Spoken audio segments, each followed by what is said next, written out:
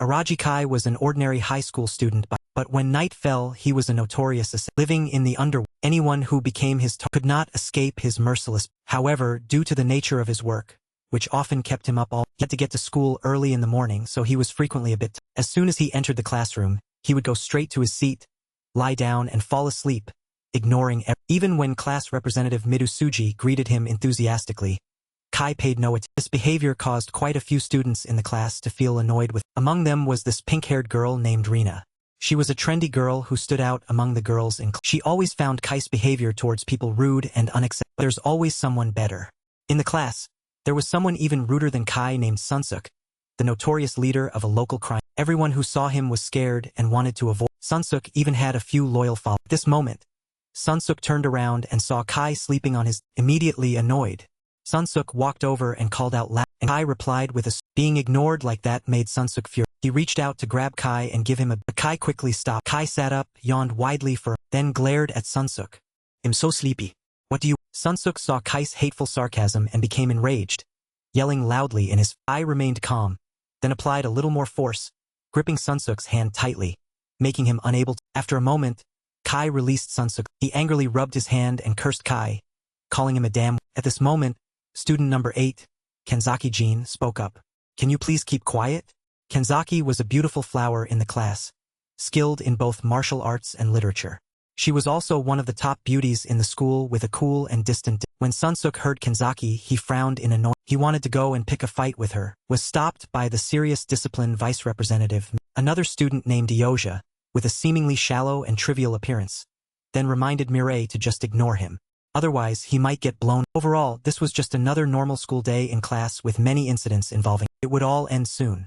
Just as Kai was still groggy with sleep, a strange sensation suddenly appeared. From under Midas' seat, a strange blue light suddenly. It was a magic. It gradually grew larger and enveloped the entire class. This strange phenomenon made Midou a little confused. Calmly reminded everyone to quickly evacuate the class. But with his keen eye, Kai already knew it was too. The magic circle emitted a large, blinding light that spread all around. After only a moment, Kai's entire class was transported to another unfamiliar dimension. Even Kai didn't know where this place. He observed the surroundings. A stone building with many large columns for cover, and only one. Though illogical, Kai guessed that the whole class might have been sucked in by the white light. The other students in the class were also gradually waking. Everyone was bewildered and panicked, not knowing where they. Midou, as the class representative, tried to calm everyone down. He needed to make sure everyone was. Kai saw this and showed a rather satisfied expression. Midou truly was a good class representative. Sunsuk was not like that. He couldn't sit still and, along with his subordinates, rushed to explore the surroundings. Seeing this, Kai spoke up to stop. He clearly heard footsteps approaching from the. There were 2 people in total. 1 man and 1. Just as Kai had predicted. After the door opened, an elderly knight and a beautiful lady looking very impressive. Oh, dear hero Cana. All the students in the class were extremely surprised and amazed by their beauty. They looked just like knights and princesses from the Middle Ages. Kai hid behind a nearby pillar, observing the situation. The man was undoubtedly a swordsman and was in a ready-to-attack state. The woman, on the other hand, had less muscle and looked quite ordinary. The lady then introduced herself as Leonora, the Archbishop of the Holy Nation of Dagaris. Standing beside her was Geos, her knight and body. Upon hearing the introduction, Sunsuk immediately reacted. I've never heard of this country. Are you making things? Leonora's face remained calm as she replied. Midou spoke up on behalf of the class, saying that their sudden appearance here was a bit uncomfortable. Ask Leonora if she knows what's happening. Leonora smiled kindly. She not only knew but knew very well, and was here to explain. Ice class had now been summoned to a parallel to be humanity's hope to defeat the demon lord as hero candidates of this. Midou found it hard to believe. Sunsuk, at this point, had lost his patience, thinking Leonora was just spouting nonsense. Geos, seeing his rude behavior, angrily threatened him with a few that only made Sunsuk even more irritated. Geos, seeing Sunsuk's disrespect, angrily prepared to teach him was quickly stopped by Leon. Geos was restrained, but Sunsuk was not. He recklessly flared up and threw a punch towards Kai, observing from the side, conceded that this guy was stubborn and courageous, not hesitating to confront someone with a sword In fact, with his brawling experience, Sunsuk had fought against armed opponents before. He believed that by dodging attacks and getting close, unarmed combat was still advantageous. His experience was not suited for this. Before him was a seasoned swordmaster of many years. Compared to a brat like Sunsuk, he was just a Gao's only needed to make a light swing of his sword to cut a strand of hair and injure Sunsuk's forehead. This practiced skill stunned Sunsuk for a few seconds. He hadn't even seen the sword. The other students in the class were also shocked by this. Leonora, seeing the situation, also felt a slight. She politely apologized for her knight's aggression and assured them that there was no intention to harm. She would now explain to everyone about this world and why they were brought. Therefore, everyone must first remain. As Leonora had said before, due to the demon lord's invasion, humanity in this world was facing their country, the holy nation of Dagaris, had continuously resisted but to no avail.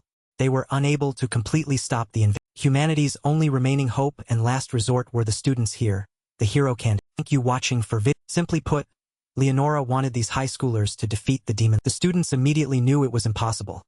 They had never fought before, and even waiting until the next life wouldn't guarantee success. Not to mention fighting. Some of the weaker students in class were already terrified to death, crying and demanding to go. Gaos, seeing this, tilted his head and said that although it was difficult, they had to try. Besides, they couldn't return to their own world now. They defeated the demon. Everyone in the class turned pale at this. Kai was still standing hidden behind the pillar, observing everything. Disregarding the veracity of the information, the way Gaos spoke seemed to be motivating the student. But even so, people who had always lived peacefully like this class could not suddenly start killing. To do anything, one needed knowledge, experience, and above all, suddenly being summoned here and seemingly forced into silence and obedience made Sunsuk feel extremely uncomfortable. His mad blood boiled, threatening to overflow into his. Gaos glanced at the young man and felt that his spirit after the recent skirmish was still in. He realized Sunsuk could be a useful warrior, but also a trouble. Gaos intended to draw his sword and deal with Sunsuk right there, but Leonora took a step forward, gently placed her hand on him, and chanted a healing. Immediately, the wound on Sunsuk's forehead gradually. Leonora continued to speak in a gentle, reassuring tone to Sunsuk and everyone present. We know we have acted rudely. From the bottom of my heart, I truly apologize. Lena was utterly astonished by this sight. It was the first time she had ever seen such magical. Leonora happily explained, this is a power called the system. In this world, they use the system. It's a power bestowed by the god Dagaris and temporarily creates new phenomena in the world, as it's more commonly known on Earth. Kai immediately noted that Leonora seemed very knowledgeable about human culture. Perhaps this wasn't her first time summoning people from another. Leonora suddenly approached class representative Midou.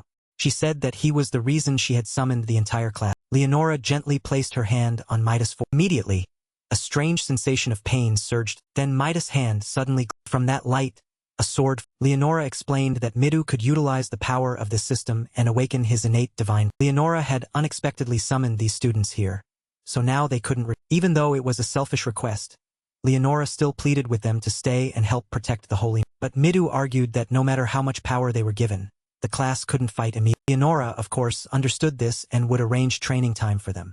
And naturally, during that time, the holy nation of Dagaris would be responsible for everyone. Midou heard the conditions and then he turned to persuade everyone in the class. I know you're scared, but to survive here we first need information and protection. I'm sure the divine powers will be useful when we encounter difficulties, so perhaps we should listen to them for now. The class, after listening, gradually agreed with the class representative. Afterward, Leonora successively bestowed each student in the class with their own divine. Miray's divine power was a remote control. Sunsuk's was a light surrounding his hand, called explosion. Thank you watching for vid. All have a divine guard with their own unique characteristics. Of once, thank you watching for vid. Kai, because had been hiding for too long, still didn't have. Seeing this, Leonora immediately placed her hand. Suddenly, a powerful surge of red electricity causing Kai's vision to slowly change. When Kai opened his eyes, he saw a strange system panel appear before. The content displayed on it was information about the Saintess Leonora. Kai's eyes had also turned red at this moment. Leonora said this was an appraisal divine guardian, a rather rare type of divine guardian. Seeing Kai's confused expression, she further explained that it was a power that allowed him to see the target's information. Upon hearing this, Kai raised his hand to try it on him. A system panel with all his personal information and power. Now Kai understood how this divine power worked. It was like a status screen in a game, but easier to understand. Thank you watching for vid. Sunsuk rushed forward and punched the ground in a display of power, causing everything to. Kai almost lost his. Sunsuk's punch left a large crater in the. He looked at Kai with an arrogant and disdainful expression. What do you think of my You think you only got a pair of red eyes? The entire class, hearing Sunsuk's mocking words, immediately burst into laughter, ridiculing. Little Rena even thought that Kai's situation was due to his self-important act. I didn't understand why the class was suddenly acting so spirited and powerful. There was no information to know which powers were useful and which were not. Besides, divine powers were only powers lent to them by this world, so there was no telling when they might be taken. But for someone with Kai's experience in killing, that was not an. This moment, Araji Kai spoke up before the crowd. You all have received your divine powers, right? Leonora then replied, I know they might be a little hard to control at first, but they will be the weapons you use to fight the demon. Then she smiled gently. All right, you must all be tired. Please rest. After that, in the evening, the hero candidates were taken to their private. Kai glanced around and thought to himself, I should gather some information before going outside. A few soldiers were patrolling. Damn it. Why do we have to patrol so late when we can't even see anything? We have no choice since the hero candidates were just summoned. They muttered. Hero candidates, huh? They can protect themselves. From what I see, they still smell like milk. They can't even, and they're going to defeat the demon lord? Sounds ridiculous. Doesn't it? Surely the saintess knows something. Kai, hidden behind a large wooden pillar, had overheard their entire conversation. Dudley glanced at them and thought, this is the third time I've encountered soldiers. From what I heard, they're probably reinforcing their defense. He used his gaze to scan their information. Age 31, male, attack E, defense D, agility F, endurance E, system power. Status, normal, skill, swordsmanship level. He thought his only skill is swordsmanship. I thought they could use the system or something and detect me, but I guess not everyone here can use it. Taking advantage of their distraction, he quickly darted in the opposite direction. As he ran, his eyes remained cold, staring. He thought to himself, and also, I've managed to grasp most of the geography around the castle now. This is a formidable fortress city surrounded by walls. At this moment outside, 2 guards were on duty, seemingly quite hiding in the bushes in the distance. Kai watched them and pondered. Inside the castle, I'm quite curious, but it's heavily guarded and very well built, making it difficult to sneak. Slowly slipped through the dense grass. Well, no need to rush. That's enough for. Suddenly, he noticed 3 girls standing in an open field. This place is good, isn't it?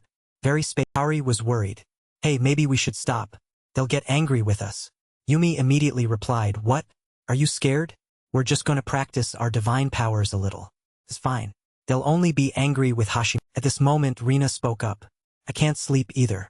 Besides, this is for our own. Then, the 3 girls immediately activated their powers, unleashing their tech. Kai stood in the distance, intently observing the 3. He watched the flame in Rina's hand. Divine power from the gods. I'm still curious about many things. They'll just watch for a. Suddenly, he detected a strange. Kai quickly turned around to search. What is this? This side, Kaori also noticed something unusual. Hey, did you guys hear that strange sound? Immediately after, they all looked in the direction of the sound. Yes. What do you think it? Suddenly, a monster slowly appeared. This massive size terrified everyone. They screamed in fright. What is? Kai was also a little stunned. I've never seen a creature like that. It looks like a lizard. He immediately activated his vision. Assessment active. That's not its name, but the species name. No, that's not important right now. Species, Lesavo. Age, 4. Gender, male. Attack B. Defense C. Agility B. Endurance C. Mana F. Status, aggressive. Skills, none. The problem is its stats are leagues above Naga's and those other. At this moment, the monster roared. His mouth emitted some strange. Immediately after, it shrieked and charged rapidly towards the 3 girls. This made them scream in fear and however, it continued to chase.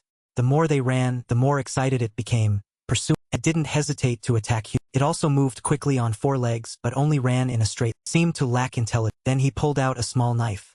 His skin looks tough, so I'm not sure if the knife will work. He threw the small knife decisively towards the monster. The knife immediately straight into its rough skin. Blood gushed out. Continued. Wounded, it stopped in its On this side, Kai observed. It seems throwing the knife works, even if it's just a shallow. 3 girls on this side continued to run, even though their bodies began to show signs of. However, in their haste, one of them tripped over a rock in the. Rina fell, groaning in pain. Rina-chan. Senba. She sat up, clutching her head. Her voice weak. It hurt so. Suddenly, when she turned around, she was utterly shocked. The monster had caught up, and it was staring. Rina screamed in terror. However, she no longer had time to escape. It extended its claw to strike her. She fearfully resisted with her hands. Screaming continued. After a long moment of silence, she slowly opened her only to see the beast dead, impaled by a. Rina was surprised, tears still lingering in the corners of her eyes. Seeing such a sight, she recoiled in fear, not daring to. At this moment, Yumi ran over to help her up. She asked, bewildered, what happened? Did someone let's just go. The monster is Kai sighed in relief. They finally left. I had no reason to save them, but ignoring them would go against my conscience. He walked over and retrieved the knife from the monsters. So, there are monsters like this wandering all over this world. Seems things here won't be. Suddenly, he was startled, realizing Kai immediately hid behind the beast. He cast his gaze far away, but saw his eyes narrowed, filled with a sharp cold. He thought to himself, is someone there? Damn, I should head back. Kai immediately activated his blink ability and vanished. On the other side, a mysterious person stood there, watching him run. Then, he stepped forward and stomped on the monster. Blood splattered onto his cloak. Hero candidates. I was so disappointed to see how useless and weak they were. Licked the blood that splattered on his face. That guy smells like. The next morning, the monster's corpse was dragged into the academy court. The students, seeing it, were immediately frightened and Ryo spoke up. This monster was found near the royal castle. Kai remained calm and applied a little more force, tightening his grip on Sunsuk's hand, making him unable to. Erasure on this side was no less surprised. His eyebrows. Sunsuk angrily rubbed his hand and cursed Kai as a damn. Gaos added, the demon lord has driven them mad. And now they crave human flesh. These are the things you will fight. Steady, what have you found? Steady examined the wound and told him, these are traces of sorcery. It's likely from a higher-ranked demon. Perhaps they were scouting to see our strength after hearing rumors about the hero candidate. At this moment, Kai was lurking behind the pillar, listening in on the situation. Thought to himself, sorcery. Huh? This is a new term. Is it different from mad? Midou stepped forward and said, are you saying that this monster was controlled by a demon or? He immediately replied, oh, you're sharp. That's right. Powerful demons can use charms to manipulate and control weaker monsters. He explained, first, the term monster refers to creatures transformed by mana until they become unusually aggressive and powerful. And mana is the parano power created by the demon god. In other words, it's the power that the demon lord and demons use. So, of course, demons can easily defeat humans. Suddenly, Gaos interrupted him. Enough. He made Steady annoyed, and he yelled. What? Then he was mercilessly dragged away. I still have a lot to explain. On this side, Gaos saw this and thought, is he a researcher? I can probably use him to gather information. His eyes narrowed. The bigger problem is, then he looked at the beast whose eye had fallen out. This thing was controlled by something. He immediately opened the controlled status system. He thought, the identity of the eyes I sensed then was a demon. Thank you watching for vid. Kept staring at the beast. It must have been very powerful, as I barely noticed it for a moment. If it's around us right at this moment, the mysterious person was still watching his every. He let out a sinister laugh. Fear only brings death. You know. But hearing his voice, Kai immediately collected his thoughts. At this moment Erasure said to Gaos, we can't return to our world unless we kill the demon lord. And I don't intend to stay in this damn world for. On this side, Jean agreed. Yeah. For the first time, Midou also supported. Alright. If we want to go back, I think fighting is our only. However, some girls clearly showed fear. Fight those monsters? Kai on this side thought to himself, I guess they finally realized this isn't some game. Fighting is a struggle to the death. It's the same in any world. They'd best quickly learn the weight of that. Leonora walked along, muttering, come on. Don't be too. She told herself, you just don't know how to use your powers yet. All you have to do is, because you are chosen ones from another world as hero candidates. Your growth rate is different from the inhabitants of this. And then a week passed since the students began their. I can already understand every letter. Well, it's strange that we could talk to each other from the. Suddenly, some sounds from outside caught his attention. Outside, they were practicing sword. I was told that my assessment divine power isn't suitable for combat, so I wasn't trained. But I was allowed into the library. Suddenly, he recalled Leonora's words. How about reading? As soon as she finished speaking, they all laughed. He put his hand on the table and stood up. Is this all their history and culture? He thought to himself. It seems there's no information about demons here either. Looking outside, thank you watching for vid. Still training nonsense. Kai leaned against the corner of the wall, observing. Just as Leonora said, the students are developing at an astonishing. The 5 strongest among them were Narumi, thank you watching for vid. Kenzaki, Hashimoto, and Na. Thank you watching for vid. Thank you watching for vid. However, there was one other with extraordinary. At this moment, he saw a sword spinning and it plunged straight into the. Trainer was astonished. I surrender. I can't believe you've become stronger than. Midou, in his strong, cold armor, looked incredibly. He smiled radiantly. It's all thanks to your guidance. Thank you very much. Greatly surprised Kai. He immediately scanned the person's information. Name Midou Suji. Age 17. Gender male. Attack A. Defense B. Agility A. Endurance B. Mana A. Status, normal. Skill, Demon Slaying Sword Divine Power level 8. Swordsmanship level. A week ago his stats mostly ranged from D to F. Kai couldn't help but feel a little worried. Blindingly fast. Even if he's a genius, does the divine power from the gods also affect things not directly related to... At this moment, a group of people approached him. They continuously, hey, what's the guy who can't fight doing on the training ground? Just read your book quiet. Kai stared at them, thinking these people are still seeing his sneering The others also looked at him with contempt. Kai felt a bit annoyed. They're getting bolder and bolder after receiving... Guy continued to tease him. Why are you ignoring me? As soon as he finished speaking, Kai made him tumbled once and fell to the ground. Kai provoked, what's wrong? Are you blind? Why did you suddenly fall? Are you... His friends rushed over, worried. Hey! He yelled in pain, you Erishur spoke up. Enough. He's... On the other side, Gayos and Leonora were... Seeing Leonora walk past, Kai couldn't help but stare and they quickly returned to their training position. Leonora smiled radiantly. Thank you for your attention. She added, you are all developing very quickly. Faster than I imagined. So, I've decided to move the plan forward. Narumi then said, the plan? You're not going to tell us to kill the demon lord immediately, are you? Of course not. I'm not that... She gently closed her eyes. I want you to practice fighting monsters. They were surprised. Everyone's face clearly showed worry. On this side, Kai's eyes were fixed, as if he had a... At this moment, Gayos addressed everyone. Alright, about the combat drill. As you can see, we are in the middle of the forest. His expression was extremely serious. This place is treacherous, so you cannot go in one. Therefore, I will divide you into groups of 2 to 3 people. Leonora on this side smiled. Her face... At this moment, Rina said, 2 to 3 people, huh? Team up with me, Suji. Okay. Can I join? On this side, they were also discussing. Arashi-san. Well, go with you. Well, eliminate all monsters that try to bother you. Do whatever you... Why should I team up with someone like you? Come on. Well, after a while, Gayos asked everyone. Alright. Have you all formed... What about these two? He looked towards Kai and Jean then timidly said, I guess they don't want to team up. She thought perhaps it's because they're... Then she turned to Kai. I guess I have no choice but to team up with you. Is that okay? Yeah. Zaki Jean, huh? She's a confident and indifferent person. Moreover, she's proud.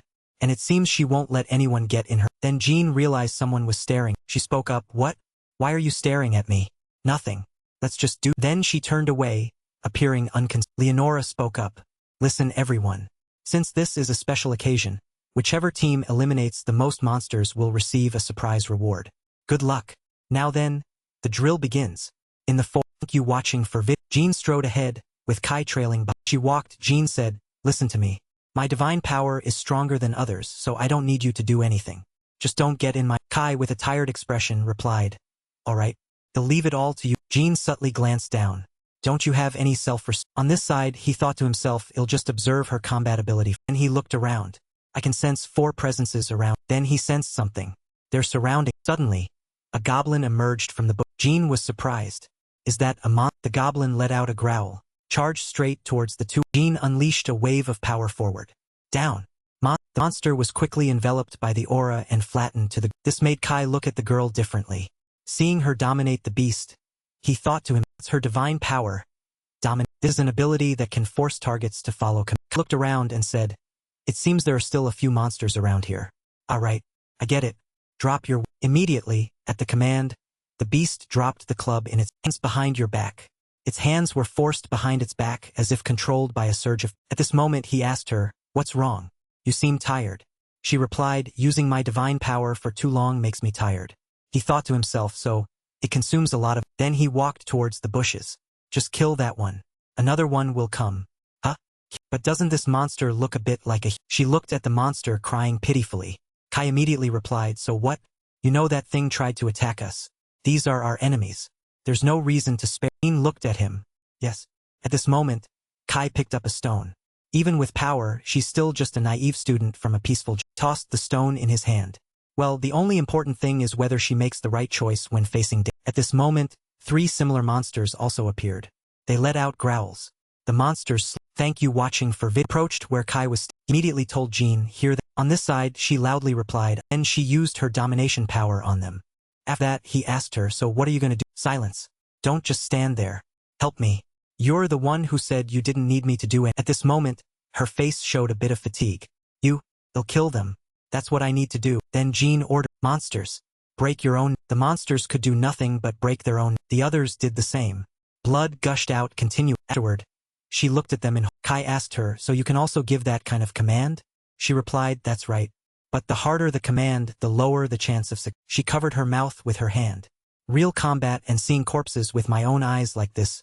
I was wrong to think this would be. Looking at the monster corpses on the ground, he said, these things attacked us, so they are our enemies. It doesn't matter if they are monsters or humans. You must kill your enemy. His eyes were cold. If you want to live, that's what you have. This made her extremely curious. What? How can you be so calm? You don't even have any He picked up the corpses of the beasts. Don't worry about that.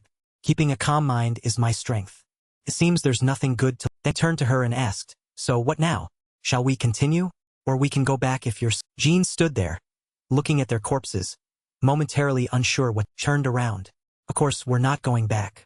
Let's keep. Looking at her back, he thought, she's just trying to act brave. But I have to admit her personality isn't too bad. We can. Going deeper, he wondered, I wonder how the others are. On this side, they were running nonstop. Narumi yelled as he ran. Hey, hey, hey, what should we do? Why are you asking me? I thought the monsters here were supposed to be. Suddenly, they stopped. Then he launched an attack towards them. All or nothing. Winds attacked together. Stone, a whirlwind appeared. A large rock onto the monster. Thank you watching for vid. However, it didn't even flinch. Its eyes remained cold as it looked. It tensed its body, then stomped it. This stunned the two of them. This is bad. What's wrong with that monster? The beast slowly took steps towards the two. I have to return to my world. I still haven't repaid my grandfather's kindness for raising me until. I really want to show him how much I've grown and make him happy. I bet he's sad right now. Jean thought, clutching her shirt tightly at her. I spoke up. Shall we continue? What if we get lost? She replied, how can you get lost if you go? As he walked, he muttered, if that's what you think, then you're underestimating this. This made her furious. Can you just be quiet?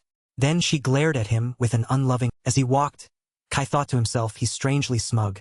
What's wrong with this? This moment he glanced at. Kai seemed confused. What?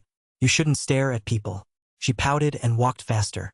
Suddenly, a roar echoed from deep within the forest. It startled the two of them. Jean said, was that Hashimoto-san's voice just? Kai also glanced towards the sound of the scream. It looks like she's in trouble. What should? On this side, Jean had already turned around and left. Of course, we're going to help. I hope she's. This greatly surprised Kai. You're so. She turned around, her voice sharp. Who do you think I am? The two of them continued deeper into the forest. On this side, Hashimoto was in danger. She fell to the ground, groaning and. Narumi yelled worriedly. Hashimoto, are you? Her face was covered in wounds. She said softly, I'm fine. Just. Narumi walked over to her. Can't leave you. At this moment he looked up. Danger was threatening both. A monster was approaching them, raising its sharp claw. He was startled. Suddenly, a voice rang out. Listen, monster. Stand still. His arm immediately. Its entire body instantly stood. Turned out Jean had arrived just in. She unleashed her domination skill. Narumi was surprised. Kenzaki. Thank you for help. This is bad, she replied. I can't hold it like this for. On this side, Kai was staring intently at the monster. He thought, just as I expected. Kenzaki's power has different effects depending on the target. Narumi, is Hashimoto still alive? At this moment, Narumi said to him, Erasure. But she's still. Kai immediately replied. Then carry her and get out of here. Narumi's face showed worry. No, I can help. Kai immediately replied, are you just going to leave Hashimoto like? Meanwhile, the injured Hashimoto sat there, seemingly in. At this moment, Narumi immediately carried her on his shoulder. Sorry. He'll leave them to you too. Seeing them leave, Kai said, ask for help when you see Midou or Leonora. He thought. He stared at the dominated beast. This one is the He cast his gaze towards it. Activate a system immediately appeared. Species, armored bear. Mutant type, age 10. Gender, male. Attack, defense, A. Agility, C. Stamina, C. Mana, F. Status, agitated. Dominated, controlled. Abilities. He looked at it and thought, the stats are really high, especially its defense. His fur looks tough. He looked at its leg armor again. I don't think my attacks can destroy. Suddenly, he was startled to discover. Special type. And what's more, what is special type? Meanwhile, Jean cried out.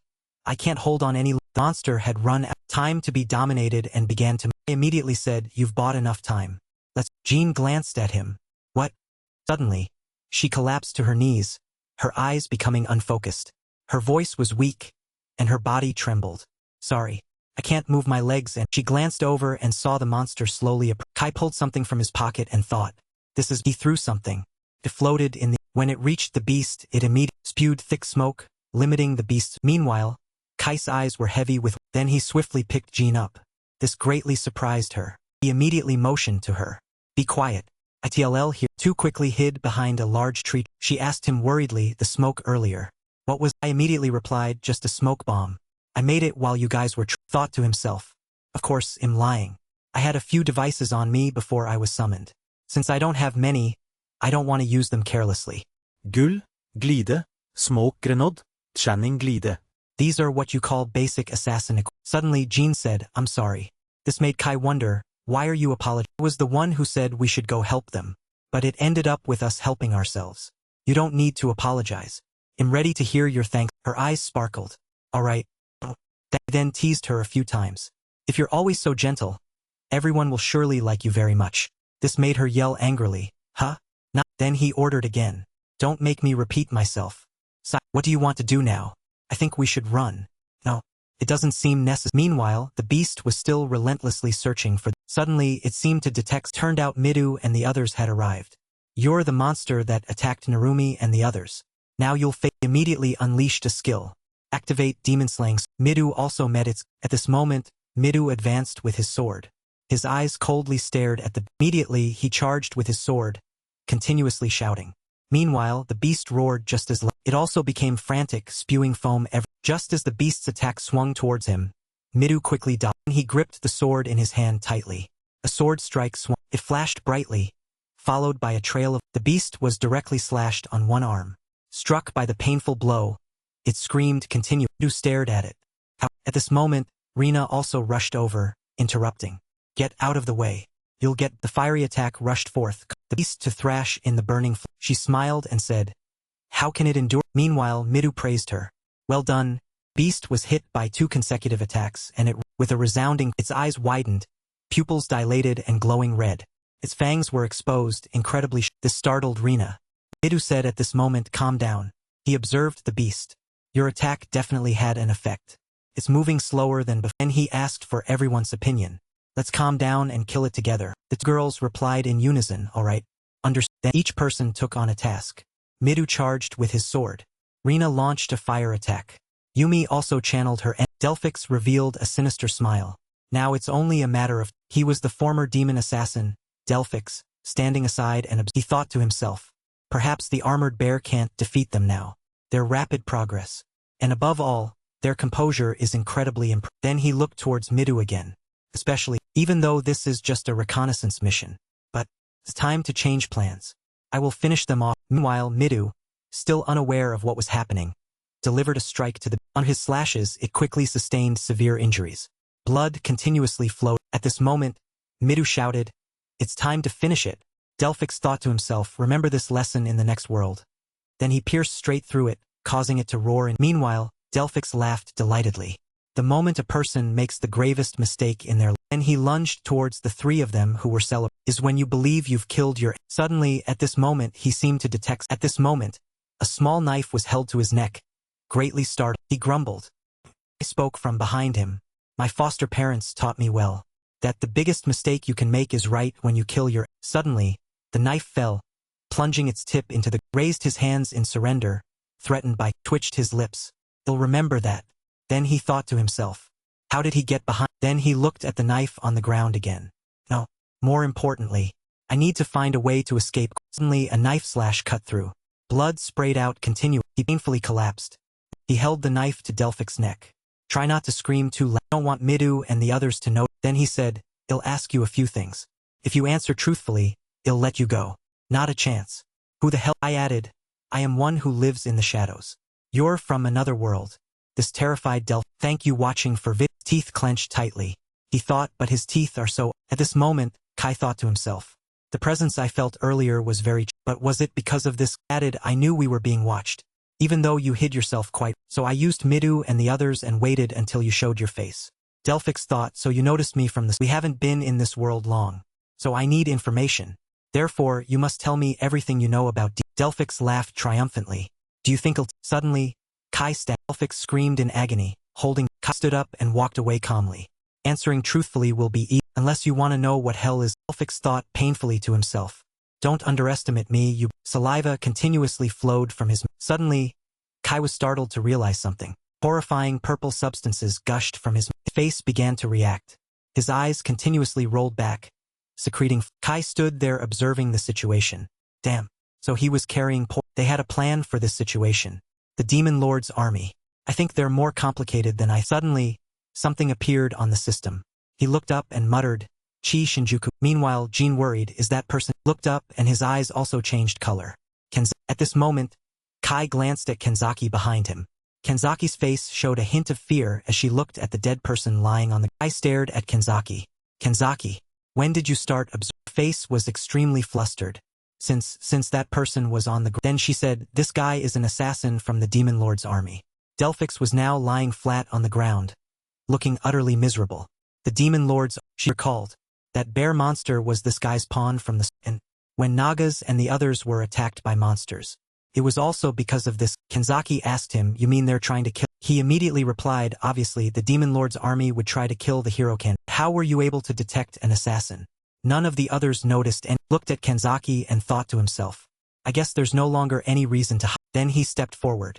My family are assassins. So I smelled that he also does the same work. It startled her. And she cried out. Assassin? What are you talking? Look at his corpse, it's bleeding profusely. Believe it or but the dead body on the ground is. After hearing him speak, Kenzaki's face showed extreme. Kai spoke, admonishing her. Kenzaki, don't tell anyone what you just. The class was already shaken by Hashimoto's condition. He recalled Hashimoto's injured appearance. Kenzaki clenched her palm and softly replied. All right, you're unusually. I didn't think you'd care about your classmates. Hearing this, Kai was a little surprised. He turned and pulled up his hood. They're not like me. They've never. Then he turned back to look at Kenzaki, narrowing his eyes. Seeing her appearance, he thought to himself. Kenzaki's domination might be useful in the future. At this moment, they were gathered around the injured Hashimoto. Girl knelt down. She was student number 30, Hondo Shiori. She used a healing divine guard to treat Hashimoto. Her hand glided over the lights flashed, and she muttered, please get. At this moment, Shiori's soft fingers glided over Hashimoto's. Outside, everyone was surprised. All of them watched with wide. Narumi stepped closer. What do you think, Hondo-chan? Will Hashimoto be all right? Shiori softly replied, I think she'll recover in about an. Hearing this, Narumi sighed in relief. That's great. You're amazing, Shiori. That monster was incredibly. On this side, Midou immediately replied, that's right. But I had Rina and the others by my. On this side, Kai simply leaned against a tree trunk, calm as if nothing had. He slightly closed his eyes, seemingly unconcerned with his surroundings. Suddenly, he noticed Kenzaki looking at him.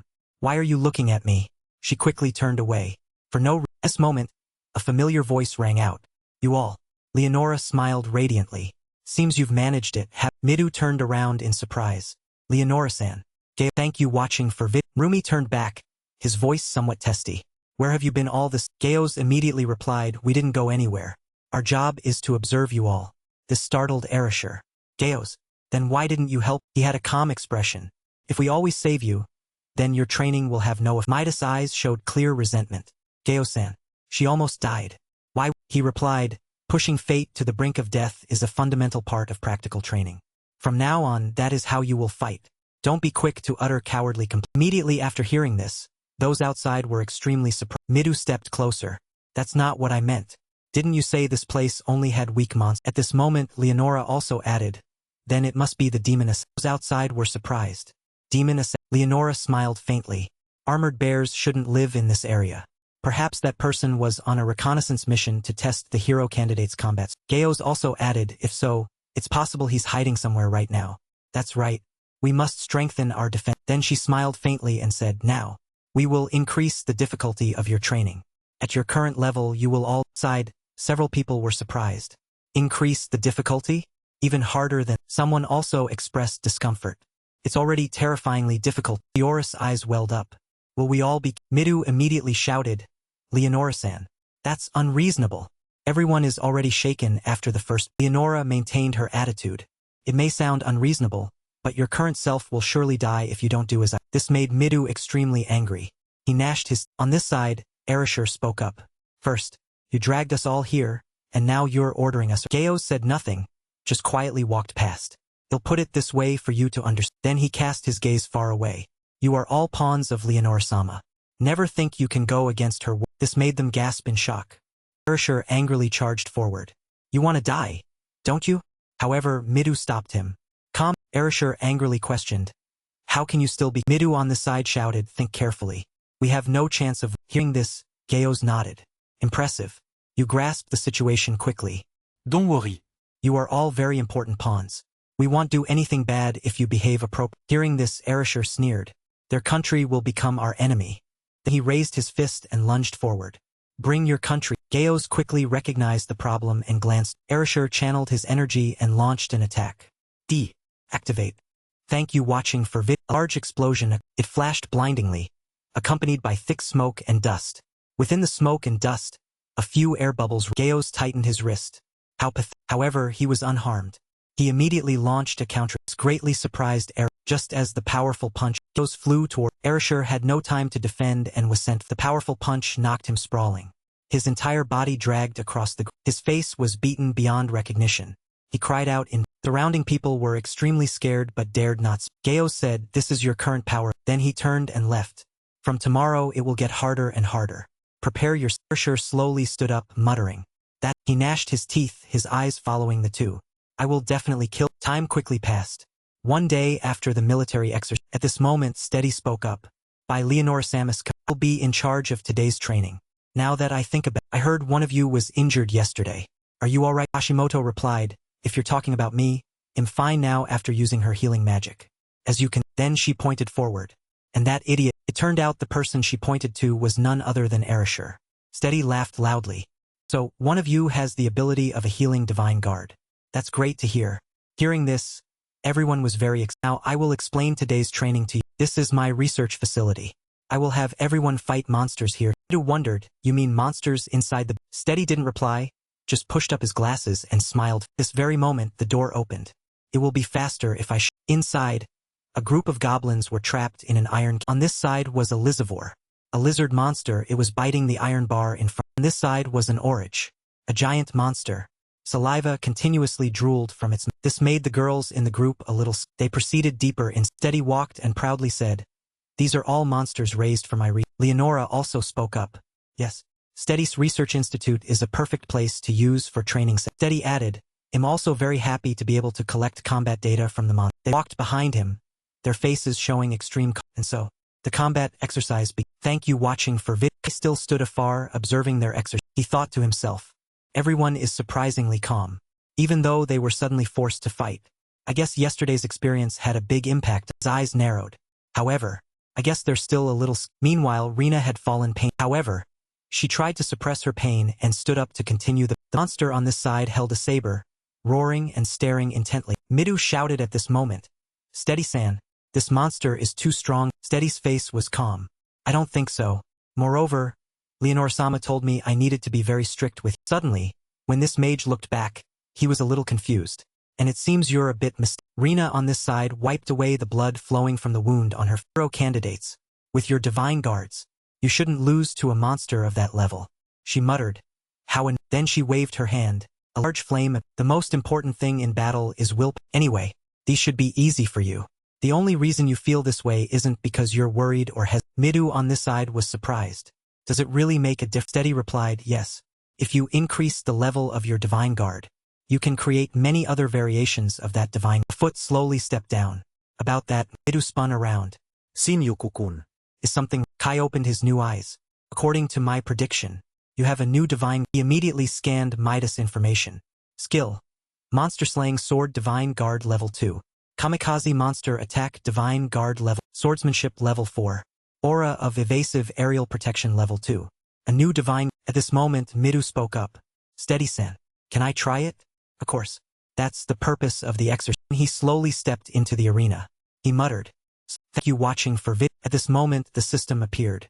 Activate monster slaying. Thank you watching for vid. Thought to himself. Along with the kamikaze monster. Seeing the beast's appearance on the other side, he immediately asked, what's wrong? Are you? Then he charged with his sword. Sorry, but I won't hold back. Soon he quickly rushed to. The beast immediately raised its arm to block, Just one sword strike, its arm was quickly severed and red blood continuously gushed out. The beast roared in. Meanwhile, Midou was extremely with another sword strike, its head fell to the ground in an instant. This also slightly surprised Kai out. He thought to himself, in this state, he won't have any more trouble with the armored bear's defense. I wonder if my prediction was accurate and if he'll also gain a new divine. Looking back, I can tell someone else also has a new divine. He scanned Arashi's information again. Name, Arashir Sunsuk. Age, 17. Gender, male. Defense, B. Agility, B. Endurance, C. System strength, T. Resilience, normal.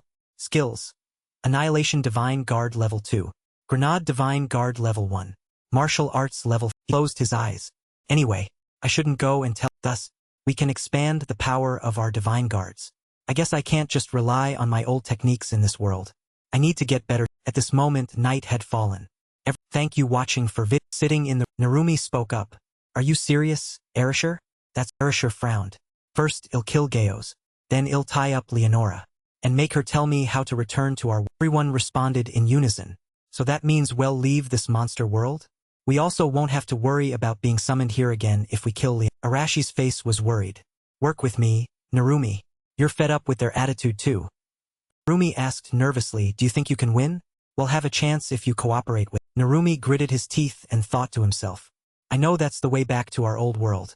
But killing people still feels. Then he recalled those who had been injured. But, thank you watching for vid. Narumi softly replied. Alright, they'll cooperate. The next day, everyone continued their. Meanwhile, Midou was diligently. From a distance, Kai was observed. You're working too hard, he suddenly spoke up. Sinyuku. Thank you watching for vid. Midou stopped. Because I'm still weak. So I must become strong. Kai narrowed his eyes. I think you can already defeat half the knights in this. Still not enough. I can't defeat Geo-san. I need to become even strong enough to protect everyone. No matter what happens. Kai immediately said, Midou, what do you think about Leonora and Geo? Quickly caught Midas' attention. I know they want to use us as pawns in their war. Besides, I don't think they're lying when they say they won't do anything to us if we obey. He then asked, so you mean, you'll risk your life and fight until the demon lord is defeated? Midas' eyes were filled with determination. Yes, I've decided I will be the only one who has to fight. I will become this country's hero and defeat the demon. That's why I can try to compromise and ensure everyone lives safely. Kai replied, a good idea. But, do you think Leonora will? He raised his sword. I will swing this sword and make sure she. At this moment, a voice rang out.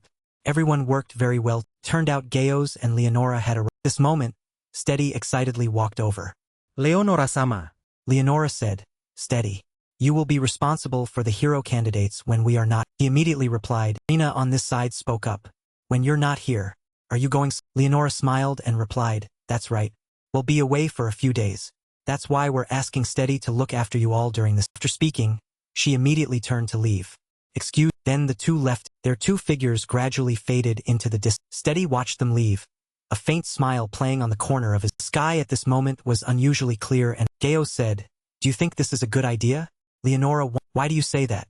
Please don't play dumb.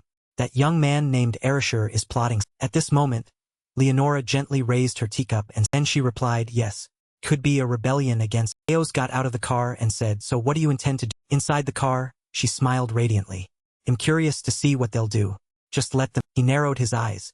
I know they're developing their strengths, but they are still hero candidates.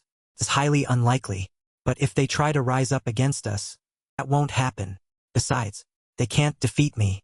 At this moment, in the field, several buffalo were Suddenly, Geos narrowed his eyes. That's right, but don't you think we can use this as an opportunity? Teacup in her hand swayed. Yes. I'm thinking of establishing a ranking. When that happens, we will crush this rebellion and break their fangs a few times. And I see some suspicious things happening.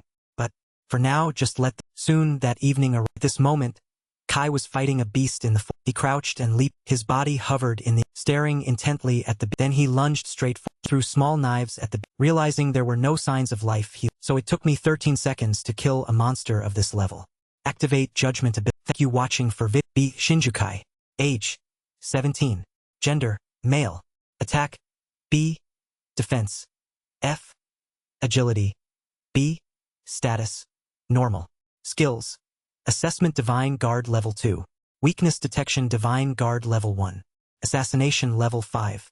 Knife technique level 5. Throwing technique level 5. Disguise level thought to himself. I think I leveled up when I killed that demon assassin. The problem is how to use. Suddenly, a sound made him spin. Turned out a monster was charging it. It threw a ground, sending dirt and rocks flying. It opened its mouth and immediately spread his hand, holding up 3 small knives. Then he continuously charged toward the beast. Struck by the attack, gradually Suddenly he thought to himself. It's not piercing. Yes, this is the ideal time to try my new. Then he immediately activated weakness. The beast's weakness was immediately circled.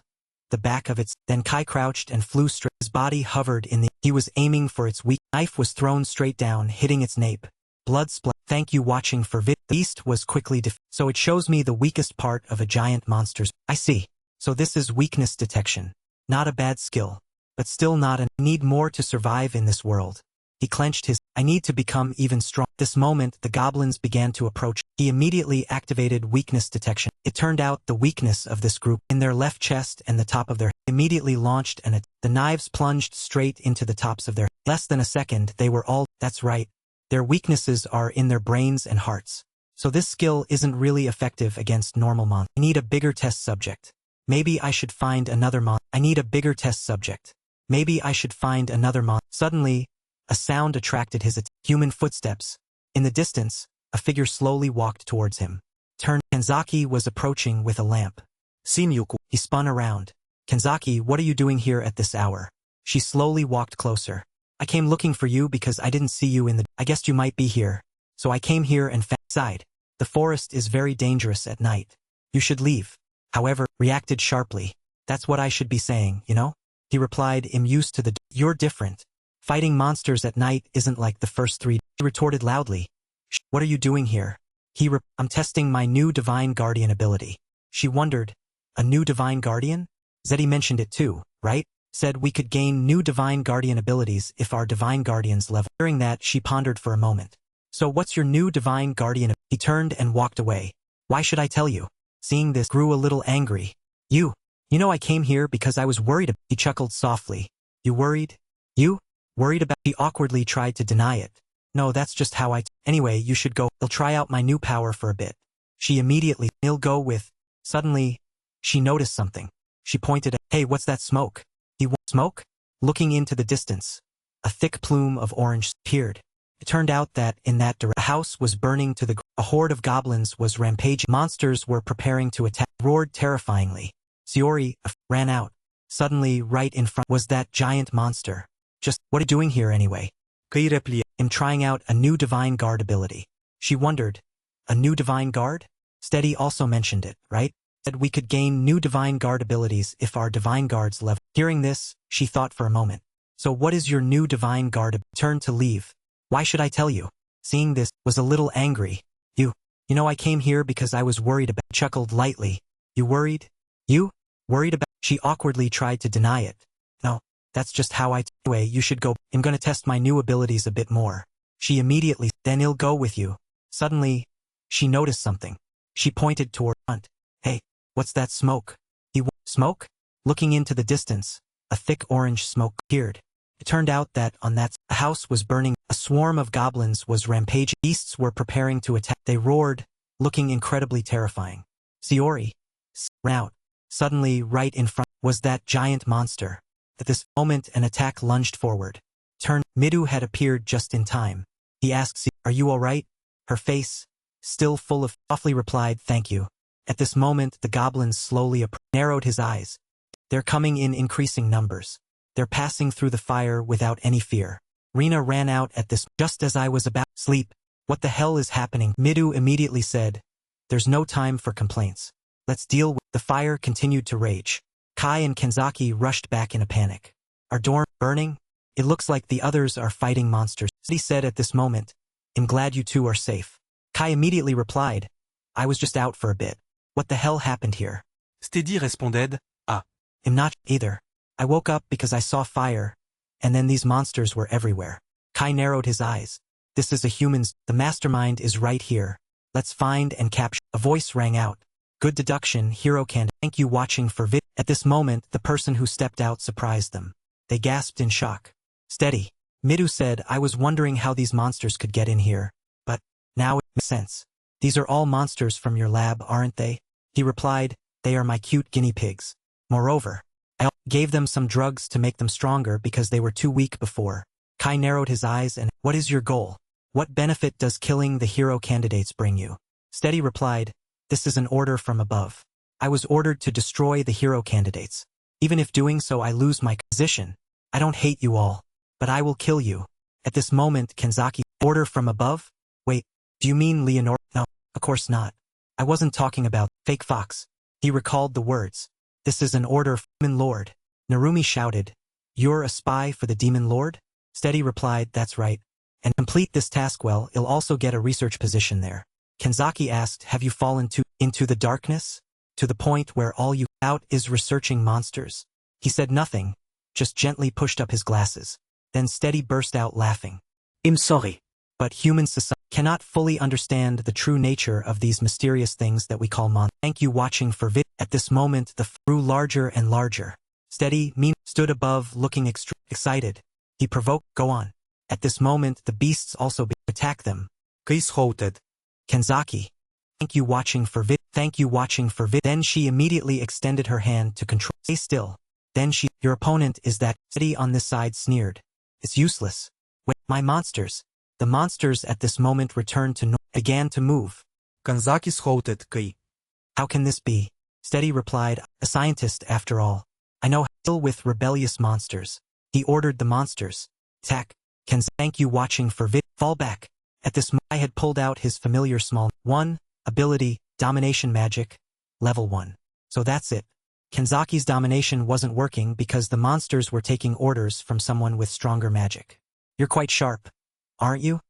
He made a quick, swift. Each monster was struck down by him, bleeding and collapsing onto the floor. Steady laughed and said, there are still many. Where are they coming? At this moment, the entire swarm of monsters surged forward. Kai crouched and leaped. Then he also took down each. No, soon enough. So he'll close the. Before that happens. Thank you watching for vid. A light flashed. Astonished. Thank you watching for vid. A large pile of fire fell right in front of him, and Kai quickly retreated. He gritted his, utterly furious. What the hell is that?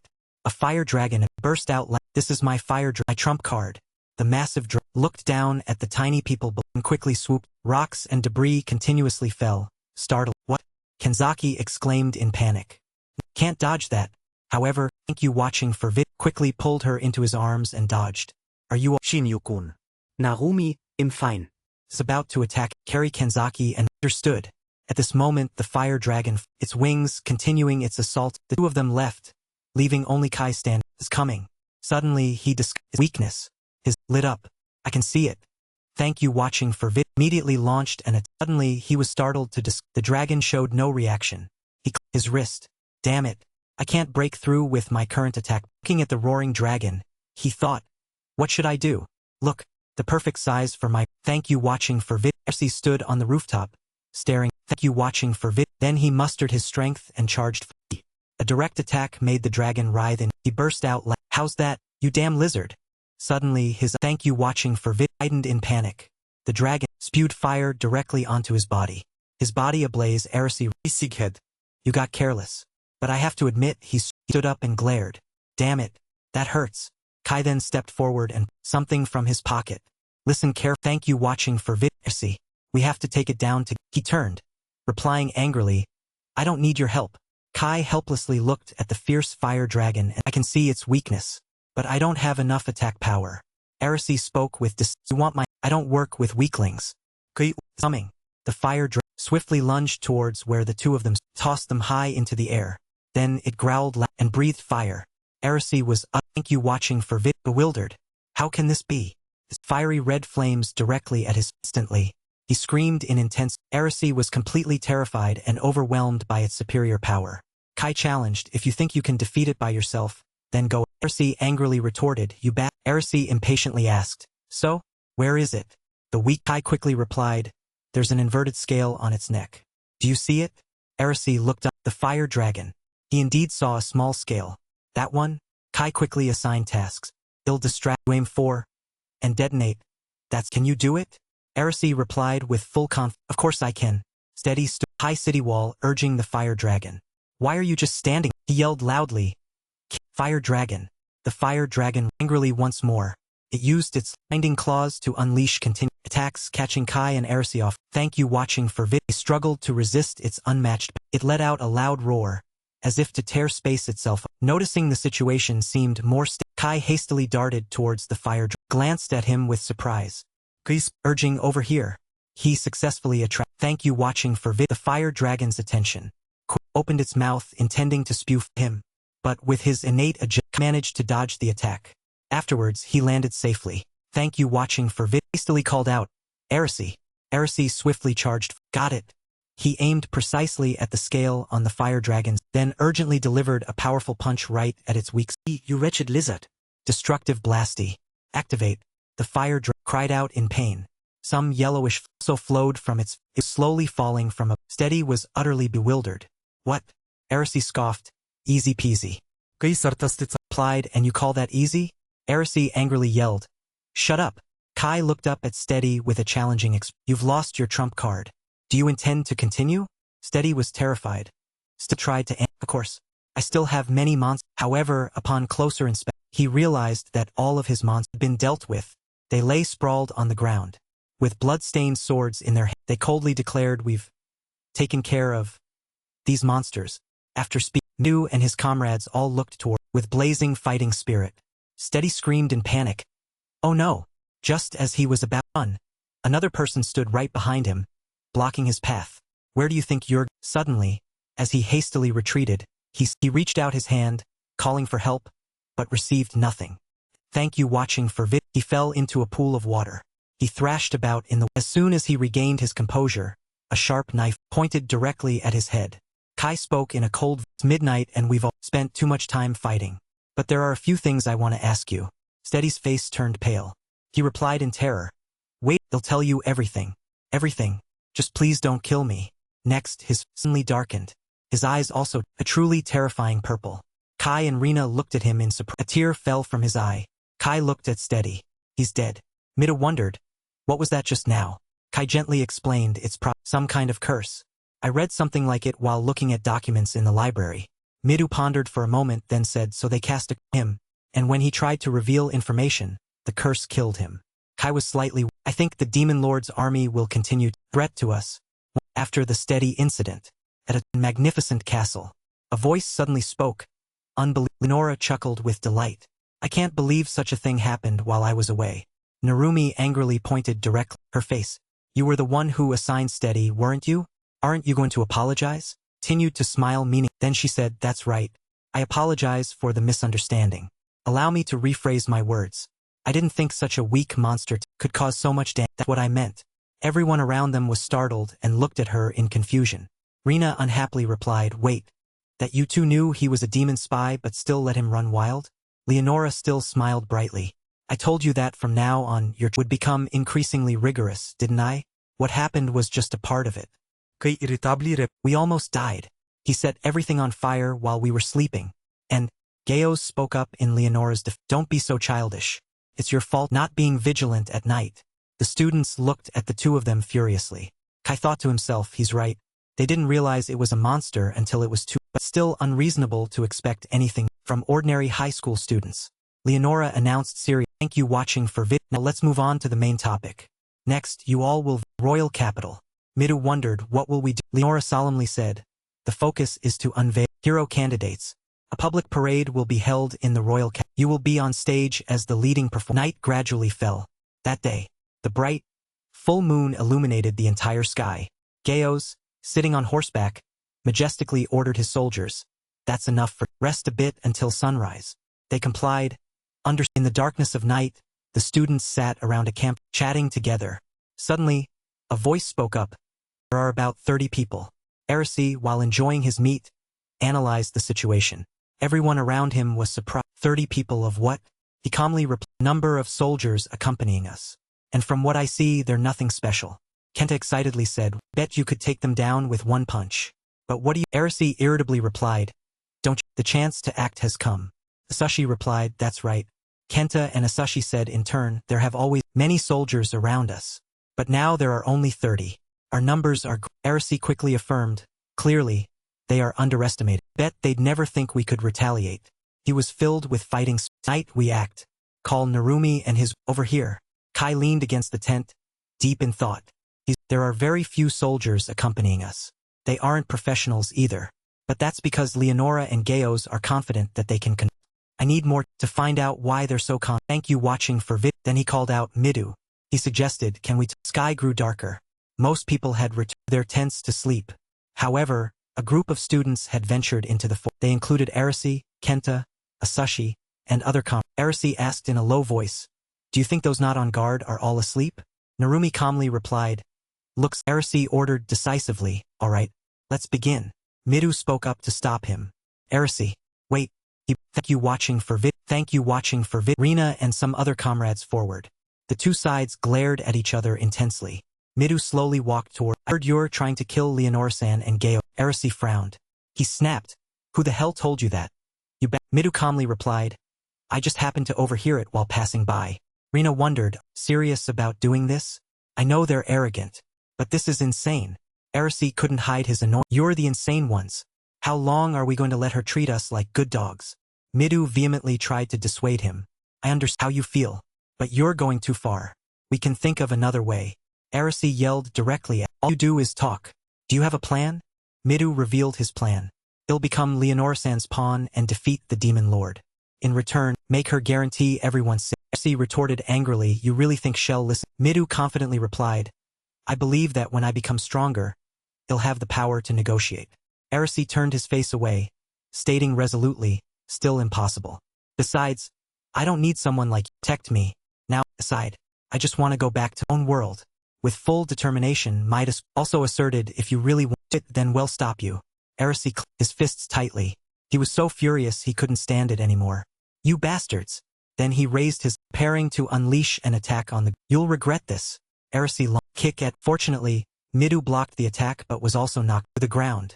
He was a bit bewildered. Too fast. And this. Arisi was also surprised. I can't believe this bastard blocked it. Arisi and Midou were blazing. Fighting spirit. Two guards approached and asked, what are you doing? Midou replied, sorry. We're just discussing some things. Hearing this, the two guards turned and walked. They chatted animatedly. Tomorrow, have to wake up, let's go to sleep. Arisi clicked his, in annoyance. What an unnecessary nuisance. Midou turned to look at him again. Arisi gritted his teeth, resentfully saying, I've had enough of you weak. The scene unfolds at Digger's sanctuary. The royal cat. Thank you watching for vid. He bustled about, creating an extremely lively atmosphere. Narumi couldn't help but be surprised by the vibrancy of the place. So this is the royal cat. Ray agreed, it's so crowded. Rina turned to reply, but it's still not as crowded as Tokyo. Yumi agreed that's. Gayos led the procession of carriages and horses. Following behind was the group of students walking in single. Many curious onlookers stared. Gayos loudly commanded, stand aside. But make way for Archbishop Leonora and the hero candidate. The people around wondered, hero candidates? Do you mean those chosen by the creator? And they turned to look at the group of students following behind. They excitedly cheered and Midou suddenly raised one hand high. Arisi, Asushi, and Kenta looked at both sides of the road with displeased expression. I guess these people put a lot of faith in the hero candidates. And in us saving them. Jean showed annoyance. It's a bit uncomfortable. Kai didn't reply. He just silently glanced into the distance. Finally, they arrived at the royal. Thank you watching for vid. Welcome hero candidates to the royal capital. Please rest a bit and regain your strength after your long journey. The man called Holy Knight Venice cheerfully awaited. The male students excitedly rushed into the bedroom. The bed is so soft. What a relief. I'm tired of sleeping on the ground all the time. Meanwhile, the female students invited each other to enjoy soaking in the hot. It's like being reborn. Arisi and his friends were enjoying a sumptuous meal. So delicious. Tell them to bring. In a quiet room, Midou diligently practiced his sword by himself. In the towering castle, Kai silently gazed into the distance, observing everything. He stared intently at the royal capital and thought to himself, it's time to find out more information. Guards stood everywhere around the castle. After observing for a while, I realized the situation wasn't favorable. Too many guards. Moving around the castle like this is too dangerous. His gaze swept across the area and accidentally caught sight of something that made him. It's the knight who just gave us the text. He hid behind a large tree and secretly observed. Venice was standing next to two guards. One of them spoke to Venice, where have all the hero candidates gone, Sir Venice? Venice replied, they're probably resting in their. The guard wondered, is it true that those kids were chosen by the creator god? Well, Venice candidly replied, if they are much stronger than ordinary teenagers, then. The guard continued, actually, am worried about the Demon Lord's faction. Having the hero candidates in the royal capital will surely provoke them into action. The other guards, yes, there have been many disturbances recently. I think we should be more careful. I, standing nearby, had heard everything they discussed. The Demon Lord's faction reassured them, no need to worry, the hero candidates will protect the royal capital, won't they? They laughed loudly. That's right. After the three of them left together. It's training time. Pondered thoughtfully, now I have even more questions. I guess I should go into town. Another evening arrived. Thank you watching for vid. The scene shifted to a certain it was so bustling that people constantly moved in and almost every seat in the tavern was occupied. A long, dark hand quickly reached out, offering a gold, ordering the old bartender, your best beer and It was Kai. He pulled up his hood, subtly obscuring his face. The old barkeeper cheerfully replied, all right, wait. He subtly overheard people around him discussing, by the way, have you seen the hero candidates? Don't they just look like a bunch of kids? Another person interrupted. Forget it, we must believe in God. You wouldn't want the church to hear you say. Kai thought to himself, it seems the church holds great power in this country. The common people fear the church more than the king or the noble. The old man handed Kai his beer and said, here you. Kai spoke, bartender. I'd like to ask you a few things. I'm new to this country, so I don't know much. The old man was slightly surprised but then cheerfully agreed. Kai began to ask, I've heard a lot about the Demon Lord's faction. Who? The old man scratched his head and explained. Them? You know, this country is at war against the Demon Lord's legion. Currently, the Demon Lord, their leader, is the most terrifying monster. It's said that even humans can be seduced by the Demon Lord's overwhelming. Kai pressed, those are the Demon Lord's faction? The old man continued to explain, that's right.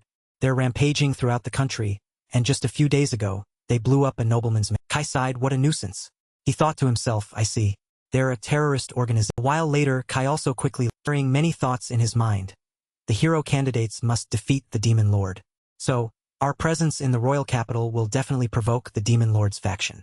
That's why everyone looks so. Jean frantically ran over, calling loudly, Shinju. Then she ran up to Kai, urgently asking, I finally found you.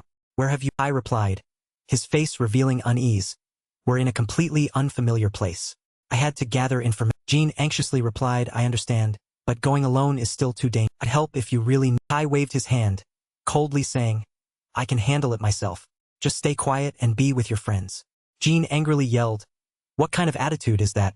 Kai, you should be happy I'm willing to. Conceded, all right, I'll let you help me. Kai then requested, I need information about the royal capital. Can you talk to the people in? Jean was delighted. She hastily agreed. Really? Since you're begging, I guess I. Jean was so happy that she walked along. Cheerfully, Kai quickly blended into the crowd and stealthily. Finally, a mischievous smile spread across his. After a night of effort, Kai had no choice but to return home. He gently opened the window. His face showed weariness and disappointment. Kai tossed his robe onto the bed, his mind filled with jumbled thoughts. In the end, I didn't get any useful information. But at least, I know about the existence of a new. This made Kai curious and slightly wary. He pressed close to the door, wondering, why is it so noisy in the middle of. Soon after, Kai decided to step. Many people were standing in the hall, everyone looking attentive and worried about. Kai quickly asked as soon as he reached the crowd, what's going on? Kaori turned around and replied, Shinjuku-in, Kanzaki-san has disappeared. She briefly recounted the incident. Onya-san was the first to notice because they share a room. Everyone is looking for her. We don't know where she. Kai secretly sighed to himself, feeling a slight pang of sadness. They don't know I just disappeared too. Well, because I don't share a room with anyone. Outwardly, Kai nodded in response. That's where. Midou approached with a serious expression and a question. Do you know any? Kai answered honestly. No, sorry. I don't know. I was still sleeping in my room just. Midou mumbled, then raised a hand to rub his chin in. Feeling the tense situation, Midou announced loudly, everyone listen. It's quite likely she's not in the castle. The sun is about to rise. Let's go outside and look. Contrary to his enthusiasm, Rina had some objections, but with no ill intent. Honestly, I think we should leave her alone. But I guess we have to listen to. Kai also thoughtfully analyzed the situation. It's still quite dark. Everyone in town must still be asleep. The night sky was illuminated by the gentle moon. Kai was scouting and looking for his friend. He scanned every corner of the. Kai pursed his lips, worried but reassuring himself. She must be around here. As he continued walking, he suddenly spotted a card lying idly on the. Kai immediately approached and picked it up. In that moment he was dismayed. This is Kanzaki's student ID. The situation grew tense as a strange figure appeared from a small. Not just one, but for strangers simultaneously drew their swords and attacked. The sword grazed past, drawing a bright line in the... Fortunately, Kai was agile and completely unscathed, but his eyes had become... Kai flatly cursed at the opponent. You piece of Kai, quick as lightning, grabbed one man's wrist. Then, using that man as a weapon, he held his arm and plunged the knife directly into his comrade. The remaining man screamed in horror. Without another word, Kai delivered a kick that made him cough up. The man fell to the ground, unable to resist. He felt every one of his meridians straining and throbbing, witnessing Kai's decisive strike. The last remaining man in the group began to back away and calmly commented, "Your skills are terrible, whether as a spy or a..." And he immediately asked, "Moreover, you look like an ordinary person. So, what's your purpose in coming?" The man was dumbfounded, his mouth stuck open, only able to utter. Kai's eyes widened as he stared at him. His face now exuded cruelty. "You're going to tell me inside a dark dungeon with flickering torch." Jean was imprisoned there, her arms tightly bound by chains connected to 2 iron pillars. Her entire body already bore several scratches. Despite the somewhat harsh circumstances, Jean showed no mercy, even glaring with The guards ganged up to taunt her. "How scary. She's quite fierce." Jean couldn't control her anger. She expressed her resolve through a scream. "My answer will remain the same. I have nothing to say." The men sneered, "Come on, we're just trying to learn a little more about the hero candidates, that's all." "All right." One man slightly retracted his fingertips, his palm specifically facing Jean. Their coarseness and depravity were truly unpredictable. This heartless man tore at the fabric over Jean's chest. She gritted her teeth, enduring amidst their sneering laughter. "How much longer do you plan to bluster?" Because they were preoccupied with tormenting Jean, none of the men noticed Kai's presence. Silently observed and assessed. They're just ordinary people. Age 20. Male. Attack F. Defense F. Agility D. Endurance F. Energy F. Status, aggressive. Skills, none. Race human. Age 20. Male. Attack D. Defense, agility F. Endurance D. Energy F. Status, aggressive. Skills, none. But it's hard to believe Kenzaki was cornered by these. Suddenly, small knives flew out from pinned each man in the head. Their laughter died instantly, and their lives ended at that very moment. Both men fell simultaneously, leaving Jean Thank you watching for vid. A pool of blood spread across the cold. Kai's gentle and caring voice rang out immediately afterwards. "Are you alright, Shinjukuin?" Jean was flustered, unsure what to say. "Sorry. Thank you watching for vid. Make a sound. We'll talk later. For now, we need to." After being freed from the restraints of the thick chains, Jean massaged her aching wrists and said to Kai, but at that very moment, Kai suddenly sensed danger approaching. His entire body tensed up.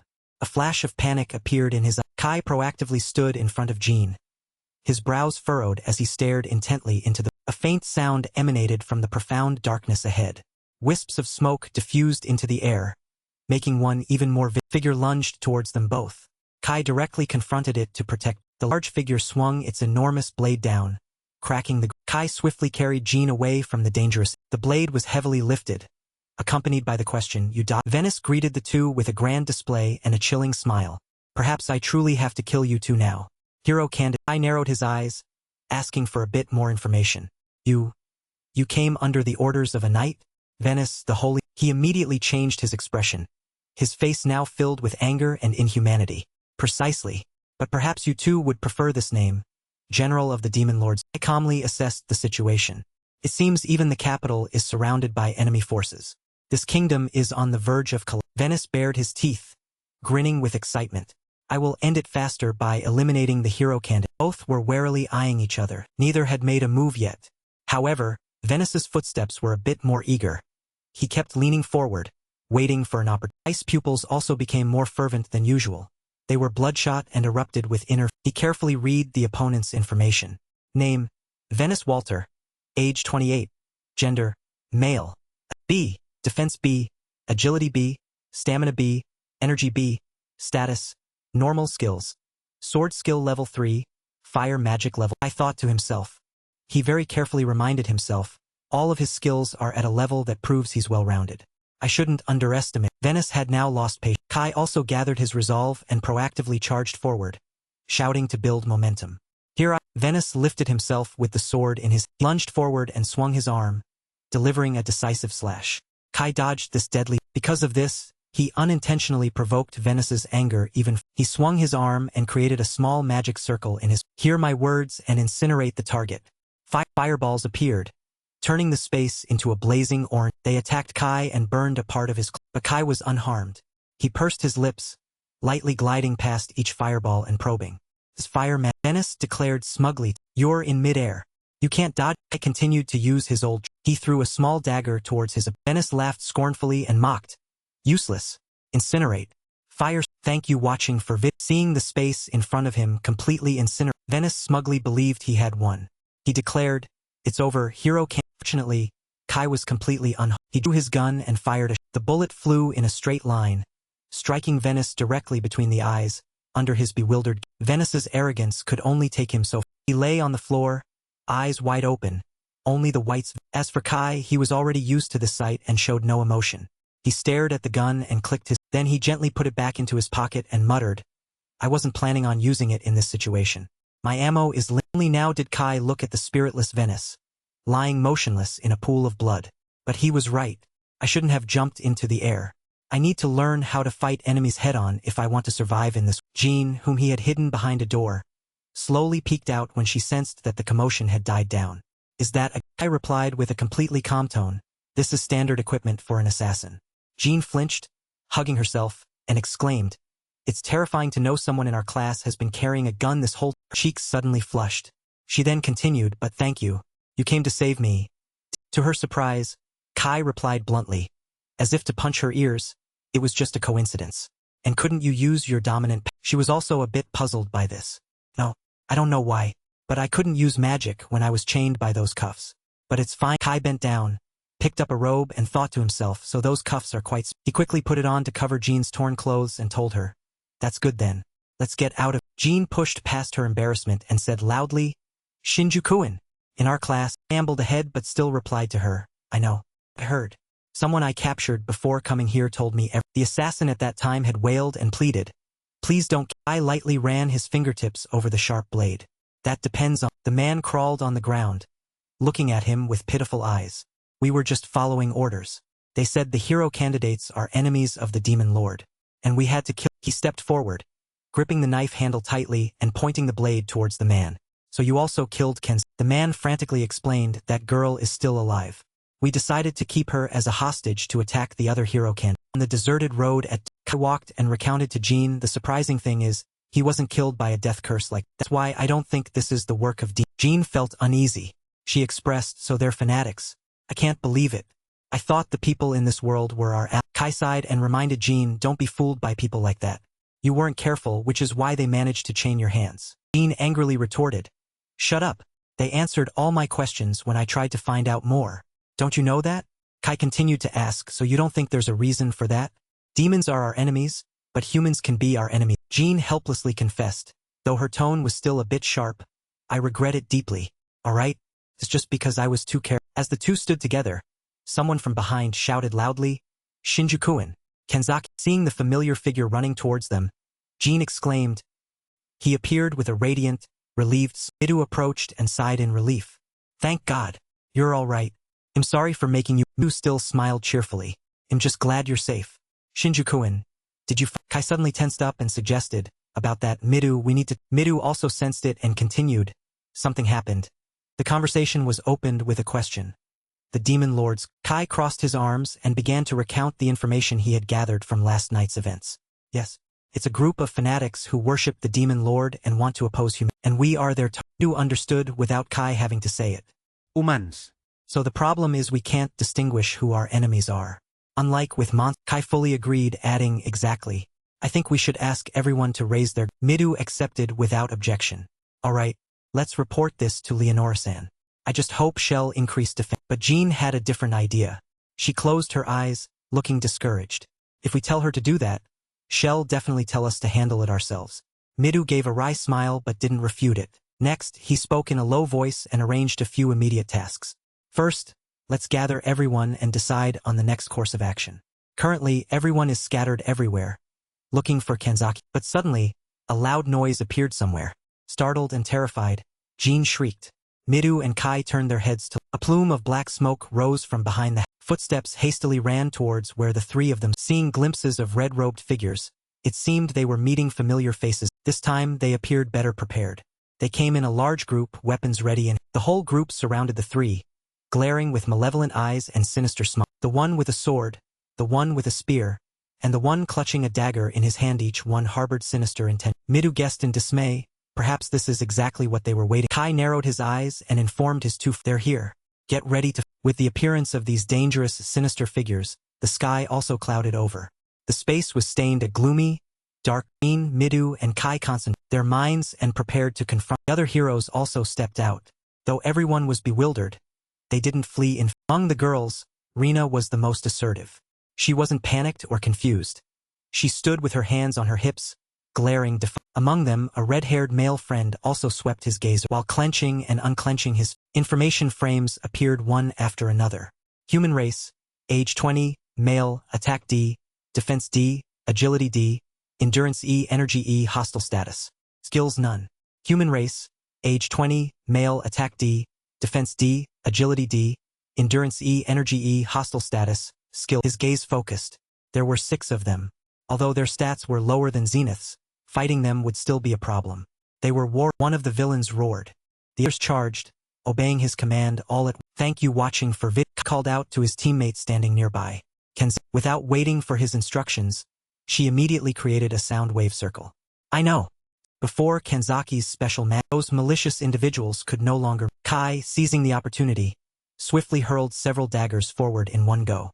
His movement formed an arc that swept through the. One by one, they met a painful end without time to react, only managing a single scream before falling. Midou, his friend, was astonished by Kai's ruthless and unforgiving way of striking down opponents.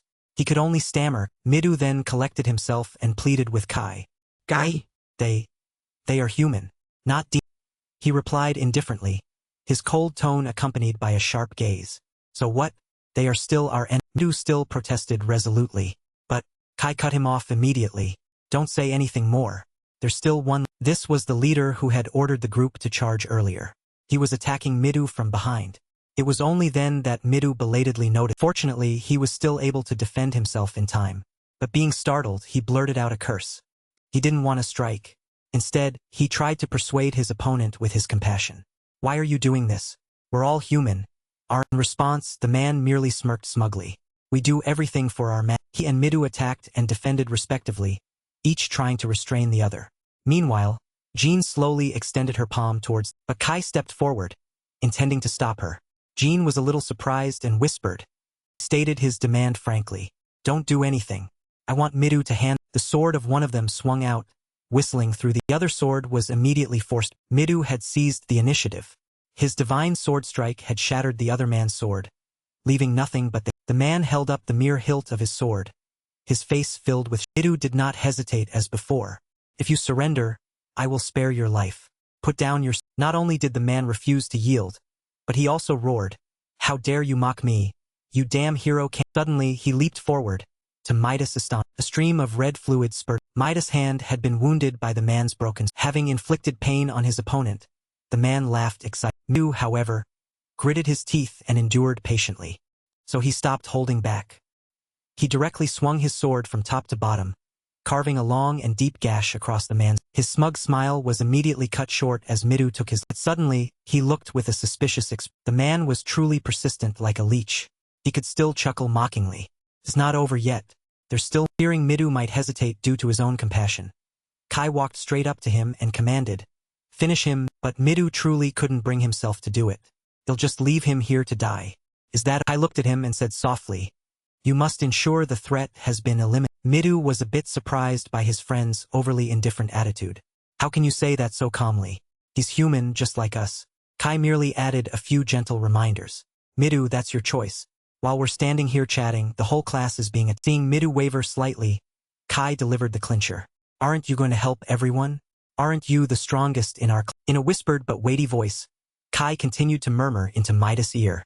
"Tell me what's more important, the life of an enemy or the lives of your class?" Finally, Midou relented and listened to Kai's advice. A jet of blood spurted out. It was enough to understand Midas' decisiveness. This turned back and told Kai, "He'll go save." In the crowded, before the sun had even risen, Numerous corpses lay sprawled across the... After rigorous inspection by the hero can, red-haired person with the ponytail from earlier tightened their grip around a man's neck and muttered, "It seems you're the last." The man's face gradually turned purple. Saliva flowed from his mouth, but his screams couldn't escape his... In contrast, the other person was immensely delighted, baring their teeth in a wide grin. Their hand tightened with each passing moment. Thank you watching for vid. Finally, the man was not only choked to death but also made to explode by... Even death, the man had to endure his flesh being torn. His corpse was pitch black, but his eyes were still wide and even his friends watching were horrified. How brutal. That's our air. On another side, a hero glided effortlessly past a group of robed cult. It was Rena. Her demeanor was gentle, but her attacks were precise and unyielding. She exclaimed, "Two or three men were engulfed in a sea of fire simultaneously. Their skin was constantly being scorched, but fighting for a while had tired Rena out." She sighed. "Why are there so many?" Returned to Yumi and asked, "What are the others doing? You can still fight, right? Take them down one by..." Like Midou earlier, both Yumi and Kaori couldn't bring themselves to do it. But their human... Rena, however, was as rational as Kai. Faced with her friend's meaningless weakness, she was forced to warn them loudly. "Do you want to..." Just as she warned, an aggressive man kicked Kaori directly in the back, making her wince. Yumi also cried out as another man attacked. Rena froze, asking herself with extreme confusion. Leonora appeared amidst the chaos with a peaceful but meaningful smile. "Well, should I let you all pass the..." The current scene was very chaotic. Some were injured while others pressed forward. No one knew when it would... Just then, Leonora suddenly appeared in the chaotic scene. She calmly said, "Well, should I let you all pass the..." Hearing this, the whole group immediately turned back, their faces filled with surprise. Then one man lost control and shrieked, "You scoundrel! You're the same..." Leonora calmly replied, "Yes. And you know the hero candidates are my subordinates. Therefore, it's only natural that I would come to help them when they are in danger." Immediately after, they began to shift their target towards her, and one of them asked, "You don't even have an escort knight with you. And you're going to rescue them? Do you take us for..." She leisurely explained, "Ultimately, you are just a bunch of pawns lured by the demon lord's power. I didn't even consider you enemies from the..." As if Leonora had hit a nerve, he lost control and yelled, "Kill her! Shut that b..." Immediately after, they charged. She was almost surrounded on all sides, but strangely, Leonora showed no intention of countering. All that was seen was her soft... Then she moved her lips, summoning power. Without needing any weapon, she could defeat them.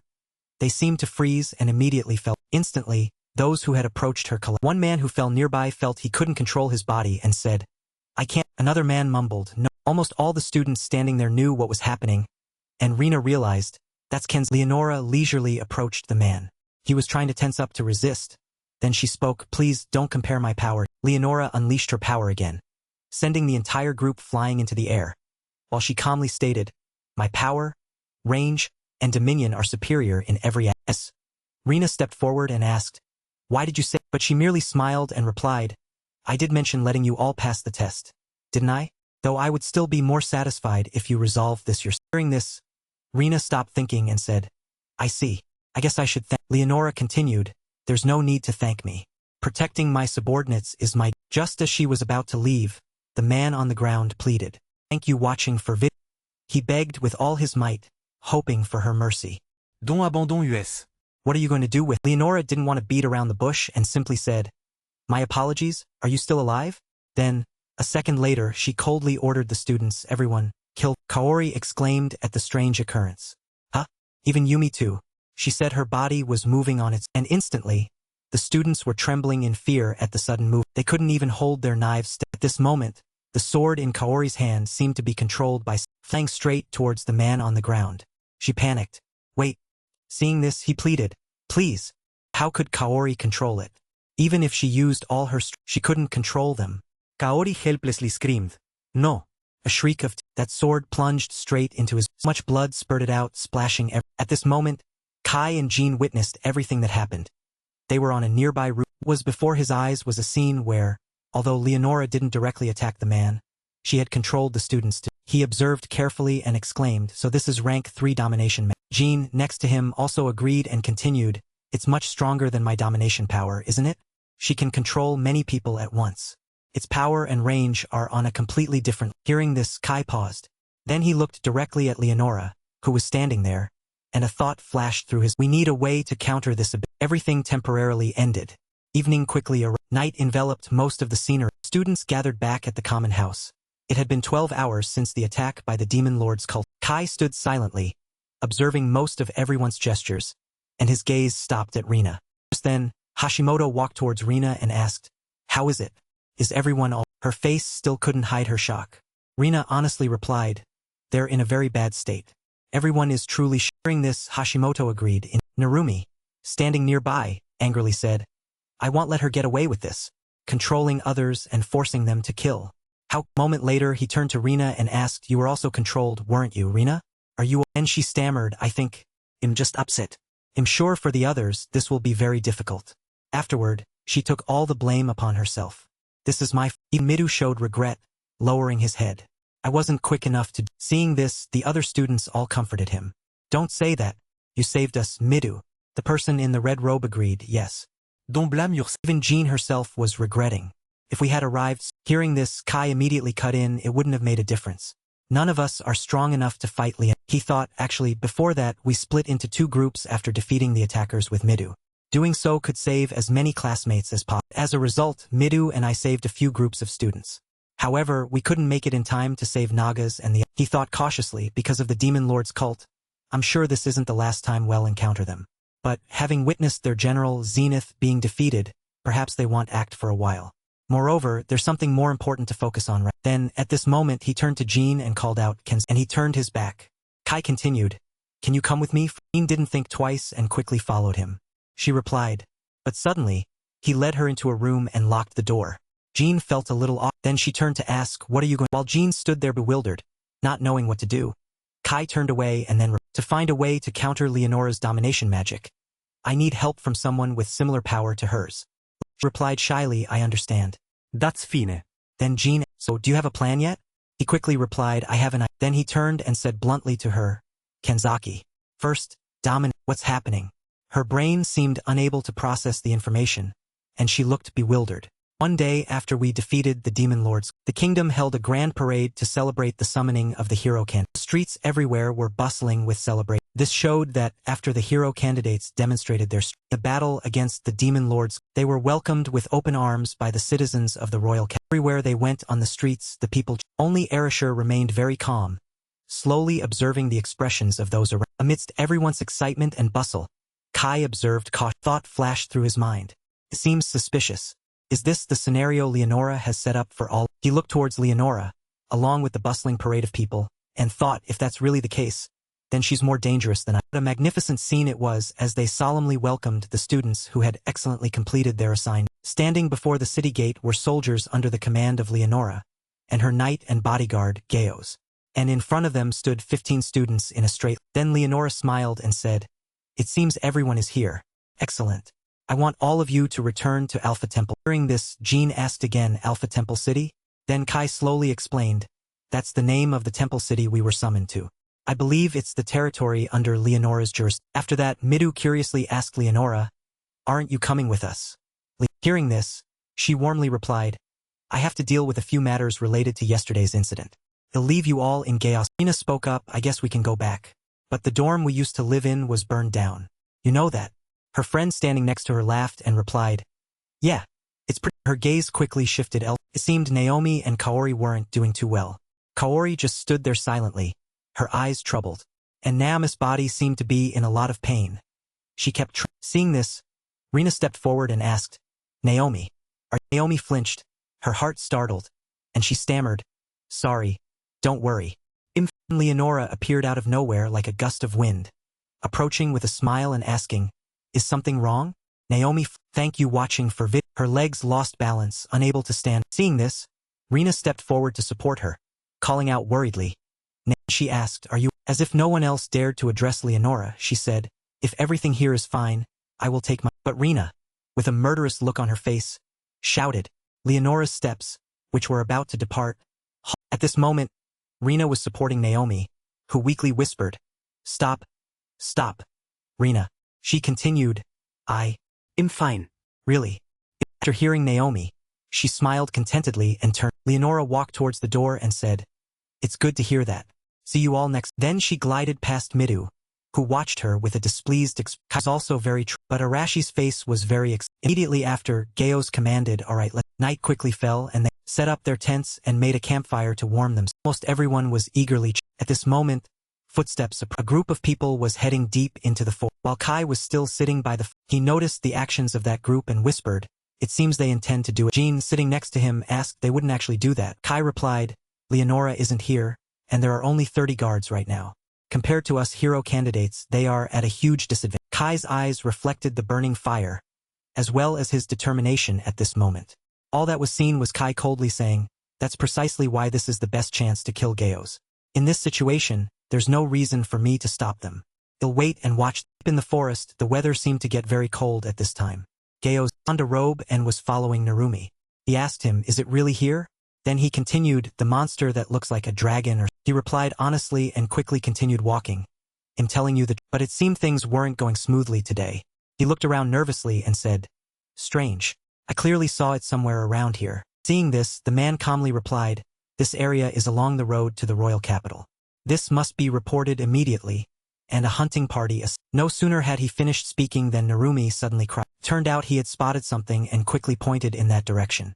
Narumi exclaimed, "Do you think it's in that direction?" At this, the man increased his speed and ran, asking, but then Erasure also approached, attacked Gaos from behind. That was a destructive explosion. The blast was so loud that the entire space seemed filled with the red of fire, and at this moment, Narumi had quickly escaped using a flying spell and sighed with relief. "Too close. I almost got caught in that." Gaos was hit by the attack and flung far. He was injured. His clothes were torn, and blood flowed from his head, soaking his Angrily, he roared, "You scout!" Erasure immediately said, "Even my highest level firepower isn't enough to kill you? You're too resilient." The entire space seemed to tremble. Yet the old man's life wasn't taken, which annoyed him somewhat as he continued.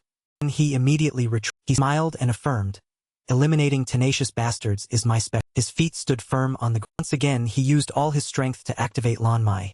At this moment, his entire body was filled with maintaining the initiative. Erasure approached and asked, "You know we're the ones who lured you here, right? So of course we've already set a trap." After hearing this, the man was furious but could do. Then he clenched his fist and asked, "You needed energy for defense, but that attack still severely wounded you." Gaos retorted mockingly, "I didn't expect you to use such a cheap tactic to ambush me. I underestimated you." The old man's words before him greatly excited him. "Thanks, but I just want to kill you, so I don't care about tactics." Just then, his comrades, who had come all appeared behind Gaos. Then he quickly stood up, his weapon gripped tightly in his. Erasure commanded, his face full of determination, "Come on, guys. Don't go easy. Make sure he." But suddenly, he put his hand into his robe and said, "I suppose there's no way to stop you." As soon as he finished speaking, Gaos immediately pulled out something round like a marble, and it flew straight up into the sky. Everyone was startled. "Thank you watching for vid." Then it emitted that thing in the sky was a signal. Everyone on this side was confused. Midou looked bewildered. What? Even Jean was stunned by this. Afterward, those rays of light rained down on the ground. Kai stood below, looking at the shower of fireworks in the. He said disappointedly, "Damn it, Erasure. You met." The signal flare continued to glow in this moment on the ground. Soldiers quickly noticed it. One of them pointed to the sky and said to his comrade, "Is that a distress?" This surprised them greatly, and they nervously looked around to check if anyone was missing. After thoroughly checking their surroundings, "Now that I think about it, I haven't seen Gaos for a while." The other man quickly replied, "Could he be under attack?" Without wasting too much time, the soldier immediately ordered the other, "Let's quickly check the source of that light." That was also his last remark. He had finished speaking when he was dealt with on the spot by someone. That person was Kai, who acted swiftly and the other men immediately became wary of. At this, he approached one man, pressing a knife to his throat, which made the man uncomfortable, but he didn't resist. Once again, Kai raised his sharp knife high and said, "It's not that I hate you, but you must." Kai dealt with him in the same way. The previous man. Then he quickly turned and walked. Seeing his comrades repeatedly falling, one man couldn't control himself and shouted, "Back!" He swung his sword straight towards Kai, but fortunately, Kai died. Taking advantage of his lowered guard, Kai used his knife to send him to his demise. His eyes were. After that, he retracted his knife and the man immediately fell. His comrades stood there, utterly bewildered, but the other man didn't help him. Instead, he held his sword horizontally, created a pushing force, straining with. The man hastily thrust his sword towards, but Kai quickly slashed him, causing the man. At this moment, he didn't just have one knife, but two, one in each hand. Whichever man charged forward, Kai would dispatch. One fearful soldier stammered, "Why would a hero candidate do?" A second later, he had approached and placed the knife near the man's throat, then said, "Do you think you have time to ask questions?" The next moment, only blood splattered everywhere. On the other side, the group was forming a circle surrounding Geo. Sashi charged first with his "Thank you watching for vid," along with Kenta, who held two swords, charged forward. They thought Geos couldn't cope, but he used one hand to block Asashi's punch and his other hand to use his sword to obstruct. There weren't just two of them, and at this very moment, Narumi had summoned a spear, formed from power, immediately yelled "Wind Spear," then directed it towards Geo. Akira inwardly thought, "Empower allies." Then he shouted, "Strength amplification." Two lights, blue and joined forces to attack Geo. His eyesight was also very good, with high sensitivity, so Geos detected them and successfully dodged. Before he could recover, Chao now launched a combined attack right behind. But once again, he dodged it. Not only that, he also exclaimed, "Thank you watching for vid." At this, he was somewhat. All that was seen was Chao, his hand equipped with sharp armor, smiling triumphantly and saying, "It's useless," because Chao steel body divine guard, causing his sword to crack, and he quickly retreated, increasing the distance, and said, "These damn divine guard." Next, he widened his eyes to observe who would counterattack, and this time it was Erasure. He curled his hand and advanced directly towards Geo. A combined fire and windstorm rushed towards him. The old man could only use his nearly broken sword to resist. He was losing strength, sliding backward, and could only exclaim, "Ga! Thank you watching for vid." His sword propped on the ground. His entire body was covered in blood. Moreover, he had lost an arm, but he still refused to surrender. Erasure looked at this scene and exclaimed, "Old man, you're really tenacious." Narumi spoke up, "I just realized that light looks like a distress." He was trying to buy time. But then he said, "No, it's no longer necessary." This, Leonora appeared, smiling and saying, "You've been cornered, haven't you?" Everyone in the group was surprised to see the soldiers from earlier were now tied. Midou then asked, "What are you doing, Ken?" This, she had used her magic to force the soldiers to tie each other. Hearing the question, she simply replied, "I'm just following." Midou asked again, confused. Ina also found it curious and said, "I'm surprised. Normally you'd ignore what other." At this, Kai stepped forward to explain, "I'm sorry, Midou. She's just following my order." Being Kai, Midou immediately called out. Jean then spoke, "I've captured 7 of them, although a few managed to escape." I reassured her, "Don't worry, I've dealt with the rest." Midou was even more bewildered and unconsciously blurted out, Then he stepped forward and asked, "Kai, wait, you?" Kai immediately admitted, "Yes, I killed them. I didn't leave any soldiers alive, except for these ones." Hearing this, Jean sighed. "You're as brutal as ever." Midou also added, "And why did you do that?" Kai explained, "Because I was sure Erasure and his group were busy fighting Geos, so I thought I'd handle all these." It was only then that Midou realized, and he lowered his head, saying, "So that's why I didn't see Erasure and his group." And Rina turned and asked, "Is this the rebellion plan they discussed last time? Are you serious?" Kai, not wanting to explain further, pointed his hand forward and said, "What is the point of that? The soldiers tied up over there already gave you the answer." Kai's actions greatly disappointed Midou. He said, "Are you really cooperating with Erasure, Kai? I thought you were my team." Kai, who never liked to argue, simply denied it. "No, I just do what I..." Then Kai continued, "And more importantly, Midou, don't you think it would be better if you went to find Erasure instead of Bob?" It was only then that Midou realized and said, "Damn it. Seems there's no time for small talk." Midou charged forward, saying to everyone, "Let's go. We have to..." Erasure and his... Leonora spoke indifferently. "It seems you've lost, haven't you?" "Thank you watching for videos, drenched in blood," said disappointedly. "What a shameful sight. I couldn't fight against my..." Narumi looked down from above and asked worriedly, "What do we do, Erasure?" Erasure frowned and replied, "There's no other choice. After all that's happened, do you want to tuck your tail?" And Sashi was confused. But Kenta spoke up fearfully, "She's the one controlling us." Leonora calmly replied, "Of course, there are conditions that must be met. If you accumulate enough energy to resist, then you'll be..." She smiled mockingly. "However, you all are people who constantly rely on divine guards and are not used to controlling your own energy. So, in a way, you are just weaklings. That's why I can control..." Erasure sneered, "Ah, you despicable woman. I bet you couldn't win if we fought with all our..." Hearing this, the corner of her mouth twitched slightly. Leonora gave a faint smile, her tone full of contempt. "What a cheap provocation. Very well, I will deal with you myself. I will break your..." Geos shouted in alarm, "Lady Leonora, don't tell me you're going to use your power to enslave them. That's going too..." Leonora gently closed her eyes and smiled. "Geos, I am the saintess." She turned to look at everyone. "God loves me more than..." Immediately, Erasure roared and lunged forward. "Come on." With a thank you watching for vid, Leonora raised her hand and Heaven's eye immediately from the ground, Erasure into the let out a painful. Before he could regain his composure, she unleashed heavenly. Erasure took the full brunt of the fierce whirlwind lashed at him, causing him to cough up blood and he swayed and, luckily, Narumi rushed over to catch him, shouting, Erasure. Asashi panicked. Thank you watching for vid. Leonora continued to cast heavenly. A sea of fire erupted, burning Asashi amidst his pathetic scream. Immediately after, she cast heavenly water, forming a water. The water sphere enveloped Kenta, causing him to exclaim in confusion. He gasped for air, crying out in panic, I can't breathe. Can someone? His cries for help gradually weakened. Only when Kenta lost consciousness did Leonora. Narumi stood from above, stunned, and blurred. Huh? Leonora looked. A cold smile played on her lips. Are you all? From a distance, a voice replied. No, not. Erasure yelled angrily. You think you've won? You damned. Just as his words fell, a voice rang out. All that was seen was Midou leading his group of friends running over. He looked. Thank you watching for vid. He loudly Stop fighting, Erasure. What good will the? Erasure grumbled impatiently. Midou, if you want to stop me, use your power. I hate your pacifist approach. Midou asked doubtfully, do you all think? Narumi awkwardly replied, I'm sorry Midou, but I can't trust these. Hearing this, Midou lowered his face, somewhat disappointed. I understand.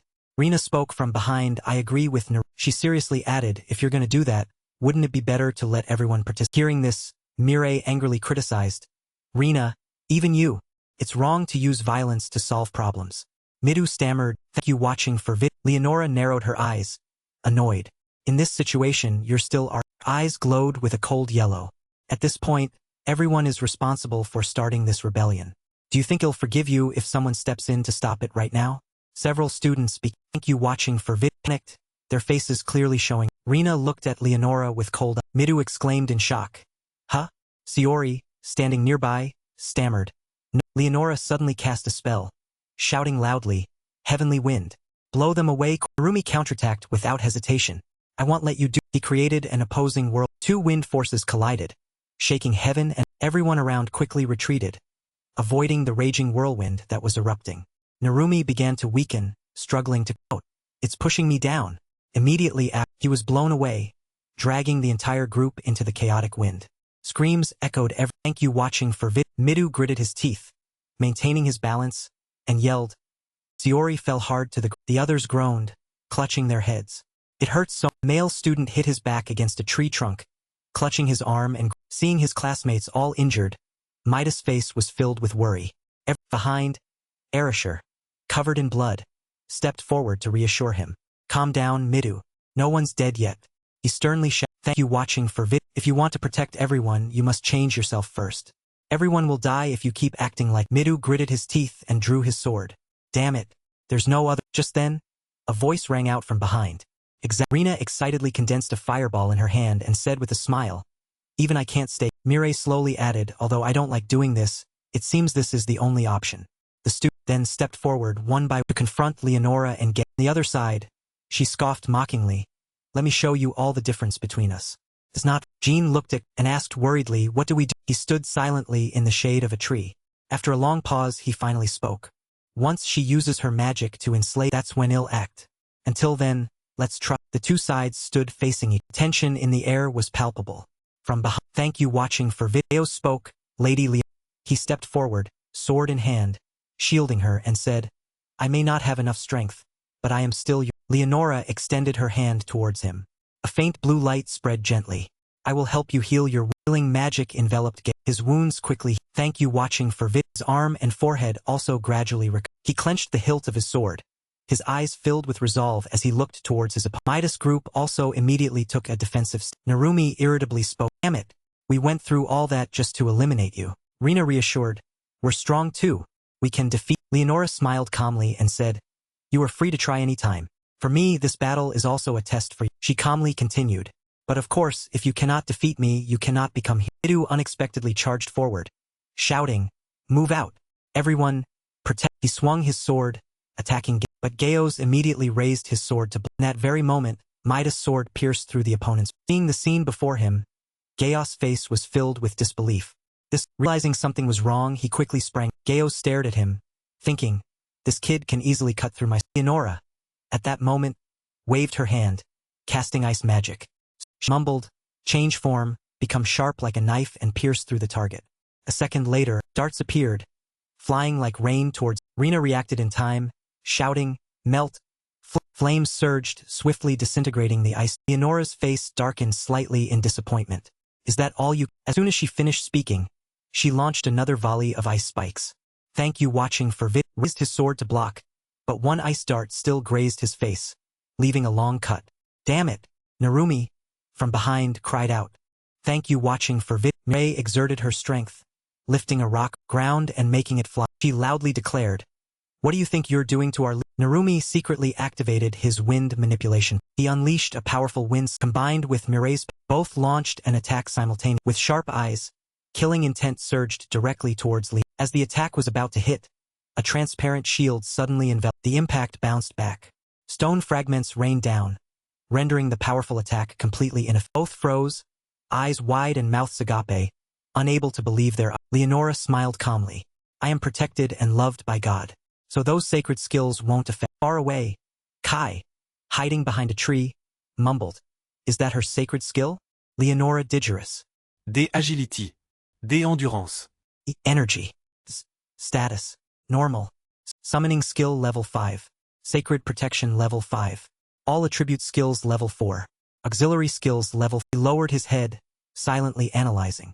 Although her defense stats are relatively low, she didn't need to use it from the start. A physical attack might break through her defense, but Gaios will block. On the other side, Arisi was fighting Gaios. He delivered a powerful kick. Thank you watching for vid. Gaios raised his arm to block, then asked, you choose kicks instead of using your destructive blast? Are you Arisi sneered. It's just that I don't need to use it again. Then Arisi shouted a command to Midou.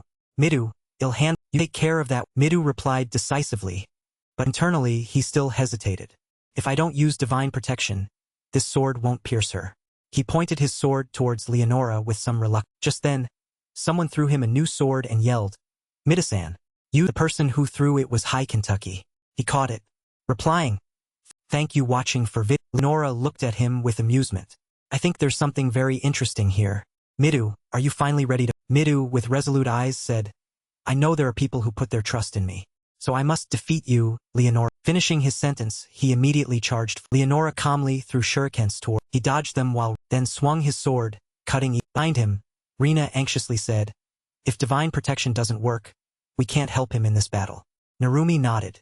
Because their distance is too close, we can't help Arisi. Mirai said grumpily, how annoying, but we have no choice but to stand still and observe.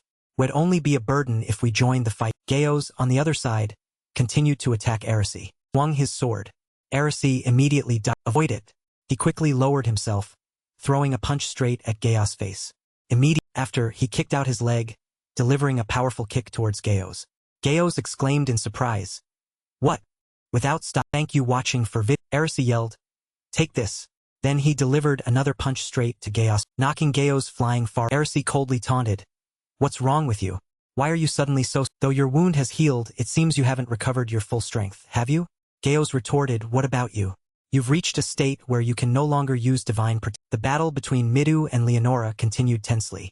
She summoned fireballs and threw them toward. Midou dodged, but seeing himself constantly retreating, he thought, it's no use. If I keep this up, she'll crush me from that distance.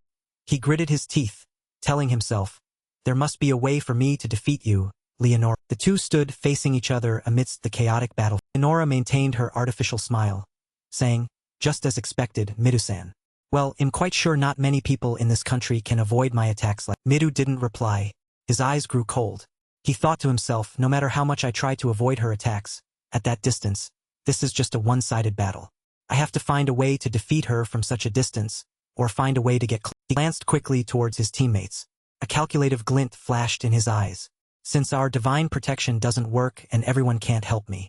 Furthermore, long-range attacks are Leonora's. The aura around him flared intensely. Midou, with determined eyes, told himself, I have no other choice but to approach her by force. I must be even faster than before. Leonora flinched slightly. She had sensed a powerful aura from. Without hesitation, Midou immediately charged forward. Seeing him she cast wind magic. She raised her hand, summoning a wind spears appeared. They rushed like a storm. Midou darted forward like tearing through the air in an instant. Leonora hastily placed her hands on the ground. She gathered all her strength, shouting, charging forward. Midou froze. It felt as if something was pulling him down powerfully by his. He flinched in horror. His face clearly showed extreme confusion. She didn't stop. She continued to cast fire. Second later, a flame erupted in her. Leonora launched the flame towards Midou. The flame enveloped him, burning him and making him writhe in. Rina cried out in panic. Leonora breathed lightly, evaluating. Until this moment, he was trying to focus all the power in his body. And now, all at once, he wants to use it to attack me. Truly a frightening. Midou lay motionless, covered in blood. Leonora couldn't hide her smug look as she whispered, however, until now, I'm still better. On the other side, Arisi was still confronting Gayos. He was slightly worried now, thinking, I can't use the destructive punch anymore. How can I defeat? Gayos gave him no more time. He charged forward with his sword, shouting, Are you hesitating? I can tell by your face you. Finishing his words, he swung his sword down. Blood splattered everywhere. Arisi couldn't dodge in time. He was hit, crying out, and he gritted his teeth, looking at Gayos. Angrily, he thought, how can I end up like this? Against an old man like Gayos pointed his sword at Aris's shoulder, mockingly saying, well, you're still just an amateur. This is what happens when you can't use your divine protection. Aris's eyes gradually became vacant. Past memories flooded back. This isn't the person I. He clenched his fist, telling himself, I don't need the power of the destructive blast just to show him how strong. Arisi took a deep breath, then slowly struggled to his. Gayos was stunned. How are you still standing? He gritted his teeth, enduring the sword biting into his flesh. His eyes blazed with. Gayos exclaimed in terror, what? Arisi clenched his fist, then delivered a powerful punch, like a heavenly strike, straight to Gayos. Gayos had no time to react and was sent a kite with a broken. He crashed hard onto the ground. Blood gushed out like a. Arisi stepped forward, his eyes cold, saying, I've won against you, you bastard. Else. Midou still lay motionless on the ground, thinking, it can't be like this. In his mind, images of his friends constantly appeared, urging him. It can't be like this. I have to protect every. Surge of power suddenly rose within him. He stood up, his eyes shining. He told himself, my friends are hurting. I don't want to see them like. Leonora raised an eyebrow, her voice tinged with sarcasm. She exclaimed, well, how wonderful. You can still. Midou gripped his sword tightly, his eyes sharp. Bring. Leonora scoffed, no matter how hard you try, you can't get. Without another word, Midou rushed forward like the. Leonora frowned, realizing he was close. Midou didn't hesitate, swinging his. Leonora managed to dodge but still sustained cut on her arm. She cried out. Looking down at the flowing blood, she gritted her teeth, thinking, did I forget to be on guard? No, that's not. Before she could compose herself, Midou appeared behind. Leonora noticed just in time. She immediately spun around, casting stone. Stone pillars shot up, blocking her front, obstructing his attack path. She quickly retreated. Thank you watching for vid. Her face showed a hint of confusion, thinking something is very. Looking at him in front, it's not that I wasn't on guard. He closed the distance almost instantly. Despite her worry, she still smiled faintly, meaningfully saying, so it's the earth shrink skill. Huh? When you receive the desired power, it means God loves you. Midou, filled with killing intent, shouted, I only wish for a power that can help me protect it. Finishing his words, he lunged forward.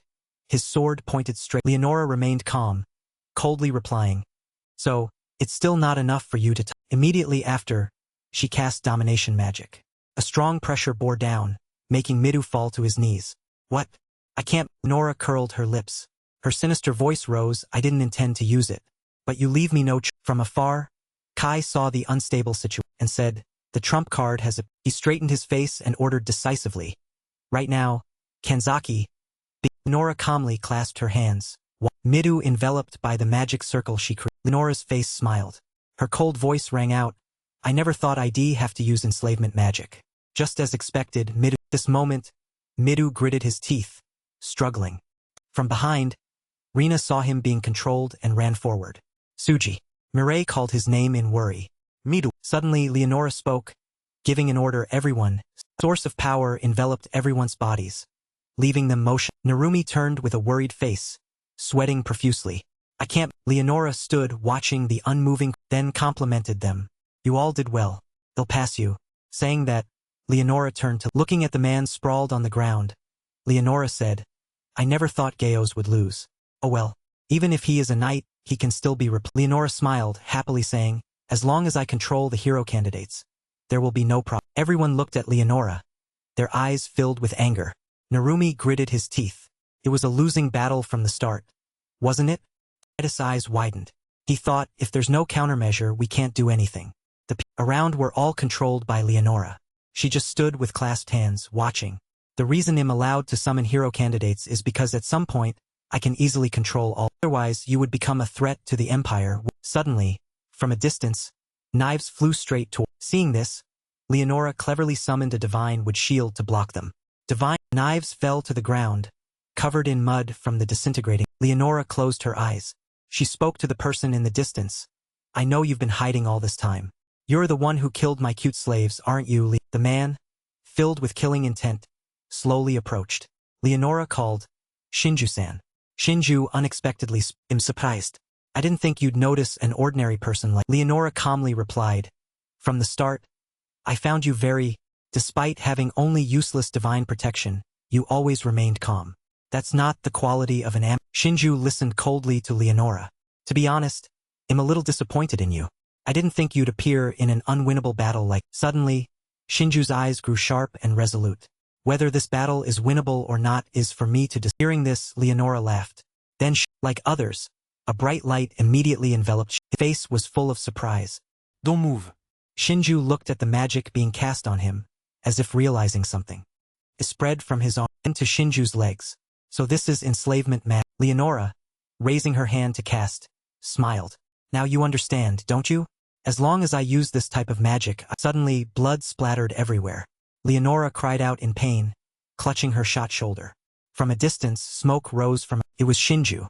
He coldly replied, it seems I missed a bit, didn't I? As expected from the same. Leonora was furious to see Shinju not controlled. What? How can you still move? I clearly used enslavement magic. Shinju slowly squeezed the trigger. This time the bullet directly hit Leonora's stomach. Leonora screamed in. Leonora looked at the gun in Shinju's hand with curiosity. What is that weapon? Leonora thought, I can't defend against. Shinju calmly explained, this is the most lethal tool in my world. I only have a few bullets left, so I really didn't want to use. Leonora summoned a flame, thinking, calm down. I don't know why the magic isn't working. But this time Leonora yelled. Divine. Shinju was caught off guard when he saw the flame rushing towards him, and the blazing flame rapidly advanced towards Shinju. He could only cover his face. Burn my. Thank you watching for vid. Leonora smiled smugly. You're off guard, Shinju-sama. Suddenly, Leonora was startled. Leonora realized there was no one in the. Only his empty cloak was. Suddenly, a sound came from behind Leonora. At this moment, Shinju had ambushed Leonora from behind. Pointed the gun straight at Leonora's head. He gently pointed out her weakness. Just by observing your battle with Midou, I knew you weren't suited for close combat. Your trump card, enslavement magic, won't work. Leonora glared, discontent. Why? My magic is unstoppable. Shinju chuckled, I thought so too. I don't know why it doesn't work on me, though. Then he thought, honestly, this was a risky move, betting on whether it would work. Finally, I won this gamble. Shinju then recalled something. He called a name. Shinju pointed at himself, pleadingly. First, dominant. The girl named Kenzaki recoiled in fear against the door. Looking at Kenzaki's face was flushed with embarrassment and panic. She cried. Kenzaki, blushing, turned her face away, sweating profusely. Actually, that's not my preference. Shinju asked, puzzled, what nonsense are you talking? Shinju explained what he had discovered to Kenzaki. Lately, I've been spending time researching magic. I haven't found any information about enslavement magic. But in return, I found something important. Shinju elaborated on this. The first skill used will take precedence over a skill used after. Kenzaki couldn't help but be startled. Does that mean if I use my domination magic on you, it will nullify the enslavement magic? Shinju calmly replied, that's a possibility.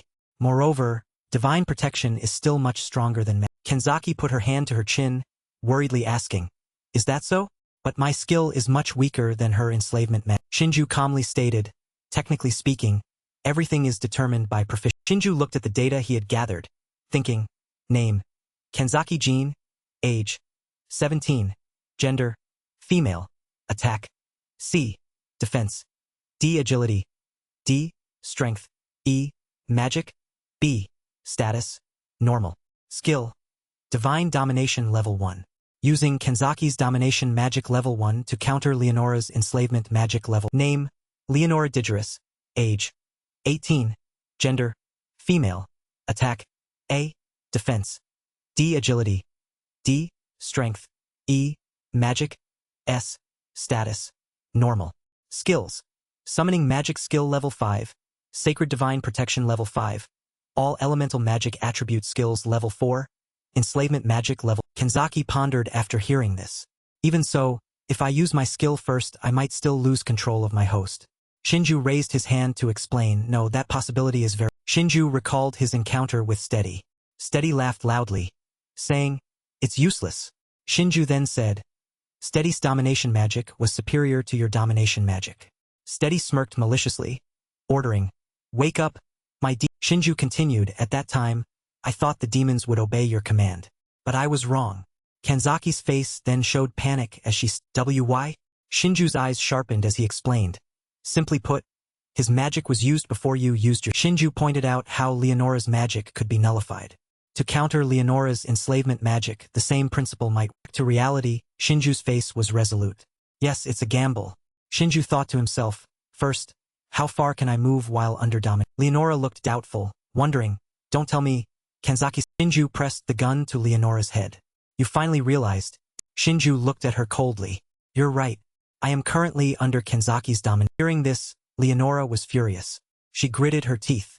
Your tricks are despicable. Then he looked at her and declared, it's over, Saintess Leonora. Shinju raised his hand and pulled the trigger of the gun in his... Leonora was shot once in the stomach and crumpled to the ground, crying out in... Leonora turned around with an annoyed expression. She thought about the handcuffs. My power is being blocked by these hands. When did they appear?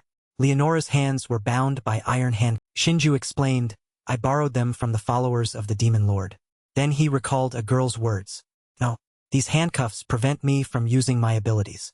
But now I'm back to normal. With a calm expression, Shinju's eyes showed no fear. It seems they also block your... Leonora looked at him with narrowed eyes. It exuded extreme danger.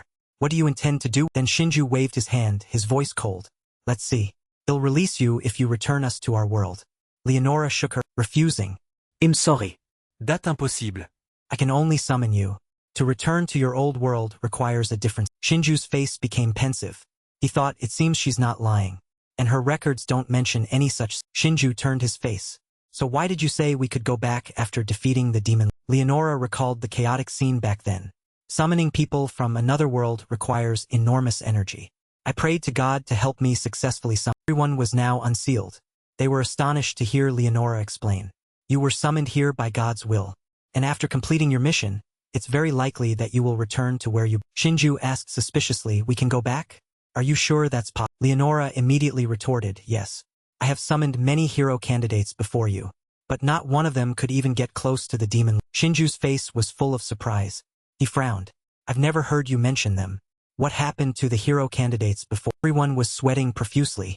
Leonora replied, most of them were killed by the Demon Lord's army. A few survived and went somewhere, but I don't know where they're... Shinju closed his eyes. He seemed to have understood everything. Anyone would lose motivation hearing that. That's why you haven't said anything until... Leonora grimaced. So you want to stay here forever? Sooner or later the Demon Lord's army will attack, and you'll have to... Shinju's eyes were sharp. So we have no other... Leonora seemed to grasp the opportunity to be released, offering, right? If you want to win this battle, you need the kingdom's help. Don't you? You'll let this slide. Let me... Shinju held a knife, ready to throw it at Leonora. I see. D. Suddenly Midou appeared from... placed his hand on Shinju, stopping him. Wait.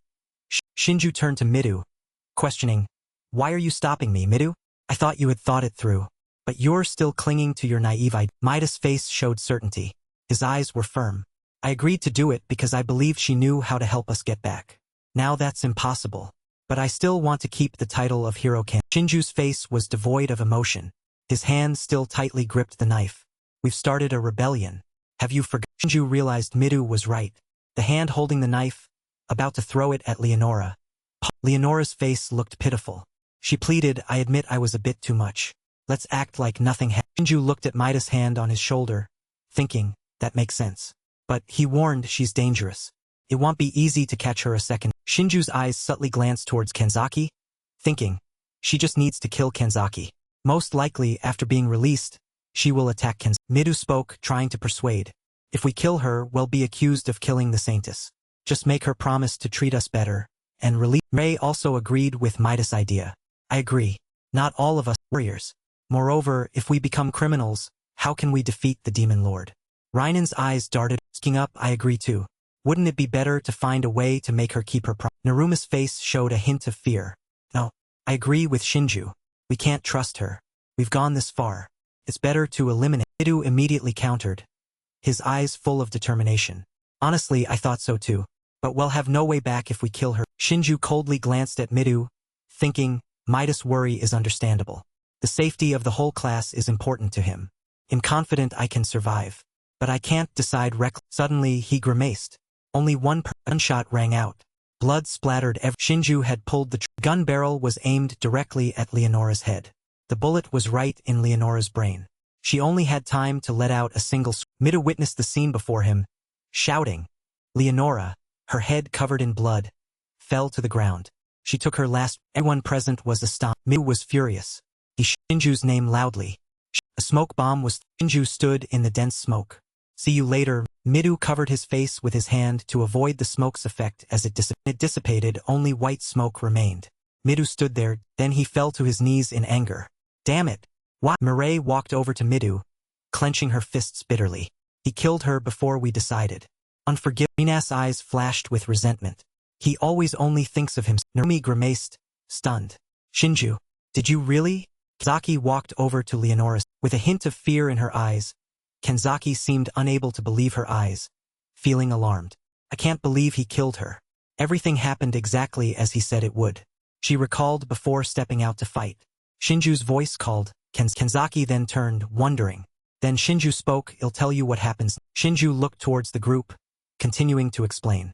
Our main goal is to kidnap Leonora and learn from her how to return to the real world. His cold. If we find out she can't do that, well, Kenzaki's eyes showed a flicker of fear. All right, I understand. Shinju looked at Midou, who was fighting fiercely. His voice was firm.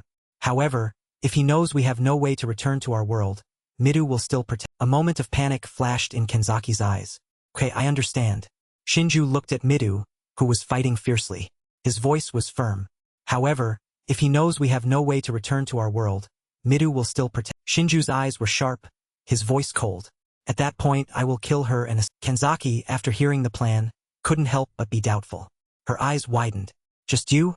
You'll bear all the blame for killing her. Shinju then explained, that's why I let a few soldiers escape. So they can spread the word that I'm the culprit behind everything. If they see me as a criminal, your return won't be a problem. Kenzaki, feeling a bit worried, asked, will everything really go? Shinju turned, his face full of confidence. That's when your power becomes useful. If anything happens, use your domination magic to negotiate with the. Kenzaki wondered. Then what about? Shinju then reassured her, I can handle it alone. Don't. Back in reality, Kenzaki couldn't help but feel. He looked up at the sky and softly called. The moonlight and the night sky were a fiery, cast shadows over the castle, making it appear strangely terrifying. In the palace, a man smiled sinisterly. Hero candidates? Wanderers from another world? Blessed by. On the red carpet, a man knelt. He respectfully replied, yes, your majesty. We have tried many times to eliminate them, but all. The man on the throne spoke, reassuring him, don't worry. What we can do in enemy territory is still limited. Let them be. Sooner or later they will. He smiled devilishly. Let them be. Sooner or later they will appear. It seems things are getting more interesting. In the forest, where sunlight. Below. Shinju was. He walked step by step from one path to another. Shinju, thank you watching for a mouthful of water and drank. Then he looked up, thinking, 2 days have passed since that incident. According to the map, I'm very close to it. Shinju looked towards the distant mountain. Pondering, I should climb to a higher position. Afterwards, Shinju quickly conquered the mountain. He stood on the peak looking. Shinju saw a small city, enclosed by walls. Found it. It'll probably take half a day to walk. Evening. As the moonlight illuminated creating a peaceful. Shinju walked through the bushes, thinking, it's late. Should be fine. He looked at the city gate in front of him, thinking a criminal who killed the saintess cannot enter the city through the main. In the darkness, an anchor was to the wall. Shinju clung to the rope to cross. Not knowing how he would be treated, he leapt easily. Each step stealthily entered the. Shinju looked around, thinking, all right, first I need to earn some. As he walked, Shinju tossed the money bag in his hand. He thought, the money I got from the soldiers I killed isn't enough. Suddenly, thank you watching for vid. I noticed a place where sounds were coming from. Shinju looked at the sign, thinking, a tavern? A good place to earn. Inside the tavern, People were gathered, laughing and talking. Seeing a customer enter, the owner asked, "Hello, what would you like to?" It was Shinju. He walked into the tavern, his eyes a little hesitant. Then he placed his belongings on sitting at a table.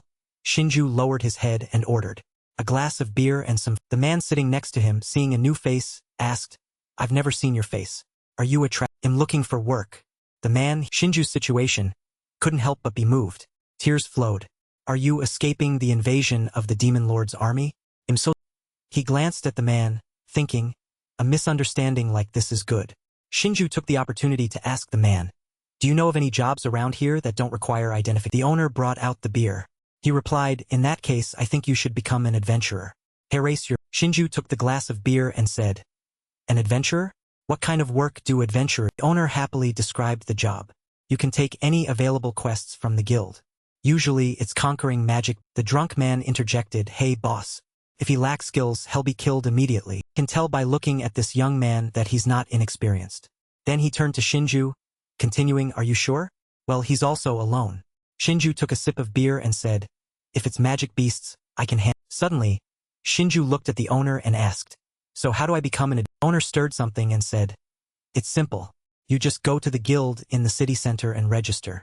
They're in great need of new adventurers, so they won't ask for your ID." Shinju teased softly, "Boss, you know a lot." Then the owner happily explained, "I used to be an adventurer too. But I injured my knee, so I decided to brought out the food and placed it on the table. Erase your..." Next morning, when the sun was high in the sky, sunlight shone through the... Shinju sat on the bed, his voice sleepy. It's morning all... He began to change his... After changing, Shinju went downstairs to talk to the receptionist. "Thank you for letting me stay at this inn on such short notice. I might be staying here a little long." The girl smiled brightly. "Thank you for your patron." Shinju walked out of the inn, thinking, after seeing my face, she didn't react at all. Reassured himself anyway, there are no recording devices in this. I don't need to be overly caught. A moment later, Shinju arrived in front of a shield emblem. He looked, wondering, this place is... The adventurers. Thank you watching for vid. Shinju pushed open the door and walked in. People in the guild were talking, laughing, and having... Some were studying quest. Shinju looked towards a girl in a blue shirt, thinking, I think that's the reception desk. Shinju didn't hesitate, walking up to the receptionist. "I want to register as an adventurer." The receptionist replied, "You need to pay 1 silver coin to register." "Is that all?" He placed a coin on the table. "I understand." The receptionist began to ask for Shinju's information. "Please tell us your full name, age, and origin."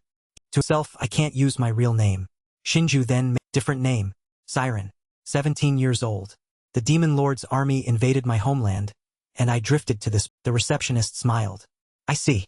I will register you with that information." Shinju thought in surprise, "I can't believe the alias I used in the real world is being used here." Shinju replied, "Yes." Then the receptionist stamped a red seal. She explained, "With this, your registration is complete." The reception pointed up. The girl happily explained every detail. "Furthermore, I want to explain to you the system used. The guild." The receptionist continued to explain. Based on their achievements, adventurers are divided from rank A to Senior Adventurer, B. Guild Branch Leader, C. Excellent Adventurer, D. Mid-Tier Adventurer, E. Official Adventurer, F. Apprentice and Novice Adventurer. Of course, the higher the rank, the more valuable the rewards. Additionally, senior adventurers can also take on difficult quests. Shinju listened to each point. The receptionist continued, "Because Siren-sama is still new, you will be registered as a rank F adventurer. You can advance by completing." Then she gestured towards the bulletin board in the corner of the room.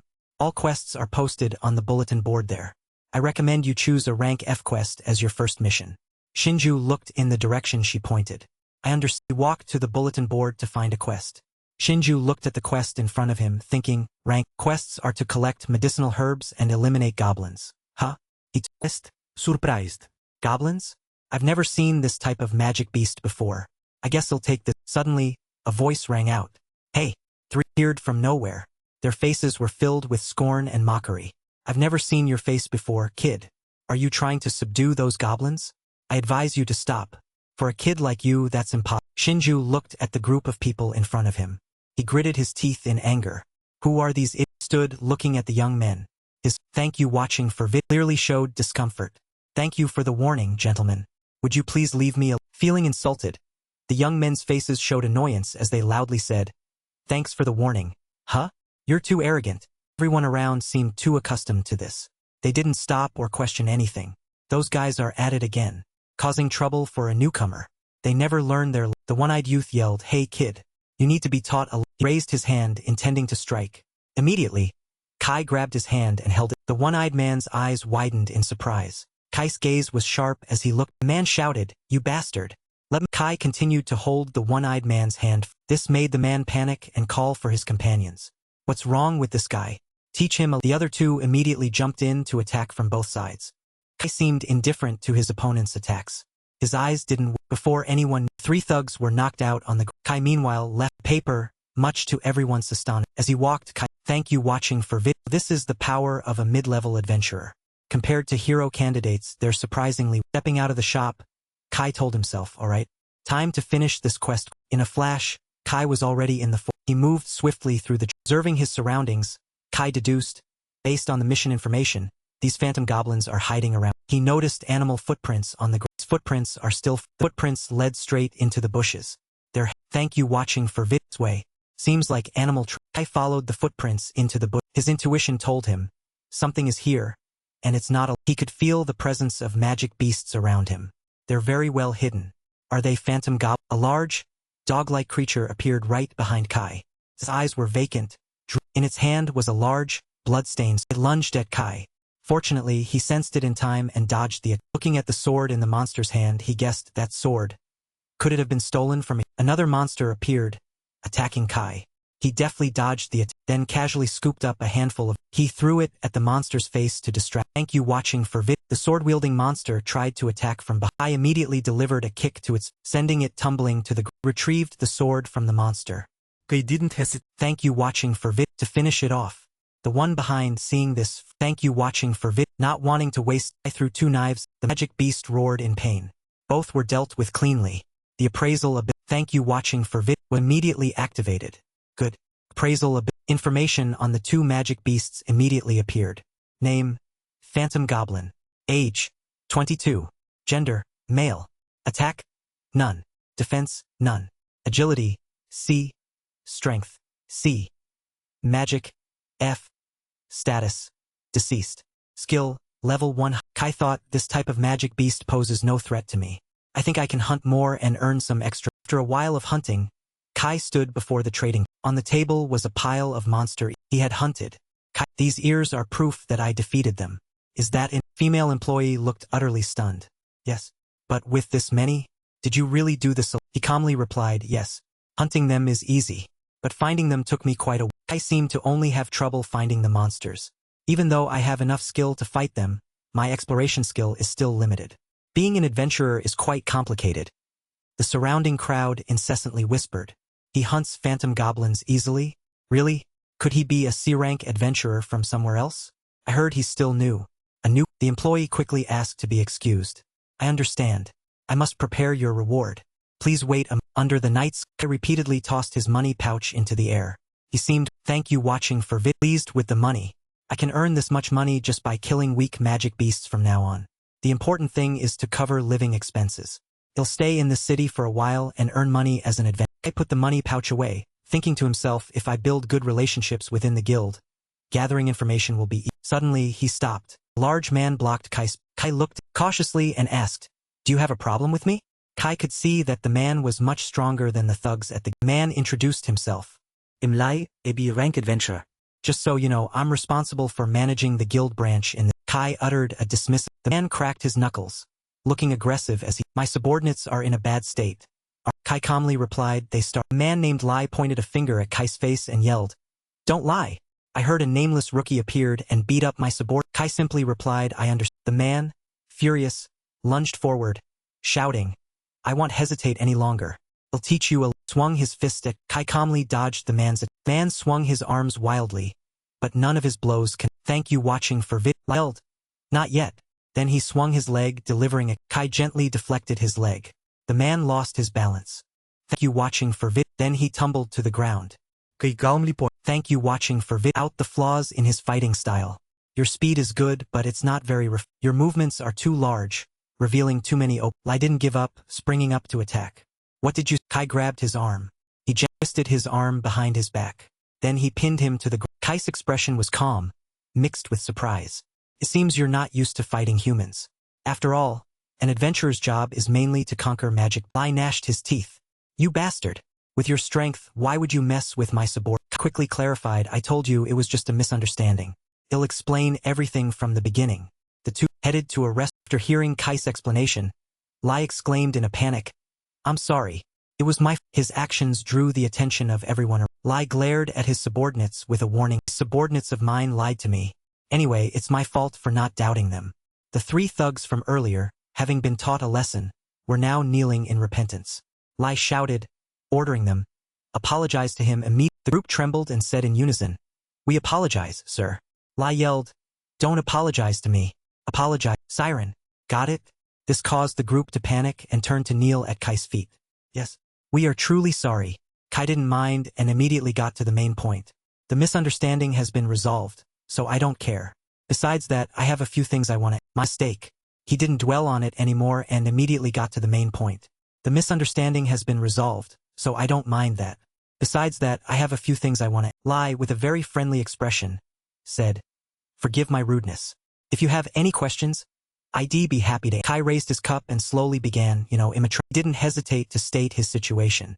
The reason I registered as an adventurer is because I want to earn some money to travel easily. But I have another reason. You possess such formidable power. I don't know what difficulties you're currently facing. Can you tell me what you... Kai took a sip of water. He said, looking for a way to travel to another... Lai and his subordinate both shouted in surprise upon hearing this. Travel to another world.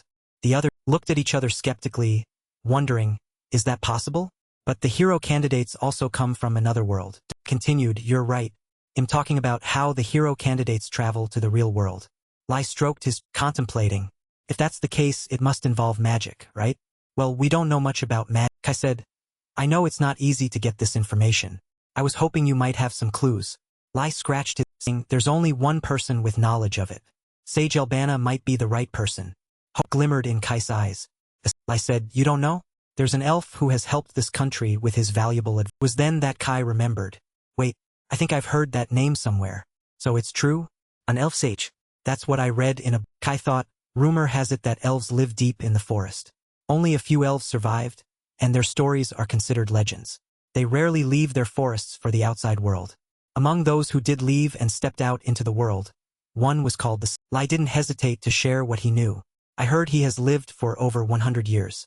Furthermore, he is very wise and possesses extensive knowledge.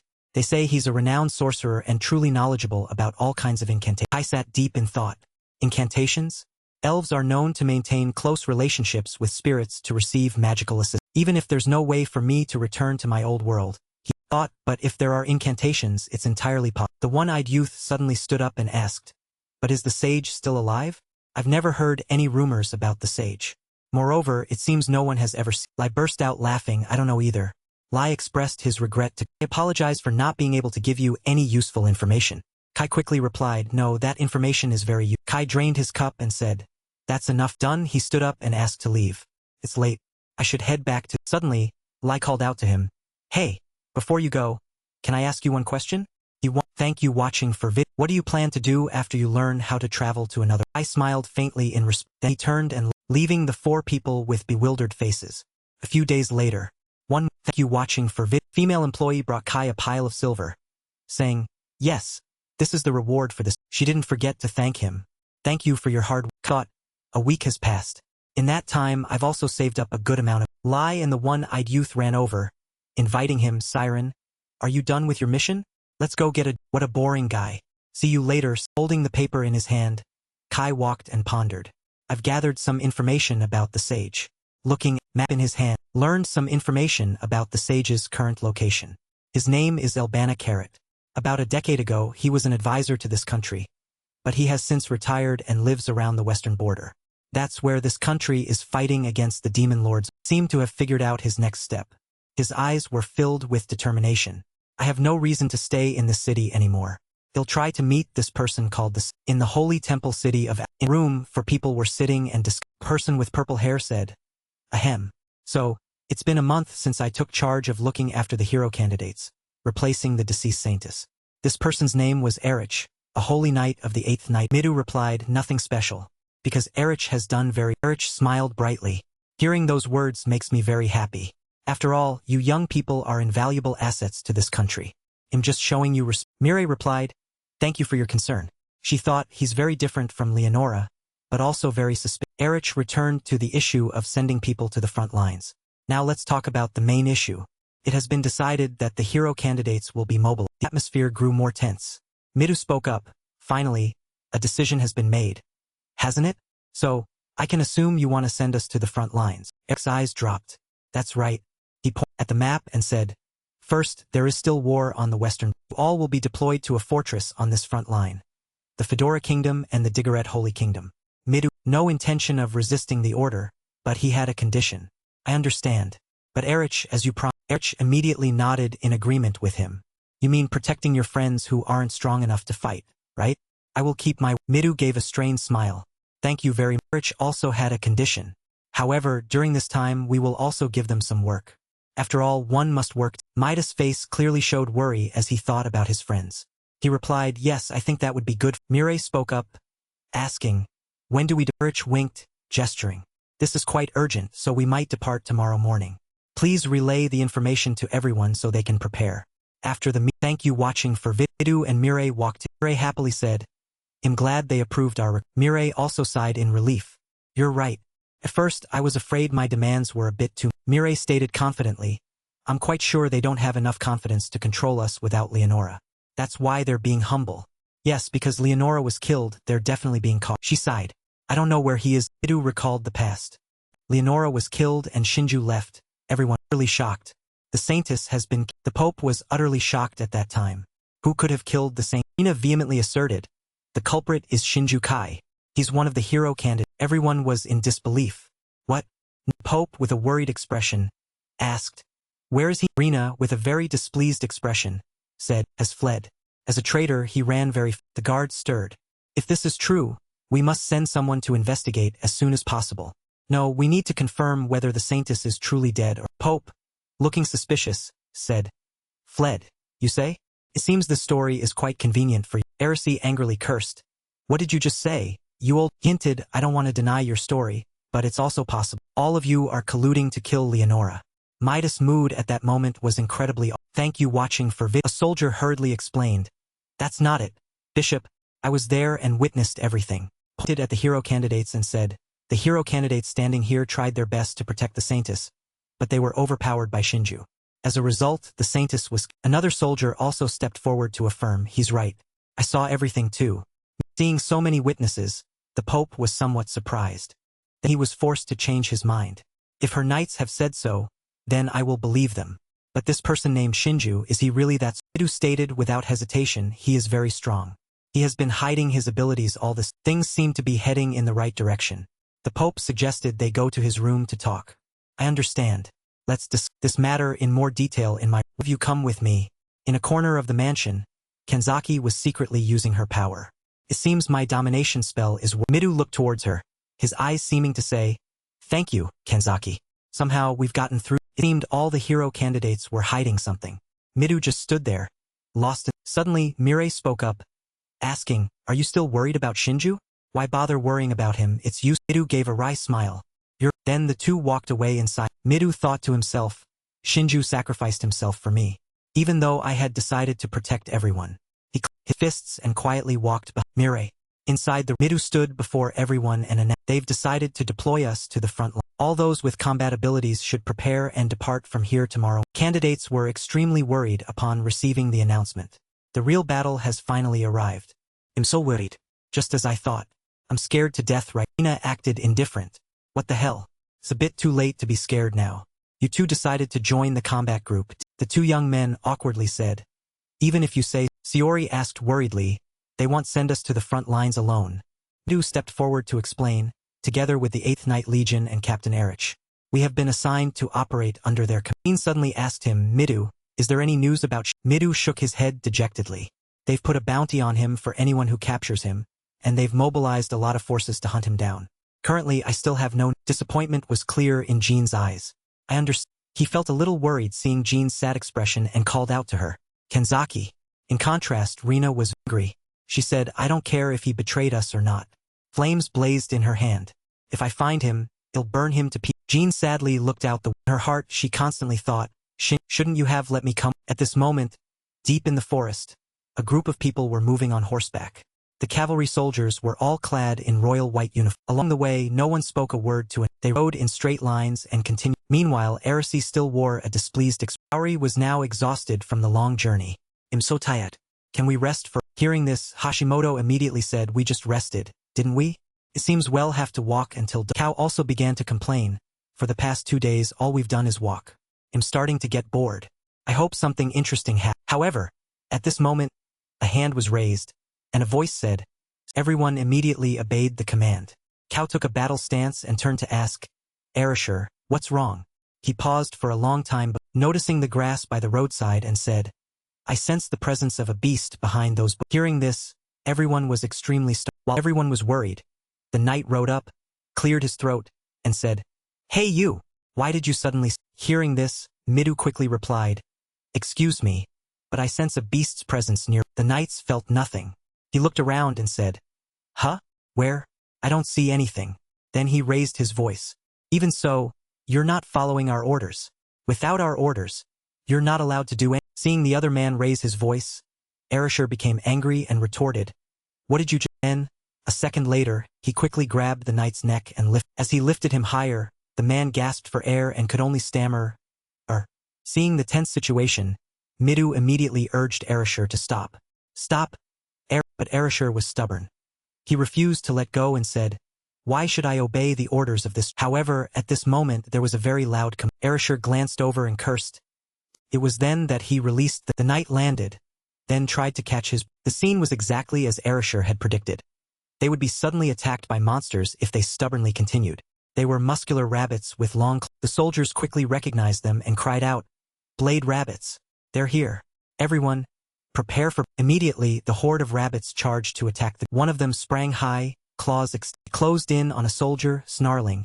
Its claws now touching the soldier. Quickly knocked the soldier's sword. The soldier watched his sword fly, crying out in fear. Oh, the next second, it moved closer, its eyes. The soldier, lying on the ground, could only stare as it advanced toward. A loud explosion erupted. The blade rabbit was instantly incinerated by flame. The person who attacked the rabbit was Arishur. He used his magic to attack it, thus saving the soldier from. A second later, it was completely gone, and Arishur unceremoniously stomped. He pressed one foot onto its body, to everyone's dismay. Even the nearby blade rabbits didn't dare to charge forward, knowing they would suffer the same. The trembling soldier spoke up, Thank you. You saved. But he only replied, You pieces of trash. Don't you dare block my. Then he put all his strength into a kick for the next. The next one suffered the same. One after another they fell. But there were so many of them. Arishur didn't flinch and continued to. Cow stood there in awe. Arishur is so strong. Ken too proudly replied, I feel like this destructive power is even more intense than last. A second later he had dealt with all of them. But Arishur still thought to himself, it's still not. His expression became unstable. Arishur thought, this power is still nothing compared to that bastard. Then he remembered a time before. Before his eyes was the scene of Kai shooting Leonora. Witnessing that, he could only say, Then she fell, her eyes fixed on Kai. Arishur angrily thought, Damn it, it's that bastard. He admitted, from the beginning, I had a bad feeling. Recalled the days in school when Arishur used to bully Kai. But what always surprised Arishur was that Kai never showed fear. Arishur thought, more precisely, he never reacted to me. Kai then coldly replied, I'm very sleepy. What do you? Rashi's emotions reached their peak when he remembered that day. And then let go you. The moment Kai resisted, Arishur could only think, he's really. Then he remembered the techniques he had unleashed. With the blast power he had boastfully asked Kai, so, what do you think of my blast?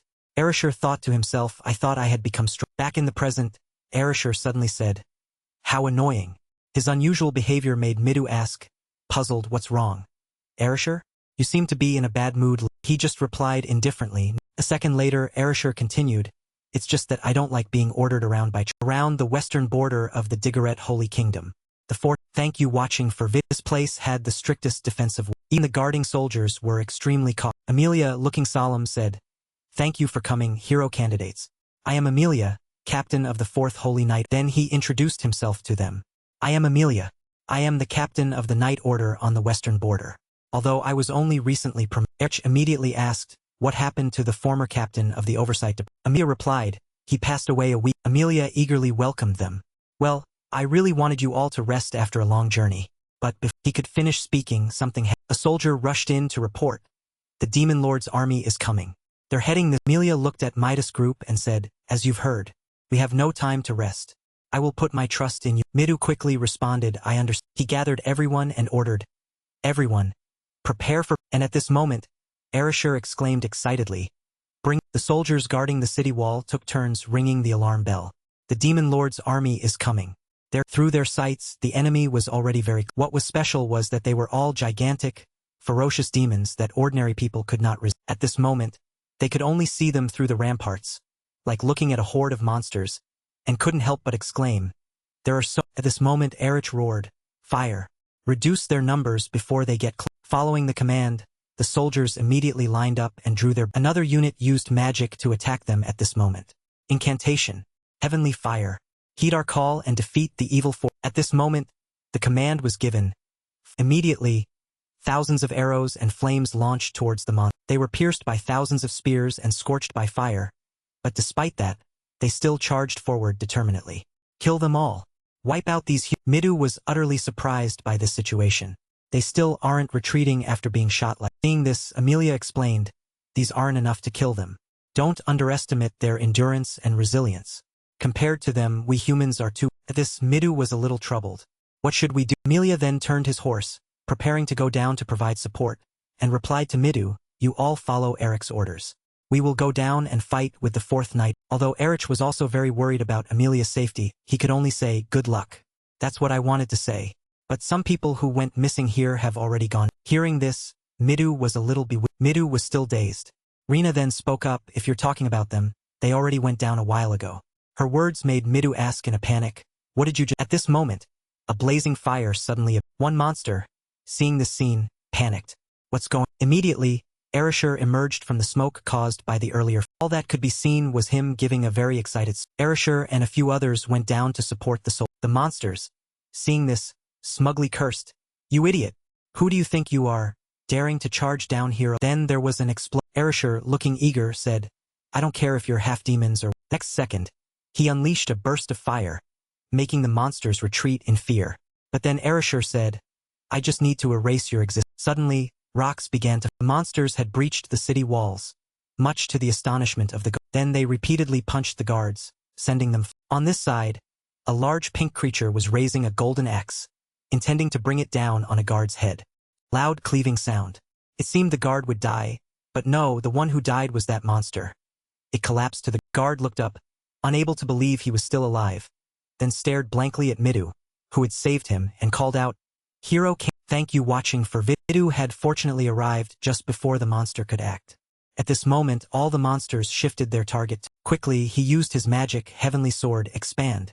Immediately, the sword in his hand multiplied mana. His eyes gleamed bright. Wherever the sword swept, the monsters, not a single monster remained intact before his. At this moment, Midou raised his sword and told himself, I can do this. My power is growing stronger and stronger. Quickly he looked at everyone. Then he cheered them on. You see? We can win this battle. Fight and don't be afraid. Hearing this, everyone seemed to find their resolve and said in unison. For him, in battle, the most important thing was morale. So Midou told himself, I must not hesitate. This battle wasn't just him, but many others were participating. Therefore, he became even more determined. If I hesitate, they will feel uneasy. I am the command. In this moment, Kai quietly recalled, he taught me the price of foolish. Just then, Hashimoto stood on the wall, using his clairvoyance ability, and called out, everyone, don't just stand there watching. We have to. As for Rena, she used blazing flames to fight and then shouted, burn them. And this pink-haired girl used domination magic to stop a monster from advancing. She pointed at it and commanded. Fierce battle between humans and beasts erupted. Overall, the monsters greatly outnumbered them, so they had to be flexible in combat. Otherwise, they would be in danger. In the blink of an eye, hundreds of monsters were injured, and some were even dismissed. The guards stationed on the city wall couldn't help but admire. So this is the power of the hero candidates. The other replied, they're overwhelming the demon lords. At this moment, Erich roared a command, protect the hero candidates. We must push back the immediately replied, understood. Then they charged down with air. After a long while, the monsters were completely everyone was exhausted, everyone given their all in this moment. Amelia held up his sword and proudly declared, "The Demon Lord's army has been defeated. This is our victory." Everyone cheered in, and so, a long day ended, victory smiling upon them. On the hill, countless monster corpses. Midou now looked far into the distance. Suddenly, a female warrior appeared. She walked over and asked, "This is your first battle, isn't it? How does it?" Midou didn't hide his thoughts and shared, "It's hard to fully grasp. A battle of this scale requires certain finesse. During the battle, my vision was very narrow, so I couldn't decide." Seeing this, the girl approached, placed a hand on his shoulder, and comforted him. "You did very well. We won today thanks to your effort." However, she didn't forget to warn him, but always be on guard. Our enemies today were only low to mid-level. Girl explained that although limited in number, high-level demons possess different powers. Hearing these words, he paused slightly. Then a moment later, Midou firmly said, "I will." Night fell, in a place with countless mud buildings.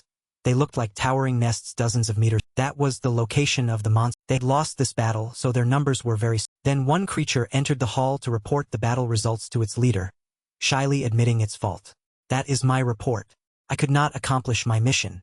I apologize." Hearing this, the leader was furious. Leader of those monsters was the highest-ranking executive in the Demon Lord's army, Stonegear, one of the 4 earthly heavenly. The leader of those monsters was the highest-ranking executive in the Demon Lord's army, one of the 4 earthly heavenly kings. There was a stream below, making the landscape exceptionally beautiful. This place was the Ekit Great Forest. At this moment, Kai was walking alone deep into the forest, carrying many items on his back that looked very. Kai told himself, soon, he'll be out of this forest and will also finish this long journey to find this. Just after he finished, something moved past. Immediately, countless pink, vine-like tendrils lashed out towards. It lunged like a rocket, but Kai managed to. He looked at it and thought, so. At this moment, Kai thought, but what is. I glanced to the. Suddenly, 3 large ape-like creatures with super long tongues appeared from. Kai's eyes lit up. Then he immediately used his appraisal. At this moment, a notification appeared with some basic information. Name: Tongue Monkey Monster. Age: 33. Gender: male. Attack: B. Defense: C. Agility: B. Strength: C. Magic: F. Status: hungry, agitated. Skill: level 3 tongue. Quickly, he threw his backpack to the ground. Then he grabbed a knife as a. At this moment, one of them approached, retracting its tongue as it slowly moved towards where he. Then, a second later, it launched its tongue out. Kai quickly dodged. Then another one quickly approached, opening its mouth in front. Not letting it attack, Kai swiftly moved backward. It lunged to grab him, but Kai had quickly jumped out of its. They regrouped, intending to grab him, but they were a step too. One of them refused to give up and extended its tongue. Kai quickly used the knife he was holding and, seizing an opening, split its tongue and felt its tongue being severed and cried out in. But Kai quickly made a long cut along its tongue, causing it intense pain and making it want to retract its tongue. But it also refused to give up and used its hand to try and. But Kai judged its speed to be too. At this moment, he showed no mercy and chopped off the monkey's head with a single. A second later, the monkey lost its balance and one was down, but there were still 2 left. They stood there, looking at him, hesitating to. Seeing this, he offered, "What's wrong? If you're not coming, shall I come?" As a result, not a single one remained. Holding the paper, Kai walked and thought, "I've gathered some information about the sage." He looked back at them lying there, wiping his hands as he thought. It wasn't too fast, yet stronger demon beasts kept appearing. Was it because he was getting closer to the Demon Lord's army territory? Then Kai thought again. Or was it because this place was quite far from the city, with not many knights or adventures? After dealing with them, he quickly put on his backpack and continued his journey. As he walked, Kai felt a little worried. The deeper he went, the greater the chance of unknown demon beasts appearing. At least I can still know the age of these demon beasts thanks to my appraisal skill. For now, I need to raise my. After a long walk, he was now standing at a rocky cave. He observed and appraised the area. This is the Urugano mountain range, a natural defensive barrier slowing the Demon Lord's armies in. His eyes became extremely serious. Focusing on the towering George Ford mountain range before him, Kai thought the highest point of that range is called Deathwolf Mountain. There are rumors that the sage Elbana lives on its. Afterwards, he quickly continued, trying to recall as he walked. If I remember correctly, there should be a small village at the foot of Deathwolf. And at this moment, as the sun set behind the mountains, Kai stopped and looked. Suddenly, he exclaimed in surprise. In front of Kai was a village engulfed in flames. Kai frantically ran towards it, thinking, don't tell me they've been attacked by the Demon Lords. The houses were all surrounded by 2 aggressive demons appeared. Each held a sword, mercilessly taking the lives of the unlucky village. I then climbed to a high vantage point, looking down and calculating inwardly. This place is quite far from the front lines. I need to be careful in the future. He remained on the rooftop. At this moment, the first demon spoke. What shall we do after this, Lord Hector? The next demon chimed in. It's fine even if we slaughter them all. But then another demon appeared, interrupting. No. Stop there. Well, capture them as slaves. Aside from this, third demon appeared and ordered the other two. Are there any updates on it? The green-haired demon quickly provided the information. Yes, sir. It seems that Sage is living on Death Wolf Mountains. Hearing this, the commanding demon nodded in satisfaction and continued. That matches our intel. Annoying, but its gaze turned towards the nearby towering mountain. As it looked, it spoke. Right now, our biggest priority is Elbanik here, also known as the Sage. After resting here for a night, we will climb that. But one demon objected slightly. But that mountain is known as the lair of the Death Wolves. Isn't it? The rhino-like monster replied. But the wolf monsters are untamable creatures. I won't be able to achieve my goal unless I eliminate. The demon next to him foolishly asked. Why? The other quickly explained. When dealing with highly intelligent demon beasts, domination magic is almost useless. They continued to discuss. I heard the 4 heavenly kings once tamed a dragon. But that's impossible for this. The leader interjected. I'm not good at magic either. There's no point in continuously talking about what we don't have. Our only option right now is to eliminate these untamable demon beasts. Having apparently finished their discussion, they raised their hands in salute and replied in unison. Yes, all these events were carefully observed by Kai. It seems they're very obedient. Could that guy be a high-ranking demon? Moreover, his name is... The system displayed some basic information. Name Hector Innswise. Age, 25. Race, high-ranking demon. Gender, male. Attack, B. Defense, B. Agility, A. Strength, B. Magic, B. Status, normal. Skills, domination magic LV1, swordsmanship LV. Knowing this information made Kai even more cautious. So he's one of the very few high-ranking demons in the Demon Lord's army. It would be very difficult to confront him directly. With keen senses of a leader, Hector Innswise quickly realized someone is watching. When he glanced over, Kai had already hidden him. Hector Innswise immediately ordered the other demons. Search this area. Quickly. Someone is sneaking around. Kai stood behind the wall, thinking his senses are very They loudly searched. Where are you? Human. Come out. But no one was foolish enough to speak up. Kai had successfully escaped their sight by then, and as he walked hunched over, he thought, too bad for them. I'm very professional at stealth. Something caught him. In one corner, many people were being held captive by the demons. Kai thought caution. Thank you watching for vid. From high on the he quickly descended and moved swiftly and silently. Kai decided not to get involved. I'm sorry, but I have no reason to help you villagers. Like those demons, my main goal is to meet the... With that, Kai quickly headed towards the mountain ahead. I must be one step faster than them. I have to climb the mountain earlier than the demon lords. The highest point of the Urugano mountain range. A dangerous area also known as Death Wolf. Thank you watching for vid. Hand was tightly gripping the cliff face to climb. Kai leaped upwards, his large backpack making it seem as if he carried the whole world on his... He glanced back to observe. Kai then stood upright, looking straight ahead with a dignified demeanor. They say there's an exploration path here. It seems they'll need to follow the tracks of the wild... His gaze suddenly tensed. Wary of the dangers lurking around him, he took slow steps through the dim night forest. I can't see anything clearly around me, and the ground is unstable. Even though I'm in a hurry, I must be... Kai's eyes widened as he looked ahead. A flicker of anxiety and unease flashed in his heart. I can sense another presence. Though not very clear, this might be the rumored demon wolves of Death Wolf. Took slow steps through the silent night. As he walked, he was lost in a turmoil of thoughts.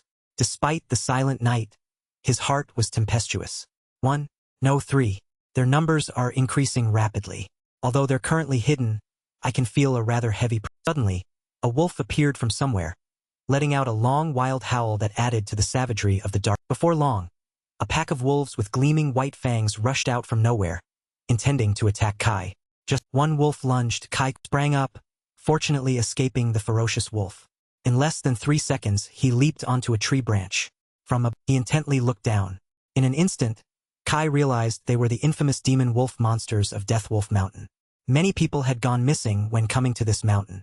It seems this is the... Suddenly, his eyes widened and turned a vibrant red, activating his appraisal. The wolf pack refused to give up on Kai, gathering in a group and continuously barking loudly at the base of... The system panel displayed. Race, demon wolf. Age, 20. Gender, Male. Attack. D. Defense. D. Agility. B. Strength. B. Magic. D. Status. Normal. Skills. Coordination LV. One wolf sprang from the ground, its head forcefully into the large tree trunk, causing it to snap with a cracking. Kai struggled to maintain his balance. Leaves fell profusely to the ground. Kai caught a small leaf between two fingers, an expression as cool as a cucumber on his face. Absolutely cinematic. He channeled energy into the small leaf. A light glowed, illuminating the dark night. Manain fuset. Then Kai immediately flicked the leaf, aiming straight at the wolf below, which was baring its fangs as if the power of that leaf was truly extraordinary.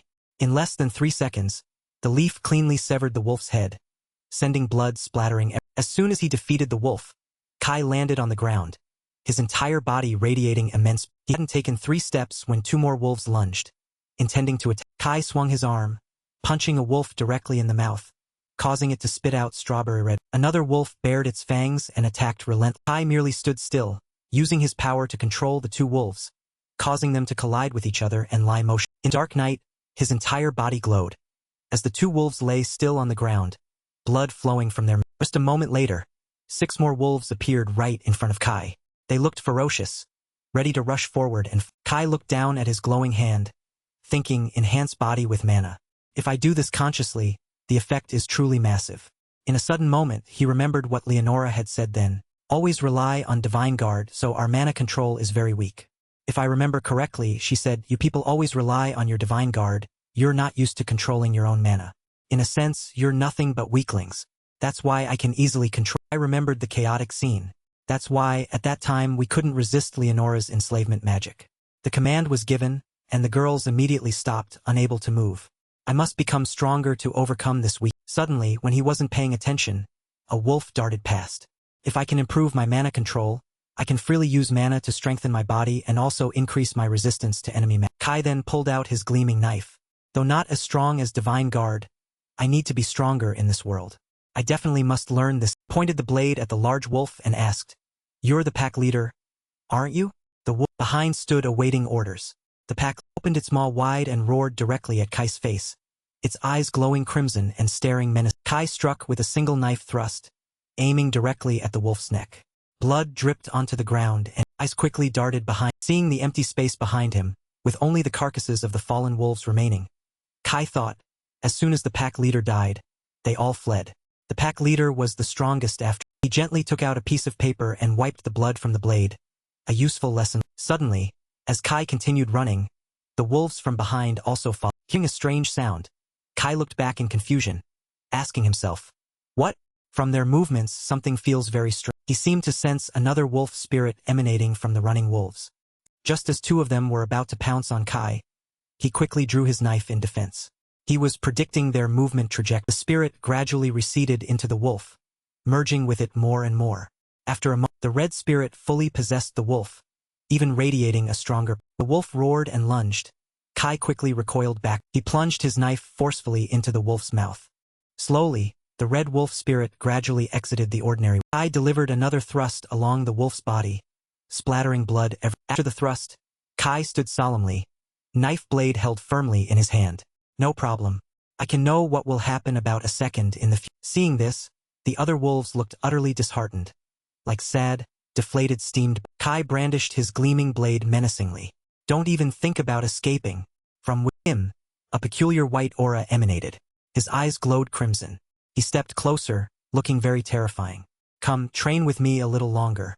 In the night, there was only the sound of a young man's footsteps and the strewn corpses of wolves. The stench of fresh blood was overwhelmingly. Suddenly, Kai's face lit up, emanating sharp red rays. He stared intently at his system panel appeared. Name, Shizu Kai. Age, 20. Gender, male. Attack, A. Defense, B. Agility, A. Strength, B. Magic, C. Status, normal. Skills, Divine Guard. Appraisal skill LV3. Divine Guard Weakness Detection LV1. Divine Guard Foresight LV1. Assassination technique LV5. Daguerre combat LV5. Throwing technique LV5. Stealth LV5. He thought, so this is the skill that allows me to see the Kai walked and pondered, When I gained weakness detection, my appraisal skill also increased. So, basically, it's an upgrade of the normal appraisal skill. This is a skill that allows me to see everything with my... After a while, he grew tired, panting with sweat running down his face. He mumbled, "Damn it." Kai had no choice, stop and rest for a while. As expected, I'm quite exhausted. I must be about to reach the summit.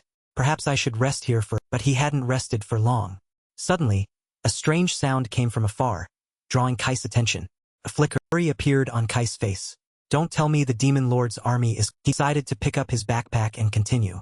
After all, this isn't the right time to... Near the summit of Death Wolf, many people were gathered. A tall, bulky, dark-skinned man with green hair stood with crossed arms and questioned. "You're quite daring, aren't you, little elf girl?" As expected, you're the sage's... She stood defensively, her eyes filled with furious hatred. Suddenly, she stared into a few drops of sweat trickling down her face. Her lips were tightly pressed together as she heard him say, "But everything ends here." The green-haired demon raised his hand forward and shouted loudly. As soon as the command was given, a crowd rushed forward.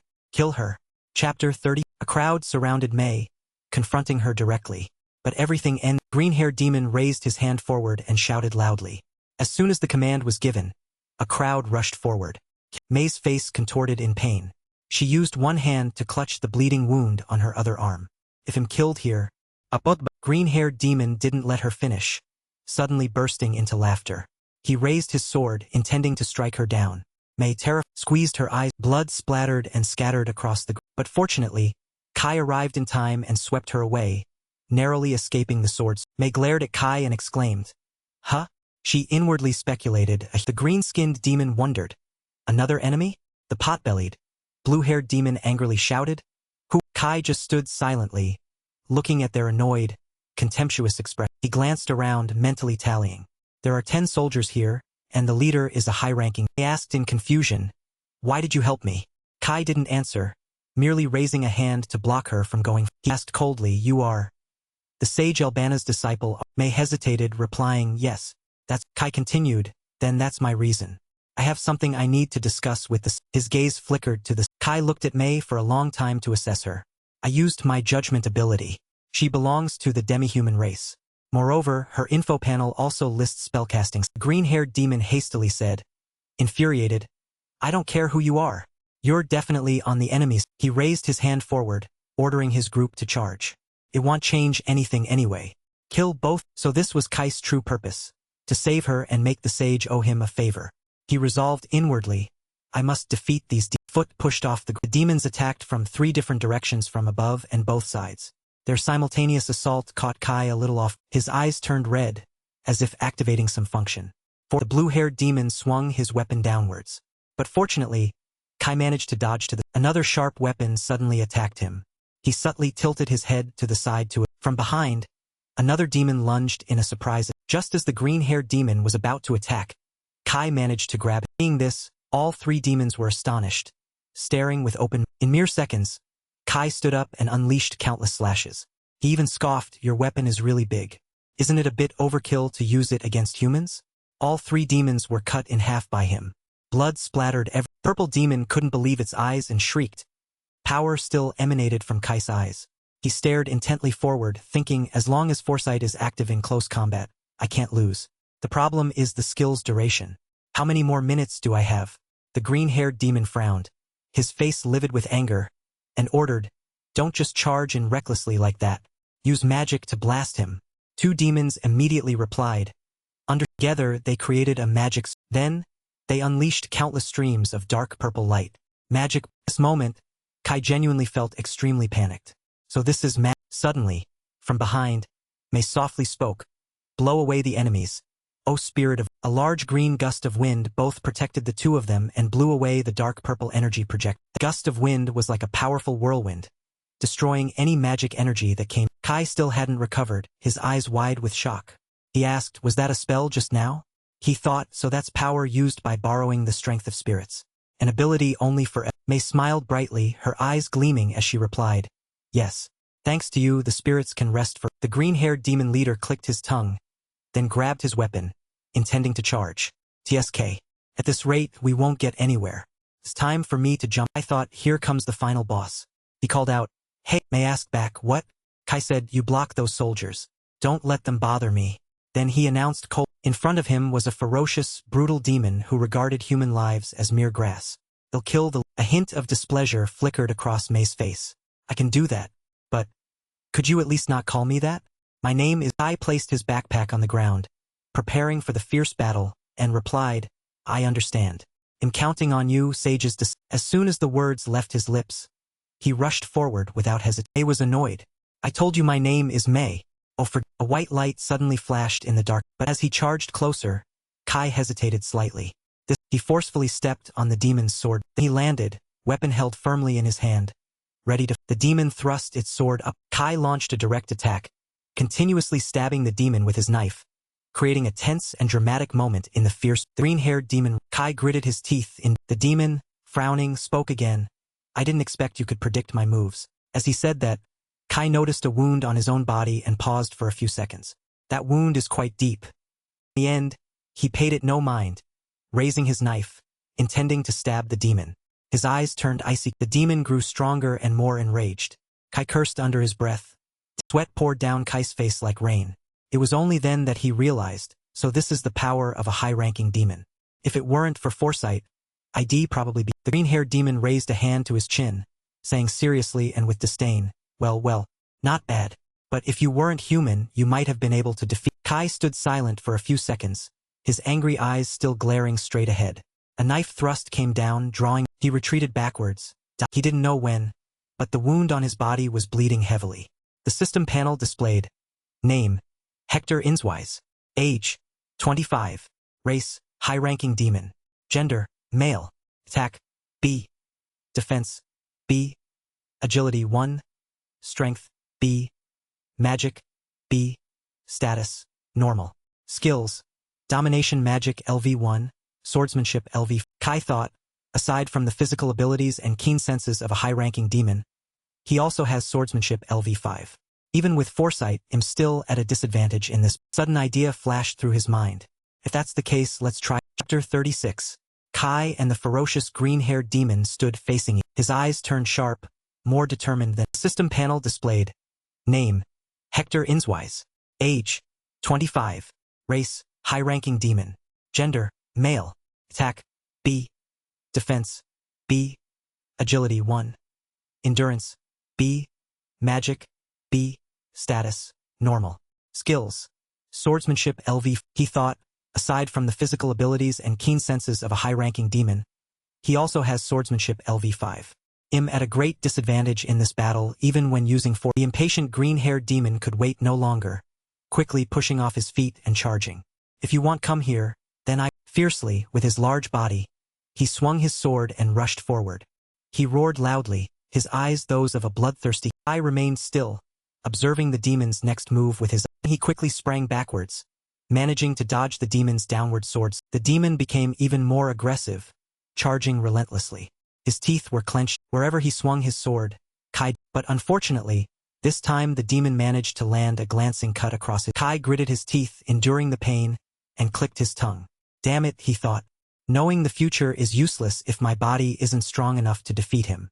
The physical gap is currently too— Green-haired demon smirked and asked with disdain, "Are you always going to run away like—" Suddenly, a gun was pointed straight. 3 bullets simultaneously fired at the demon, who watched them in extreme surprise. The demon quickly, by reflex, raised his armored arm to— Kai observed. Keep firing, he thought. His reflexes are on par with my bullet speed. But the demon was continuously shot in the limbs. But fortunately for him, he had armor to— The demon was so enraged that he gnashed his teeth. Veins bulged on his forehead. What kind of weapon is that? He couldn't restrain himself any longer, furiously charging straight at— He still stood still, pointing the gun barrel. As bullet neared, he leaned to the side, dodging. He said, "Don't underestimate me. I can see the trajectory of your attack." Despite the difficult situation, Kai remained very calm, trying to keep a cool head. Out of bullets, he had no choice but to throw 3 knives simultaneously at the— Raised his sword to block. The impact created a loud— The demon looked at Kai approaching him with confusion. His hand through— Demon glowered, staring at a strange object falling in front of him. Doubt arose in his heart. What is this? Kai, with bloodthirsty eyes, looked. Meanwhile, the green-haired demon tensed, raising his sword to— The strange object plopped to the ground. In less than 3 seconds, an earth-shattering fiery explosion occurred, engulfing the demon in a sea of demons behind worriedly called out in unison. Just as they were about to brandish their weapons to fight, one said, "Don't." May quietly turned to. For a moment she asked herself this ability. Who is? May looked up at Kai's powerful, dashing, and imposing figure. He's dominating a high-ranking demon, even though he's just a normal. Kai raised his knife. Kai thought, I have no more bullets for the pistol I keep for emergencies. And that was also my last grenade. He looked at the demon, who was trying to recover after the large explosion. As expected, with just these, I can't. He gnashed his teeth, breathing out smoke. Veins bulged on his face. Bloodshot lines appeared in his eyes. You. All this time you've only been using strange weapons. The demon's loud roar startled both Kai. He leaped forward, then continuously attacked Kai with swift, sharp knife strikes. Fortunately, he managed to block those attacks. At this moment, sweat beaded on his face. He thought, it seems, I need to use that. Kai's pupils dilated slightly. His eyes emanated a red demonic aura. I must analyze his move. Indeed, he could see the demon's movements more clearly in greater detail. Kai's eyes glowed continuously. This feeling, weakness detected. He stared intently at a spot right in the middle of the demon's. There was a strange glowing object in the middle of the demon's neck. Immediately charged, intending to strike right. Kai recognized it and attacked directly, causing blood to splatter. His weakness in the green-haired demon was still dumbfounded, speechless. Kai looked down at the demon's corpse lying motionless on the ground. He continuously marveled. Foresight. Weakness detection. These skills are truly powerful. However, a large amount of mana was also consumed. Suddenly, his face sank to the ground. I'm out of mana. This is. The other demons said to each other. The commander is. Seeing that Kai was no longer able to fight, they wanted to seize the opportunity. But that guy is exhausted now. Yes. Kill him. Seeing this, May couldn't help but worry. The spirits are also at their limit. I want to help him because he saved me earlier. Demons, yelling furiously, charged forward to it. A light flashed. Burn my enemies to ash. Oh, fire salamanders. In an instant, a fierce flame erupted, incinerating the demons. One shrieked violently, and trembled, begging for help. Sai's jaw dropped. He turned to look, disbelieving his eyes. Ha! Compared to Naga's fire, this firepower is on another. Albana appeared from behind, saying softly, "Sorry I'm late." May's eyes lit up. She smiled brightly like a flower and called out. Kai glanced over. Seeing Albana's gentle, graceful, and serene demeanor, he realized, it's the sage. Albana slightly raised her head, looking down. A gentle smile on her lips, she softly said, "Thank you, young man. From the looks of it, you seem to have been assisting my disciple." Chapter 37. A voice spoke before the corpse of the green-haired demon. "Thanks," Albana calmly assessed. "Based on the current situation, it seems you were assisting my disciple." Araji Kai replied, "It was just a coincidence. You are the sage." Albana winked. "That's right. But compared to before, I'm just an old bag of bones." Raji Kai thought as expected. "My energy is too low to use my appraisal skill. But I know for sure she's very strong. As I am now, I can never defeat her. I guess there's no point in hiding." Albana stared intently at. Albana spoke. "You needed to find me for." He frankly admitted. Albana replied straightforwardly, "Of course. There's no reason for a young man to come all the way here without a purpose. I am grateful to you for saving my disciple. I will answer your questions as clearly as I." He whispered, "Master, shouldn't we go back? The smell of blood here is too strong. The wolves will be here any minute." Albana turned. "You're right, May. Come with me. Human boy, you should also rest a bit." Kai mused. "Yes, I understand." He looked at the two in front. "The situation is quite favorable for me right now. It's good that I took the risk to save her disciple." After approached a house on the mountain. "This is our home. Nothing special about it. Please make yourself comfortable." May quickly ran off. "I'm going to take a." Araji Kai looked around, wondering, "Why do you live in such a remote?" Albana sighed. "There are many reasons. But mainly I want to live closer to nature. I've retired, yet humans still occasionally try to take advantage." Kai suddenly understood. "I see. This place is indeed not easy to." Albana glanced at him. Still, a few people with skills like yours do come here occasionally. Well, I'm not so cruel as to turn them away." Albana sat down, holding a teacup. "All right, I'll ask again. What do you need to find me for?" Kai confessed honestly, "I'm looking for a way to return to my previous world." Albana wondered, "Your world?" He replied, "Yes. I am from another world." Kai said seriously, "I am one of the hero candidates tasked with conquering the demon." Albana set her teacup down. "So you are the third generation of hero candidates. I've heard rumors, but I didn't realize they had summoned them for the third. Araji Kai was astonished. The third generation thought Leonora did say something about that they had summoned hero candidates a few times before. The hero candidates were more or less annihilated by the Demon Lord's army. Perhaps a few survived, but they all went. Albana recounted, for years ago they also summoned hero candidates. That was the second time. The first time was about 10 years. Albana mused. Both generations came to conquer the Demon Lord and were annihilated. The seal was never used, Albana recalled, but Saintess Leonora intended to break the taboo and summon the third generation. I opposed that idea. I don't care if it was the will of the gods, but entrusting the fate of the empire to someone from another world is a reckless. Kai remarked, if it was Leonora, I've already killed her. There's no longer a ritual to summon people from other worlds. Albana looked at him. How? You could kill Leonora? He smiled. There are many ways to kill an ordinary person, although for a saintess the skill would have to be quite. Albana chuckled. Seems you're not lying. So that woman was killed by her own pawn. Should I say she deserved? Albana pondered. I understand what you want. Everyone wants to go home.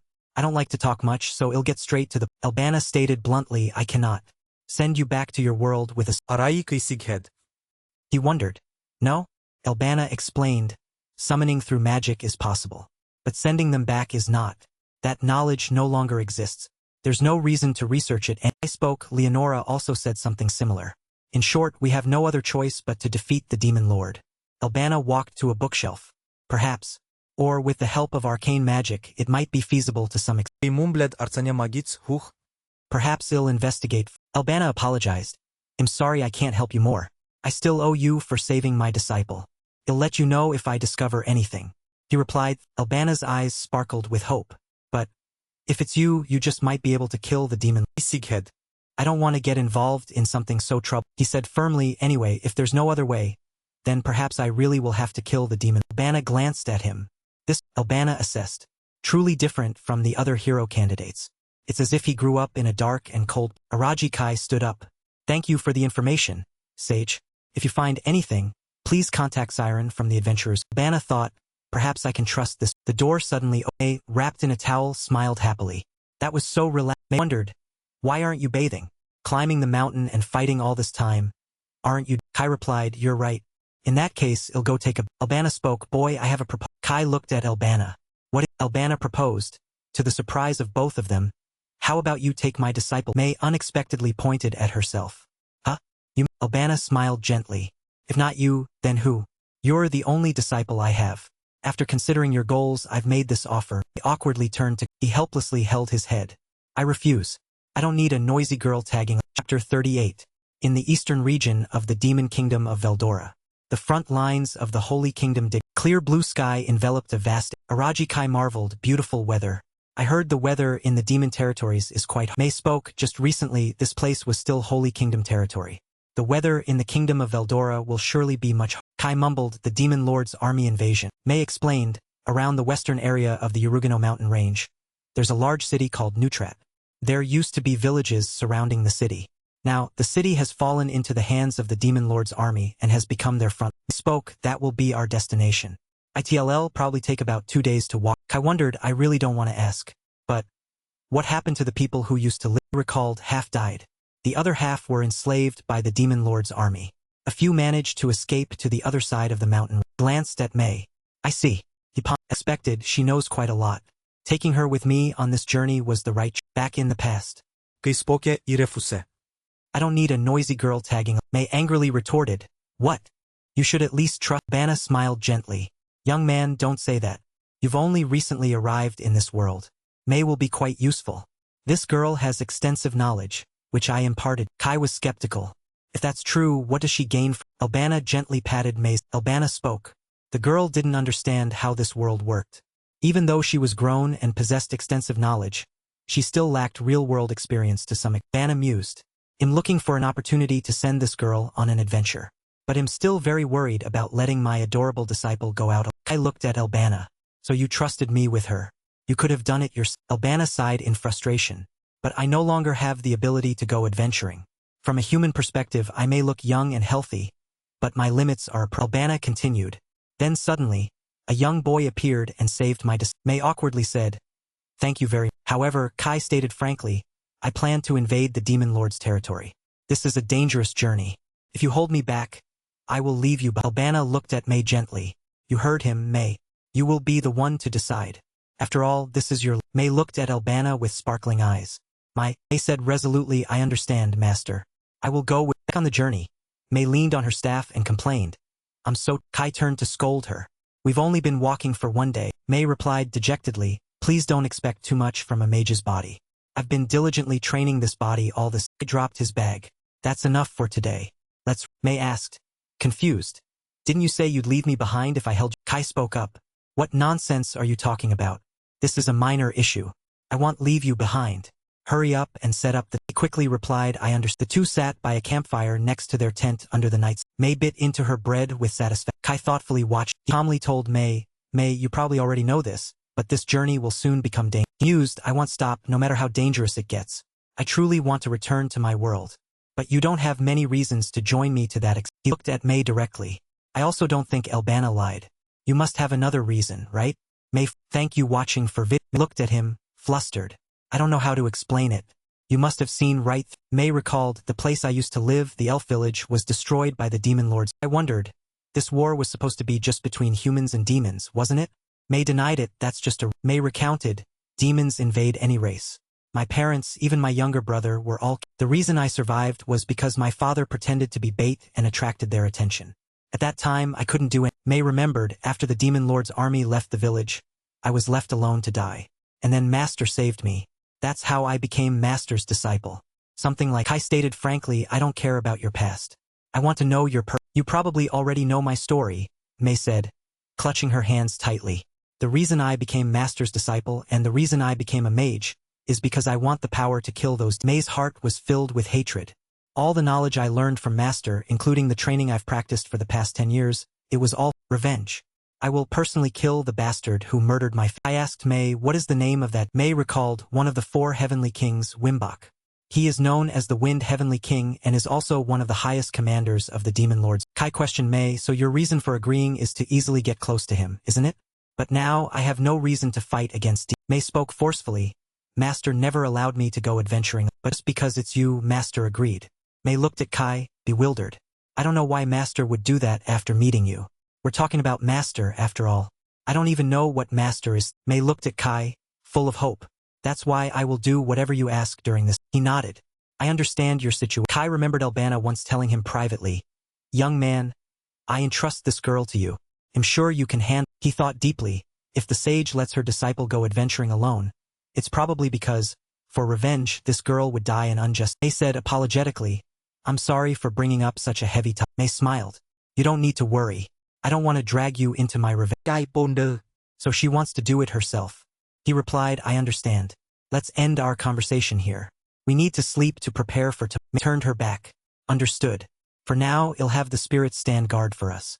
If any monsters come, Kai remained silent in the dark. He thought deeply, the 4 heavenly kings of the Demon Lord's army. He glanced at a small sound beside. May was sound as Kai stepped out of the tent and looked at the starry nights. My previous enemy was a high-ranking demon. Now it's another, even stronger. He stated firmly, if I want to win, I must become strong. Kai dismissed the thought. No, that's not what I need to worry about right. Chapter 39. Around the western border of the Holy Kingdom of Digaret. 4 flags fluttered inside a sturdy. A chiding voice spoke up. How many times have I said? Bald man shouted. Now that we have the hero candidates. This is the perfect time to. The long-haired man looked bewildered. I understand your point, but where should we begin our. Amelia pointed to a character on the TSK. Attacking Fort Arkleys is a good start. It used to be our fortress. This is our chance to reclaim it. Currently, this place is the enemy's frontline base. If we attack here, the enemy will surely. Erich assessed, no matter how you look at it, this is still a reckless plan. We are currently on the defensive, but suddenly we're attacked. The bald man sneered, what's wrong? Is the captain of the 8th Night Order afraid? You already have hero candidates as your subordinate. Erich silently stared at the bald. Amelia spoke up, Erich has a point. But currently, the enemy is still underestimating us. They certainly won't anticipate us suddenly attack. Amelia asked Midou, has your body recovered yet? Replied, yes, it has. He continued resolutely, if you tell me to fight, I will use my. Everyone walked together down the hallway after the meeting. Erich sighed. The plan will be carried out tomorrow, huh? It's rare to see Amelia so aggressive. Shimoto Mire wondered. Do you think everything will be alright? Everyone seemed quite confident back. Midou spoke up, regardless, this is an opportune moment to attack while they are regrouping their forces. I don't think this is a wrong. Erich looked at him. They are relying on your strength and abilities. That's why they are overly confident. Although we are only reinforcing defenses beyond their command, we cannot disobey orders from a. Ray looked lost. There's no other choice. Erich agreed. Of course, we will still support you all to the best of our ability. This time you are still our key. Tell your teammates to rest. Midou gradually felt uneasy. What is this? I suddenly have a bad feeling. I have no other. A silent space near Fort Arklis. Everyone advanced quiet. You watching for Reina looked bewildered. It's daytime. Why are we doing this now? If it's a surprise attack, wouldn't night be? Erich replied. Demons can still see us in the dark. Attacking at night would be more disadvantageous. Midou stared straight ahead. I want to confirm once more. Our goal is to defeat the commander while the main force draws their attention. He continued, it's highly likely their commander is a high-ranking demon. When the battle begins, I will command everyone. In case I'm not nearby, at least buy me some time or flee. Do you all understand? Everyone stood ready, awaiting orders. A soldier ran up to report. Commander, message from the main force. They say we can start the. Erich replied, understood. Suddenly, a loud noise occurred, making everyone. Roar echoed through the sky. Everyone bravely charged the fort. A monster furiously roared. Humans. How dare Narumi Iosida, slashing at a demon, ordered. Annihilate all demon souls. The sound of slaughter vibrated through the fort. Monsters deep inside the castle remained silent. Not yet. Midou led everyone running inside the fort. Two guarding demons growled fiercely. With just a few swords, Midou eliminated the two demons. People following him exclaimed in admiration. That's Midou. Erich warned, don't let your guard down. Everyone. There's still a chance the commander is in the main. A horde of demons rushed forward. You damned intruders. The whole group looked in panic at the demons on the other side. Erich quickly spoke up. Are we surrounded? Satoshi asked. Bewildered, what should we do? Erich raised his sword. Leave the rear to us. 8th Night Order. Hero candidates. Advance to the objective with. Midou replied. Understood. I'll leave the flank to you. Reina rushed forward. You don't need to order me. Reina shouted. Thank you watching for The demons were utterly routed. Their screams, decisive slashes rang out. Everyone rushed for. Thank you watching for Someone yelled. Open that. All stood still, looking at the scene before. Midas' eyes widened in astonishment. The enormous demon before them stood alone. Facing Midou wondered, what the hell is that? Ursher angrily asked, are you the The demon replied, I am Stonegear, one of the 4 heavenly kings of the demon lords. Jean looked bewildered. The 4 heavenly kings? Mireille replied, it's just a. Midou stared at Stonegear. No. The pressure emanating from him is not. Stonegear propped his sword on the ground. Hero candidates. Stonegear looked at them. Let's see how strong. Midou shouted. Get ready. He gritted his teeth. Don't be afraid. If we are defeated here, the sacrifice of the main force will be meaningless. Everyone prepared to fight Stone. Chapter 40. Both sides were ready to confront each. Stonegear slammed his hand to the ground. Suddenly, a huge surge of power spread around. Everyone looked on in. A loud explosion sounded. A strange object appeared simultaneously. A bizarre mass of earth slowly rose. They also had terrifying faces. Erich gasped in fright. What? Satoshi's mouth hung open. The mud monsters successively stood up and advanced toward. Stonegear gritted his teeth. He ordered the mud monsters. Midou commanded. Hold them back. Narumi immediately replied. Secretly performed a skill. Gale. The techniques successively attacked the monsters. They cut into many pieces. Their heads were also split in. Erisher raised his fist. He attacked decisively. The monster exploded into fragments. He provoked the mud monsters. No matter how many of them there are, these slow mud monsters are nothing. Stonegear remained silent. Thank you watching for Suddenly, fragments of rock broke off from the mud monsters as if they reassembled into the original monster. Midou exclaimed in surprise. The mud monsters seemed to have fully regenerated. Erisher wondered, are they Their giant fists, though large, had many. Erisher quickly dodged the colossal. Everyone shouted in unison and charged. The mud monsters were attacked continuously. Everyone surged forward. Erich powerfully severed their. Suddenly, another punch came towards Erich. Cried out in fear. Jean cast a spell while shouting. Stand. The mud monster was immediately immobile. Satoshi said resolutely. Satoshi then thrust a staff into the mud monster. Satoshi cheered. How's. The monster clenched its giant. It angrily unleashed immense power, sending everyone flying back. Mireille raised her hand and unleashed her power. The monster began to be continuously attacked by the monster immediately. Mirei stared at the pile of mud that had just been struck still looked disgustingly. Arsher grumbled. It never. Suddenly, a voice rang out, drawing everyone's attention. I've seen this situation before when reading. Narumi winked.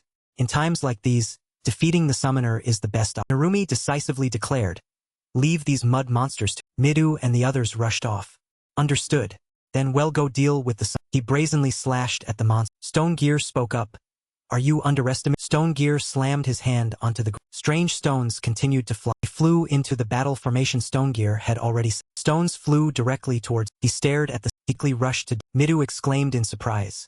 A desperate scream. Narumi yelled. Suji. Mirei turned around. Midou plunged his sword into the. He denied no. Arsher rushed to attack Stone Gear from behind. Arsher gave a sinister laugh.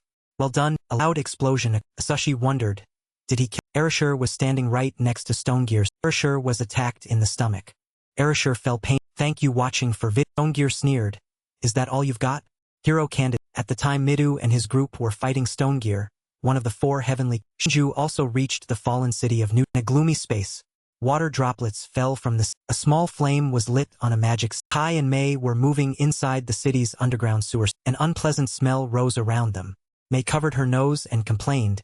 Infiltrating through the underground sewage system? What a terrible idea. It stinks. Kai appeared utterly calm. Relax. We'll soon reach the city's underground. He added, their night vision is very good. Besides, the city has many open areas. Also, this city is on the front line. Security is very tight. We can't enter through the front. The two stood before an iron ladder. Kai looked up, gripped it and said, let's go up. A moment later, in an alleyway inside the two had climbed up from the underground sewers. While Kai cautiously hid behind a wall to observe, Mei brazenly stood there, fanning her skirt and complaining. Finally, his keen senses helped him realize something was up. He quickly pulled Mei behind a barrel to hide. Someone's coming. Let's hide here. From outside, 2 demon soldiers were approaching. The purple demon stretched and complained. The green demon turned, annoyed. What are you complaining about, Mei? Being chosen as a bodyguard for the witch is an. Purple demon replied, the position serving the witch isn't based on individual merit, is it? I have no motivation whatsoever. They continued their conversation. The green one scoffed, Mei has the skills but her personality. The purple one interrupted. But she shouldn't yell at me like. After that, the 2 demon soldiers walked past the barrel where the 2 were. A minute later, Mei exhaled and turned to ask. Having overheard the conversation, Kai thought, a witch, huh? Is she the demon princess and the ruler of the. Mei nodded. That's right. She's called the spatial witch, I think. She's your target. Kai recalled the words of the sage Elbana, who once told him, a witch with the ability to control space lives on the front line in the city. That woman can help you fulfill your. Kai immediately asked, the problem is how to approach her. If we just go there without a plan, everything will turn into a. The 2 stepped out. Mei followed, asking, what should we do? Kai immediately replied, first, we need to carefully gather information. Just do as I say. Don't act on your. She quickly nodded obediently. I understand. In the city center, a large number of demon soldiers were. They were just like humans, gathering in small groups to. Others sat around, drinking beer and correct. The 2 were in a room, looking out and observing the demon soldiers through the. Mei spoke up, from what I see they seem to live normal lives. This is quite disappointing. Kai replied, as long as they are capable of conversation and possess intelligence, living like humans is. Pointed down below. Mei was momentarily. Below, some people captured as slaves by the demons were serving as. They were brutally beaten while being loudly ordered. Stop being lazy. Get to. Witnessing this, Mei gasped in shock. Kai wondered, why are you so surprised? You already knew humans were enslaved by demons. Mei replied from behind the door, you're right. I knew, but this is truly. After brutally beating the humans, the demons stood there and laughed loudly. Despite the victims, Mei's expression changed slightly. She seemed to be extremely. Kai looked over and noticed it. Perhaps this was the first time he had seen her like that. He was a little surprised. Suddenly, he felt a change in the surroundings. A voice rang out, you are not demons, are you? Behind the 2 appeared a girl with sharp horns and an enchanting. He glanced back, looked, and wondered. When did she? He quickly drew his dagger in defense. I didn't detect her just. The strange girl continued, trying to reassure them. No need for defense.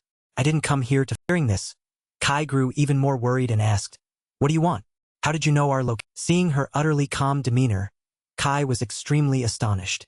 It's crazy. There's no way I wouldn't have noticed someone behind me.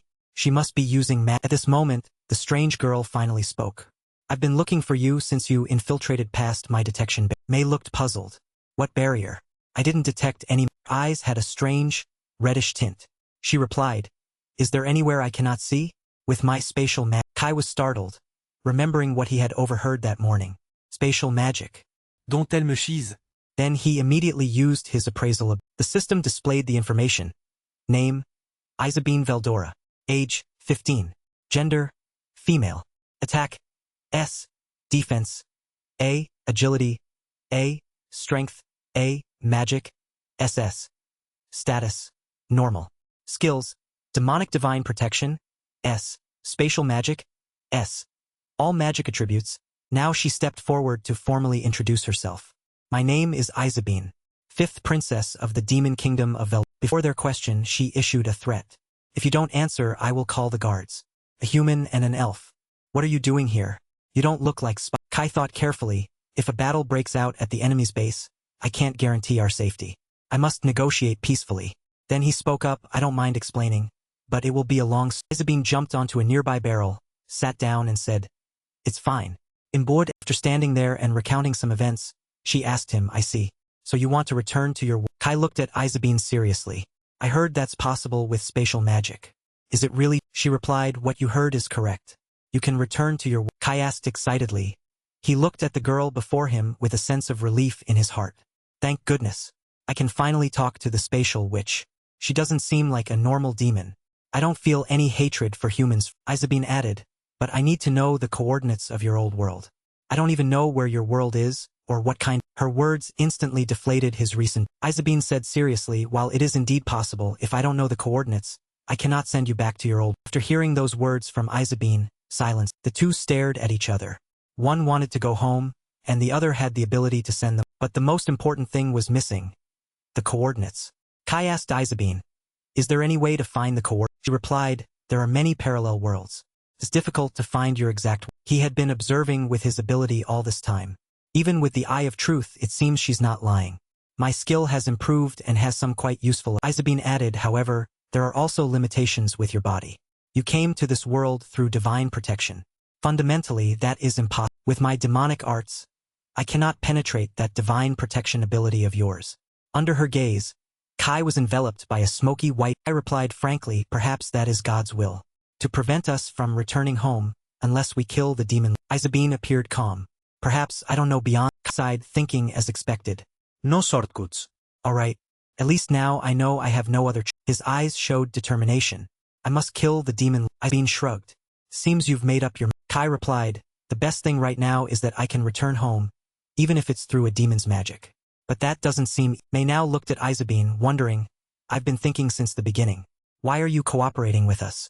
You're a princess of the demon. He created a spatial gate in front of her, stepped through it and replied, even the demon kingdom is divided into factions. There is something I've always desired. Seeing this, Kai and Mei immediately drew their weapons, ready for defense. Isabine stepped into the spatial gate and reminded the two, escaping this city won't be easy. As soon as she finished speaking, she gradually vanished before. In the blink of an eye, Isabine completely disappeared, and the spatial gate slowly clutched her chest, panting. I was so scared. I thought we were. Kai also put away his dagger and said, she's a descendant of the demon lord. Very powerful. We can't defeat her, right? Mei looked over, relieved. Thank goodness. She wasn't hot. Kai agreed. Usually in situations like this, bad luck follows good. Hearing him say that, Mei became even more panicked. Don't say things like. Outside, the demon soldiers were noisy. Mei looked down. Kai inside wondered, what's going on? A demon soldier shouted, announcing, find them quickly. Spies have infiltrated this. They heard this and asked, confused, have we been Kai realized, this happened just as that which disappeared. Mei turned around in a panic and asked, do you mean she informed them? Why would she do that after leaving? I really don't understand. Turned towards the door. We want to understand what she's thinking. Let's get out of here. A moment later, outside some buildings, Kai and Mei were moving at high speed across the roof. Below, the demon soldiers were still diligently searching. One of them yelled, still haven't found them? They must be around. I thought to himself, they're deploying troops. It seems they're very certain about intruders inside. They're fully alert. I can't stay here anymore. Their individual stats are quite. While running together, Kai stopped to observe, causing Mei to instinctively bump into his. She complained, don't stop so suddenly. Kai immediately grabbed her head and pushed her down, making her jump and ask, "What is it?" Kai ordered, "Duck down." He observed and sensed. This energy is similar to that witch's, or perhaps even strong. Down on the street, a high-ranking demon stood amidst a crowd of demon souls. The one with a large horn in the middle of his forehead, emanating a green aura, was one of the 4 heavenly. May recognized him with a gasp of shock. "That's the one who harmed my village and my family." Hearing this, Kai turned and asked, "What did you?" His expression was somewhat agitated. "Finally, we meet here. As expected, following you was the right decision." He turned to May and asked, "Is he your target for?" May replied, "Yes, there's no mistaking him. The Wind Heavenly King, one of the Demon Lord's vassals." I looked down and used his appraisal. Information appeared. Name, Windbox. Age, 40. Race, Demon. Skills, Wind Attribute, Level 5. Demonic Arts, Level 5. Hawkeye, Level 5. Swordsmanship, Level. Realized the demon was very powerful. Then he placed a hand on May's shoulder to reassure her. "Calm down. Fighting him here would be a crazy decision." May relaxed. Although she hated him immensely, acting now would be suicidal. She actually understood. Kai turned and slid down, reminding her, "The Wind Heavenly King. I heard wind attribute magic is very good for reconnaissance and tracking. We must move carefully." May still sat there, blank. Windbox's aura was blended into the. He walked through the street, escorted by numerous demon soldiers on both sides. Windbox then asked, "All right, are there really intruders?" The soldier beside him replied, "Certainly, my lord." He grunted and said, "It's just a feeling, so I can't." Windbox appeared serious. "But if there really are intruders, we will surely cry." He took the opportunity to remind his subordinates humanity's ace cards, the hero candidates, have been spotted on the front lines. At times like these, we must stabilize the situation. The strategy is simple but very important. The purple demon beside him interrupted. "I apologize for interrupting, but are you alright staying in the rear like this? I believe Lord Windbox would achieve more victories on the front." Calmly replied, "This position suits me better. Leave the manual labor to other you." The auras he had sent out to track, blended into the wind, had returned with a response. Windbox smiled. "They really are." The purple demon quickly asked, "Did you find them, Your Excellency?" He replied, "The flow of wind tells." Gusts of wind swirled around his hands. "They are moving carefully, but they will not escape my grasp." The purple soldier admired him. "By controlling the flow of wind, Your Excellency can detect anything. One of the most difficult skills of the wind attribute. No matter how many times I witness it, I am still very impressed." Windbox waved him off. "Enough flattery. Prepare the pursuit unit." The demon soldiers immediately. Windbox stood there, smiling coldly. "I didn't expect that witch to let humans pass right in front of her so brazenly. How interesting. This will be a good." In a small, Kai and May were running very fast, trying to avoid groups of demon soldiers as well as Windbox's. His eyes were sharp and determined. "I cannot be caught in this situation." Suddenly, Kai raised his hand and told May to. Outside the alley on the main road, demon soldiers were diligently searching. One yelled, "Find them. They must be close." Kai hid to one side, peeked out and said, "They've detected our movement, although they haven't pinpointed our exact location." May looked up at the sky and noticed something strange, reporting to Kai, "By the way, the wind has been moving very unusually. The spirits are also resting." He looked in the direction of May's gaze. "It seems this is a wind element searching skill. This is very dangerous." She told Kai, "I can scramble this unusual wind flow with magic, but it will reveal our position." Sensing the situation was still manageable, Kai continued to move, telling her, "You shouldn't do that. We haven't been fully detected yet. Let's keep going. If we're discovered in this position, we'll be overwhelmed by their sheer number." Time passed quickly. The demon soldiers, under Windbox's command, continued their relentless. As for the two, they chose small alleys and moved constantly to avoid detection. But suddenly, a demon soldier's voice rang out. Kai turned to see a large group of them behind them. May was still struggling, running and panting from exhaustion. Kai clicked his tongue. Looking, two continued to turn and flee. May apologized, "It's my fault." Kai brushed it off. "It's fine. We can use position markers to our advantage." He added, "Moreover, I need you to be bait to lure them." Hearing bait, May flinched, her eyes wide with surprise as she looked. Before she could compose herself, Kai immediately stomped his foot to gain momentum. Then he jumped onto the walls in a zigzag pattern to reach the roof. May stood there, whimpering. "Wait, I can't climb like." Kai looked down and said, "You want revenge, don't you? What good will crying in this situation?" Leaving the girl standing there, Kai continued in his direction, telling her to. Seeing herself abandoned, May looked after him in dismay, but didn't dare to be careless and continued to run. The demon soldiers behind them pursued with weapons in hand, shouting their split. crossroads, the demon soldiers split into two paths. One group followed Kai's direction, the other ran straight after. Suddenly, she stopped abruptly and turned. Then she held out her staff and exclaimed, "Oh, for heaven's sake, I just need to do this." Saying that, Mei stood facing the demon soldiers. The magic staff in her hand glowed with fire salamander. The demons quickly stopped, their eyes wide with astonishment. "What is—" Boom! The small alley was engulfed in a sea of flame. The large explosion attracted the attention of other demon. They immediately obeyed the commander's order and rushed in that direction. Over there, a shadowy figure subtly landed right behind their. A sharp cut sliced across the neck of a demon soldier. Blood spurted out before he could even reach. The corpse collapsed to the ground, and the shadow swiftly glided away. Kai's next targets were the two demon soldiers in front. In the blink of an eye, apart from sharp slicing sounds, no other sound was. To his surprise, the corpses of his subordinates lay scattered before. He stammered in shock. What the hell? In just a split second, the dagger was at his throat, catching him completely off. The demon soldier was too terrified to speak. Only Kai's voice scolded, "You coward." As soon as he finished speaking, blood spurted from the demons. In another alley, continuous heavy breathing sounds were. Mei was struggling to escape, simultaneously using magic to attack the demon soldiers and hold them. She used Hydrogod's deluge, creating a massive flood that rushed into the, making it difficult for the demon soldiers to. However, they still tried to advance, waiting against the. Mei's face showed a hint of worry, but she reassured herself by thinking, "At least I'm holding them back. But at this rate, there are too many." Suddenly, she looked towards them and noticed something on the very back of the demon ranks. A column of water occasionally and each time it appeared, a demon soldier disappeared. Mei thought to herself, it seems their numbers are decreasing. Along with that, the water began to turn blood. The ones at the front finally noticed and turned back to ask, "What the hell?" The demon soldier hadn't even had time to compose himself when the dagger was plunged directly into his forehead, and blood spurted. Kai's previous dagger throw was elegantly called Grim Reaper's. Kai's eyes were sharp and cold. Demon blood splattered all over his face. Truly the familiar style of an assassin. He gently pulled the dagger from the demon's head and said to Mei, "You make good bait. Thanks to you, my job became easy." Two continued to walk through the small alley. Mei followed Kai, complaining, "I almost got." On this side, Winbox's hurried footsteps were heard, along with his questioning voice. "Still haven't caught." A demon soldier quickly approached. "I apologize. I will send more troops immediately." He raised his hand to stop. Then he hurried forward, saying, "No need. More people will just." Winbox smiled, appearing extremely confident. "I will personally eliminate." As for the two, Kai and Mei noticed something ahead. A strong gust of wind swept down toward. It ruffled their hair and halted their progress. Mei thought to herself, "This wind flow, I can feel a very powerful." It seemed they were in their sights.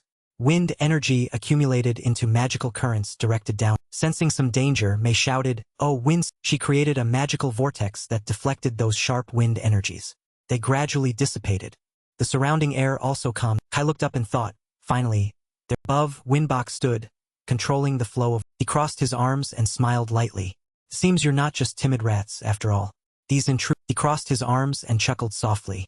"Seems you guys aren't just cowardly rats. These intruders." Seeing him, Mei's angry face and hateful eyes appeared. She screamed his name. I urged and challenged her, saying, "This is finally your chance for revenge. Are you ready?" She gripped her staff tightly in her hand.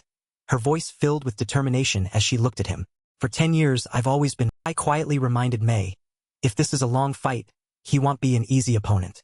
So from the very beginning, we must give it our all and defeat him quickly." Mei nodded and shouted, "Understood." Then, she looked determinedly towards wind. She struck her staff against the ground and began to chant, "Oh, winds!" She created sharp gusts of wind energy that shot forward. They were like wind blades, slicing directly towards where Winbuck was. He appeared extremely calm, his face showing no change in expression. Then Winbuck created an enormous magic circle and roared, "You used the wind element to attack me? One of the 4 heavenly kings of wind. I don't know if you're brave or fool." Then, from the magic circle, his wind energy seemed to amplify and enveloped his. Mei's attacks met the vortex shield, blocking them.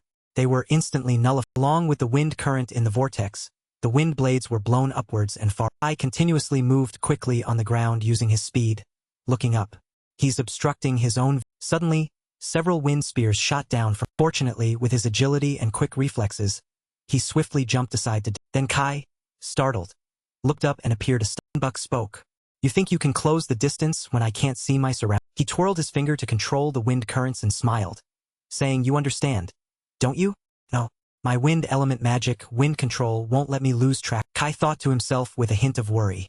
This is bad. Even if I fall into his blind spot, his magic will still detect me. This is the strongest counter against my assassination. May stood there, raising her staff high and confidently said, "Don't worry. Leave it." As soon as she finished speaking, the tip of her magic staff glowed with a dazzling blue light. Then, gusts of wind were the extremely powerful wind blew away the vortex surrounding Windbuck. Thank you watching for told Kai. His wind magic uses precise control over wind currents. If I can use my magic to disrupt it, I can stop. Windbuck now appeared worried, thinking to himself, that girl, she broke my magic with a spell. So she knows my fighting. Kai remained focused on the opponent. Just as expected.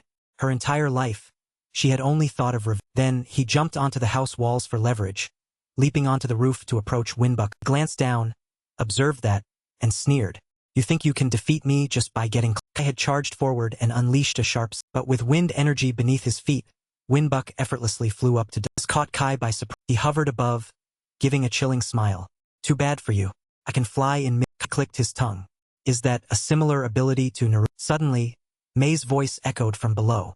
A gentle gust of wind impacted Kai's feet, helping him to fly. Magical wind current from below supported him, helping him to approach his. Windbuck shouted in alarm. How can this? Kai used his appraisal eye, looking at him with his sharp dagger, and thought, it'll finish him off while he's still disoriented. Far sight and weakness detections. Thanks to those skills, Kai almost knew in advance Windbuck's dodging direction as well as his fatal. Everything was clear in his. However, his weakness indicator was fading. Kai noticed this and was somewhat surprised. Windbuck's hand was grasping the hilt of his weapon and slowly drawing. A long, sharp wind sword appeared in his. Windbuck looked down seriously and said, Intruder, you dare make me draw my. Then he immediately thrust straight down, right in front. The attack was fast and powerful, continuously pushing him back. He used his two daggers to try and. However, some sword thrusts still got through and cut across his face. Blood flowed. Kai worried even with far sight it's too. Seizing this opportunity, Windbuck charged forward to follow up, giving Kai no chance to recover. He smiled. Let me tell you, I'm the one who taught Hector how to use a. Suddenly, his smile vanished. Thank you watching for vid. Also helped Kai avert the. He jumped down and stood in front of Mei. A large rock was embedded in the adjacent building. Windbuck was still hovering. Two remained highly focused with a magic staff and assassin's dash. Looked down with a hint of. Even with demon wind magic, diverting such a large rock is not an easy feat. Windbuck looked at Mei. That elf can use earth element magic. I can't underestimate. He focused on the girl below, thinking, from the very beginning, all those elf villages should have been destroyed. Suddenly, he reconsidered and realized. Then he shouted aloud, asking, so that's it. You're the one who killed Hector. Before Kai could answer, Mei spoke up. That's right. At least you should know what it feels like to lose. Windbuck closed his eyes and coldly smiled. So you're the survivor from that. Furious hatred flared up within Mei. Since that day, I've trained in magic relentlessly for 10 years, only to kill you with my own. Hearing that, Windbuck laughed heartily. How nostalgic. Thanks to you, I remember everything now. That day was truly interesting. Seeing his expression stunned, veins bulged on his horn, and his voice was full of sarcasm. Hearing the wails of those elves made me feel truly comfortable. They cared so much for others that they disregarded themselves. Only one of them came forward and begged me for mercy. He licked his lips, emanating a malevolent, demonic aura. Such intense emotions almost moved me to tears. It was a beautiful sight to see its expression of dismay. Mei was agitated by those words. She screamed and aimed her magic staff. Kai quickly stepped forward to remind her. Don't get provoked. Then he turned back and said sincerely, I'm relying on your. Hearing that, Mei regained her composure. She reined in her anger and replied, I understand. Kai refocused his mind. I need to calmly assess the situation. I'm the one who will do whatever it takes to win.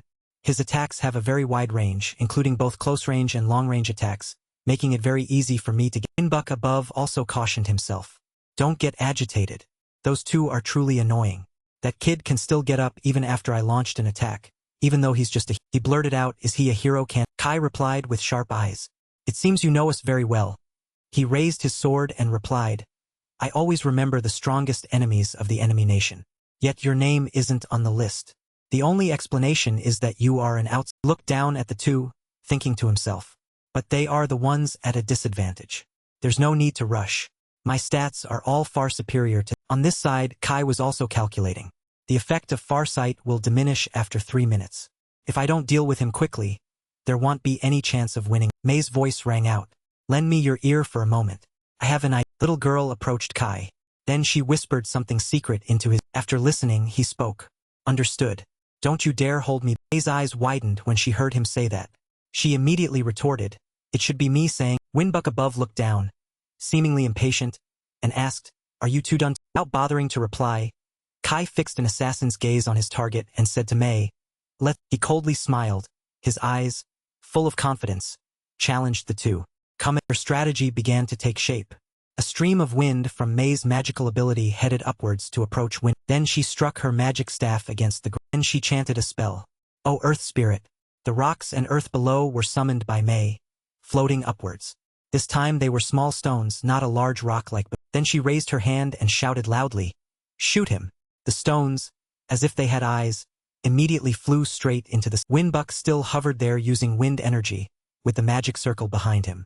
The earth spirits were shot close. Winbuck swung his hand up and created a large gust of wind to block May's magic. That gust of wind pushed the earth spirits far away from where he was. Just as he finished dealing with one problem, his eyes changed as he realized he was being targeted by something. Kai, dagger in hand, was brought up to his level by wind energy and immediately slashed down. Very quickly, Winbuck raised his sword to. Without letting him react, May swung her arm and shouted loudly, It's not over. The earth spirits from earlier suddenly, under her control, turned back to attack him from behind. Winbuck glided away as fast as the wind and thought, Those rocks are being controlled. I have to dodge. But it seemed he changed his. With that, May continued her combo attack. Now, as soon as she finished speaking, a whirlwind from her magic staff spun straight up. It disrupted Winbuck and destroyed the wind wall he had just created. He shouted in alarm. Thanks to that, the earth spirits shattered the magic circle behind. I seized the opportunity, his sharp eyes darting over. Finally, blood flowed from Winbuck's hand, and his sword fell. His face filled with fear as he thought to himself, It wasn't aimed at my heart, but at my. Waiting for this, Kai jumped up and used his other hand to snatch his wind. Then he flipped backward, stood on the large rock. Things weren't over yet. In front of him he had lost his. And behind him he turned around, his face full of astonishment. Earth spirits struck him directly. Without a protective wind wall, Winbuck took the full. He stood there angrily roaring, You two are clever. You destroyed my defenses. But against a high-level demon like me, do you think you can even scratch? Winbuck frowned, looking down. Rage consumed him simply because of two weaklings in his. Looked up, a little bewildered. He's completely Kai, however, stood there, observing intently. Holding the wind sword in his hand, he thought to himself. Everything is proceeding exactly as I planned. He recalled May whispering to him earlier. His demon wind magic is very powerful. But it still has a weakness. Thank you watching for vid. Eyes at the time were extremely serious. This magic is quite weak against heavy attacks, especially the earth element. After all, it's very difficult to use wind to move something. Looking at him above then, May had calculated. Even if we haven't broken through his defenses, I can still use my wind magic. As long as I can disrupt his wind currents, its effects will diminish. Kai remembered those things and thought, she's been preparing for so long just for revenge. To destroy this demon, she must have a complete plan and the necessary. But it seemed it wasn't enough. At that time he had said to May, I think your plan is pretty good. But remember to leave an opening for me to steal his sword. It turned out that the idea of taking the sword was suggested by. Back to reality. Everything they had discussed had happened. Disrupting the wind currents and attacking him with earth spirits. Stealing his sword. But the only thing was, he was still May looked up at Kai, wondering, what are you going to do? His main skill is wind attribute magic. But you only took his. Winbuck stood there, licking his long tongue, tasting his own blood, then asked him, You're not even a swordsman hero candidate, are you? Or do you think you can defeat me by taking my. Kai replied frankly, That's right, but something unusual is happening. It seems the sword is reacting to. Above, Winbuck once again shot wind arrows down. Kai calmly used the dagger and the sword in his hands to cut them. Suddenly, something rapidly closed in on. Winbuck was using his bare hands to block the wind sword in Kai's. He was worried and trembling. His eyes narrowed as sweat poured down, and he thought to himself, Suddenly, I can't keep up with its attack. With the long sword in his hand, close-quarters attacks became much easier. His horizontal slash made him stumble to. He parried, astonished. What the hell is this? Am I being pushed? Seizing the opportunity, May raised her magic staff again to provide support. Now, wind spirit, disrupt. A large gust of wind from below blew upwards, making him lose his balance. He seemed to be falling backwards, shouting loudly, Impossible. Then he looked towards Kai and thought, This guy is precisely following my flying move. He appeared in front of him. Raising the sword high, ready to strike down, he said, "This end." Winbuck tensed up. The horn on his forehead, along with his face, had many veins bulging. He roared, "Don't you dare You're just a mere human." As soon as he finished speaking, an aura shot out from his horn. Sharp and powerful, it aimed straight at. The collision created a dazzling blue flash of. In the distance, Kai landed gently. On this side, Winbuck's head fell. He stood there, sighing in relief. Him out of head, severed from the neck, could still communicate. "I never thought I would." He struggled to ask Kai, "Why did you suddenly move in a different direction?" Turned out he also possessed the Divine Guardian imitation skill. Kai told him, "With these eyes, I can precisely copy an opponent's." He explained, "During the fight, I copied your sword skill thanks to this. At first, I wasn't good at swordsmanship. That's why I didn't want to use." Blood oozed all around his head. Winbuck lay there, gasping for breath. "A Divine Guardian, a hero candidate. So you truly are humanity's trump." He looked at him coldly, saying without hiding anything, "I gained this power when I killed your subordinate." Personal status panel appeared. Name: Shinjukai. Age: 17. Gender: male. Skills: Divine Guardian. Appraisal LV 4. Divine Guardian. Weakness detection LV Z. Divine Guardian. Farsight LV 1. Divine Guardian. Imitation LV 1. Assassination skill LV 5. Dagger arts LV 5. Throwing arts LV 5. Stealth LV. Understanding the reason for his defeat, Winbuck slowly closed his eyes, not forgetting to scold Hector. "So that's it. What an idiotic disciple to let the enemy grow strong." After defeating Winbuck, one of the 4 heavenly kings, Kai sat there, looking at the head severed from the body. He took the opportunity to rest, regain energy, and assess the current situation. Although he had killed him with the bloody head rolling there, he had used almost all his strength. Kai thought to himself, "So this is the power of one of the 4 heavenly." There were still 3 more demons as strong as him, and the demon lord would certainly be much stronger. Furthermore, the demon lord also had children. Isabel was an example, and just one of the demon lord's children was already that power. Kai sighed, thinking, "My current strength is still not." While still lost in a jumble of thoughts, he was startled. May was gently walking over. Her mood at this moment was also quite turbulent. After all, this was the person she had wanted to take revenge on and had prepared for 10 long. She looked at the corpse and asked Kai, "He's dead, right?" He nodded. "Yes." I turned and asked again, "How do you feel after achieving your goal of revenge?" In contrast to her earlier agitation, May now replied calmly, "It's strange, but I don't feel anything. I risked my life to achieve my revenge. Now it's all the dazzling sunlight." She continued, "Still, I feel relieved. Even after killing him, my parents and all my villagers can't come." May looked up at the sky. "But I also feel like I've been able to let go of the past." Kai looked at her sincerely. I'm truly glad you're here. "If you hadn't interfered with Winbuck's wind currents, I would have been disoriented." May turned to look at him. "That's what I should be." Surrounding ruins, where the large rock was embedded in the city wall, were a testament to the ferocity of the battle. May added, "I prepared myself for 10 years just to kill him, but I still couldn't have done it alone without." She smiled. Relief was evident in her mood at this moment. May looked at Kai. "Thank you for helping me get my revenge." Waved it off, a little embarrassed. It was just a coincidence. It's nothing, but it didn't matter anymore. They had journeyed together for a while. She gently replied, "It's okay. I'm glad I decided to follow." Smiled. "If I had stayed there, I wouldn't have been able to stay calm. I might have run away and died meaninglessly. I'm sure Master knew." Kai turned and asked her, "What are you going to do?" May turned, gazing into the distance. She thought for a moment, then replied, "I haven't figured it out yet. Right now I feel a little." He stood up, stepping towards May.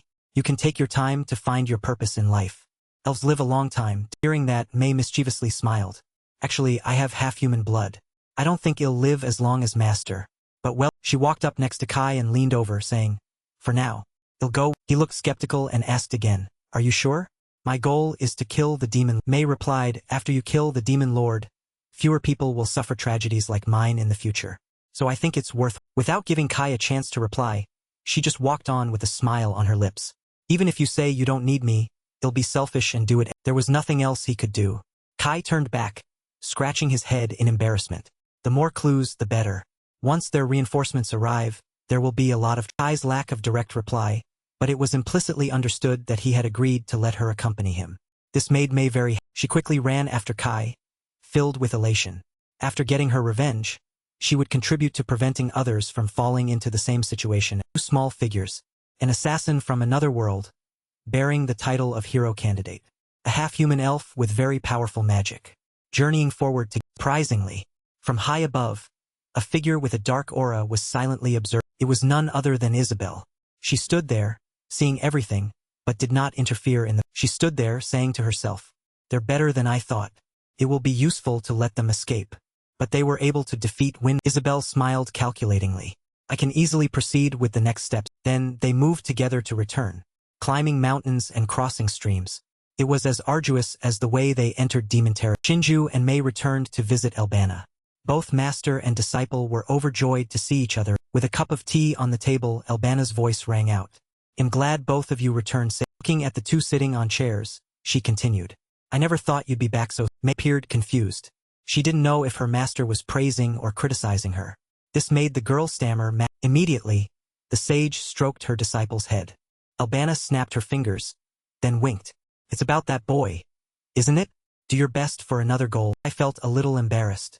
He quickly picked up his cup of tea, drank, and pretended not to hear. Mei looked at him, her face flushing slightly. She gently replied, "Yes, ma'am." The sage asked Kai, "By the way, kid, do you have any recent information from the front?" He immediately turned, wondering, "Is something wrong?" She recounted. "It seems your friends, the hero candidates, have been defeated." Kai thought to himself, Midou lost.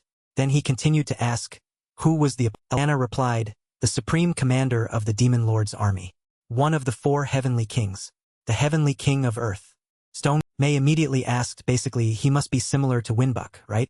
He must be very." I felt a slight worry upon hearing that his friend's opponent was one of the 4 heavenly kings. He had fought one and knew how strong they were. He turned and asked, "Were they?" The sage replied, "No. It seems they are still alive. But I heard that after the battle, their morale is severely degraded." Kai placed his cup of tea on the table. Then he immediately stood up and continued, "Let's go see how the situation." He thought to himself, "My plan now is to kill the Demon Lord. I want to reduce their power little by little.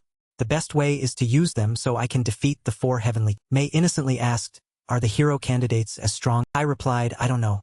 No matter how strong they are, if they can't utilize their strength, it's meaningless." At night, at the fortress wall, a long city wall used for separation and defense. Inside, many seriously injured people were being treated, including the hero candidates. Groans of pain continuously. The arm, covered in wounds, of one of them. Although it had been bandaged, blood still seeped. Shiori asked Midou, "Are you okay? Let me heal." He smiled. "Don't worry about me, Hano-san. Don't overexert yourself. You can't use healing skills forever." The girl with the innocent face replied, "I know, but this is the only thing I can." So, with her healing ability, Shiori transferred energy to restore. He recalled, "At that time, thanks to Eric's army protecting and arriving in, I was able to retreat." Midou observed his friends around him. Everyone's wounds were quite severe, not just physically but mentally as Rina, who was originally fiery and lively, now sat with her knees pulled up, a blank expression on her face. Who was strong, also lay there, resting her arm on her forehead. Help. He himself, while being treated, also clenched his fists as if unable to accept reality. Midou blamed himself. "It's all my fault. If only I had defeated." Scene shifted to Argley's fortress, where Stonegeyer led and stationed the demon. He was sitting alone on the watchtower, eyes closed tightly as if meditating, the wind whistling, and the surrounding space far in the nearby forest, where the fortress was built on a large, steep rocky mountain. Kai's voice rang out, so he could observe him with his special. Seeing this, Mei asked, extremely surprised, "You can see the enemy from this distance?" I replied, "Because my appraisal ability has leveled up, I continuously receive additional effects, and long-range survey is one." The innocent girl continued, "Your skills are always as convenient as ever." I said nothing. His only concern at this moment was grasping information about the opponent. Know yourself, know your enemy, 100 battles, 100 victories. His basic information appeared. Name: Stonegeyer. Age: 75. Race: demon. Gender: male. Attack: B. Defense: S. Agility: B. Strength: S. Magic: S. Status: normal. Skills: Earth Demon Magic LV 5. Sword Skill LV 3. Solid Defense LV. As appraisal, I continued to use advanced appraisal. Kai saw the details of the solid defense skill. Based on the defense stat, defense will be multiplied. He seemed to understand the issue. Since my appraisal ability is at LV 4, I can use advanced appraisal. Knowing the details of the enemy's skills will give me a great advantage. Furthermore, he also had the weakness detection. After some time passed, Stonegeyer was still meditating there. He seemed very calm after dealing with the intruding. After weakness detection yielded no response, Kai thought, nothing at all? So I'm currently too weak to detect his weaknesses. May asked curiously, do you see? He replied, if he had a weakness it would be easy. I continued, what I know about him is that he's an expert in using earth attribute demon magic, and his swordsmanship isn't bad. He has a special ability that increases his defense stats. That's all I can. May realize something, just as expected from the heavenly king of earth. The earth attribute is weaker against the water attribute. Hearing that, Kai immediately asked, are there any compatible attributes among the elements? She replied, it's not that simple. It also depends on the type of skill being used. He turned and added, even if he uses a large variety of earth attribute demon magic, he's surely only proficient in a few. If I knew what those skills were, I could predict his weakness. At this moment, Kai suggested, I think we should at least drop by their place. What's your prediction? The scene shifted back to the fortress wall where Midou stood on the city wall looking into the distance, unhealed wounds and his gaze showing a hint of. Midou remembered Kai's figure and thought if Shinjukuin were here. Immediately shook his head to dismiss the thought. He told himself, run away, Midou. Before he could finish his sentence, his friends were already standing behind him without him realizing it. Rina asked, you're thinking about what to do? Then she waved her hand. I only know that much. Do you always want to do everything by yourself? Seeing his friends there, Midou exclaimed, a little surprised. Numi winked and said, don't be so gloomy. It's not over. Mireille added, that's right, Midou-kun, you're not fighting. Hearing that, he asked everyone again, you still believe? Rina stepped forward and counter-asked, so you don't believe? Then she walked past Midou and scolded him, calling him. Narumi also walked over and put an arm around Maida's. Then they said to him, it means you have to rely on us more, right? Midou watched her back, while Rina stood there saying, then he smiled, rely on you guys? I never thought of. Narumi continued, everyone is getting stronger every day. If you keep carrying heavy burdens alone, your shoulders will. While everyone was cheerfully encouraging each other, a familiar person walked over and asked, so you're here? Was none other than Erishur with his group who were also covered in injuries, no less severe than the. He pointed, frowning, and said, what's with that pathetic expression? Aren't you going to defeat that stone? Maida's eyes widened as he looked over. I'm surprised. I didn't expect you to come here. Erishur clicked his tongue. How annoying. We alone aren't enough to defeat. Stepped forward, proactively suggesting, give us orders, Midou. Well, crush stone. Narumi was delighted. Finally, Erishur is cooperating with Shinju. Mireille smiled. It must be raining too hard today. Erishur, embarrassed, turned and snapped. Shut up. Midou regained his confidence and declared to everyone, let's combine forces and defeat that. Erishur smiled, your expression looks better. Jean, on this side, silently observed, as she was currently Kai's in. She thought to herself, I'm glad everyone in the class is joining forces, but we still don't have a plan to destroy Stone Guy. Suddenly a voice rang out, startling Jean. Long time no see. She quickly turned to look, but Kai gestured, don't make a loud noise. I don't want to attract it. Hearing that, Jean quickly brought her hand to cover her mouth, trying to appear. I asked, you guys lost to the heavenly king of earth? Jean replied, yes. He immediately asked further, what kind of demon magic did he? Jean looked down and recounted in detail what had happened during that raid so Kai could understand the situation. He understood and asked, I see, so he creates mud monsters and control. Jean nodded, yes, his techniques definitely revolve around. Kai blurted out, just as May. Hearing that, she quickly turned and pestered him with questions. May? Who's that? Is it a? Didn't want to delve into that matter, so he chose to change the subject. It's nothing. Thank you for the information. Jean asked, aren't you going to help us? Shinji. Seeing the seemingly united crowd, Kai replied, I was planning to, but it seems everyone is handling things themselves. If I were to join, it would only create unnecessary conflict. Kai used his usual sincere gaze and said to Jean, it'll be your shadow as all. The scene shifted to the monsters standing high up, seriously guarding the fort. Atlas Fortress stood tall against the. Below, two monsters were strictly patrolling. In the dense forest, the group of hero candidates was gathered to prepare for a new attack. Kaori excitedly said, because Yumi is here, we are basically an army equivalent to 100 soldiers. Ina also cheerfully chimed in, you're right. I'm glad you're. At this, Yumi seemed a little shy, poking her own cheek. Thank you, I'll do my best. She was candidate number 9, Kinoshita Yumi. She had transferred from the non-combat group to the combat. Rina suddenly asked, is there a reason you suddenly decided to join us? Yumi froze slightly and muttered, and Yumi brightly smiled and gave a reason. I heard everyone was having. Kaori immediately burst out laughing and praised. You're a true. But Rina said nothing. Yumi forced a smile, thinking to herself, it's okay. Right? 5 days earlier, Yumi, dressed in a maid outfit, leaned against her face showed a hint of fatigue as she sighed a complaint. I'm so tired today. Kai suddenly spoke up in greeting. Long time no see. Can me? Not having detected anything strange, immediately replied, oh, long time no. Then she was startled and waved her hand frantically. Wait, what? What are you? How did you get in? But a second later, Yumi regained her composure and probed. Is that really you? Shinji replied bluntly, fine. Your brain is working. Her face flushed red as she flustered. Why are you suddenly in my— I didn't beat around the bush and went straight to the point. Right now, Midou and the others are having trouble on the front lines. To overcome the current situation, we need your abilities. Divine Guardian, water manipulation. That's why I came to you. Yumi momentarily froze, pointing at herself, but in the non-combat calmly dismissed it. Don't worry, you have enough potential to be in the combat group. Join Midas group and help. But now Yumi's heart was filled with doubt. How can you be so— bluntly asked, you also want to fight? Then he also informed Yumi, Leonora, the one who imprinted fear into your mind, has already been killed. I slowly added, now no one can stop you. After some time, the wounds in your heart have healed. Then the image of a clumsy Yumi appeared in Kai's mind. This isn't the time for you to imitate a waitress and break people's dishes. Yumi blushed in embarrassment. You saw that?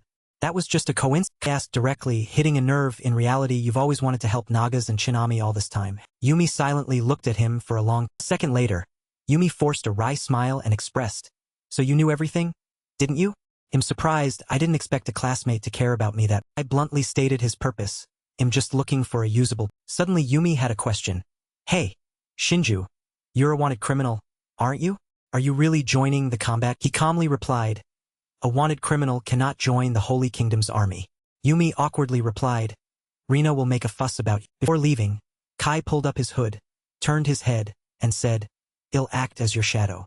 I came here to activate a peace. Back in reality, Yumi clenched her fists, determinedly reminding herself, I'll do my best to show them how useful my ability. Jean, hidden behind a tree trunk, had clearly heard the entire conversation and was silently a minute earlier by the city wall. Kai stood below and asked Jean, that's the plan. Do you have any questions? She voiced her concerns. I know we need Kinoshita-san to create an opening in the enemy's defenses, but are you sure that will be— Kai calmly replied. I'm not the only one fighting that demon. I'm sure you all have your own plans, so just do your best, depending on the current situation. His eyes flashed a cold glint. I want to confirm how much you've all matured during my absence. Just tell Midou. Jean finally didn't question further, turned and walked away, replying. Back in the forest outside Atlas Fortress, a voice suddenly rang out, calling her name, Kanzaki. His voice was extremely resolute. Midou stepped forward and said, let's confirm the plan one last. Then Midou gathered everyone and spoke words of determination. This time, we cannot. Jean instantly agreed. In the lush green forest, everyone gathered around each other, discussing countermeasures and arranging strategic. Suddenly a questioning voice rang out. Is that— A nearby bush, May, holding bread in her hand, asked, you have a better and more detailed plan. Kai replied, if everyone just follows orders, they won't grow. He believed, right now we need to defeat the demon lord, so I also need to train my class. Kai's eyes sharpened. They have abilities, but they don't know how to utilize. Looking at his friends there, he decided, I will help them gradually, step by, starting by giving them. I also quickly realized, but he also knew clearly, the most important thing to decide your own. Before the iron gate leading into Arglis fortress, the demon garrison guarded vigilantly with many sentries on the city. A powerful imperial army appeared outside, preparing to launch an attack on the fort. Amelia rode at the head of a legion. Then, Amelia drew her sword, pointed it forward, and shouted, all right, everyone, advance. Soldiers immediately charged upon hearing the monsters on the city walls began to sneer. They're here again. Those fools never learn. Doing this again instead of Amelia, brimming with fighting spirit, roared, no retreating. We must clear the way for the hero candidate. Not to be outdone, the monsters also charged. Annihilate all in vain. A fierce battle erupted. The hero candidates, led by Midou, were carving a path, eyes filled with determination after their previous. Before him was a tall tower, and inside its window, a somewhat familiar silhouette. It was none other than the old monster Stone Gear. Showing his yellow teeth, he cackled, looking at Midou. Midou furrowed his brow, thinking, is he waiting? Stone Gear then gleefully invited, come, hero candidates, don't disappoint. A massive golden door appeared before their eyes. Loud explosion shattered it, sending fragments flying everywhere. Arsher and his friends surged inside, their aura today completely different from last, and the atmosphere grew increasingly suffocating. Head was Stone Gear's Earth Golem Legion. He stood in the center, shield and sword in. Midou shouted, "Initiate the—" A sound echoed from a crack in the— Turned out Kai and Mei were hiding there. Kai calmly observed and said, "All right, show me what you—" Oh, the warriors had already taken their combat stances after hearing Midas' command. Following the prearranged, the earth monsters began to— Midou majestically pointed his sword. He roared, "Begin the operation." As soon as he finished speaking, everyone simultaneously charged. Rina asked worriedly, "Are you alright?" "Still a bit nervous," she replied. "Don't worry about me." This was Yumi's first time in Immediately, Yumi used her magic to create. Yumi used water manipulation to direct currents, attacking the monster. Stone Gear furrowed his brow, witnessing this. The earth monsters became motionless amidst Yumi's cool water. Asura raised his fist and attacked. Another massive explosion occurred, fiercely shattering them into pieces. Not to be outdone, Midou also sliced a monster's body and Kenta nimbly leaped up and plunged his knife into one.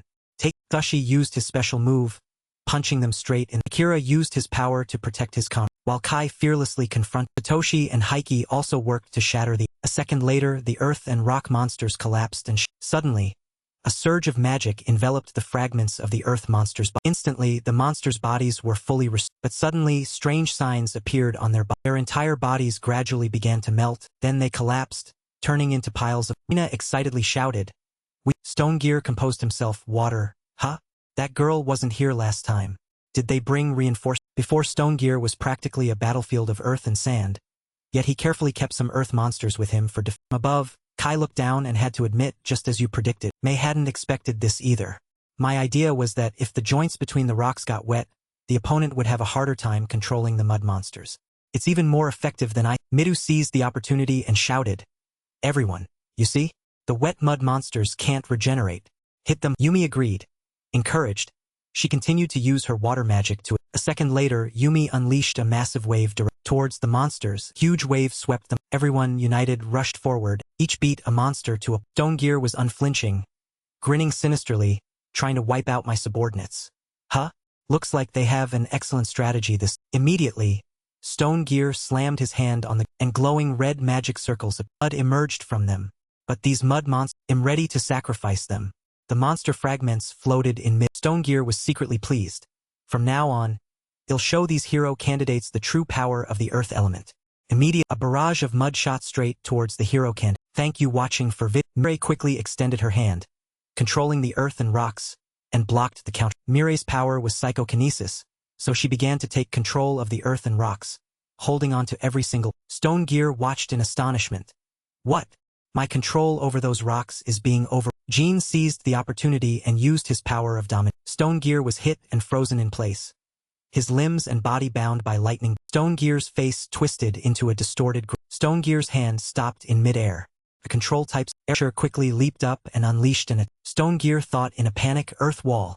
Earth and rocks rose up from— Another massive explosion occurred over a wide area after Arashi's explosive. It was because Stone Gear had managed to erect a wall in time to block the— Smugly laughed.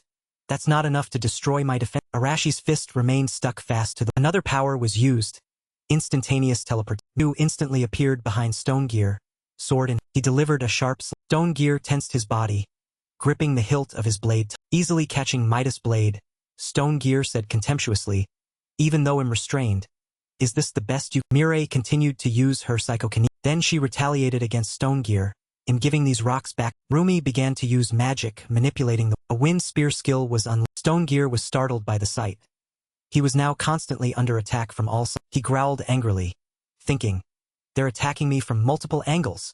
Then he roared, "But even so, you won't break through my defense." Immediately, a stone wall expansion was activated. A large rock drill knocked Midou and Arasura. Yumi, a bit worried, sprayed water. "This is all you—" Torrents of water appeared, striking his earth and rock. Stone Gear was startled to see signs of water seeping into the stone wall. He worried. If it gets wet, it won't be hard. And just then, a barrage of rocks and earth controlled by Mirai rushed in. Midou, enraged, screamed. And at the same time, Arasura angrily punched. Just a few seconds later, the sturdy stone wall was shattered into smithereens by the war. Only then did Stone Gear realize fear, letting out a chilling. He moved frantically, still thinking, I can still hold. Stone Gear was attacked and completely pushed back. He thought, but if this continues, my defenses will be destroyed. Suddenly, Stone Gear's eyes flashed with ferocity. He'll pour everything into converting all my defensive. A series of magic circles appeared, transforming into offensive. But before he could do so, Kai's eyes flashed, spotting a weak. And in a flash, Kai's dagger plunged straight into his forehead.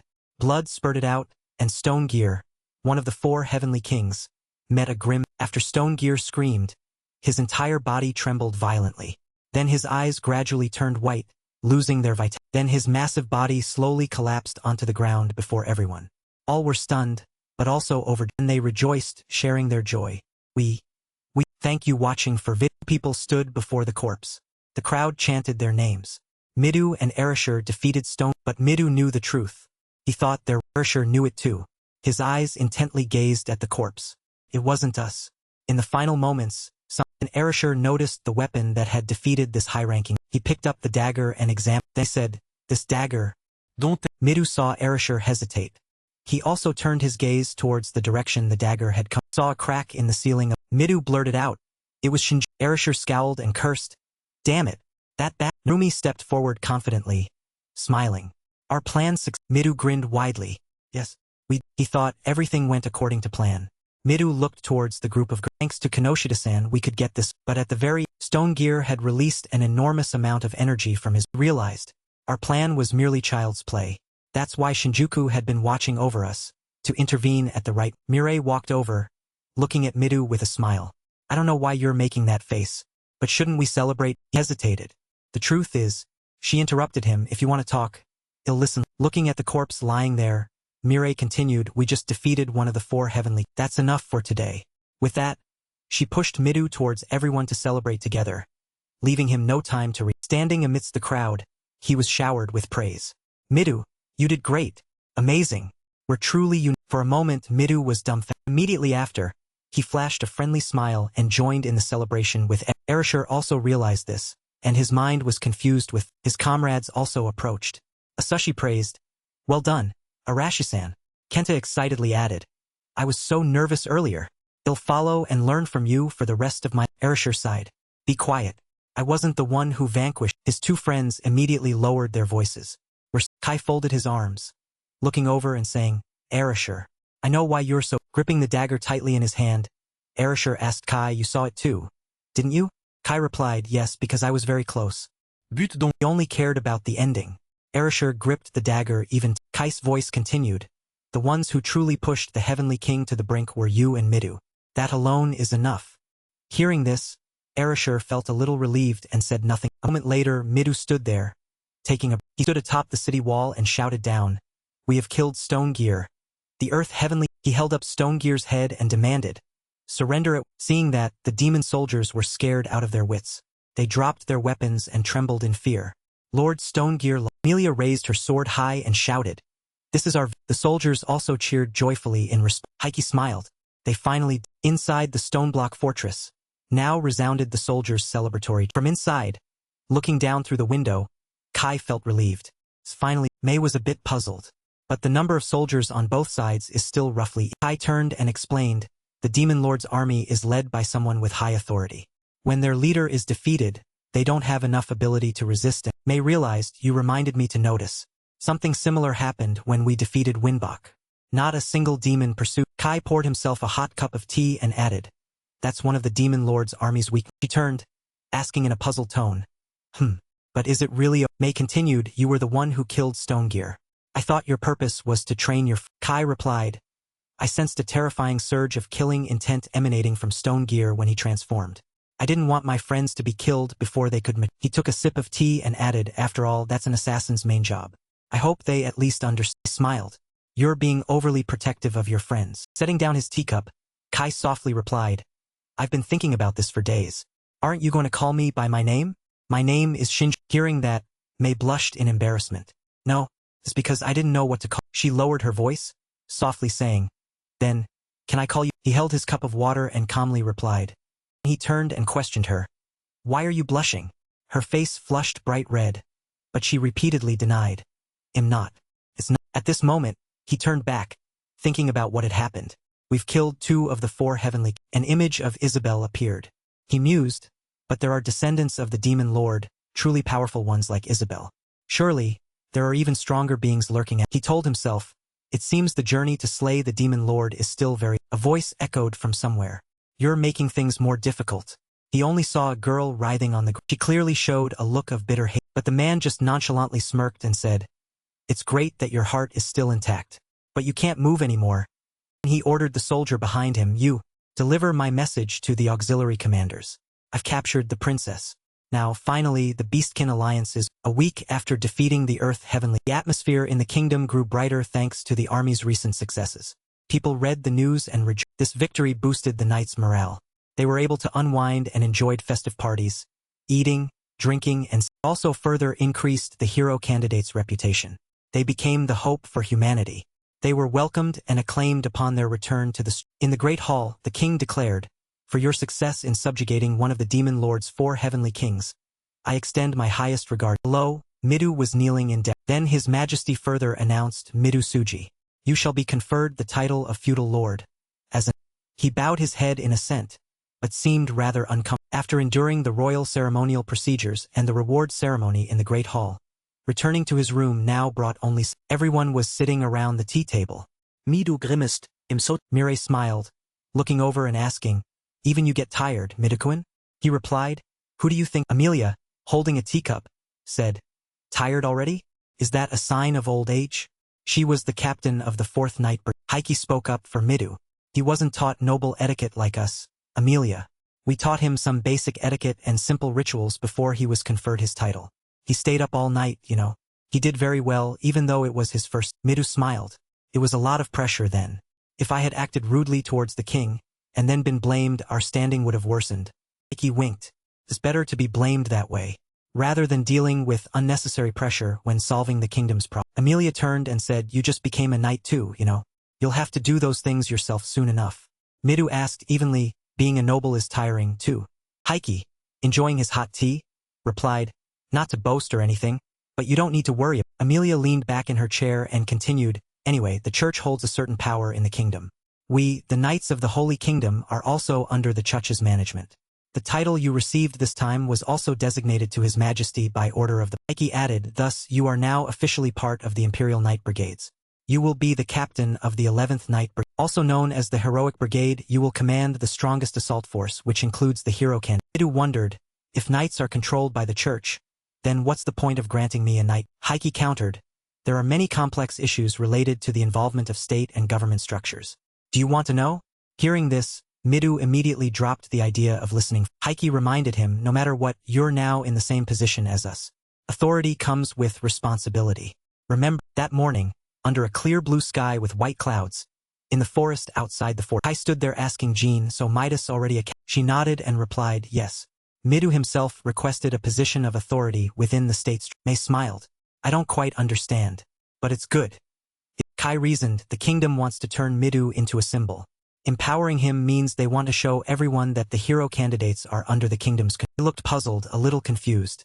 "In short, isn't that good?" He continued to explain, "After defeating the demon lord, we'll be able to return to our world. This kingdom is using us for that reason. But don't get too caught up." He remembered Leonora. "Ultimately, the way this kingdom treats us is just like Leonora's method. We are merely pawns they can sacrifice at any..." Jean agreed. "Yes, we should be more cautious." She then blushed slightly and asked, "One more thing. Who's that person standing next?" I was startled and looked over to introduce. "She's May, a half-demon and a mage." May smiled brightly and waved. "Nice to meet you." Jean politely returned, "Nice to meet you." Jean pointed over, wondering, "Hey wait, what's your relationship with this girl?" May calmly replied, "I'm just his travel companion on this journey." "So what's your relationship with..." Jean was startled to hear her use Kai's intimate name. Then she replied, flustered, Kai interrupted, saying to Jean, "You're bad." "Who's..." Then he introduced to May, "This is Kenzaki Jean. She's my par..." Jean blushed when she heard the word May winked, slyly asking, "Were you two this close in your old world?" His answer was, "I've never even spoken to her." Jean also nodded. I waved it off, asking, "Anyway, never mind that. You once said your mission was to defeat the demon lord." Jean nodded slightly. He continued, "Just like in the battle with Stone Gear, it'll move like your shadow. Kenzaki, become the liaison between me and Jean hastily interrupted, "Wait a minute. Can I go with you?" Kai asked back, "You want to come?" He looked at the two girls in front of him, as if realizing something, his lips trembling slightly. Oh, thank you watching for vid. Jean was excitedly anticipating. May, however, remained very nice. Kai shook his head. No, I have to refuse. Without you, I have no way to contact everyone. He looked straight into Jean's eyes and said seriously, they don't like me. To me, your position is very important. It was certainly a roundabout After hearing that, Jean blushed slightly. She pretended to cough lightly and replied, well, I guess there's nothing else I can do. She remembered Narumi and Midou adding, but many people still highly appreciate you, especially Midou. Kai closed his eyes and bowed slightly, saying, Midou is probably thinking of ways to fight without relying on me. That's fine. He needs to grow in his thinking to be able to defeat the demon. Jean asked Kai, do you really want to make everyone stronger, Shinjuku-in? He replied honestly, I can't defeat the demon lord's army by myself. May and I have killed one of the 4 heavenly, but we almost lost. The situation back then was quite different. Hearing that, Jean panicked. You defeated another heavenly king? Just the 2? May smiled. It was very dangerous back then too. We defeated Winbok, the wind heavenly. Jean looked at Kai pondering. With everyone present, we were almost evenly matched when fighting Stonegear. But the 2 of... She turned to look at May. Furthermore, this girl, the one Shinjuku-in trusts, she's not like a normal. Jean clenched her fist. Compared to her, I was completely useless in the battle against Stone. I recalled Sina's words. Among the demon lord's army, there are creatures even stronger than the 4 heavenly kings. He then said to Jean, currently with our strength we cannot complete this. He stepped past her and gently reminded, Kanzaki, carefully observe the movements of everyone in our group and of the kingdom. I will contact you regularly. Jean turned and replied, I understand. Kai walked away and asked her to relay a message. I'm working in my own way to defeat the demon. Tell Midou that, will you? Then Kai called out, let's go. Girl hurriedly ran after him, not forgetting to wave goodbye to. After defeating Stonegear, one of the demon lord's 4 heavenly kings, the Holy Kingdom's army began a large-scale and, thanks to the combined efforts of the 11th Heroic Knight Brigade, the army's morale grew ever higher. They seized this momentum to push back the front line. As a result, the Holy Kingdom's army successfully captured many fortresses around the Urugano Mountain, and Neutrat City was liberated. Midou was the spearhead of this. This result was achieved not only thanks to the defeat of Stonegear, commander of the Demon Lord's forces in the territory. However, the Holy Kingdom's army was unaware of the final details. Kai had always acted silently, and after it ended, celebratory banquets were held with many nobles and high-ranking officials of the Rumi, a large glass of beer in hand, gulped it. He laughed loudly. Celebrating a victory like this is fun, isn't it? Mireille held her head, asking, how can you drink beer like it's... Narumi winked. In this world, 15 is considered an adult. So, in short, I'm old enough to drink. Immediately, Mireille flicked his forehead and scolded. We'll be going back to the old world. Then she snatched the beer glass and walked away. Narumi lay there regretfully. Why would you do that? Everyone watched the two, seeming amused. Rina turned to Midou and said, you're tense again. Just for today, let's just let... Mireille saw her holding a wine glass and immediately pointed sharply. You too. Is that one? Rina raised the glass to drink and replied, it's fruit juice. Grandma. Midou, standing nearby, wondered, is that... Anyway, I didn't expect things to go this smoothly.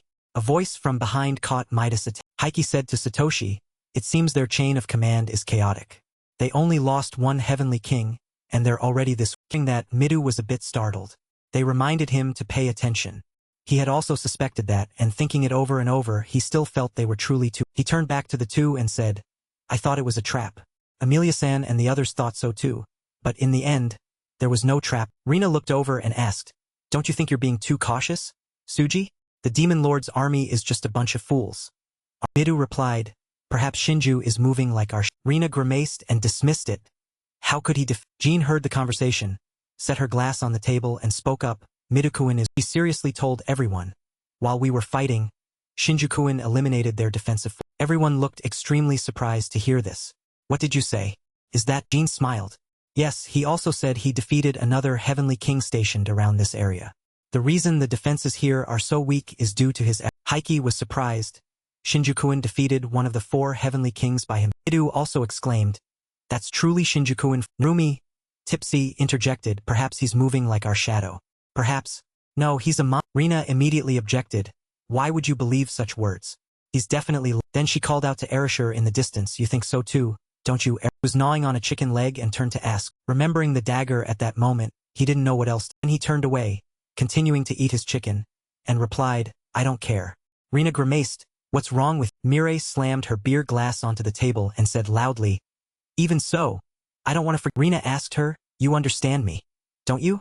Meanwhile, Midou whispered to Jean, where is Shinju? He hesitated slightly, I don't know that much, but he said he's moving in his own way to defeat the demon. The western territory of Nutrat, in the territory of the demon. In the forest, Kai was surrounded by several green demon souls. With a hideous face and a large axe in hand, it roared and brought it, lightly leaped aside to. Immediately, another demon soldier jumped into it. Before it could strike, Kai threw a prepared clod of earth. Earth and sand flew straight into its face, causing the demon soldier to lose its. At that moment, Kai extended his hand and chanted, "O lightning, strike down my foe."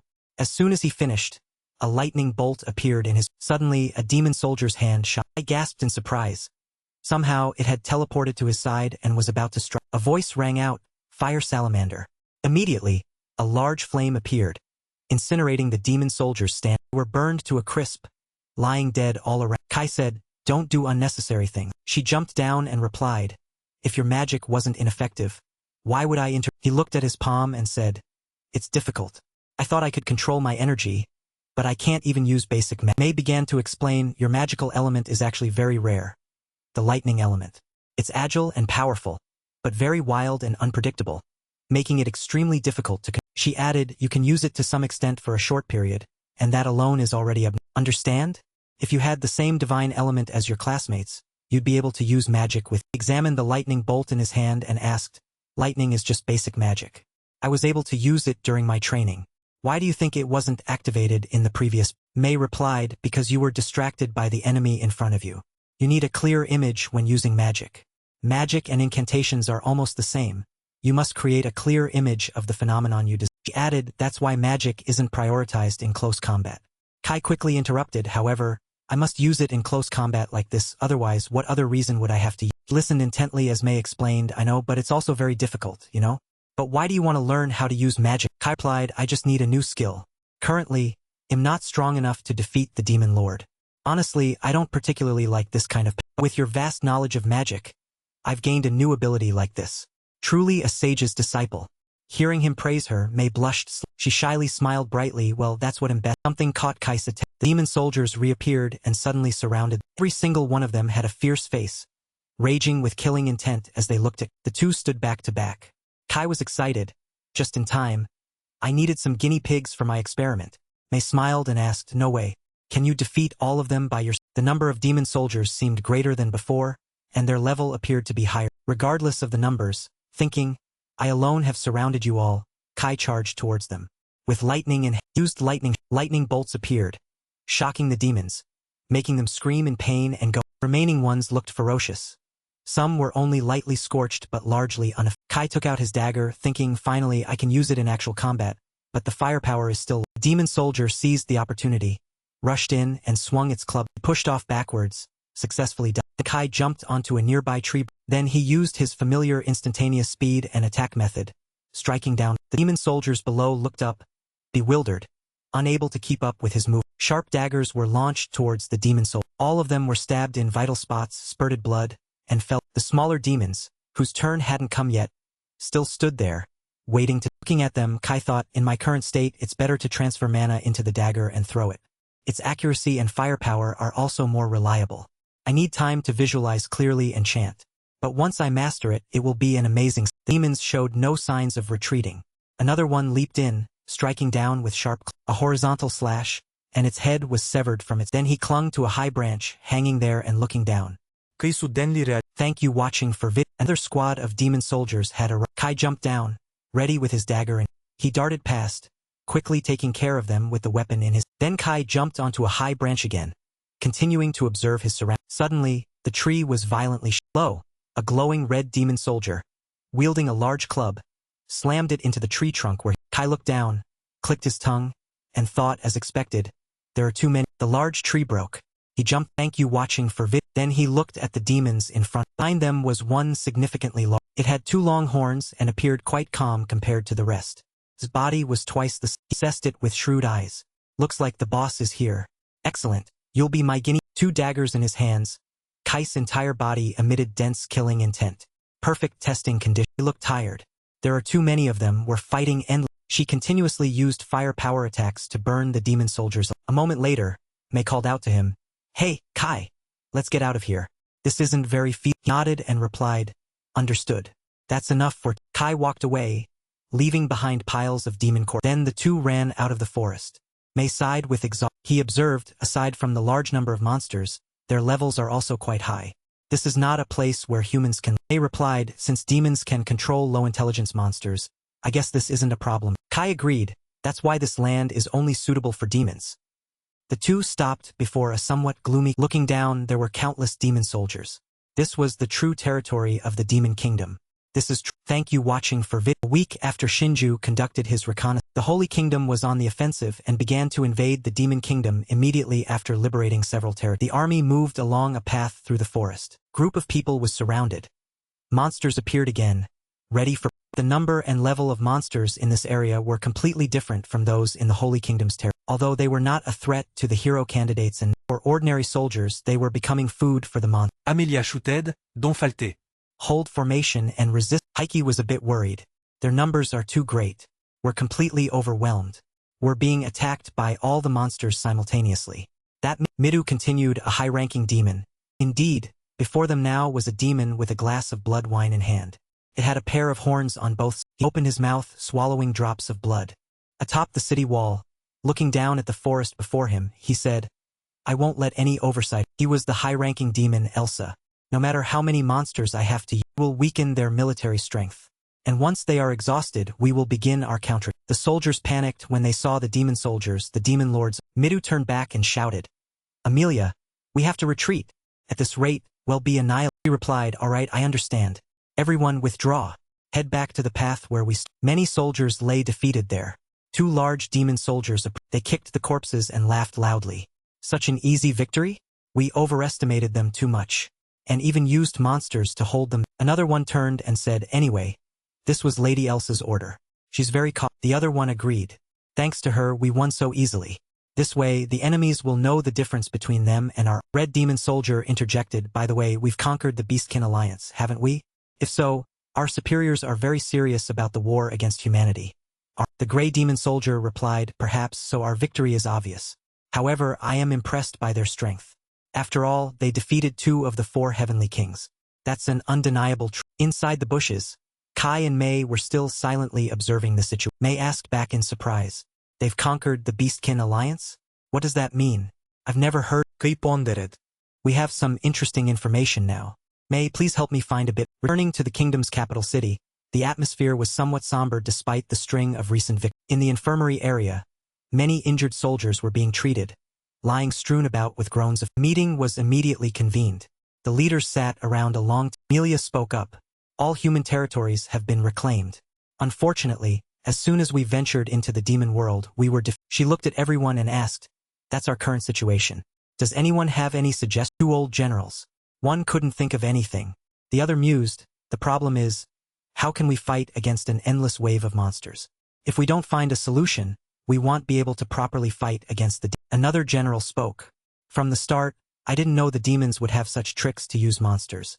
I know it's the effect of some kind of Eric analyzed. Until recently, the demon lord's army had waged war against us without any proper tactics. It was only after a series of defeats that they began to take us seriously. Midou speculated.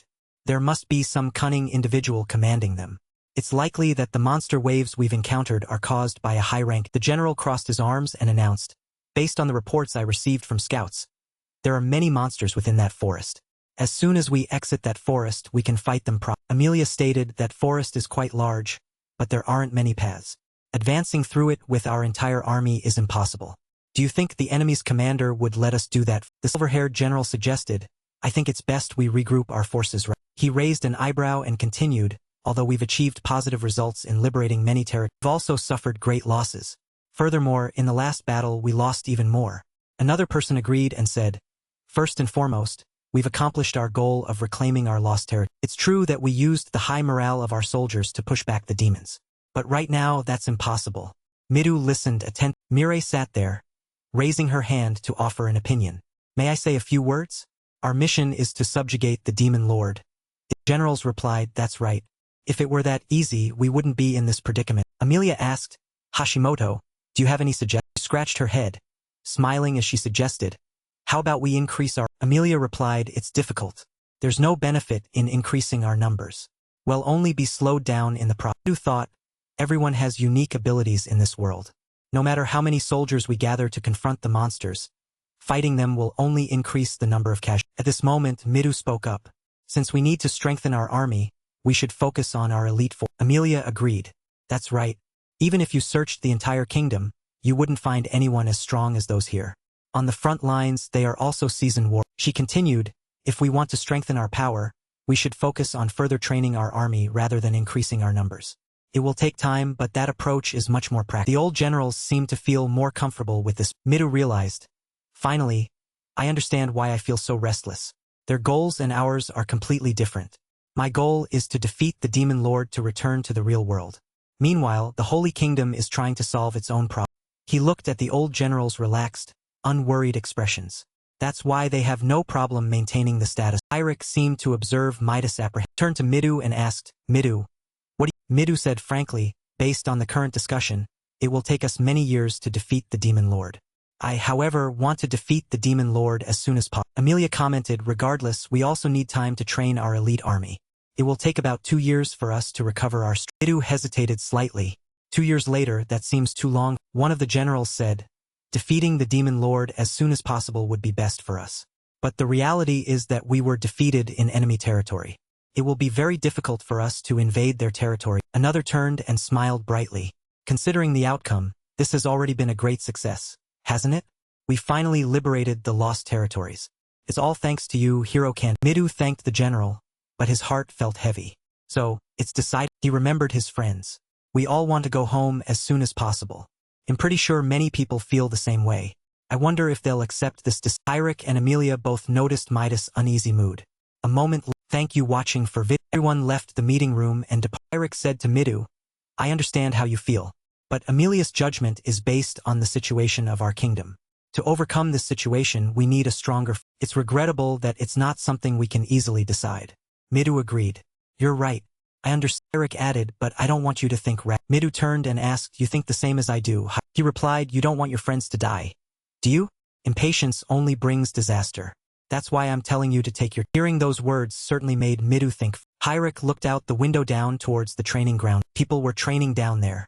He continued, furthermore, even though the hero candidates are very strong, you still have a lot of room to develop your strength.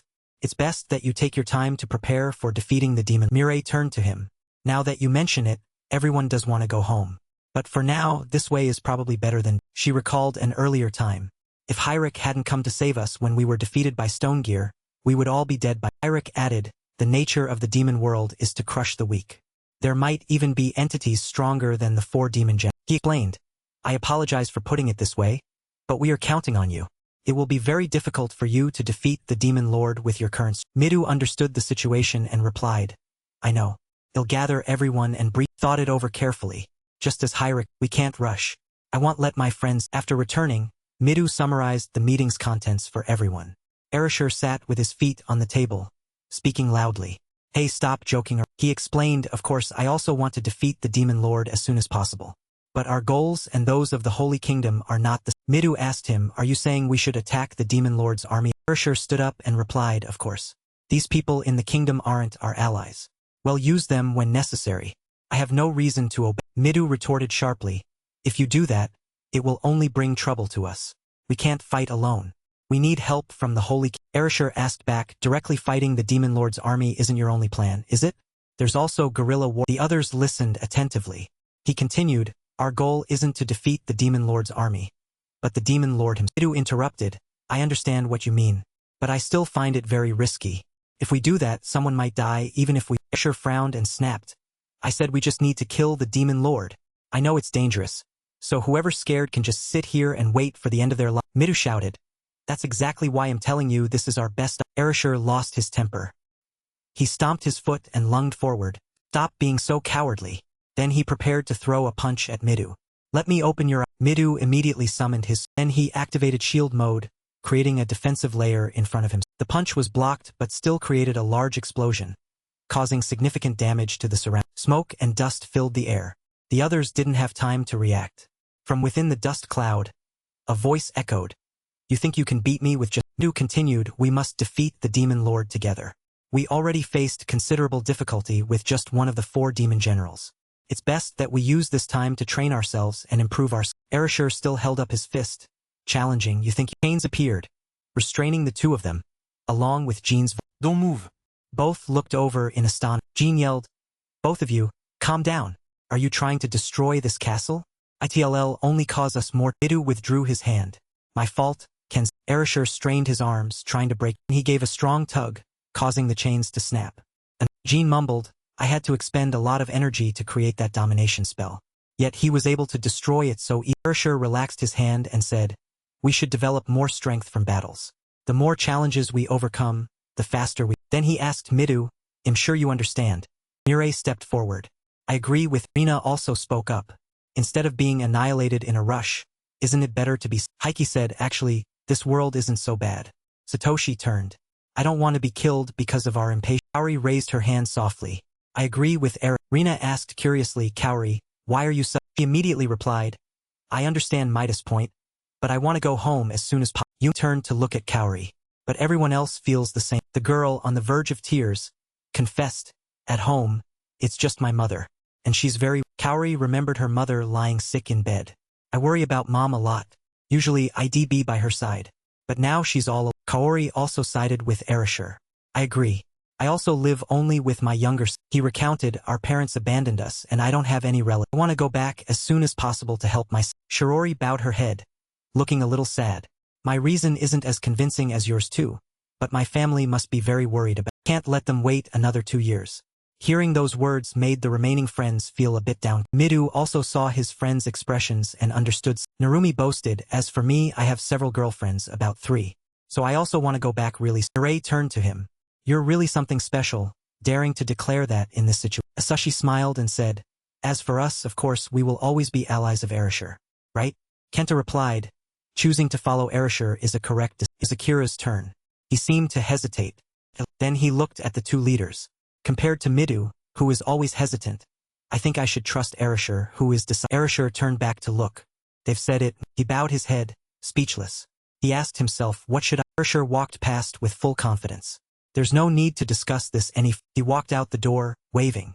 "Now I'll act on my own. Whoever is ready to die, come." Those who had just supported Erasure immediately. The number was quite substantial. Kaori also turned, preparing to. Rina and Yumi tried to hold Kaori back, calling out. The girl closed her eyes tightly, not knowing what to say. "I have to choose with my." Kaori followed Arashi's group, apologizing, "I'm sorry." Those who remained watched them leave with concerned looks. The atmosphere grew a bit. Ray turned to Narumi and asked, "Aren't you going with them?" He replied, "Well, we also need someone to be a liaison." Jean thought, "In this situation, what should I do? I still have my grandfather. I also want to go home as soon as possible." She was conflicted. "My emotions are telling me to follow Erasure. But based on the guidance I received from Shinju, it's better if I stay here, right? Thank you watching for vid. Kai and Mei returned and stood before every. Curse rang out. "What do you want, you scout?" The group preparing to leave immediately stirred when they saw Kai. "Shinju, how dare you come?" Kira snapped, "Don't cause a ruckus here. This will attract unwanted attention." Chao looked over and warned. Seeing a fist appear, Erasure, he looked down and said, "We don't have time for you. If you're here without an important reason, you'll pay the price." Kai was serious. "You're right. I think I should be honest. I want to borrow your strength." Hearing him say that, Erasure was a bit surprised and asked back. Before Kai appeared, a division emerged in the room. His friends split into 2 groups. That time, he and Mei were outside, listening and observing the situation. She turned and asked, "Your classmates are arguing. Are they really?" Kai replied, "I don't know.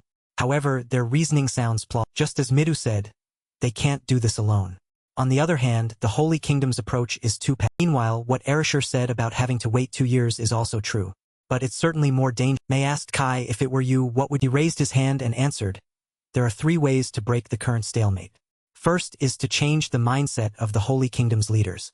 They must be changed. Once we achieve that goal, they will influence their army. Even if condemned or exiled by the Holy Kingdom, as long as I can return to my world, other things don't." I don't think Midou would agree with this. Mei asked right away, "And what's the second?" Kai replied, "Well, do as Erasure says. Use guerrilla tactics instead of fighting them." Based on the information we've gathered and what Isabel said, the Demon Kingdom is not united. If we can sabotage their rear, we can incite a civil. Although I don't think Erasure could do that. Mei had seen his hot-headed nature and agreed. For him, it's truly impossible. So what about the third option? Face me led. Well, act based on the information we have first. In the forest you once told May about, well, gather more information. Continued, if everything goes well, we might receive help from other factions. Ultimately, it will force the kingdom's army to. Amidst a large bonfire in the dark, Kai and Arashi's group were sitting around, warming themselves. Erashur frowned in confusion. Kai replied, she's the daughter of the Katkin leader. It seems she was captured by the demon lords. She's one of the most important figures among the beastkin. That's for. He added, that's the information I obtained after torturing many demons.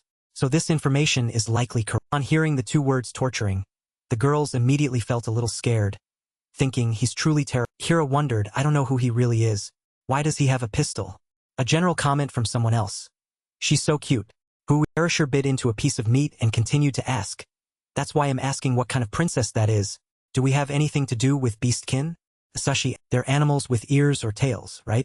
Kenta excitedly said, I really want to see them myself. They must be cute. Erashur, sitting in the middle, irritably snapped, you guys. I continued, now let's talk about our plan. First, you know there's a beastkin nation in the southern territory. Kira asked, is that? I replied, yes. A neutral nation that takes no stance in the conflict between humans and Erashur looked doubtful. Are you telling us to seek their help? They're just a bunch of people afraid of May interrupted. Their soldiers are stronger than you. He added, their physical abilities and senses are honed to perfection. They have repeatedly repelled invasions by the demon lords. He turned to her, smiled. They are indeed very strong, but not to the extent that they could annihilate the demon lord's army. Besides, from the very beginning, the demon lord's army has only focused on human. Kai then revealed the crucial point. However, if the Holy Kingdom and the Beastkin unite their forces, it's entirely possible. Kira spoke up. I see. So that's why we need the prince. Ari asked, we just need to rescue the princess and use her as a bargaining chip against the Beastkin alliance. Is that? Kai replied essentially, yes. I already have information about their supply route. I want you all to act as a His eyes were extremely serious. Just devastate that area with your explosive blast. Meanwhile, it'll be in. Akira interrupted. I understand what you mean, but I still have a question. Why hasn't the Holy Kingdom tried to secure cooperation with the Federation? I exclaimed. Good question, Nanomiya. They have a reason for. May replied, the Federation also hates demons because of their invasions. From the start, demons have always looked down on other races. Humans always referred to the Beastkin as inferior beings and oppressed them. Because of this, the Beastkin transformed their country into the Grandana's Beastkin Federation. Of course, they deeply resent Kaori worried, in that case, asking them for cooperation will be very difficult. The flickering flame. That's why we need a bargaining chip again. I added, the Katkin princess has been captured by the Demon Lord's army. The situation is very favorable for. May smiled. The Beastkin are known for keeping their promises. Once we rescue her, we can negotiate. After the plan was presented, everyone fell silent for a moment. I asked everyone, it's worth a try. Isn't it? I'm sure you don't have any plans right. Erashur stood up and walked forward. You suddenly appeared before us and made such a demand. You always act as if you know everything. Chao's voice called Arashi's name, making him. He reminded him, don't forget that at this moment, your decision will affect everyone's life. Erashur was still struggling. He gritted his teeth, still annoyed with. Everyone in the group was still sitting there, waiting for his decision. Erashur sat there, his face far from happy, struggling between duty and personal feelings. Finally, he made a decision. Fine. We'll do as he says. Day broke. Kai and Arashi's group began to. Ari spoke up. We've been heading south this whole time. Is that really? Kai replied, that's right. The Grandana's Beastkin Federation is in the southern region. As for the demons, they are transporting prisoners. Our destination is the road in the forest south of the Demon Kingdom's territory. Neither nation has any trade agreements. Since there are only a few roads there, we'll know exactly where they're. Akira added, to be precise, we're infiltrating the Demon Kingdom, right? Is there a chance we'll be detected before we even. I glanced over. Then he reassured everyone, don't worry.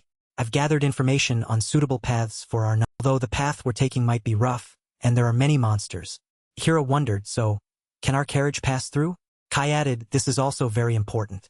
If we encounter danger, we can rely on Soros' ability. Tomoko excitedly replied, her guardian ability is dimensional space, allowing her to create multidimensional spaces to store equipment and items. The number of spaces depends on her mastery. A certain amount of mana is needed to maintain this. She turned to Kai and asked, long time no see. So you still remember my guardian ability? He replied, because your ability is very special. It's quite advantageous in this situation. Moko seemed pleased. Feels good to be praised like. Chao turned to Kai and asked, Shinju, Have you been infiltrating and hiding in the demon kingdom ever since that incident? He replied, not exactly. I've always been looking for clues so we can go. Rory asked immediately, so what was the result? Kai's answer was, we only have one option, to destroy the demon lord. Therefore, I have gathered all the necessary information to defeat the demon. Kira wondered, the result of your reconnaissance is that the Beastkin princess has been kidnapped. That's typical Is it okay to be so relaxed? We should be planning to raid them. Kai agreed. You're right. We need to speed up. Let Sorero store the luggage and carriage. His friend was extremely That night, the group switched to walking on a forest. Erishur immediately recognized and shouted to everyone. Monsters! Everyone At this moment, they were surrounded by a pack of extremely ferocious night. Behind Shirori, a wolf with sharp fangs lunged. Chao immediately stepped forward to block and protect. The wolf bit his arm, but in return, it lost its Gauss my. Sorry, but your attack can't get through my steel. Then he gave it a punch that sent it. Akira reminded everyone. We're surrounded. Support members, gather at the center of the formation. The vanguard will push them. Then he used a support buff command on his team. Those with combat abilities immediately obeyed and moved to the outer. Empowered, they quickly took down the Kaori, with her control ability, immediately unleashed vines and shouted. The wolf, its legs bound, couldn't, and it stumbled and fell to the ground. Ineo lunged forward, striking it with a sword to finish off the wolf. On this side, another wolf was leaping towards air. He gently raised his hand and grabbed its. He scoffed, trash. You're nothing in front. Then he gave it an explosive blast, obliterate. The wolf was charred. Erishur tossed it. He turned back and asked everyone. No one got hurt. Kai observed and thought, everyone is doing very well. I don't need to worry about them. It's good that Erishur is realizing his leadership potential. He continued to remind everyone. If anyone gets hurt, ask Hano for. But unfortunately, Kai noticed something approaching. He quickly called out, a remaining sharp-fanged. It appeared behind Erishur at a dangerously close range, startling him. What? There's still one. Mei shouted. Fire salam. A large flame swept through, incinerating the. In the blink of an eye, the wolf was incapacitated. Asushi exclaimed. Such powerful firepower. Kenta marveled. Look, it's completely crispy fried. Isn't she much stronger than Nag? Erishur clicked his tongue. That really wasn't necessary. Shinju's girl. Hearing that startled Mei, who reacted fiercely, pointing at Kai. Who's this guy's girlfriend? He remained calm. Be a little grateful. She just saved your. Erishur cast a suspicious glance. Mei stared intently at Kai, waiting. At least say. Walked away, saying, I don't care about these trivial matters. The girl snapped. This isn't true. Asushi showed envy. How annoying. Shinju has such a cute girlfriend. Kenta admired. I also want to find a beautiful girlfriend here and bring her back to my. After the battle, the girls approached to get acquainted. Kaori waved and called out. Hey, your name is Mei, right? Do you want to talk to us? Are you a. Mei looked at Kai, flustered, seeking help. But he seemed indifferent. Why are you looking at me? Do whatever you. Just waiting for that. She smiled brightly and replied. So, the four girls chatted happily. Kai also felt relieved seeing Mei able to blend in with everyone. Sometime later at a nearby cliff. Dawn had not yet broken. Kai, after standing there observing his surroundings, noticed that this place seems. Erishur sat there and asked, they're definitely coming this way, right? I don't want to sit here waiting for. Kai used his discerning eye to look down. He saw small figures in the distance moving close. Seeing the demon soldier contingent below, Kai turned to Erishur and said, don't worry. I see. Kai used his guardian ability to assess the entire demon army. Through this, he identified 3 low-rank demons and 15 mid-rank. Surely there were a few more in those characters. Among them, there was a single demon of level 30. His name was Zaganda, 57 years old, a high-rank demon. His stats were all A and B. Spear Arts level 4. Demonic Pyromancy level 2. Demonization Enslavement Magic level. Erishur spoke up, asking a high-rank demon is their leader. Kai replied, likely. Don't underestimate him. Although not as strong as Stonegear, a high-rank demon is still very formed. Hearing that, he frowned, his face filled with determination. Leave him to me. If you get in my way, I'll kill. Kai glanced over. He said, I intended to leave him to you from the. Our strategy is very. First, Erishur will distract them with his explosive blast skill. Once their formation is broken, we will surround them. The others will move as a team of. Kai continued to assign tasks. Ineo and Ionergy, you two must protect Hano. The two immediately accepted the. Next, Ozaki and Erishur, your task is to locate and escort the wounded. Chao crossed his arms and replied. Leave it, Mei, you provide support to everyone from the. Erishur, your mission is to confront the high-rank demon. Don't let yourself be distracted by other opponents. While you're fighting, he'll sneak in and rescue the princess. Once she's saved, il sig. Finally, Kai instructed, as for the others, act according to the situation. If things go unfavorably, you can Erasure seemed quite confident. Don't worry. Once we've knocked off their leader's head, the rest will scatter and I looked over and replied, alright, I'll let you command the. Someone in the crowd spoke up. From the start, you should know we're here because you need our help. Kenta shouted in agreement, that's right. Why are you acting so high and mighty? Asashi pointed sharply. Don't you dare order Erasure. From behind, Erasure furiously yelled. Shut up, you idiots. Then he gave the two of them a knuckle rap on them. He stepped forward and ordered everyone. Hurry up and prepare. We're following his. As for the demon the high-rank demon Zaganda was looking around, observing his surroundings. A demon in the contingent complained, I'm so tired, boss. We've been walking for ages since leaving the beastkin territory. Turned back and yelled, we're almost there. Don't get careless. Then he thought I had anticipated this. It really is tough. Zaganda closed his eyes tightly. My back is killing me from riding for so long.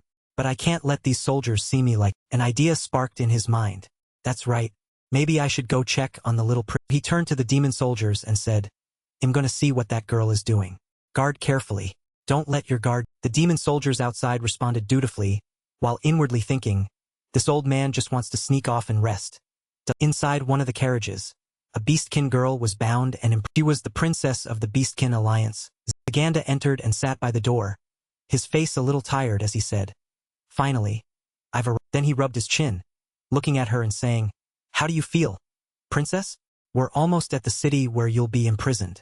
We've snuck deep into the Demon Kingdom's territory. Soldiers from your federation won't be able to come this. She immediately complained, what kind of carriage is this? It's awfully bumpy. Hearing that, he was taken aback. That's a fresh Then Zaganda cleared his throat. Ahem. But don't worry. If the Federation obediently follows our orders, you will be released at any. Xena shook her head. It's useless. Once you've captured me, the Federation will not bow down and. He smiled. It seems you still don't understand your position. You are the daughter of the Beastkin. She still remained defiant, insulting him.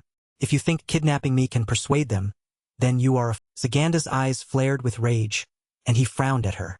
Watch your mouth, you wretched. Then he reached out and grabbed the front of the princess. Then he ripped it open, to Xena's astonishment, revealing her. He stuck out his long, perverse tongue and said, let me have a taste of you.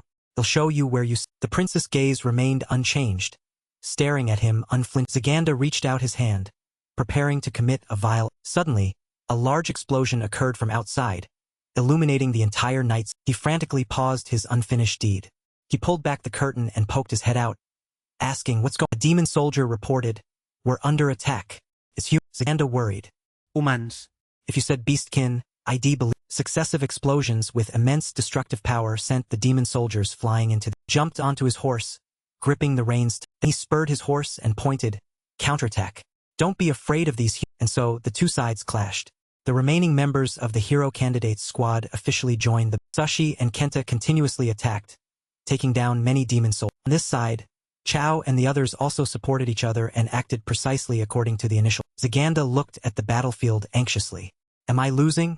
Even though my troops are considered the most elite. Sashi rolled his shoulders and stepped in front of him. You're a high-rank demon. Zaganda summoned a weapon into his hand and asked back. Who the hell? Asashi clenched his hands, smiling as he looked at him. I don't need to tell my name to trash like you. They'll tell you if you put on a little show. The high-rank demon, being humiliated, made him purple with rage. Zaganda roared and attacked. Shut up. Humans like you are nothing. Then he launched an extremely powerful attack towards us. He jumped up, throwing a punch towards Zaganda. The demon used the spear in his hand to block. Then he shouted loudly, you think you can defeat me?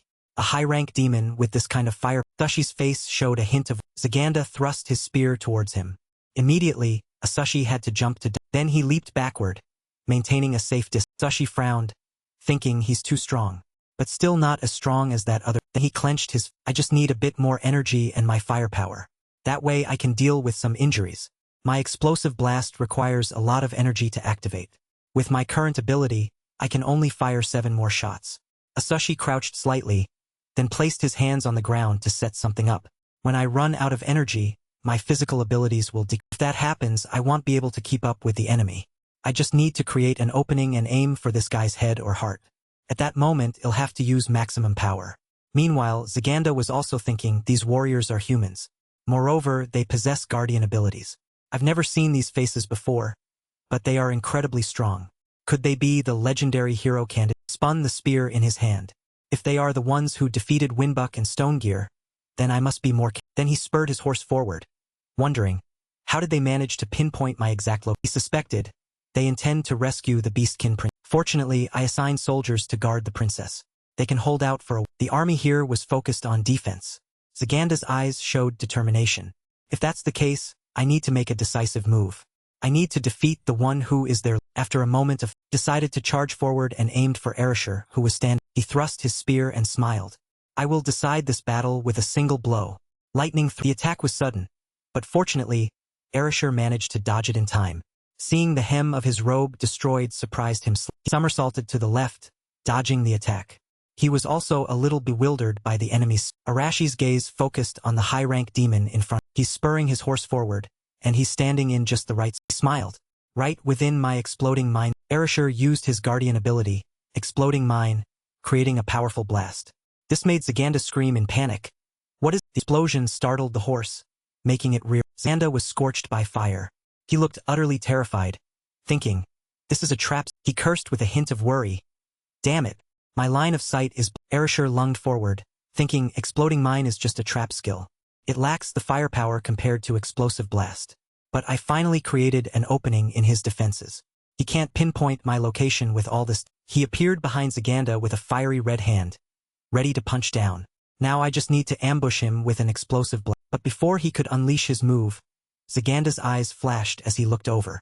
There you. Then, a large gust of wind burst from his body. Wind. Erishur frowned and clicked his tongue. Damn it. He couldn't dodge them. The previous push sent him tumbling backward to the. On this side, his teammates watched and anxiously called Arashi. He stood up, clutching his stomach. It hurts too much. Everyone, focus on the situation. Don't worry about. Zaganda raised his voice. You can't even use your energy to protect yourself anymore. However, he still felt a little worried. I can't believe this guy can defend like that. His instincts are as sharp as a. Recalled how Erishur had set traps. But I figured out his fighting style. He can set explosive traps by placing his hand there. Moreover, he can detonate anything he touches. Zaganda stepped down, full of confidence. As long as I hold this spear firmly, I can win this fight. And maintaining distance is key. If I just focus, I can dodge his. Erishur looked at him with determination. In his head, he thought, I guess that's what you're thinking. Zaganda extended his hand, continuing to use his wind, guarding against the thin but sharp wind streaks. Erishur had to concentrate and twist his body to. He smiled. This distance is perfect. From this range, he won't be able to touch. The spear tip continuously thrust toward Erishur. He immediately asked him, so, you've figured out my fighting. Zaganda smiled. Obviously. You're always changing your position. Erishur immediately raised his hand, preparing to attack. That's right. You're the one who's letting your guard. He used a skill. Cannon blast, firing a bolt of fire straight towards. His eyes widened. A flash of light erupted.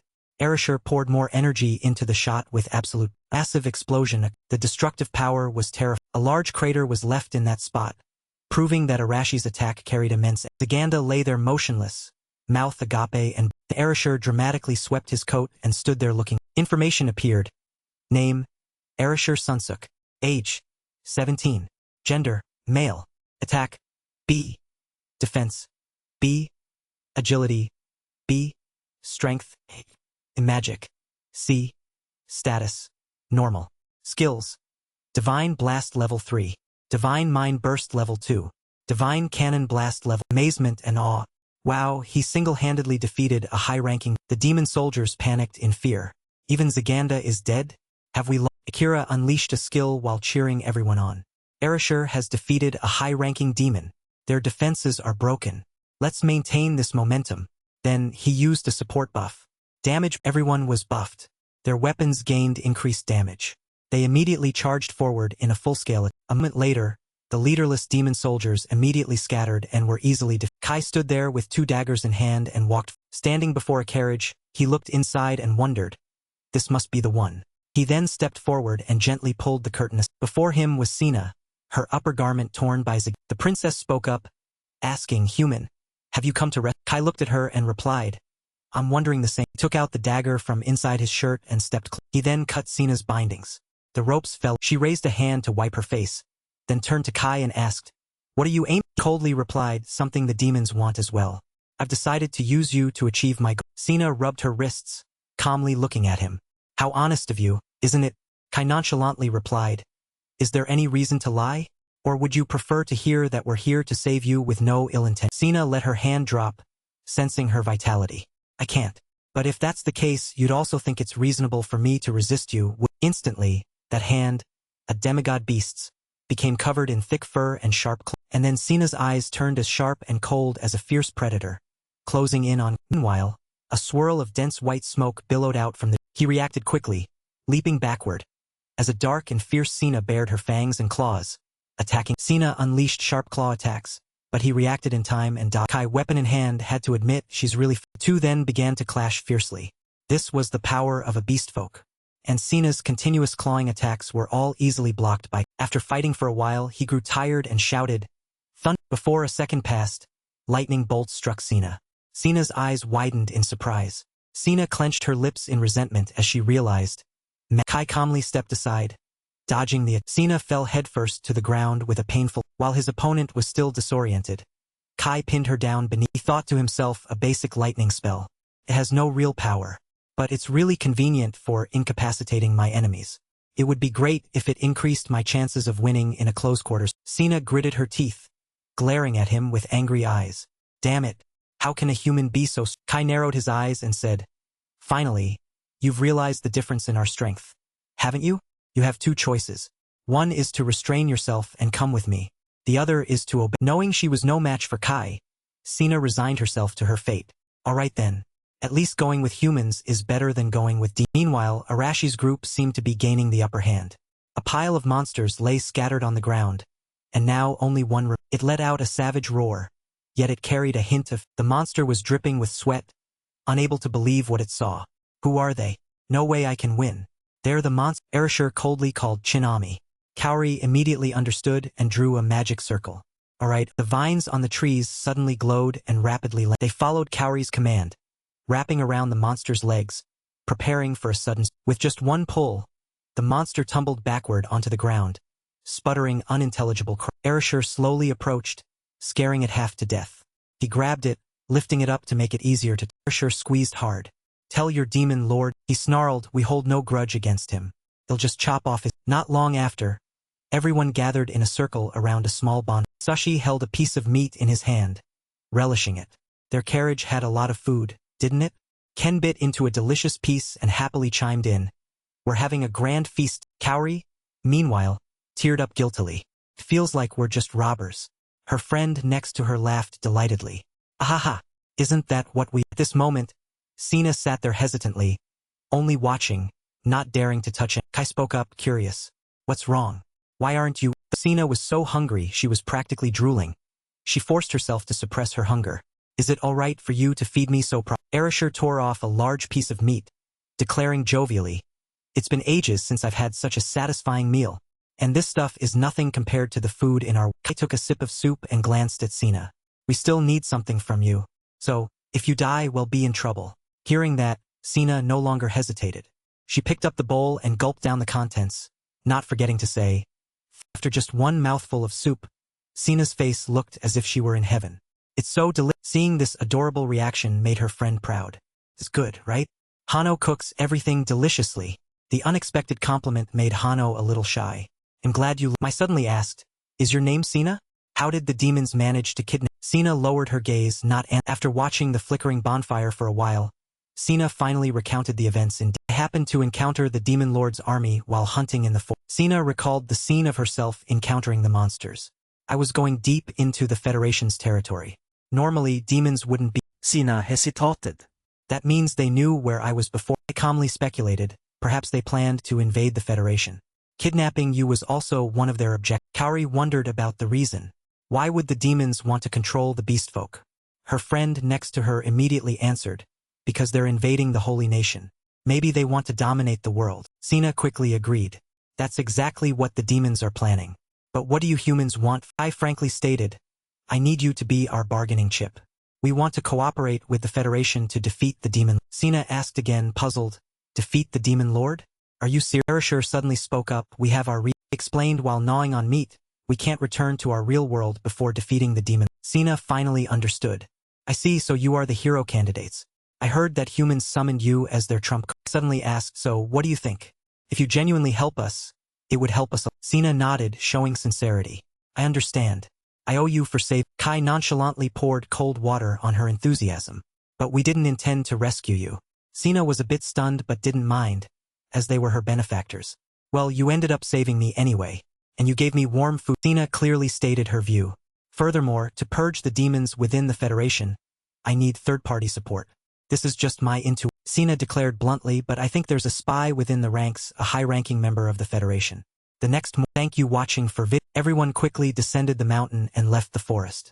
The cat beastfolk princess, Cana, rescued, had escaped the Demon Kingdom's territory with Shinju. They returned to their path and headed back to Neutrat City. The group was now approaching the city. In a room, faint sounds echoed. Sharp sword movements flashed through the air. Midou was diligently practicing his swordsmanship. Suddenly, a voice called out, Midou, causing him to stop immediately and look towards where the sound came. Seeing the person rushing towards him, Midou asked curiously, Rina? What's... Rina announced loudly, Arashi's group is back. Moreover, they're boldly marching through the main... Midou was startled, his eyes wide. At the city gate, Arashi's group had stormed inside but was stopped by the soldiers in front. A soldier loudly bellowed, Deserters! How dare you come here with such calm faces? You are violating military regulations. That shout successfully enraged Erasher, who roared back, I don't care. Did your regulations protect us? Huh? You bastard! The officer, having been cursed directly to his face, still stood there grimly, wondering. Erasher impatiently turned away. I have no business dealing with the likes of you, nor with him. The officer ignored him. While speaking, he issued orders for the soldiers to charge simultaneously. Do you think Shed actually come out to meet a wretch like you? Restrain them. Throw these deserters into... This moment, the situation was spiraling out of control. Erasher scratched his head in annoyance. What a headache. Even if all of you group up, you still won't beat me. Kai, standing beside him, dryly explained, they're like this because of your attitude. If we were Midas' group, even if his group were considered deserters, they'd still receive a warm... Suddenly, chains appeared, binding all the soldiers tightly, and a cold voice rang out. Don't... Jean stepped out and asked, You've returned early. Seeing her strange action, the officer roared furiously, Kanzaki Jean, are you betraying us? Release the skills seal immediately. Rumi placed a hand on the soldier's shoulder and winked lovingly. Now, calm down. Arashi's group doesn't intend to fight. Let's talk to them. Soon after, the chain seal was removed. The officer reluctantly conceded. If Sir Narumi says, Erasher, witnessing this scene, began to fume again. His eyes seemed to want to devour his opponent. Why do you listen to him and not me? Akira gave a wry smile and said, well, it's usually like... Narumi calmly approached him and probed. So, what now? Did you come back with any important information? Erasher, still sulking, demanded, let's talk about that later. For now, please take us somewhere proper to... Not long after, in a grand room, everyone was sitting upright in their chairs. Only Erasher had his feet propped up on the... Still maintained his stubborn, defiant attitude. Erich and Amelia helplessly shook their heads in exasperation. The officers were resentful but dared not make a... His strange behavior made Mireille lose her patience, and she finally spoke up. That's enough, Erasher. You're making the atmosphere too... Erasher, with his short temper, retorted irritably. What? Is this what you call the culture of another world? You're always like... Mireille questioned him with a sharp voice. There's no need to make everything so tense. Is there? Besides, we've already gathered the people you wanted to speak. Although annoyed, he still had to put his feet down. Erasher regained his composure and called out, Chinami. Go. Immediately after, Kaori, holding Sina's hand, pushed the door open and stepped in, saying, Excuse... And Sina's appearance made Erich stare blankly. Amelia exclaimed din surprise, acat biast... Akira clearly introduced, her name is Sina. She is the daughter of Gandanas, the leader of the Beastfolk Federation. Everyone there was stunned to hear this news. The Federation leader's daughter? How is she here with you? Sina unflinchingly admitted, yes. I am the biological daughter of the Beastfolk Federation leader. They rescued me from the Midou, unable to believe it. Asked again, you were kidnapped by... Sina glanced at him and honestly replied, that's right. The demons are hiding within the Federation's territory. I was rescued when they were taking me to the Demon Kingdom's territory. Erasher chimed in, we can use her as a bargaining chip to gain cooperation from the Federation. After all, we can't wait another 2 years. Amelia seemed to have a breakthrough. I understand the situation. Amelia gravely proposed a solution. We are also in the process of considering forming an alliance with the Federation. Let me report this to my superiors. Now that we have the princess, I'm sure they won't miss this opportunity. Erishur retorted bluntly, you're honest. Amelia, without hiding her intentions, gave a straightforward reply. After all, we don't want half of the hero candidates to leave us. We were actually planning to accept some of your demands if you return to. Erich also calmly added a few words. You are the army's trump cards. Of course, that would also affect the morale of the soldiers. I am the one responsible for your actions. Thanks to this, I might avoid being During that, Amelia's voice became much softer. I understand your request. Then Amelia looked up steadfastly. Her voice was somewhat stern. If we can cooperate with the Federation, we can continue the campaign to defeat the Demon Kingdom. This is what you all want. Only then did Arashi's mood relax a little. Now you understand what Amelia seriously looked at the opposite side and said, it's not a disadvantageous deal for us anyway. Killing the Demon Lord is also the people's wish. Of course, we will do everything to make that. Cana also resolved to repay them. I was saved by them and fed. In return for your help, I want you all to help me eliminate the demons within the Federation. Midou immediately responded to her will. Of course, I will do my. Erich suddenly cut in, speaking in a low voice. May I ask something? How did you get the information about the princess kidnapping? Receiving the question, Erishur glanced aside and replied. Regarding that, we interrogated the demons we. Erich observed him intently, then replied. A week later, everyone waited. Erich, holding a paper, entered the room with Amelia to announce some news. The Holy Nation has sent envoys to the Federation to negotiate their alliance. The stifling atmosphere was thus broken. Everyone cheerfully. In a small house beside the city, I went straight to the point. Who all is? Akira sat opposite him and honestly replied. Midou, Nagas, Kenzaki, and Narumi. For people. With the intelligence in hand, Kai took a sip of tea. I also guessed they'd choose Kenzaki because of her commanding. Akira immediately agreed with this speculation. Because Midou and Narumi have keen eyes for judging people. Nagas is a bit strict, but he has his own way of. In another room, Erich worked non-stop, unaware that Akira was referring to him.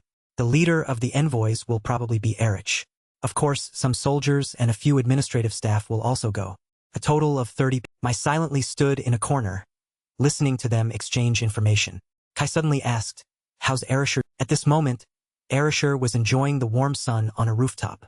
Akira didn't hesitate to reply, he wants to stay on the front lines, because he's not very good at negotiating. That's at the training ground. Mireille was instructing Asushi and Kenta on something, unaware that Akira was referring to her. While Midou is away, Hashimoto will serve as the substitute team. Akira boldly speculated, it will probably be very difficult because they'll need to constantly keep Erishur and his friends in. Then Akira abruptly asked Kai, so what's your plan? Shinju? He replied frankly without hiding anything. He'll go to the Federation, even though I don't intend to follow the envoy's delegation. Outside the city wall, Erich turned back and ordered everyone. The army, along with the hero candidates, was moving towards the Federation. Nina constantly ran her hand through her hair on the way, complaining about how tired she. Midou smiled and turned back to tell her, we'll be traveling for quite a while. Narumi enthusiastically added, what a surprise. I didn't think Rina would join. She turned, annoyed, and asked, what? Are you saying I shouldn't come along? He quickly waved his hand. That's not what I meant. I'm glad you. If I left you all alone, you'd just act recklessly again. Especially this. He stared blankly and asked, seeing them joke around. Narumi laughed. Rina was a bit displeased. I mean, if you're his traveling companion, you're utterly unreliable. Even if you come along, nothing will change. Narumi wailed. Hey, Rina, why are you so mean to me? Behind them, Jean seemed rather. Jean thought to herself, they're so noisy. Wouldn't it be better if they were a little quiet? She wondered. Shinju said he's also on his way to the Federation. Could he be near? Erich glanced over and caught a glimpse of Jean's expression. The group continued to move silently through vast fields and grass, secretly observing them from the tall grass. Kai told May, all right, the two walked on. May asked, are we just going to tail them? He replied, trailing them seems easier. Sina is also there. By the way, can I ask you? Turning to the group, they were moving through the forest. Jean remained silent, looking around and quite enjoying the fresh air of the. Erich saw this and immediately asked, why are you always looking around? She was startled and replied with a little confusion, I'm just being vigilant for Mon. Rumi winked. No need for that. Midou and Erich are here after. Jean slightly lowered her face and replied. Erich turned to Midou. Midou, let me ask you this. Erishur returned to us in just a few days.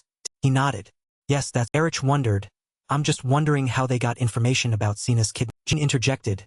Didn't he say he captured some demons and interrogated? Erich, however, was still not satisfied with that. I just found it a bit too quick. They got the information, processed it and returned. It's a bit hard to believe he did all of it himself. Usually, Erishur discusses such matters with us. Midou turned and asked in return, what exactly are you getting? Eric's voice echoed in the forest. I'm just spec. He continued, someone is moving in the shadows, gathering information on them. As always, you're terrible at lying, Midou.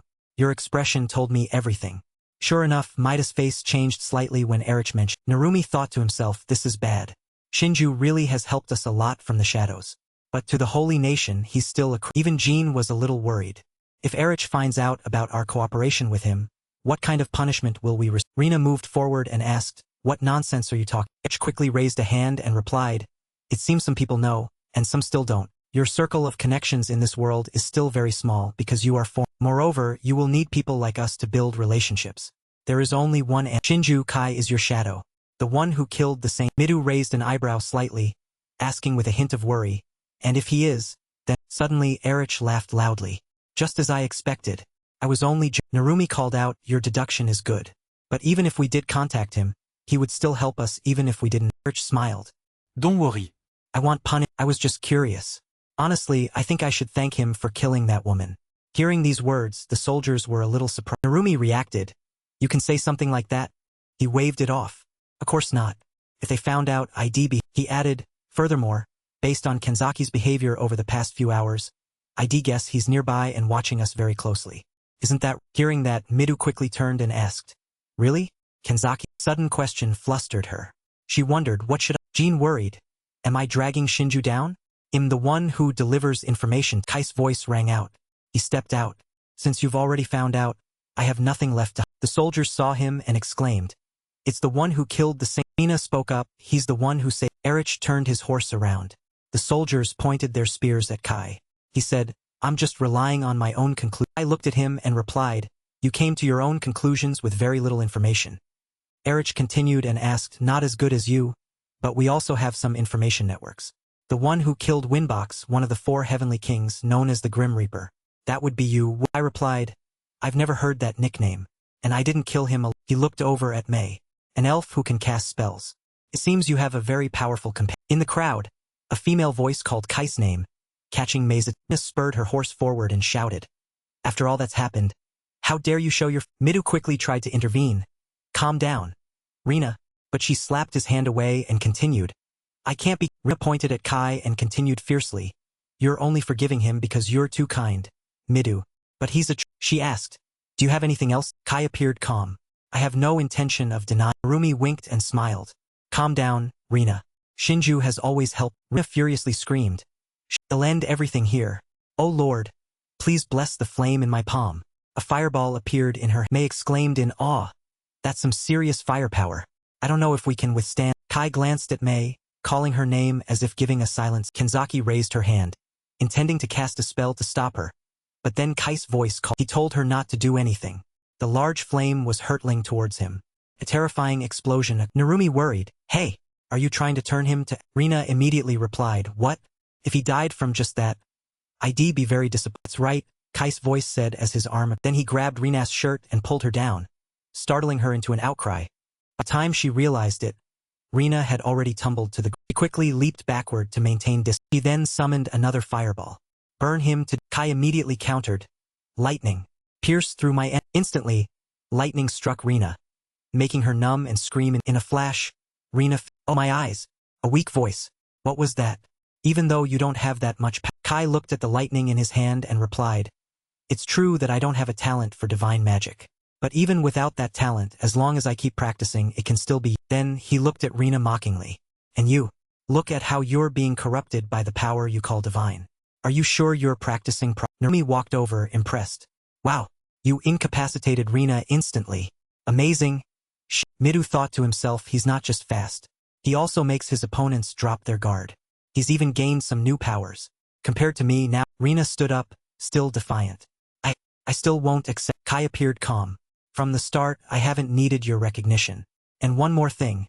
No matter how many times we fight, the result will be the... Seemingly unwilling to concede, Rina screamed. Jean's voice rang out. Enough. Nagas, calm down. Sigma spells appeared, restraining Rina. Thank you watching for vid. Everyone sat around the bonfire. After being briefed on what had happened, Erich said, I understand. Basically, you were all... He mused, Now I can understand why you decided to kill Leonora in that situation. First of all, from your perspective, you were being forced to undertake more and more impossible. Midou spoke up. We were quite confused at the time. That's why Shinju decided to take all the blame on himself. Narumi added, and some people in the class are still misunderstanding Shinju's intent. Rina, still resentful, said, I still think his reason for doing that isn't simply because we're his class. Kai, eating dried meat, said, Naga's is right. Simply put, if I let her live, she'd be too much of a nuisance. So I killed. Narumi smiled. You're really stubborn, Rina. She turned her face away, looking fierce. No matter how he explains it, I'm the one who decides whether to believe his words or... Rina continued to ask, first, are you really looking for a way for us to go? She looked over at Mei. Also, who is the cute girl behind? Nonchalantly replied, I haven't found anything yet. And she's following me voluntarily, not because I asked. Mei was Midou spoke up, anyway, so that we can catch the spies within the Federation, we need your cooperation, Shinju. That's why I suggest you join us on this. Erich seemed quite pleased and agreed. I don't mind either. Although I can't report it back to the Empire, I'll just forge some Afterwards, everyone turned their eyes to Rina, who still seemed very annoyed with... She squeezed her eyes shut. Whatever.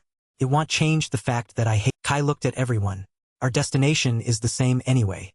If you all have no problem with it, I'd be happy to go. Everyone's bonfire was still burning. Everyone sat there, but there was a little sigh. A voice called Midou from behind, catching his attention. Kai asked, is it all right to tell him that? Midou said, you mean the incident concerning Leonora's death? It's fine. Erich is a trustworthy person. Kai gave a... There are some things you shouldn't trust people with so easily. But it doesn't change anything since you've already told... Midou understood Kai's meaning. I know. He'll take responsibility.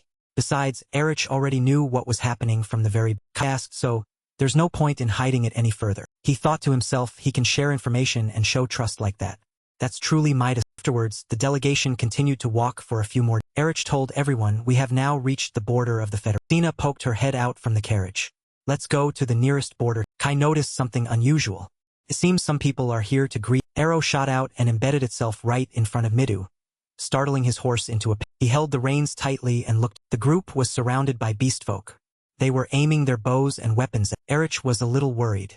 The soldiers quickly formed a defensive... Beastfolk girl stepped out, her voice full of authority. Humans. What are you doing in my territory? The disparity in strength between the two sides at this moment was extremely... Midou stepped forward, spreading his hands to explain. We are not here to fight. We wish to form an alliance with the Federation. The beastfolk girl was a little suspicious. En alliance? After everything you humans have done, do you still dare to speak like that? The beastfolk side fiercely retorted, The beastfolk pointed a finger. The reason we are treated badly is because... Rina grimaced. We don't know and we don't care. I guess that's what they mean. Narumi gave a wry smile. Please don't say things like that.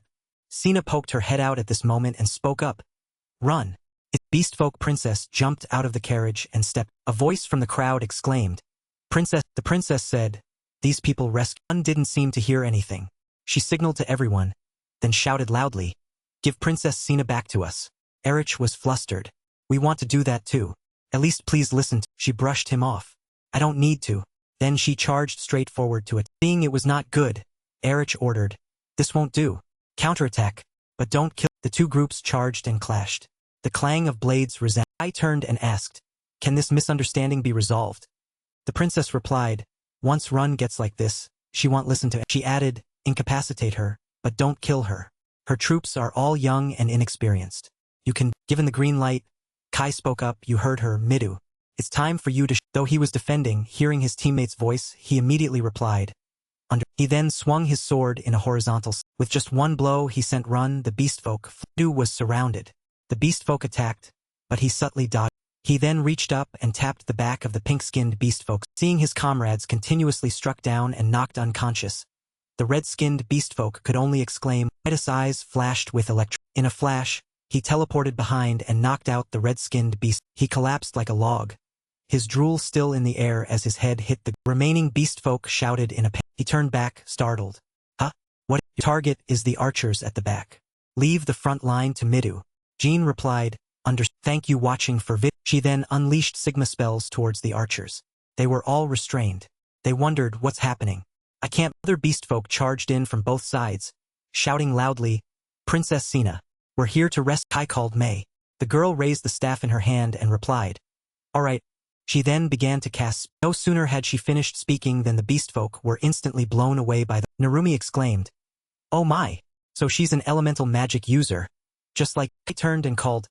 Not. He prepared a fire spell in his hand. But the order received was, "Do not interfere." Hearing that, he frowned, angrily yelling, "What? Everyone else is fighting. Why am I the only one who?" Kai explained while fighting, "If they're hit by your flames they'll surely die. Or, are you confident enough to control your magic and not?" Finding it reasonable, Rina withdrew her hand. "Fine." Run watched the battle in astonishment. "No way. Humans are this strong." Erich kept trying to explain, "We only want to come here to..." Midou stepped forward. "We haven't killed your soldiers. So, can you put your sword..." Without a word, she continued to charge forward and Midou reached out and grabbed her sword. Restrained, the beastfolk girl's eyes widened in surprise. The sword was held firmly between his two fingers. Her arm "Thank you watching for vid." A voice called from a distance. "Run." Sina stepped forward and asked, "Are you?" The princess tried to reassure her. "Please listen to these." A moment later in the beastfolk's voice said, "We are truly..." Run and her beastfolk knelt in unison before the. Midou said hastily, flustered, "No, please raise your..." Run repeatedly bowed her head to the ground. "I didn't know you were all her saviors. I am truly sorry. I offer my life to atone for my mis-" Erich smiled. Thinking of the relationship between both peoples, he said, "I understand your act." Run bowed her head until it bled. Her eyes held a hint of confusion. Kai, standing by the carriage, spoke up. "If you wish to make a change, could you become our..." He looked at her and continued, "I'm talking about forming a federation between both peoples. So I want to meet the high-ranking leaders of the federation. And this is also what Sina..." The princess nodded. "Yes, I owe them. Please treat them courteously." Run agreed. "I understand. I will definitely lead them to the capital." She shed tears. "And Princess Sina, I'm glad your..." Princess smiled. "Well, after that, Midou and the other liaisons were treated with more select. To establish an alliance, they needed to negotiate with the federal. The council was comprised of the leaders from each beastkin tribe, an organization that governed this, and the council was located in the federal capital. Midou marveled. "So this is the federal capital." Narumi's eyes widened. "It's huge." Run turned around and said, "I apologize, but I can only lead you this far. Of course, I still want to express my deepest gratitude for saving Princess, but the ones who decide the policies of this country are the members of the federal." Midou replied, "It's all right. From now on, this will be our..." Menslia, the capital of the Grandana's Beastkin alliance. Inside the city, Beastkin bustled about in crowds. Seeing the group, they continuously whispered about their arrival. "Look, Humans. what are they?" Despite that, guided by Run and the princess, the group quietly pursued. The Beastkin crowd continued to murmur.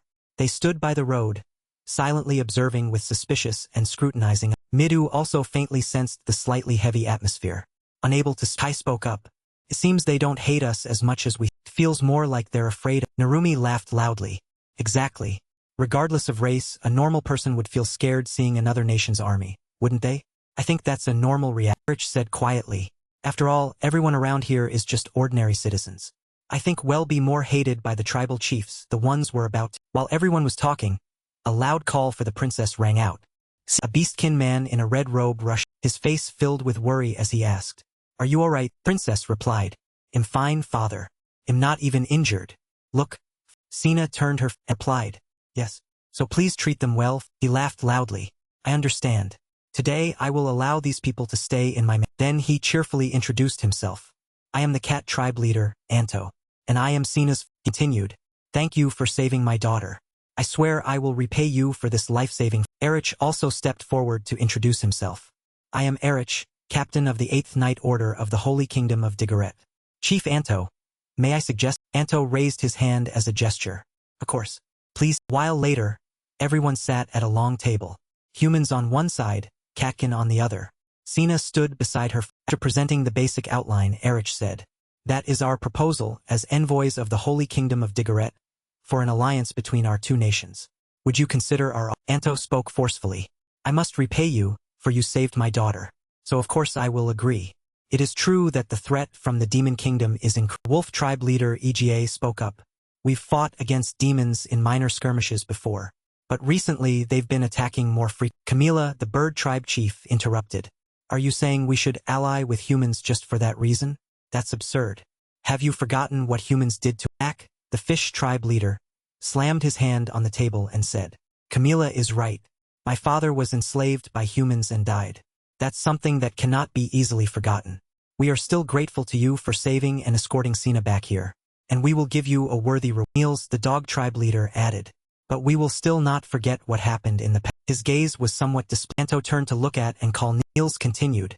Didn't humans discriminate against us and expel us? That's not something we can easily overlook, is it? Now you want us to help? Mac and Camila echoed Niels.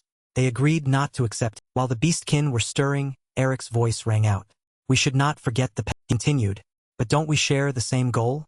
To destroy the Hearing this, Mac roared harshly. How dare you? Even if it's about fighting demons, I still won't join hands. GA looked towards the humans and intervened. Wait. He raised his hand and continued. Indeed, we have received information that you have turned the tide in the war against the demons. Could you tell us what form of cooperation you are seeking? Hearing the question, Erich pondered for a moment. Midou immediately spoke up in reply. We want to completely wipe out the entire demon kingdom and cut off the demon lord's head. Thank you watching for vid. Had no immediate reaction. GA laughed loudly. Broke the silent atmosphere. He looked at Midou, appraising him. Your eyes don't lie, do they? Camilla wondered.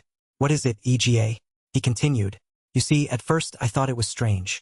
If my information is accurate, humans have a huge advantage. They don't seem forced or pressured into forming an alliance. Midou appeared serious. We want to defeat the demon lord. And to achieve that goal, we need your... Santos' voice cut in, drawing Midas' attention. Just as EGA said earlier, he continued. I want to help them eradicate the demons. At first I was very suspicious. But I didn't think this young man would be so on. The other hand was... EGA spoke up. I also agree. If the demons are making serious moves, the alliance won't be able to resist. His gaze was sharp. If the Holy Kingdom is defeated by the demons in the future, we will certainly be next. So, we need to seize this opportunity to fight alongside. Members of the delegation were all overjoyed to hear. However, Camilla had a slight reaction. I understand your point, but I still won't accept. She looked at them with suspicious eyes. You never know when humans will stab you in the back. Also spoke up. No matter what the situation, I will not cooperate with people I cannot. Jill's opinion was similar. I feel the same. This alliance is probably a ploy to make us sacrifices or bait. At this moment, Cana, standing next to her father, looked over and said, Chief Niels, somehow you've changed. He added, before, you used to be very supportive of. Niels replied, my thoughts have changed after living to this. Anto raised his hand, lost in thought. So now we have many people opposing this proposal. He added, it wouldn't be wise to decide right now. It's best if we take some time to think. I also want to hear more about their offer. Let's have them stay in our territory for a while. Anto laughed loudly and agreed. Leave their accommodation to us. They are my daughter's sake. Camilla haughtily said. Whatever. I won't change my mind. Mac reluctantly added. She's right. I won't accept. Kai sat there, saying nothing, observing with his crimson eyes. His eyes were wide open, glowing with a partly deadly, fiery. He was trying to see through and appraise Niels, who had once supported him. That day, in Menslia, the federal capital of the Grandana's Beastkin Alliance, at the cat tribe leader's long, lavish banquet table was laid out to welcome the human guest. Anto cheerfully raised his cup. Thank you for saving my daughter. Please eat and drink your... Midou also cheerfully thanked. Rina looked at the food with some discomfort. What kind of food is this? Insects? Jean forced a smile and replied. I don't know. Kai picked up an insect, broke it in half. Inside its hard shell was succulent. Then he put it in his mouth and ate it with... On this side, May happily ate fruit, her face full of... Narumi, outgoing, raised his glass with some beastkin, making them stand up and praise him. Drink more. Your alcohol tolerance is quite good, brother. He replied. Me? Then let's drink. Nina was also eating and drinking but didn't forget her duty. She turned to remind her father. Father, please get to the main... Anto raised his hand to clear his throat, then spoke up. The thing is, we need to make decisions about future policy. Those seated immediately fell silent and listened. Anto continued. According to what my daughter said, demons have infiltrated the alliance. Furthermore, they are in the capital. This means they possess a significant amount of internal information. Cana continued. If that weren't the case, how could they have known my location at that time? I was completely the scarred Katkin said. If it were at the border, I could understand. But security forces in the capital are quite strict. The blue-robed one agreed. He's right. If demons infiltrated the capital, then we should have detected them by... Hearing those words, Cana was a little displeased. She subtly furrowed her. Seeing this, Scarface quickly explained. That's not what I meant, princess. It's not that I doubt your... Anto added to diffuse the tension. Just as you said, we beastkin have a very strong sense of smell. It would be difficult for demons to infiltrate without us noticing their distinctive scent. That means, a voice rang out. There's an informant. The cat tribe leader's statement, and that voice suddenly silenced the banquet table. Everyone was looking in one direction. Kai, while drinking, said, "There's someone protecting the demons. If that person is providing them with important information and simultaneously hiding their tracks, then that's the only explanation for the current situation." The catkin reacted. Impossible. What kind of strange thought is that? One of them stood up sharply. Don't talk nonsense. Are you suspecting? Anto immediately shouted loudly. Calm down. We are just speculating on possibilities. Then he apologized. Thank you watching for vid. With a crestfallen face, Anto continued. I also don't want to suspect my own people. But even though I made great efforts searching for Cana, I couldn't find any trace of my. That time, he and his people searched through the night. To be honest, I had a very bad feeling then. Someone is definitely controlling the information. Erich warned. If the information network is being manipulated, it would be very dangerous because the spy could be someone of high. Dean nervously voiced his thought. What if what we discussed in that meeting was? Narumi added. So, is it possible that one of the tribal chiefs is the? Anto immediately denied it. I don't think so. The tribal chiefs are the ones who discuss and advise on the future of the alliance. I don't want to cause mutual suspicion with the limited information we. Pink-haired Catkin agreed. Yes, you're right. It makes me so. Anto turned to remind his daughter. Cana, during this time don't leave the. The girl seemed unhappy. That's sad. I just got back. He replied anxiously. If you get kidnapped again, we'll lose Midou interrupted and asked. By the way, how is everyone's discussion about the alliance? Dining table fell silent for a moment. Anto scratched his head. Embarrassed. About that, I apologize. I thought they would accept the proposal positive. Cana said. The ones who agreed are EGA and father. If we can't change the minds of the other three, we'll lose our advantage in. It was a sign that things weren't going well. Midou worried. Anto decided. We must continue to persuade them. I will ask you all to come with us to persuade them at the next meeting. I'm counting on. Erich cheerfully agreed. Of course. That, a cat tribe leader's man. Kai stood there, looking down, deep in. Cana walked up and asked. What's wrong? Can't you? I turned and replied.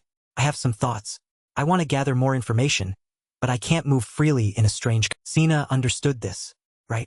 With your body odor, you'd be detected immediately. Kai nodded. As expected, the beastkin's sense of smell is truly continued. Cana, there's something I want to add. Recalling the meeting, Kai had used his eyes to gather information about age, 55, species, dogkin, gender, male, status, brainwashed, skills, martial arts level 2, beastification level. He paid particular attention to the brainwash status. Cana heard this and asked in surprise. Brainwash status. He nodded. Yes. My eyes allow me to see anyone's status with an appraisal ability. Only that man named Niels has such a status. He added. Normally, beastkin excel in their physical abilities and keen sense. They cannot use magic like humans, or demon arts like demons, or even incantations like spirits. Kai's gaze was firm. This is definitely the work of Cana resaled. Now that you mention it, I remember. What Chief Niels said today was very strange. My thoughts have changed after living to this age. He always wanted to maintain a good relationship with you. She shrugged and asked, should I tell? Kai immediately replied, with just my ability, we don't have enough evidence. I know Chief Anto suspects a spy, but do you think he'd believe that? Cana stepped forward to intervene. If it's true, then it's. She sat right there and continued. Father always has a preference for humans. Besides, you saved me. My father will definitely believe. I felt relieved. I understand. Then we'll talk to him. Suddenly, something from behind caught his Anto's voice. You underestimate the beastkin's hearing far too. Kai turned and asked. So you heard everything. I suppose I can get straight to the point now. He smiled. I don't mind. After all, you are my benefit. Anto further affirmed. Moreover, I also had a feeling Niels was acting very strange. He raised his hand and clenched it. I put my trust in you. I will fully support you in forming an alliance between our two nations. In return, I want you to help us eradicate the demons present within the alliance. I agreed. All right. Starting tomorrow, I will begin gathering information related to the Dogkin tribe. I'll rely on you and Midou to help me persuade the remaining tribal. Anto smiled, looking at him. I understand. Night in the quiet Beastkin capital. The air was still, with lights peeking out from large mansions. At a certain mansion, the large gate was guarded quite strict. Niels was unexpectedly kneeling there. Before him was the high-ranking demon, Bright, who was sitting on a chair, basking in. He looked down and said, the situation is becoming increasingly troublesome. His eyes thought of Camilla. Just when I thought more than half of the tribal chiefs had been subdued, and control of the alliance was in our hands. My plan should have been perfect. Abducting the princess to blackmail the cat tribe. Bright slammed his hand down in anger. But I didn't expect those humans to save Antos. He scowled and reprimanded. Jaganda, you fool. Such an easy mission and you failed. What an utter disgrace for a high-ranking demon. Nils, kneeling below, spoke up. But those humans are truly shamed. He furrowed his brow. They are the ones who proposed the alliance. This means I cannot agree to such an... It smiled. You're right, Niels. They seem quite desperate. We must stop them before they influence others in the alliance. Niels stood up and replied. But everyone knows humans are also our sworn enemies. The next... Thank you watching for vid. At the fish tribe leader's mansion, there was a large pool for their tribe. The entire mansion was blue, representing... A meeting took place between the alliance supporters and Mac, the fish tribe. Mac appeared quite firm. No matter what you say, my answer will not... Midou persisted. Even so, won't you listen to what we have to... His eyes held a certain resolve for the alliance. Seeing this, Mac was persuaded and agreed to listen. All right, I don't mind. Everyone showed relief and thanked him. Erich, as representative, spoke up. Then, allow me to explain the current situation of the Holy... On this side, the rest of the group moved towards the bird tribe leader's mansion, but were stopped by guards. The guard sharply said, "Don't you understand? Let me relay the chief's request." She said there's no reason to listen to what you have to... Narumi tried to persuade, but we're already here. The accompanying Katkin wondered. What? There must have been a request from Chief Anto regarding today's audit. The guard remained annoyed. Even with a request from the cat tribe chief, the answer remains the same. The chief does not wish to meet you here. Jean stood nearby thinking, I could control this person with domination magic. But when the effect wears off, he might realize he was controlled. In the end, they wouldn't trust us and... Narumi turned and walked away. That's it then. Let's go. Jean flinched and turned to him. Narumi continued. In the worst-case scenario, we might end up fighting the entire alliance. We don't want that to happen. This isn't like the time we faced Leonora. Hearing that, Jean followed. I understand. Kai was in his room, admiring a sharp dagger. There was a knock on the door outside. He immediately invited them. Sina opened the door and entered. Kai, just as you... Kai turned and asked, what did you find out? The girl replied, today I went to the dog tribe's border, but the atmosphere was very strange. I listened intently as Sina continued.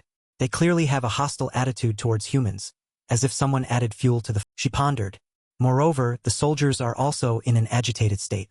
They might be planning to kill you and the... Hearing that, Kai's eyes changed slightly. If that's true, we can't sit still. We need to gather all important evidence to turn the situation. Another night fell in the Beastkin Cap. On the rooftops, Kai and Sina were silently observed. He turned and said, let's investigate thoroughly. The princess reminded him, be careful. You can't underestimate the Beastkin scent. Kai jumped down and replied, I know. Below, guards were strict. They moved lightly on the roof. With assassin's footsteps, Kai walked silently, making no... Before long, the two were inside the... Sina walked swiftly, whispering. The chief's room must be around. A door creaked open. Looking inside, she announced, no one's here. Chief Niels must be in his bedroom. Then Sina entered. But that's good. If we can find evidence... Thank you watching for vid... Recognized the scent of her kidnappers on the... Suddenly, a voice from outside echoed in. Who? Sina startled and looked out. A huge question mark. It was Niels. He shouted loudly. Sina. You brat. Even if you are Antos' daughter, do you think you won't be punished for daring to trespass? The princess nervously stepped back a little and said, Chief Niels, please regain your sense. Hearing that, he wondered. Regain my sense? Sina looked straight ahead, trying to persuade him. You're being brainwashed by demons. Don't you realize anything is... Niels snapped angrily. What nonsense are you talking about? We'll talk later. Right now, I'm going to restrain... Then he shouted loudly. Intruder. Restrain that... Thank you watching for vid... The guards outside heard this and rushed in, asking, what's wrong, Chief? Sina quickly moved back. Then she stepped onto the window and broke the glass, jumping out. It looked incredibly dangerous. The guards looked after her. She's running. Niels ordered. Don't let her escape. Chase her. A moment later, a familiar hand held a golden wine. Wright was thinking, an intruder. But he swirled the wine glass in his hand, wondering, have they discovered me?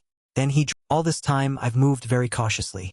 That's why I'm the only one who managed to infiltrate the... Drained the cup in one gulp, thinking to himself. I'm sure others will suspect that demons have infiltrated the alliance after Sina's incident. But I didn't think they could deduce and suspect the dog tribe. However, if someone discovered brainwashing magic, that would be a difference. Bright smiled confidently. However, that's impossible. His joy didn't last long, for Kai appeared behind him, pressing a dagger to his. By the time Bright realized, the sharp dagger had already sliced across his throat smoothly. Blood flowed, but his head hadn't fallen. Late night, with a clear moon and cool outside the dog tribesmen, Niels stood there sharply ordering, "Arrest those intruders." Cana had escaped through the window and was rapidly running across the roof. She looked back with a slight worry, only seeing the guards searching. She wondered, did Kai go? Did he find the... Then, along with the guards, Run shined a lamp up at the prince. Run's eyes were somewhat astonished. Cana jumped down and asked, "Run, why are you?" Run replied, "I was waiting nearby on Chief Antos' orders. He told me to prevent anything bad from happening to you, princess." While they were talking, dog tribe soldiers also caught up. They sharply said, Kat tribe. "She's an intruder. We will arrest her on Chief Niels' orders." Sina replied. "They're right." Run looked at her and asked, "What should we do, princess?" The cat princess raised her hand and said, "If they come, don't kill them, just fight them off. They're probably very confused. They don't really want to fight." On this side, blood had started flowing from Bright's, but luckily for him he managed to jump back and he looked at Kai and wondered, "Who is the..." Kai immediately threw the dagger at Bright, giving him no chance to The situation was too urgent. Unable to dodge, he could only raise his arm to Bright slid to the floor trying to regain his back. He grabbed a nearby potted plant, thinking, "I don't have time to think now. I need to calm." Then he forcefully threw the potted plant at Kai, drew his knife and sliced the pot in half. Dirt scattered Then Bright quickly jumped out the window to escape. Kai also quickly chased after him, saying, "I won't let you escape." Both jumped onto the rooftops, preparing for a dramatic. But looked back thinking, "I don't want to be discovered. This place will attract a lot of attention." He narrowed his eyes, trying to contact his... He mentally linked, trying to contact Niels. "Answer me, Niels. The human is attacking me. Help me." The dog tribe leader's hesitation was the reply. "I apologize, Lord Bright. I truly want to help you." Despite Bright's demand, "Come here quickly." Niels was facing something that made him change color. He replied, "It would be very difficult for me to come." One stopping him was Anto. He clasped his hands together, cracking his knuckles. "It's been a long time since we fought, hasn't it?" Niels pointed at Anto. "Do you understand the power in your words? I cannot forgive your daughter. This will be a war between our two." Anto smiled. "I won't let that happen. You'll open your eyes." Niels continued to attack, focusing on the princess. "You don't even understand what Cana..." Anto waved his hand in reply. "Really? I can sense an unpleasant aura emanating from you." Niels threw a punch and lunged forward. "Nonsense. It's unfortunate, but I have other matters to attend to. I will crush you if you keep interfering with my business." Anto also didn't shy away from the confrontation. Immediately charged forward to engage. The two chiefs' fists were incredibly powerful. A group of hero candidates was silently observing. In the distance, a pillar of light appeared, marking the sight of the two chiefs. Naruma's eyes widened. "It started." Rina immediately asked, "Is it okay if we don't Rumi waved it off. "It's fine. The deeper we get involved, the more difficulties we'll create in the negotiation process. I don't want the people in the alliance to see us causing a Jean hesitated, asking, "Could Shinju be?" Rumi replied, "He's probably lurking around, searching for demons. That's why they seem to be in a hurry, causing all this Rina, still naive, said, "Wouldn't it be better if we help?" He shook his head. "If we interfere, we'll only drag them down. Moreover, we're not familiar with this." So the three decided to remain still, observing silently. Rumi looked down and realized, anyway, there's still a chance someone will rush in, even if they don't know what's happening. That figure was Midou. Kai's footsteps still hadn't. The chase with the demon was still on. Kai observed and realized, he's escaping to a more secret location. That weight on this side was bleeding continuously. The wound is too deep. I can't move my arm freely. I wonder if I can defeat this brat in this situation. Two beastkin girls were strolling. Seeing Bright, they exclaimed in fright. "What's?" Shouted loudly. "Those who have seen me shall go to the other world." Then he immediately moved to kill them. Kai was still relentlessly pursuing him. He's not stopping. I need to speed. Looked at Bright, thinking, by enhancing my physical body with mana, focusing only on his legs, white mana began to surge around his. In the blink of an eye, his speed dramatically increased and he shot. He ran past Bright. Bright, a Kai with a deadly gaze. He startled and turned. Kai slid the knife in his left hand, trying to stab him. Bright, but what he received was an extremely powerful kick to the chest, sending him flying against. Looked at Kai. Blood spewed from his mouth as he painfully thought. That dagger was the previous blow made him hit the ground and slump. Thoughts swirled in his head. No, I lost. Even if I'm not a combat-oriented demon, I'm still at the top among high-ranking. Bright looked at Kai's current appearance with admiration. So this is the hero can. He coughed up blood, struggling to ask. How did you know my location? Kai replied without hiding anything. My eyes possess an ability that allows me to analyze the status of any Bright laughed loudly. What rotten. I met the strongest opponent at this very moment. He was still thinking. I can still salvage my plan, as long as I eliminate this brat. Even if I lose, I still have a few cards. I realized, from his smile, that he was plotting. On this side, the soldiers of the two tribes were still clashing. A dog person wondered, Captain, why are we fighting? The reply was, this is the chieftain's order. There's no room for unnecessary. Stop. We have no intention of fighting. Cana asked, you're Neil's soldiers, aren't you? You're so close to Neil. Don't you think he's been acting very strangely? Hearing that made the dog soldiers hesitate. The dog captain paused, a hint of worry in his eye. Cana pointed and asked, it seems you know. The captain replied, it's true that lately, I can't understand what Neil is thinking. But our duty remains the princess posed a question. Even if Chief Niels is being brainwashed by the dogkin reacted sharply. No way. Such a captain turned back and reminded them. Don't be fooled. We will still follow the chief's order. Cana realized. I see. Persuading them is impossible. They truly are excellent warriors. Run stepped forward, extending her hand to block the princess. Stay behind, Princess Cana. I will subdue. Blue mana / cut flat between the two. Powerful sword / split the ground. The dog captain wondered. What's happened? Then he turned to. Everyone looked up and realized. It was a human. None other than. He jumped down from above with another. EGA stepped forward and shouted. Enough. Both sides. Sheathe your sword. The one who stopped the soldiers of both sides from continuing to fight was EGA, the wolf tribe. On this side, Kai was analyzing Bright, a 48-year-old high-ranking demon. His skills are Brainwashing Demon Art Level 4, Water Elemental Demon Art Level. Kai had used his detailed appraisal eye ability to see the details of the Brainwashing Demon Art appeared. Brainwashes a pre-targeted living being. Activated by wrapping both hands around the target. Knowing this, Kai was cautiously on guard. As long as I'm careful with his brainwashing skill, there won't be any threat. It won't be hard to kill. He was concentrating, something. A spear shot straight down to where Kai was, making him quickly. A group of demons appeared before. Bright stood up and laughed loudly. Thanks for coming. Now my disciples can join the. Kai replied. I see. The reason you ran into a less populated area was because you wanted to gather your The demons were very smug. It seems you can't escape now. The Demon Kingdom's special forces couldn't possibly be just. Sighead. Are you in? Hearing that, he angrily demanded. What did you? Kai looked at them and said. Of course. I knew you were waiting for reinforcements. Finding all of you would also be very troublesome. So, it's best if I just clear you all out. Hearing him say that, the demons froze slightly. Bright roared. You bet. Demons activated their skills and drew their weapons. Soon, you won't be speaking so confidently anymore. Well beat you Black and Blue for daring to injure Lord. Bright stared intently at Kai and thought. What an idiot. Even if my subordinates are only mid-tier demons, they are still elite warriors. Their combat ability is only slightly inferior to. They rushed forward and told each other. Go. Kill that. I stood there, beginning to murmur. Oh, angels. Blow them. A blue vortex of wind elemental magic. The whirlwind tossed and swept the demons into the remaining demons on the ground looked up in panic. Reinforced along with Kai's voice. I never said I was above. It was Mei using Kai calmly continued. Because I still don't know the activation conditions for your brainwashing, I prepared a pawn in case it was needed. Bright was still very confident. It's only the two of you anyway.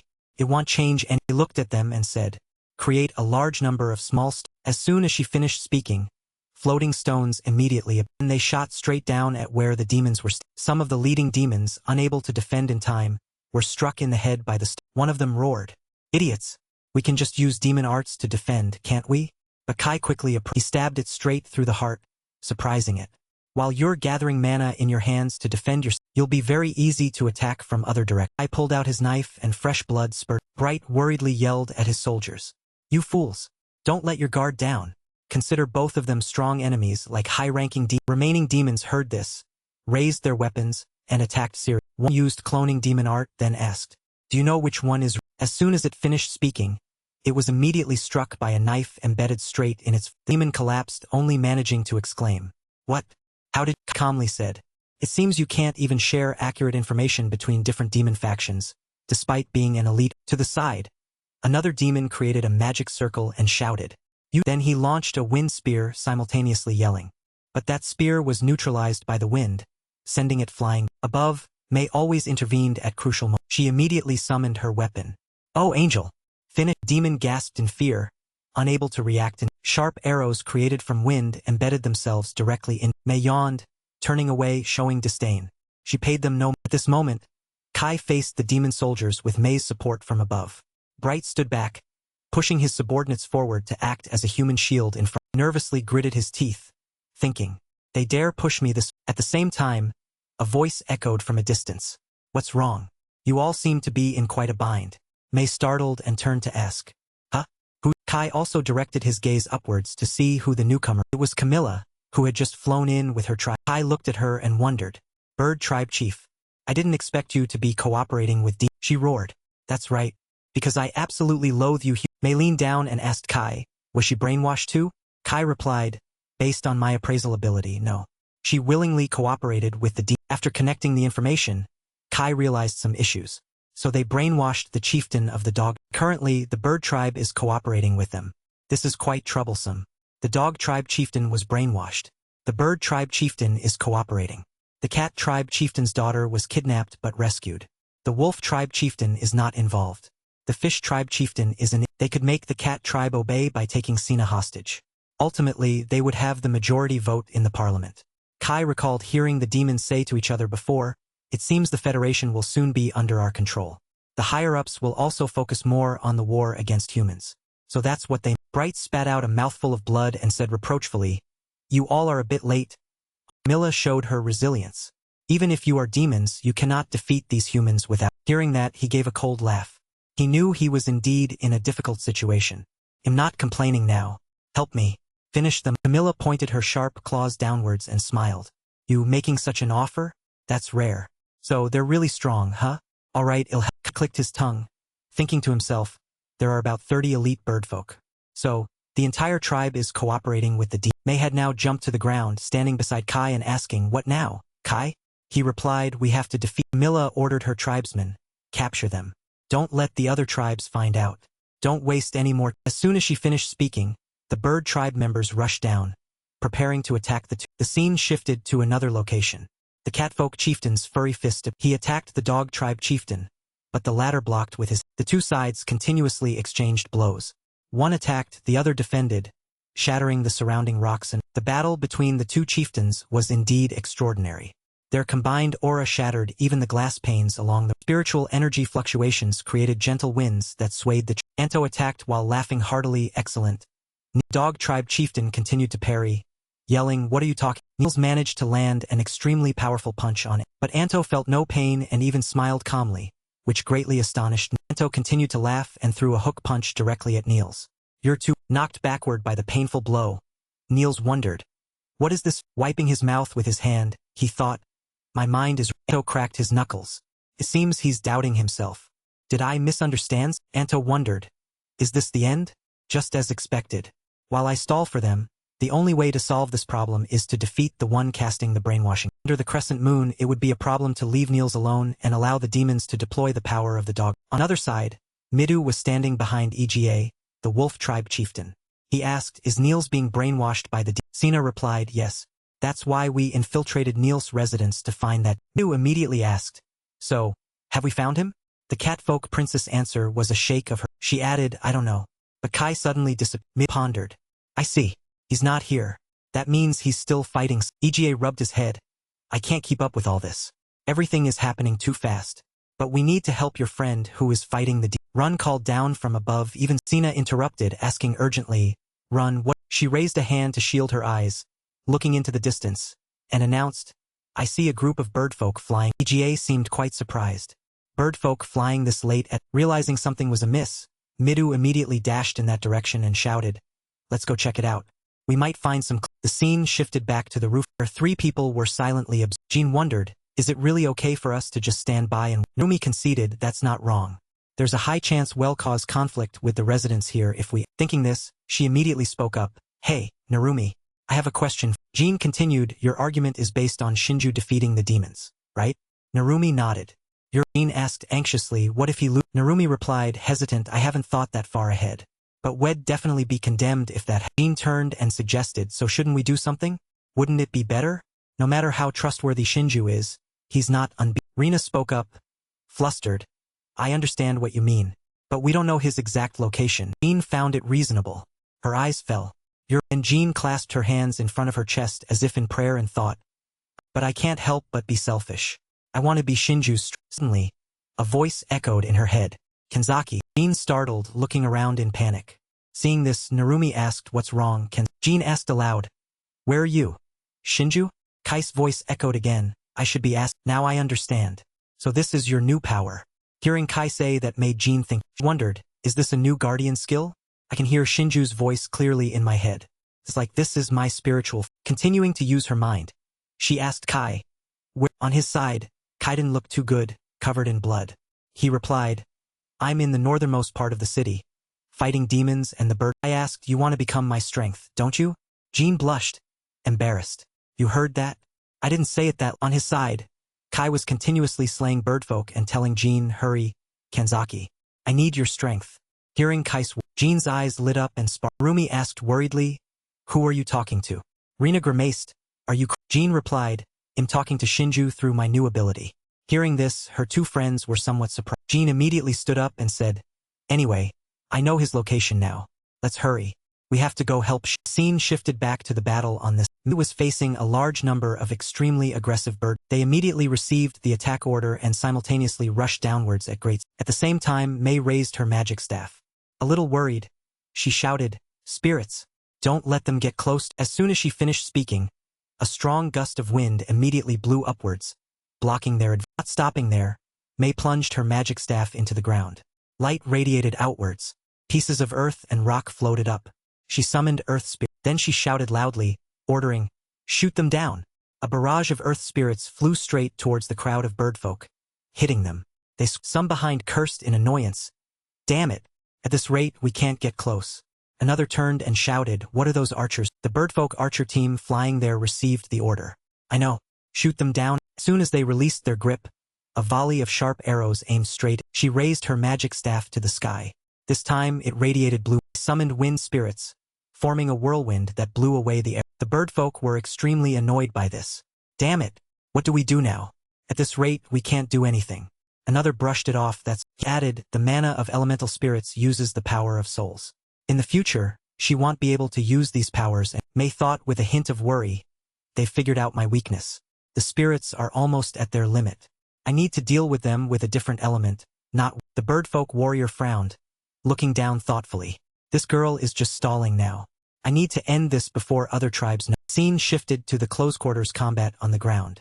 A demon soldier was fatally stabbed twice in the heart, not even having time to get. The one below saw this and looked up, calling out, Goose. Saw Kai there, just pulling a dagger from his comrades. Then, in a flash, Kai was already below, delivering the next blow in true assassin's. Suddenly, two other demon soldiers jumped up from behind, ready to attack.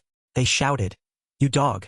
This is the end. At the same time, the demon soldier created a magic circle in front of him, blocking an attack coming from. Kai's side was similar, but he quickly jumped up to dodge the. The demon soldiers below looked up, somewhat bewildered. Camilla, the bird tribe chieftain, shouted a warning to the demon soldiers to stop. At the same time, she unleashed sharp feathers from her. Kai stood calmly, bringing out his dagger to block the damage and deflect the. However, the sheer number was too great, causing a feather to strike his wrist, and blood flowed from it, soaking his. Kai quickly jumped to another side. From a distance, the sounds of battle continuously echoed. He thought to himself, I'm worried about Mei because we're separated. While he was distracted, Bright appeared behind him, placing his dark hand on Kai. Kai sensed something abnormal and immediately used thunder. Thank you watching for vid. Before he could do anything to his opponent, Kai's lightning jolted him, numbing him, made him feel a little confused. He frowned, wondering, thunder element. A demon soldier stepped in front of Kai, swung his sword down, and shouted. Kai dodged to the side, then sliced across the demon's sword in the demon soldier's hand. Continuing its swing, struck Bright, who was paralyzed behind. Kai not only dodged the dangerous blow and defeated the demon soldier but also made the demon soldier inadvertently strike their own leader. Truly, two birds with one. Kai cast a deadly glance behind him and thought he was trying to use brainwashing magic. I have no countermeasure, so I must be extremely. Suddenly, a familiar voice called from a distance. Shinju. It was none other than Jean. She was running, panting with exhaustion. Kai turned to look at her and called out, Kenzaki, you've come at just the right. Rina stood there stunned. Demons. Narumi also exclaimed in shock. The situation is terrible. Saying so, The two immediately shouted, "Well, support you." Then they immediately unleashed their demon soldiers used magic circles to defend themselves and warned each other, "Reinforcements. Be careful. Their hero candidate." Kai turned back and said to everyone, "I'll handle the bird tribe chieftain and the high-ranking demons. For the low-ranking ones, I'm counting on you." Narumi clenched her fist in agreement. Rina asked further, "So, that means we can consider those birdfolk as enemies?" Kai nodded and told Rina she could use fire to burn. She asked with a touch of worry, "Shinju, are you still fighting?" He looked at her with determination, recalling past events, and told Jean, "It's a similar scenario to the battle against Leonora back then. If so, use your domination magic on me. They're brainwashing their enemies with magic." She immediately raised her hand and replied, Her entire body radiated pink mana, and she used her domination magic. The energy transferred to Kai. He was also covered by a light pink aura. He said confidently, "With this, I've eliminated my fatal weakness." Hearing this, Camilla asked, somewhat bewildered, "Are you underestimating?" Bright, standing below, called up to warn, "Camilla, don't drop your guard.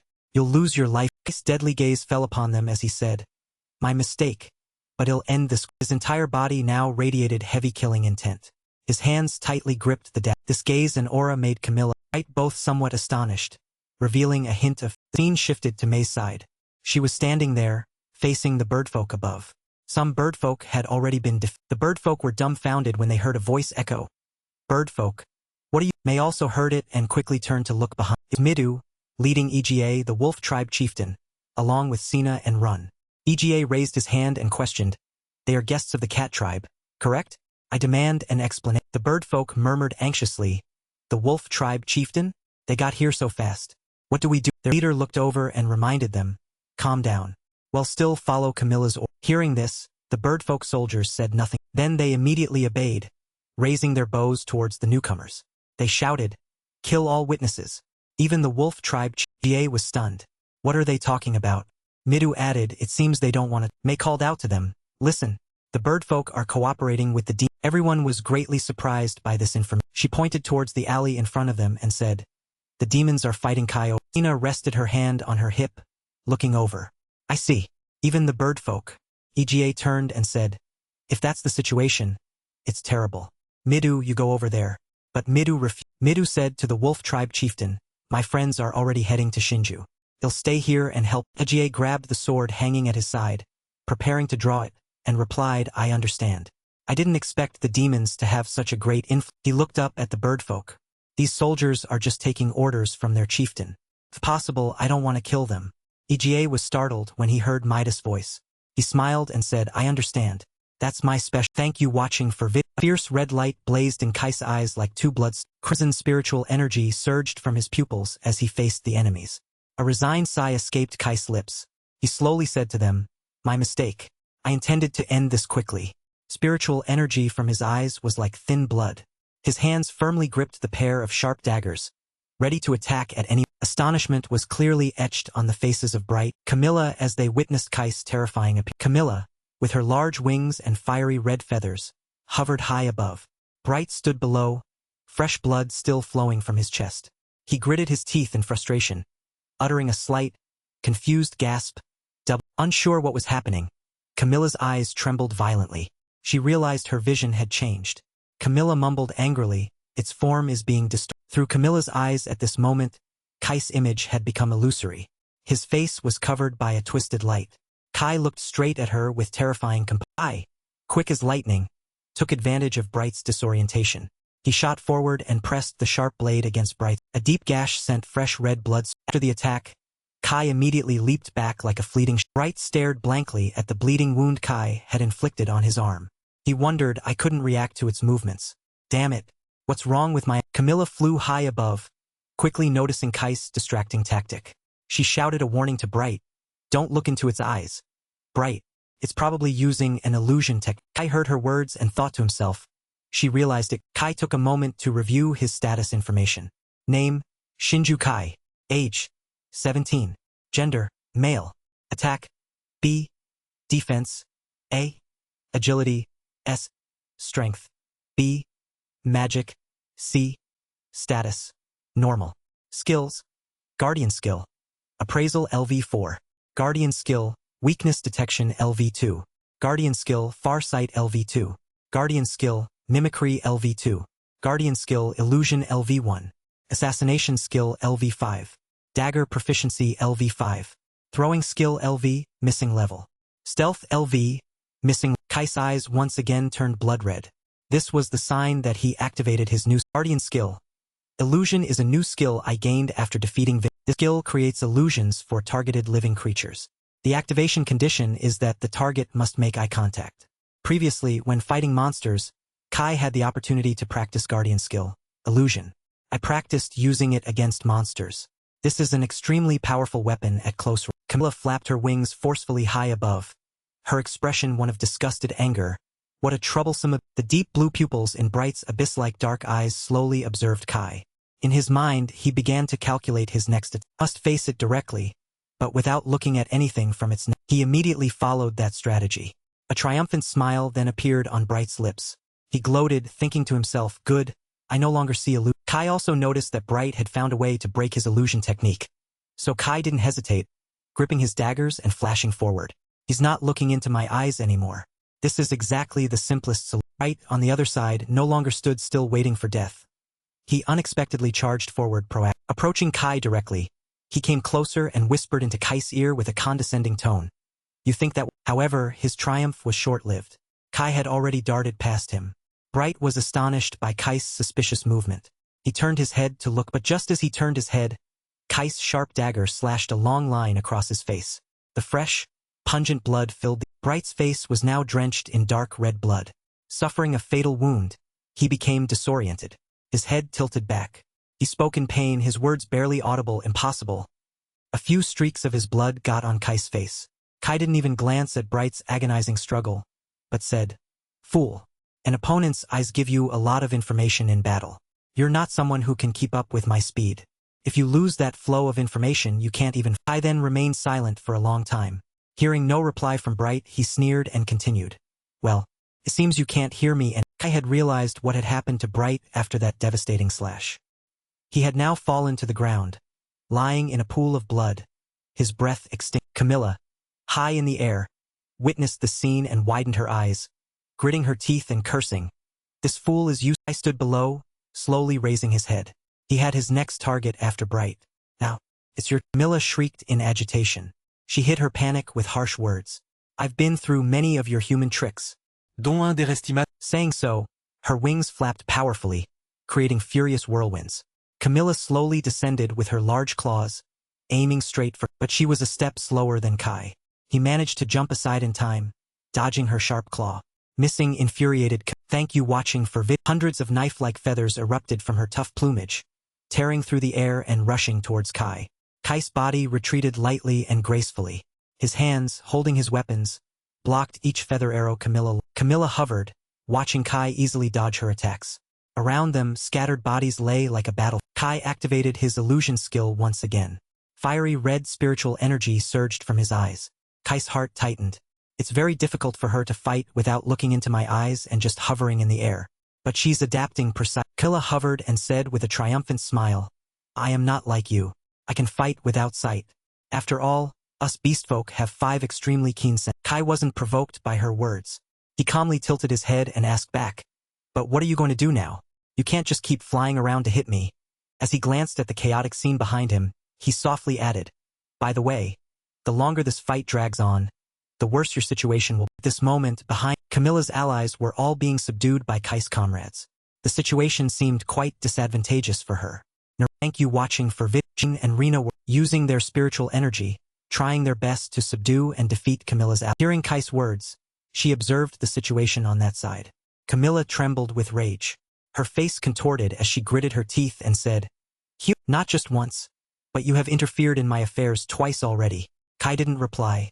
He just stared at her defiant. Camilla lost control. Her entire body erupted with power. Her enraged appearance was like a volcanic eruption. She looked up and shouted, I will kill you all. Then Camilla charged with a new move. Complete beast transform. Kai carefully observed her.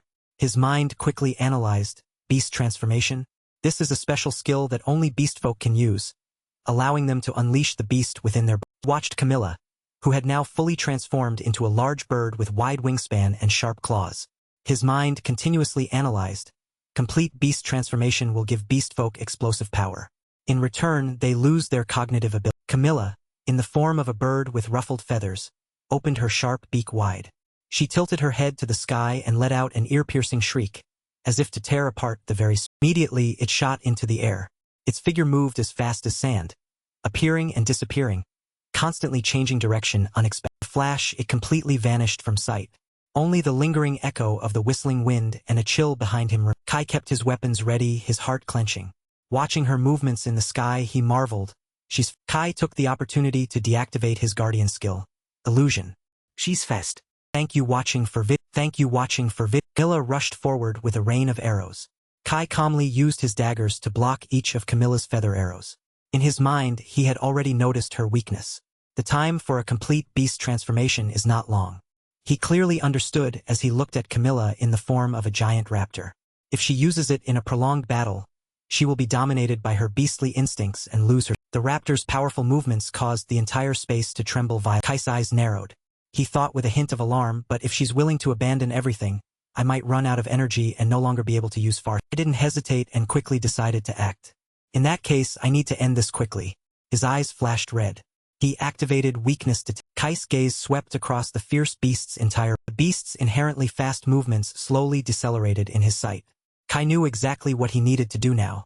As expected, this is the best way. There's a risk it won't activate properly. Kai softly closed his eyes, seemingly calculating in advance, and thought, if I can't use this skill at the last minute, everything will be mean. Then he looked up and shouted, "Oh thunder! Pierce my enemy!" Immediately, violent lightning bolts shot from nowhere, directly striking the giant raptor's body, causing it to convulse. Its eyes widened, agitated by this. Kai intently observed its movement. Under the pain from the lightning bolts, the beast's fiery red body writhed in the air. Its blood splattered Then, as if drained of all strength, the bird weakened and fell straight to the ground. Its large body hit the ground with a resounding thud. The raptor lay motionless, screaming in struggled to get up but couldn't. Only whimpering sounds echoed. Finally, it opened its maw wide and spat out a mouthful of, and it breathed its life. Camilla was thus lying right next to Bright's cold. Kai calmly turned around. His eyes flashed with a violet light. He slowly asked, now all that's left are the regular soldiers. A fierce battle finally concluded. After Shinju and the others annihilated the demon army led by the high-ranking demon Bright, along with Camilla, the bird tribe, the remaining birdfolk, who had initially surrounded them, now changed their minds. The battle between Midas group and the birdfolk soldiers also, they surrendered, laying down all their weapons. That was the outcome after they received news of their tribe chieftains. Everything also returned to normal. When the high-ranking demon Bright died, the brainwashing effect on Niels, the dog tribe chieftain, disappeared. The chaotic scene from the previous battle was now a thing of the past. The events that occurred at the capital of the Grandanas Federation came to an end with the appearance of a meeting was arranged. A few days later, at the wolf tribe chieftain's Manga. Erich asked, what about the bird? Ga slowly explained what was investigated after the battle. Only those close to Camilla knew about her cooperation with the demons. To be precise, it only included the army that fought us. The rest of the birdfolk didn't know about this. There's no reason to punish. Midou, from the opposite side, further asked, what about the army that fought us? Ega replied, they were just following their chieftain's orders. But we cannot let those who betrayed the country escape punishment. Perhaps, punishing them with hard labor will be in another magnificent and splendid castle, at the catfolk chieftain's residence. Kai, leaning against the wall, asked with a cold gaze, what about the dog tribe? 4 people sitting at the table all turned their attention to him after this. Anto replied, of course, their chieftain will be punished. Even though he didn't want to, the fact that he betrayed the nation is. Sina shrugged, adding in a direct tone, from the beginning, being brainwashed by demons was Niels' own fault. If he has to receive a severe punishment, there's nothing we can. May chuckled, joking, anyway, it's still not as bad as letting the princess get kidnapped by. Beneath 1,000 layers of blue waves, a magnificent and elegant palace stood out with sparkling lights. At the fishfolk chieftain's residence, graceful fishfolk glided in the clear waters of the large lake. A loud sound broke the quiet space. All the chaos outside seemed invisible to the fishfolk. Proof of this was Mark's astonished expression and complete cluelessness about the battle outside. He widened his eyes, overwhelmed by the amount of information he had just received. The dog tribe chieftain was brainwashed while I was sleeping. Moreover, the birdfolk conspired with demons, and humans defeated. Run, along with Narumi, steadily told him, please excuse us, Mark. I know you don't believe it, but this is the truth. For some reason, He suddenly gritted his teeth and called out in a deep voice, "Hey!" Narumi panicked at his sudden change in attitude, so he quickly blurted out, "What? We're not." Mark said nothing but reached out towards Narumi. Seeing his intimidating posture, Narumi cried out in alarm. Surprisingly, he embraced Narumi and said with a grateful tone, "You truly are a good person." Narumi was stiff in the hug. Hearing him say that, he became even more flustered, only able to utter. He was emotional, tearfully adding, "Thank you for protecting the Federation." Before leaving, with a serious expression, Mark's words were clear and resolute. "We will not forget this favor. I promise you the fishfolk will cooperate with you." Mark's sudden affection made Narumi uneasy. He anxiously said, "I'm glad you say that. But is it really okay? You're deciding too easily." Mark didn't reply to him, but just clenched his fist. With an intimidating demeanor, he said, "We will not forgive the demons. We will exterminate every last one." Narumi watched Mark's retreating back after he left such a statement, then sighed and said to Jean, "He really doesn't listen to what others say, does he?" Time drifted. Thank you watching for vid. No significant incidents occurred. A few days later, chieftains leading the tribes, along with a few people present in the previous battle, gathered together in a magnificent hall. The Grandana's Federation's parliament. Chanto stood tall and steady like a seasoned leader. He slowly rose with a dignified demeanor, speaking in a warm, grateful tone. "Thank you all for protecting the Federation during this incident. This is a favor we can hardly repay." Everyone nodded slightly, showing their sincerity. At this moment, a man with tall, erect dog ears, covered in sleek fur that twitched slightly as if scrutinized. The man's hair was clearly divided into two sections, one silver-white, the other dark black, creating a look that was both mysterious and wild. The dog tribe chieftain, Niels, his small, sharp fangs peeking out as he spoke. "Furthermore, we have now personally experienced the threat from the demons. We were almost manipulated and made to fight by them, even though we, the beastfolk, are strong in direct confrontations, but weak against such schemes. I think we should cooperate with humans to compensate for each other's weak." Midou and his comrades were all stunned by Niels' proposal. He replied softly with embarrassment. Suddenly, Anto sprang to his feet like a coiled spring, raising both hands dramatically as he declared in a resounding voice that echoed through. "We agree to form an alliance. We, the Grandana's Beastfolk Alliance, hereby declare full cooperation with the Holy Kingdom of With Anto leading, the others also began to stand up raising their hands in agreement to the formation of the alliance. This group also happily stood up to celebrate with everyone. Rena, smiling brightly, rushed over and hugged Midou, flustering him. Erich remained calmly. A faint smile flitted across his lips. His calm eyes swept over Kai, who was leaning motionlessly against. His face was devoid of emotion, as if completely detached from the bustling atmosphere. The meeting thus concluded. After thank you watching for vid. Crowd on horseback streamed out from the grand gate of the magnificent castle. Midou turned back and asked loudly, "Did everyone remember it?" Rena replied, "I did." Narumi sighed softly. "Well, it's a little sad." The chieftains stood at the grand gate to bid farewell to Midas Group. Anto smiled and said, "You can come here whenever you wish. From now on we will be in frequent contact." May stood next to Kai watching Midas Group from the castle wall. Then she softly said to Kai, "Everything is settled." She turned her large, round eyes to Kai and asked, "What do we do now? It seems everyone is returning to the Holy Kingdom." He leaned against the wall, eyes half closed, and replied, "We've achieved our objective for now. Let's just wait." And Sina appeared out of nowhere. She asked Kai, "Hey Kai, are you planning to stay in the Federation?" Kai considered for a moment, then tilted his head and replied, "I plan to stay here a bit longer. Right now, even if I go back to the Holy Kingdom, it'll be labeled a criminal. It's easier to breathe." Hearing this, Sina smiled lightly and said sincerely, "I see. I'm very." He glanced sideways at her. Her eyes mixed with a hint of mocking amusement as she thought, "Happy, huh?" Sina, still carefree, asked Kai, "Do you plan to continue your..." Kai opened his eyes slightly and replied, "My goal is to kill the Demon Lord and return to my own world. When the time is right, I will go to the Demon Lord's..." Sina offered him, then, "I will join you on this." He also exclaimed, "Hey!" In contrast, Kai asked her suspiciously, "What is your purpose?" Sina clarified her intentions to him when making this offer. "I am the only daughter of the Cat Tribe chieftain. I will also take on the position of chieftain in the future. I want to hone my strength and achieve more before taking my father's." I explained clearly to her, "From now on, the war will become increasingly fierce. I'm sure you can achieve some accomplishments, but it'll just be a shadow, so you won't be publicly recognized." Sina confidently refuted him, "But you said you would defeat the Demon Lord." If I'm one of those involved in conquering the demon lord, that's an achievement in it. Suddenly, a voice echoed from behind. Someone pleaded, "Please take her with It was Antos' voice. He approached, ruffled Cena's hair, and joked, "Are you afraid she'll slow you down because she's my—" I tried to make him understand how dangerous this would be. This will be a dangerous journey. What if she gets kidnapped? Cena replied strongly, "If the war escalates, I'll be in danger no matter where I go. First of all, I can't grow if I always stay in a safe—" Antos stood behind her, arms crossed, helping his daughter persuade Kai. If Cena has decided, then I support her. In other words, even if she's treated like a hostage again, as in the recent incident, I won't mind. Cena resolutely told Kai, "Me too. I want to go with you." Seeing her so determined, he no longer stopped her. He announced, "So you've decided. I'll train you before we start the journey. If I find you useful, I'll take you with me. All right?"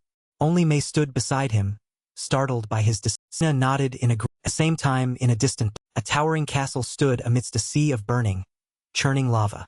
In the turbulent sky, giant lightning bolts continuously struck down with crashing sounds, illuminating the desolate landscape. The demon kingdom of Demon knelt respectfully on the floor, head bowed low, as he solemnly asked the person before him, "What do you require?" The one the demon called was the fifth princess of the demon kingdom, the supreme leader of the revolutionary army, Isabel. She commanded in a deep voice, "Pass the word to our brothers and sisters. The time for our revolution is at." Meanwhile, Midou's group, riding on horseback, had arrived. Midou and the other envoys had successfully persuaded the Federation to accept the alliance. The path leading to the fortress was shrouded in a silver mist, unbelievably ethereal, making the distant fortress appear as a colossal, flickering, half-real, half-illusion. The group slowly advanced, returning to the frontline operating fortress. They were accompanied by representatives from the Federation. At the great gate, carved with ancient patterns, EGA stood waiting, with the majestic bearing of a seasoned— "My name is EGA. I am the captain of the warrior squad from the Beastman Federation. It's a pleasure to meet you." The head of the Federation's representatives was a young woman with short, blonde hair framing her face.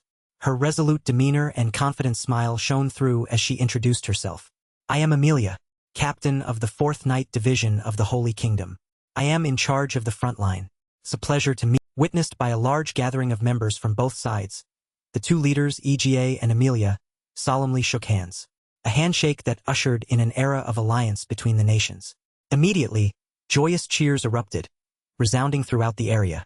Although the hero candidates played an extremely important role in the negotiations, they still hadn't realized the immense impact of the alliance between the Holy Kingdom of Diggereth and the Grandana's Beastman Fed. Midou let out a soft sigh of relief, feeling his breath return to normal after days of tension. Slowly blending into the crowd that was applauding, it felt as if all burdens had vanished. Midou fell asleep on the large bed, sinking into a deep sleep. But then, an indescribable sensation suddenly struck, startling him awake. His sky-blue eyes slowly— Midou sat upright, one hand unconsciously rubbing his temple. He muttered, "Why am I waking up at such a strange—" Mireille, who had been sitting silently beside him like a phantom for who knows how long, suddenly spoke in a soft tone. "You've been sleeping since afternoon anyway. It's probably because you had a long and exhausting—" Midou looked over and, seeing her right in front of his bed, jumped in surprise. He exclaimed in alarm, "Mireille? Why are you still in my—" Mireille calmly explained to him, "You fell asleep in the lounge room. I used my power to bring you back to your—" Midou was flustered. He looked apologetic and replied, "I see. Sorry for causing you—" Mireille smiled and shook her head, saying, "It's all right. Since you've returned safely, does that mean everything went—" He didn't answer but asked her a question. "How is the situation on the front lines?" Mireille replied evenly, "The Demon Lord's army has launched many attacks, but they haven't caused much damage." She paused for a moment, then continued, her expression a little complex as she thought of Eris's frantic appearance on the battle. "I really don't want to admit it, but it's all thanks to Eris. He's really—" Midou narrowed his eyes and chuckled softly. He said with satisfaction, "I see. I'm glad we can rely on him." Then he asked about someone else. "What about Ed?" Mireille immediately replied, "He's resting today after a long—" Outside, night enveloped the entire space like a giant black blanket. Only the light from the high moon cast weak silver rays into Midou's room through the window. He heard Mireille whisper, "It seems they'll be holding a meeting tomorrow to discuss plans." She then asked curiously, "How strong are the Federation warriors?" His expression became serious. He thought of the leader of the wolf tribe along with the sword he always carried, then replied, "They are strong. Especially their captain, EGA. He's even stronger than—" Mireille was surprised by his words. She asked outright to confirm, stronger than you? He nodded in response. Yes. All the other soldiers are elite troops. We can trust. He told Mirai his intentions. With such a force we can cross the forest, then infiltrate the Demon Kingdom's territory and kill the Demon Lord in a Mirai asked him anxiously, I know it's a bit late to ask this, but aren't you? Her hands rested on her lap, constantly clenching and unclenching with fear. Mirai continued in a low voice, from now on, there will be many battles. It will be much more dangerous than it is now. One of us might. Contemplation filled his eyes. He replied honestly, of course I'm. Midou thought of the people he cherished. He knew there was no other way. If I stop here, our class will be divided once. Once that happens, there will definitely be casualties. And Kai always encouraged. Mirai was a little skeptical, so she asked again, her eyes darting over as if searching for the truth. Is Kai really that kind of person? Midou thought of Kai's perpetually aloof, ice-like face. He voiced his true thoughts. Kai considers us comrades. Although he doesn't act on emotion, that doesn't change the fact that he always helped. Mirai still held a hateful attitude towards Kai. She turned her head stubbornly like a child and replied, no matter the outcome, I hate people who act self. Midou gave a wry smile. He sighed and said, that's just like you, Mirai. I'm so envious of those two, Kai and Hearing that, Mirai glanced over. She asked, puzzled, you're envious of them? But you're much better than them. He thought of Kai and Eris's decisive charge into action and slowly replied, they aren't easily influenced by their surroundings. They always move forward without hesitation. That's a quality I always. He quietly looked out the window. His face clearly showed self-doubt and disdain for his own weak character. He continued in a hushed tone, meanwhile I always just want to keep everything as. Mirai hesitated. Leaning closer to the bed, she asked him, can I ask you? She put her hands on her hips, as if trying to find an explanation for this irrational behavior. She asked him, why don't you want to go? At this moment, an evenly matched confrontation was taking place in the grand courtyard. Erisi exclaimed in amazement at his opponent's appearing and disappearing movements, leaving him inwardly marveling. So, before he could compose himself, he saw Ega charging once again like a storm. A sharp blade toward. Golden spiritual energy surged like holy fire from Aegos' eyes as he faced Erisi. His voice was deep, hoarse, and full of power as he whispered, this is the finishing. Erisi raised his gloved hand, seemingly intending to concentrate his spiritual power to counterattack, while shouting loudly, you're underestimating me too much. But he was a step slower than Ega. The sharp blade was aimed right at his hand, interrupting his spiritual power concentration. But the sword felt like it struck cotton, causing no damage whatsoever. Ega exclaimed in surprise. Ega clearly saw Erisi using his arm as a shield to block his sword. His mind reeled with astonishment.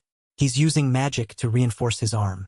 No matter how much he reinforces his arm, he shouldn't be able to block a sword with bare hands. Continuing with Mirai's question, Midou remained seated on the large bed.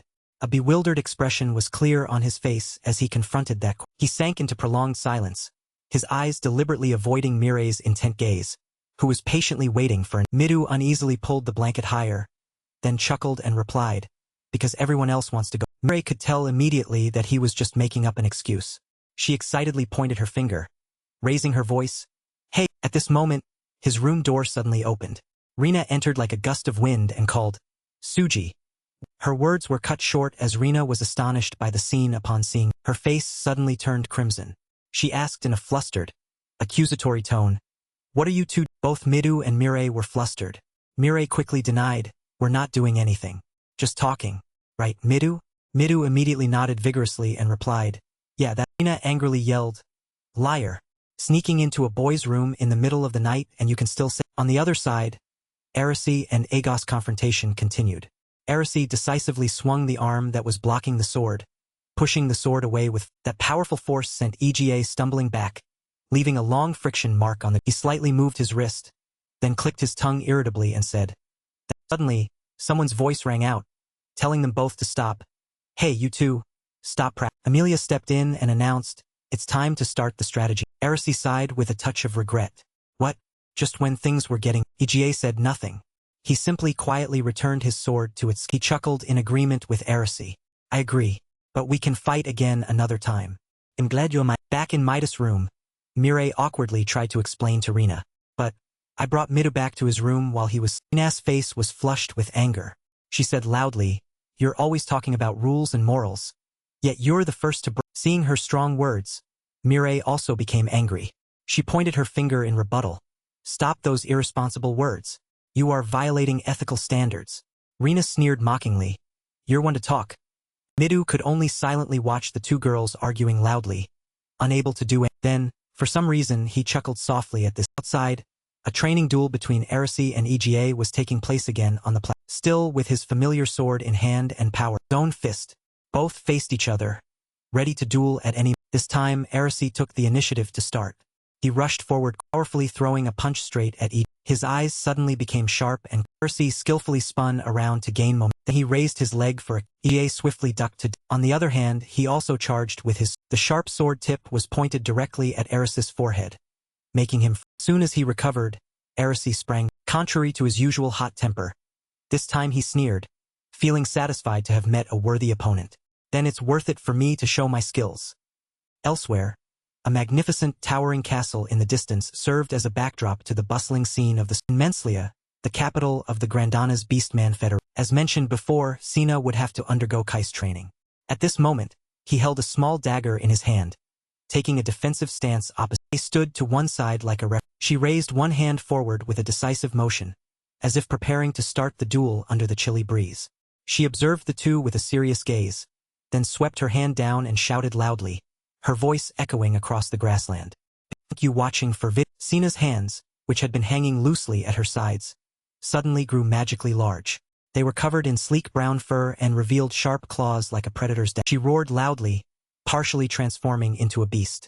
Then she lunged at Kai with her claws like a gust of. His eyes immediately sharpened like blades, and he raised the weapon in his hand, defending with practiced move. Cana clawed fiercely, but Kai managed to spring back and dodge. She didn't falter but quickly pursued with light yet powerful. Sharp claws were swung powerfully once more, creating a whistling sound.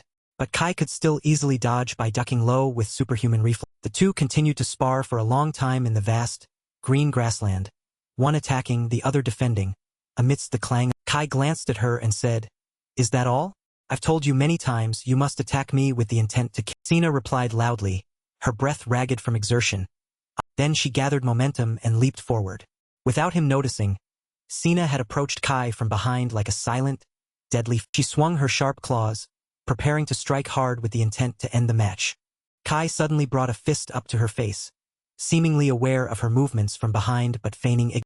His hands opened, and a pile of sand was thrown into her face with lightning fast. An immediate stinging sensation struck as tiny grains of sand shot into Cana's eyes and skin. At the same time, she reflexively brought her hands up to cover her face, inwardly astonished. He paid no heed, showing no mercy, and raised his leg, kicking Cana straight in the. She immediately flew far back from the powerful force of Kai. May saw her lying on the lush green grass, moaning in pain, and quickly ran over. She anxiously asked, "Are you?" Cana quickly sat up, rubbing the spot on her stomach where she had been kicked. She replied casually, "My stomach hurts so much. You're as merciless as." Kai glanced at her, then said softly and mockingly, "You're still as easily tricked as ever. You should prepare to counter every enemy." Cana looked up, asking with a touch of worry, "So, I still haven't succeeded." He sighed, putting his daggers back into his coat pocket and said, "Let's see. For now, you're still quite used." At this moment, a figure approached, asking worriedly, "Cana, do you always have to train so rigorously?" This voice immediately caught the attention of the three people. Cana softly called. She sighed, feeling a little annoyed, and told the other person, "This is what I want. Don't." Vun chuckled softly, reluctantly replying, "I was about to tell that boy to go easier on you. But since you said that, I guess I'll have to restrain." Kai looked at her, inquiring, "What do you?" Vun stopped joking and stated clearly, "The main force of the Federation is preparing to depart to join the Holy Kingdom's army. I came to tell you." Kai heard this, and a faint smile crossed his lips. He said softly with satisfaction, "It's finally about to begin, although it took longer than expected." Vun glanced at him, explaining with a helpless attitude, "We couldn't do anything else. Both nations wanted to discuss with the alliance first. It seems the treaty was signed without any strange dispute." Cana then asked her, "Are you going too?"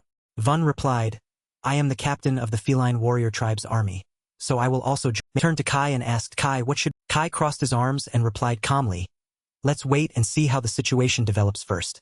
Furthermore, Cana hasn't reached a level where I can bring her up." Then, a significant amount of time had passed. 1 month later, in the dense forest, where lush green canopies blocked out the light, the wind rustled, gently blowing vibrant green leaves from their branches. A tense atmosphere enveloped the area with the confrontation of two individuals. Kai stood in the distance, facing a large demon holding a massive bludgeon in its. This moment, he raised his pistol, aiming straight at it with the professional movement of a mark. His eyes flashed purple, activating his skill through thought, creating an energy bullet with the aid of his imagination. A direct thought appeared next, reloading the gun. His finger slowly rested on the just as the beast roared like thunder and swung its bludgeon, charging forward with terrifying speed. He quickly pulled the energy bullet glowed brightly like a star at the muzzle of the slowly cutting through the 3 or 4 bullets shot straight towards the beast with deadly accuracy. The beast was hit by the bullets, leaving its huge body covered in fresh bloody wounds. It snarled and groaned in pain, like thunder rumbling through the May observed everything from high up on a tree branch. Then she watched in admiration, clapping her hands. After being shot, the monster merely trembled and reeled as if drunk. It lost consciousness but was not completely defeated. Kai again raised his gun, firing a few more shots with frightening composure. This time, the bullets were aimed at its vital points. The entire area was filled with the pungent, metallic smell of fresh. Huge monster then toppled backward, completely defeated. Kai looked at the smoking gun in his hand, slowly remarking, "The firepower is still not strong enough against these monsters." May asked, puzzled, "You defeated one with only 6 shots, isn't that good?" His hands lightly shook the gun with the practiced movement of a seasoned warrior. He calmly stated, "It's a type of magic that allows me to create energy bullets. Actually, my idea was to use them as magic bullets. I never thought your strange device would make those bullets accelerate so." He continued to explain clearly, in the tone of someone with deep knowledge of magic, "The foundation of magic is imagination. If I can't imagine accurately, it's useless. In my world, we have electricity, which is why I can imagine the image of lightning." His eyes, deep purple like the night ocean, fell into contemplation as he quietly spoke with exasperation. "But even for someone from another world like me, imagining bullets is quite difficult." Then he looked at the monster's large, bullet-riddled corpse, pondering and continuing, "In that case, I can only visualize knowledge based on the techniques I understand well. It seems this method is quite effective." May listened, then replied with admiration in her eyes, "So that's what your world is." Suddenly, her expression froze like an ice statue as she sensed danger. As if noticing suspicious activity nearby, she softly called out in a trembling voice. He also noticed and immediately replied with unchanging confidence, "Don't be afraid." May looked up and saw a large, fierce tiger poised to attack from the dense foliage. Its eyes narrowed like 2 slits, filled with the craving and savagery of a bloodthirsty predator, locking onto its prey. From the corner of its mouth, a thick, viscous stream of saliva, clear like molten glass, began to trickle down, dripping onto its whiskers. May could only remain motionless, whispering to Kai, "But bullets won't be effective again." Kai leaped towards the tiger with lightning speed, then shouted loudly to May, "Jump!" She obeyed immediately, leaping down from the towering tree branch like a falling. He stared with a sharp, cold gaze. Pure energy began to gather in his palm. Golden waves of spiritual power converged to form an orb. It emitted a blinding light that made the surrounding air vibrate and become scorching hot. The orb's surface sparkled with thousands of tiny lightning bolts. They danced and coiled like electric snakes, crackling. With a powerful and decisive motion, he threw the energy orb towards the tiger. He shouted loudly in a majestic voice, "Pierce through my enemy, O thunder!" Consequently, the colossal tiger endured this powerful attack. Its body was pierced by pure energy like a lightning bolt. It raised its head to the sky and let out a mighty roar, a sound filled with pain and fury echoing throughout the dense. Tiger's corpse was now nothing but a dry, black charred mass, hanging high on a tree branch like a burnt log. Its golden skin had turned to black ash. Its distinctive black stripes only remained as faint scorch. Meanwhile, Kai, with lightning-fast reflexes and agility, had rushed over to catch May before she hit the. He glanced at the tiger, then said with a hint of dissatisfaction, "I have no problem using intermediate lightning elemental magic, but I still can't properly use high-level." May, held in his arms, was shy and tried to ignore the feeling as she replied to Kai, "Aren't you asking for too much? No one has reached this level so quickly." He didn't answer but turned his head to look around, then asked her, "By the way, where's Cana?" May replied, "Oh, Cana." At this moment, Cana was on another side of the forest. She stood on the corpse of a huge monster like a victorious female warrior on a battlefield, her hands still in their half-beast form with blood-stained. Hearing footsteps, she looked over and called out with clear joy. Blood from the monster still stained her clothes like fresh red paint, but she still happily ran to show Kai like a child who had just accomplished something great. "I finally killed the monster you told me to. How is it? Did I?" He cautiously observed the defeated monster. Its mouth was still wide open, revealing razor-sharp teeth, but its lifeless eyes, like opaque glass, along with fresh red blood covering its body, showed that it had been brutally. Cana stood anxiously to the side, waiting for a compliment. Kai nodded and said, "All right, you passed." Cana. At that moment, a smile bloomed on her face like a. He looked into the distance with determined eyes, then calmly said, "Now we should begin advancing towards the Demon Kingdom's territory." Under a clear blue sky, from sturdy fortresses as impregnable as mountains, where colorful banners fluttered, a mighty army marched to battle, their chains clanking rhythmically against the ground. Bright sunlight shone on their gleaming armor, like silver mirrors. The allied army, comprising warriors from the Holy Kingdom and soldiers from the Federation, had begun their invasion of the Demon Kingdom's elite army, with warriors as formidable as thunder gods and top-tier advanced weaponry. However, the number and strength of monsters in the Demon Kingdom's territory had inflicted heavy casualties on the Holy Kingdom's army, especially near the Demon Kingdom's first gateway, known as the Demon. Passing through the dark demon forest, like the mouth of a hellish abyss, each step taken by the warriors and horses became as cautious as cats stalking prey in the dark. Worried and uneasy expressions were clearly visible on the faces of each warrior, like dark clouds casting shadows. Someone's nose suddenly twitched, as if catching a strange scent wafting through the heavy. EGA, as the leader of the wolf tribe, knew instantly by instinct. He softly announced, "It's the smell of monsters. They're in large numbers on the right." Narumi narrowed his eyes, searching around, then softly confirmed, "Huh, really?" Mirai also said, "I don't detect any." Ahead, only silence echoed, along with the darkness behind the dense thickets, as if concealing. But Midou sensed it with the keen instincts of a seasoned warrior. He softly said, "Erich also spotted the monsters with eyes as sharp as knives." He said, "They're." Indeed, a moment later, a horde of monsters of various strange kinds swarmed. All of them bared their fangs and claws, charging as if to tear the army apart, with deafening. EGA swung his sword, commanding with the authority of an undefeated general, "Attack them." The warriors shouted their response, echoing through the forest. Then they immediately charged into battle with weapons in each warrior, with different weapons and different abilities, but all shared the same determination to defeat the monsters, like an undying flame burning in their. The pungent smell of fresh blood from the monsters filled the entire area like a crimson. Each ferocious monster was defeated by the skilled war. Their sharp claws seemed like nothing compared to the prowess of the Federation war. Those who stood in formation, not joining the battle, watched in admiration.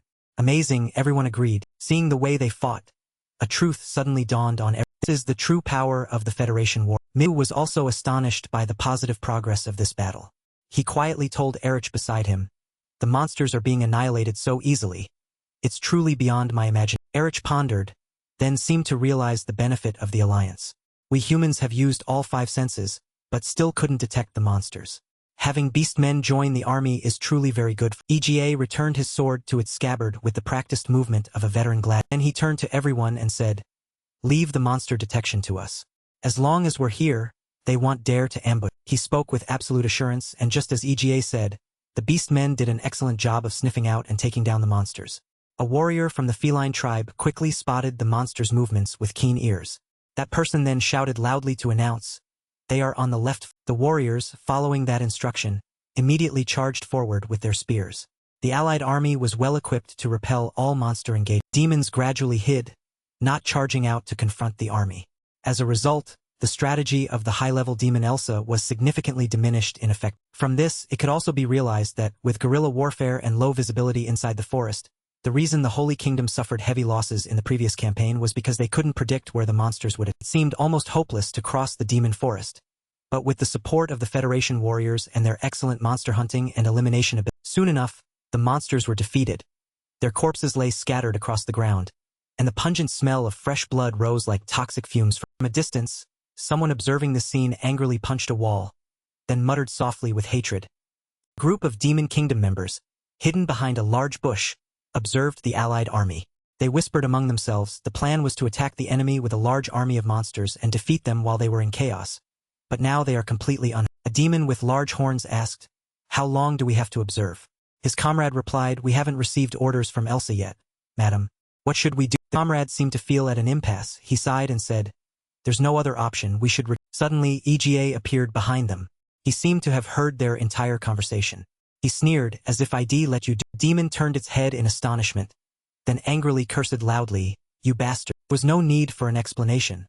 Fresh blood already stained the ground.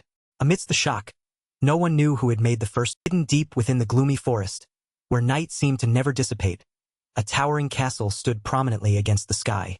The air around it was heavy with a terrifying silence. It was the castle of the demon forest, where Elsa resided. Elsa held a glass of red wine in her hand. She stood on the observation deck, having seen the entire chaotic scene in the demon forest. Elsa softly said, "This is..." At this moment, a demon hastily ran up and called out urgently, "Elsa!" She glanced over, hearing her subordinate report anxiously. The soldiers sent to the forest were ambushed and annihilated. It seems the Beastman warriors are causing more trouble than Elsa didn't utter a single word. Her eyes held a sharp, cold. Her teeth suddenly clenched hard, biting through the drop of wine hovering before her, shattering it into tiny fragments like soap bubbles. The red wine stained the corner of her mouth, like the gruesome mark of a demon having just devoured its prey. Her cold gaze swept over the memory of the subordinate who had suffered a humiliating defeat against Kai. Elsa sneered, "I knew it. I can't believe I have to clean up the mess that Brett..." The demon bowed his head low, softly asking for her opinion. "I understand how you feel, Elsa, madam, but given the current situation, what should..." He recalled the terrain of the forest, then continued hoarsely, "They will have no other choice but to come and attack this. After all, they wouldn't want to be ambushed from behind, so they will surely attack." Knees enveloped the demon. He took a deep breath, as if cornering himself. He asked decisively, though he knew it was something that should never be mentioned, "Do we have a chance?" Elsa chuckled softly. Her voice remained deep and light, but the pressure and threat emanating from her were clearer than ever, making the person facing her feel as if they were standing before a volcano about to erupt. As she replied, "It's true that we're cornered right now, but don't misunderstand me. It's not that I'm weak or relying only on my tact." She violently shook the wine glass, deliberately letting the dark red liquid spill out, as if discarding her irritation. Elsa gnashed her teeth, continuing with a mocking tone, "But anyway, destroying enemies is easier if we use our brains to think. Ultimately, I just need to eliminate them." The demon could only obey, bowing his head respectfully and replying, "Yes, Elsa." This moment, the allied army had reached the castle. They stood imposing outside, looking up at the castle shrouded in darkness with an eerie aura, a grim fortress that seemed to swallow. EA, who had previously fought against the demon army, raised his voice in warning. His voice echoed through the silent space. "I already know their nest. There are many monsters." Amelia, with a cautious expression, emphasized, "We cannot bypass this castle. We need to capture the castle so we won't be attacked from behind when we advance further. Furthermore, if we capture the castle, we can use it as a forward operating base and it will be easier to receive reinforcements." Someone on horseback slowly advanced, saying with annoyance, "How Heresy, frowning, continued from horseback, "Then why don't we just..." Erich turned his head, agreeing with Eris's suggestion. "I agree. I don't want to give the enemy time to think. Let's start attacking the castle immediately." Heresy smirked smugly and said, "Now you're starting to understand." The allied army slowly approached the castle, completely unaware that behind the sturdy ramparts, countless demons were hidden, ready to A formation of warriors gathered their energy, combining their strength to break through the colossal gate of the demon. The allied armies approached the castle immediately. "Thank you watching for vid." He turned and saw it was EGA. He chuckled softly and told Midou, "Let's defeat the high-level demons together." Midou nodded slightly. Then, staring intently at the demon castle, he decisively replied, Inside the castle, a quiet space stood in stark contrast to the wild chaos at the gate. Elsa tilted her head back and took a small sip of. She calmly displayed a satisfied smile, as if the battle outside had nothing to do. Suddenly, her eyes turned. Intricately carved door swung open from out. Midou and EGA entered the room where she was. Elsa seemed to have anticipated this. She chuckled softly, yet her voice, though gentle, carried a hidden meaning as she said, "So you finally arrived." Elsa slowly stood up, her shadow stretching long on the cold stone floor. Her voice was deep, each word spoken, though welcoming, concealed an unpredictable chill. "You've finally..." Elsa stood on the high steps, facing EGA and Midou. The vast room was plunged into a terrifying silence, yet felt suffocatingly tense, as if the air had thickened with invisible. Midou tightened his grip on the glowing sword in his hand, his eyes staring intently at her. With extreme caution, he muttered softly, "This terrifying..." EGA seemed to understand his thoughts. He immediately replied in a deep, muffled voice, "Indeed, you're right. She is a high-level monster." Elsa slowly extended her slender hand. From her palm, a long, coiled whip, dark and shimmering with a violet hue like an octopus tentacle, slowly slid out, covered in sharp thorns. Her gaze swept over the two of them, then a cold, Mocking smile appeared at the corner of her lips as she said, "The leader of the Beastman warriors and a hero candidate. Huh? It seems you're being overly caught." She suddenly swung the long whip. It produced a deafening whistling sound. Along with that, her threatening voice echoed, "But I have no plans to." Before she finished speaking, Elsa lashed out fiercely with the whip, sending it shooting straight towards EGA and Midou like a colossal. Midou leaped back, dodging by a hair's breadth. The whip missed, striking the floor with immense force, creating a deafening blast and shattering the stone tiles, sending fragments. As soon as the tiles fell away, Midou was utterly astonished to discover a deadly trap behind them. He exclaimed, his voice lost in bewilderment. The ground beneath the broken tiles were thousands of sharp, pitch-black spikes, rising straight and packed so closely that not a single gap was visible, forming a terrifying terrain. Each spike was as pointed as a demon's claw, ready to tear apart anything that fell. Elsa said triumphantly, "I wouldn't dare underestimate you. I always prepare traps for when enemies arrive." The floor continued to expand, revealing a bottomless pit lined with a carpet of spikes. Midou tried to jump higher, desperately avoiding being swallowed by. Heard Elsa's words, carrying a cruel satisfaction. "Be pierced and die." Her voice echoed in his ear. Midou quickly raised his glowing sword to the sky. He muttered an incantation to activate its power. First stage of the sword. Release. The blade miraculously extended, twisting and coiling around the colossal chandelier on the. Elsa saw through his. Thanks to the chandelier, Midou escaped the dangerous trap. He landed awkwardly, safe but still a little. She narrowed her dark eyes, her lips slightly parted, and she spoke softly but with surprise. "A sword that can freely change its form. Huh?" But inwardly, she smugly thought, "But the one accompanying him has fallen onto those." Midou then realized his companion was nowhere to be seen. He ran to the edge of the pit, frantically shouting, Immediately after the call, from the bottom of the deep pit, EGA, carrying his familiar sword, instantly shot up, completely and stood beside Midou, then frowned and said, "That was dangerous. I was almost Elsa, seeing both of them unharmed despite the trap she had deliberately set, was puzzled. "He's not hurt?" EGA chuckled softly in reply. "It's simple. A double." Elsa, "Look. Both of them are unharmed by the trap she deliberately set." He wondered, "He isn't hurt?" Egeson chuckled and replied, "Simple, a double." Hearing that, Elsa murmured irritably, "That's just a trash physical ability. All beastkin are like you." Egeson thought for a moment and replied, "Well, I'm a little special. Now it's our turn."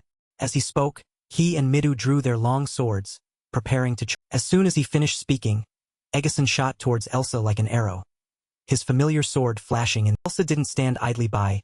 She violently cracked the long whip in her hand, emitting a furious whistling sound, then declared in a sharp tone, "Don't underestimate." Suddenly, a bizarre energy erupted around Elsa.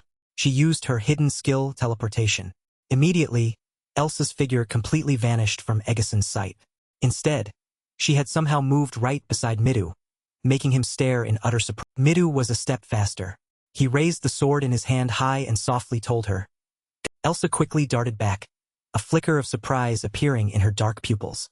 She clicked her tongue in annoyance at the sight, her hands quickly pressing a hidden button in her. Following that, the ceiling directly above Midou suddenly opened, revealing a dark void. He gasped in surprise. "What?" Midou immediately became highly alert, turning his glowing sword towards the sea to confront any threat from above. Realizing he had shifted his focus, Elsa's eyes flashed with a cold glint. She quickly whipped her long lash straight towards Midou's abdomen. The attack was too sudden and insidious, causing him to collapse onto the floor, his body curling up as he clutched his stomach, writhing and crying out. Egeson anxiously called out. Elsa smirked, turning her head to look mockingly at the struggling Midou. "I almost lost, little brat. It seems that power is too much for you, right?" Midou clutched his stomach, slowly sitting up, trying to calm the. Elsa's jet-black eyes now glowed with an eerie purple hue as she stared directly at him, asking in a low voice. Her tone carried a strange probing quality. "Hero candidate, you come from another world, don't you? What are you fighting?" Midou frowned at her strange question, asking back. Egeson seemed to realize what she was trying to do. He shouted a warning. "Don't listen to that demon." Elsa bristled, anger flaring as her psychological trick was ruined. She spun around to Egeson, violently cracking the whip in her. Egeson, sensing this was the best moment to counterattack, yelled, "This is our chance." Midou understood, firmly replied yes and charged alongside. He found himself approaching Elsa from behind, as her entire focus was on Egeson in front. Midou knew this was a golden opportunity. Just as he raised his sword high, Preparing to deliver the decisive blow, Elsa suddenly turned her head, looked straight into his eyes, then spoke in a coy, alluring, and pleading voice. "Stop. I'm sorry. Please." Sword Midou held in his hand immediately halted, indecision clearly visible in his eyes. Elsa whispered, a subtle smirk on her lips, "You've lost your mind." Then her hands quickly moved, preparing to attack Midou with the long whip lashed out, not giving him time to react, wrapping tightly around one of his. Elsa let out a seductive laugh, her voice sweet but venomous as she told him, "Don't be careless during." Just as she violently tugged the whip with a fierce and malicious motion, the sturdy rope tightly binding Midou suddenly constricted like a gigantic centipede strangling its. Sudden, powerful pull sent him crashing helplessly to the floor. He was completely controlled by Elsa. His body continuously swung back and forth in the vast room with towering stone walls, creating continuous echoing thuds throughout the. Exon anxiously called out. Elsa found his reaction quite amusing, a mocking smile playing on her lips. "Oh, you're worried about a human? Seems your alliance runs deeper than I." Egeson glared, facing her, his eyes filled with suppressed fury. Elsa sneered, then her expression grew colder as she lowered her voice and said, "If so." A moment's hesitation, she decisively swung the whip that was tightly wrapped around Midou, throwing him towards Egeson like. He added, "I'll give him back." That throw carried all her hitting so hard that both Egeson and Midou were flung far away, tearing through the sturdy wall, creating a massive hole. Elsa stood there. Before her eyes was a straight path through 3 or 4 connected rooms. All were shattered, debris and rubble scattered everywhere, but no sign of the two. She was satisfied, a slight curve on her lips as she thought, "Their spirits are weak. I can fight that beastkin." Suddenly, Elsa heard a strange movement from the large hole in the shattered. From that dark void, a large, majestic wolf appeared, its eyes glowing brightly in the darkness, but also carrying a wild, insane ferocity. She watched it slowly approach, wariness clearly visible on her face as she wondered. What? Elsa frowned, looking down, attentively observing its every. When the wolf came closer, Elsa noticed its massive body with pure white fur was glowing. She immediately knew this was no ordinary wild wolf. She slowly realized, her voice tinged with surprise. A wolf? No, a beastkin transformation. Elsa tightened her grip on the whip in her hand. She violently cracked the weapon into the air, the whistling sound piercing like an alarm siren. The sharp sound tore through the oppressive atmosphere of the dark. The wolf's eyes stared intently at her as if they could penetrate to the depths of her soul. Initially icy, they slowly transformed, gradually blazing with a wild, primal light, reflecting the hidden ferocity within the beast. A thunderous roar erupted from the wolf's throat like lightning in the dark. Elsa suddenly froze for a moment, her body stiff as a stone statue. That mighty and powerful roar had pierced through all layers of mental defense, completely stunning her. The wolf roared again. It echoed throughout the space, shaking every stone wall, rattling the hanging lamps, and creating a terrifying reverberation that spread throughout the room. Immediately after, gigantic beast lunged towards her, its razor-sharp fangs bared menacingly, ready to tear apart anything in its. Surrounding space was immediately engulfed in the pungent, fishy smell of fresh. A gloomy, ancient castle, imposing and vast, appeared the territory of the third prince of the Veldora demon kingdom, Folly. This moment, Aqualia, with rare serenity, her sorrowful eyes fixed on her hand, seemed to realize, Elsa has been killed. Aqualia, the water heavenly. She reached out, intending to touch the glass surface. Then the thin glass shattered, staining Aqualia's body with red. Egeson couldn't react in time. As expected, the Alliance warriors are truly troubled. That's why I want to control. The deaths of her close subordinates gradually consumed her thoughts. Zaganda Bright Elsa.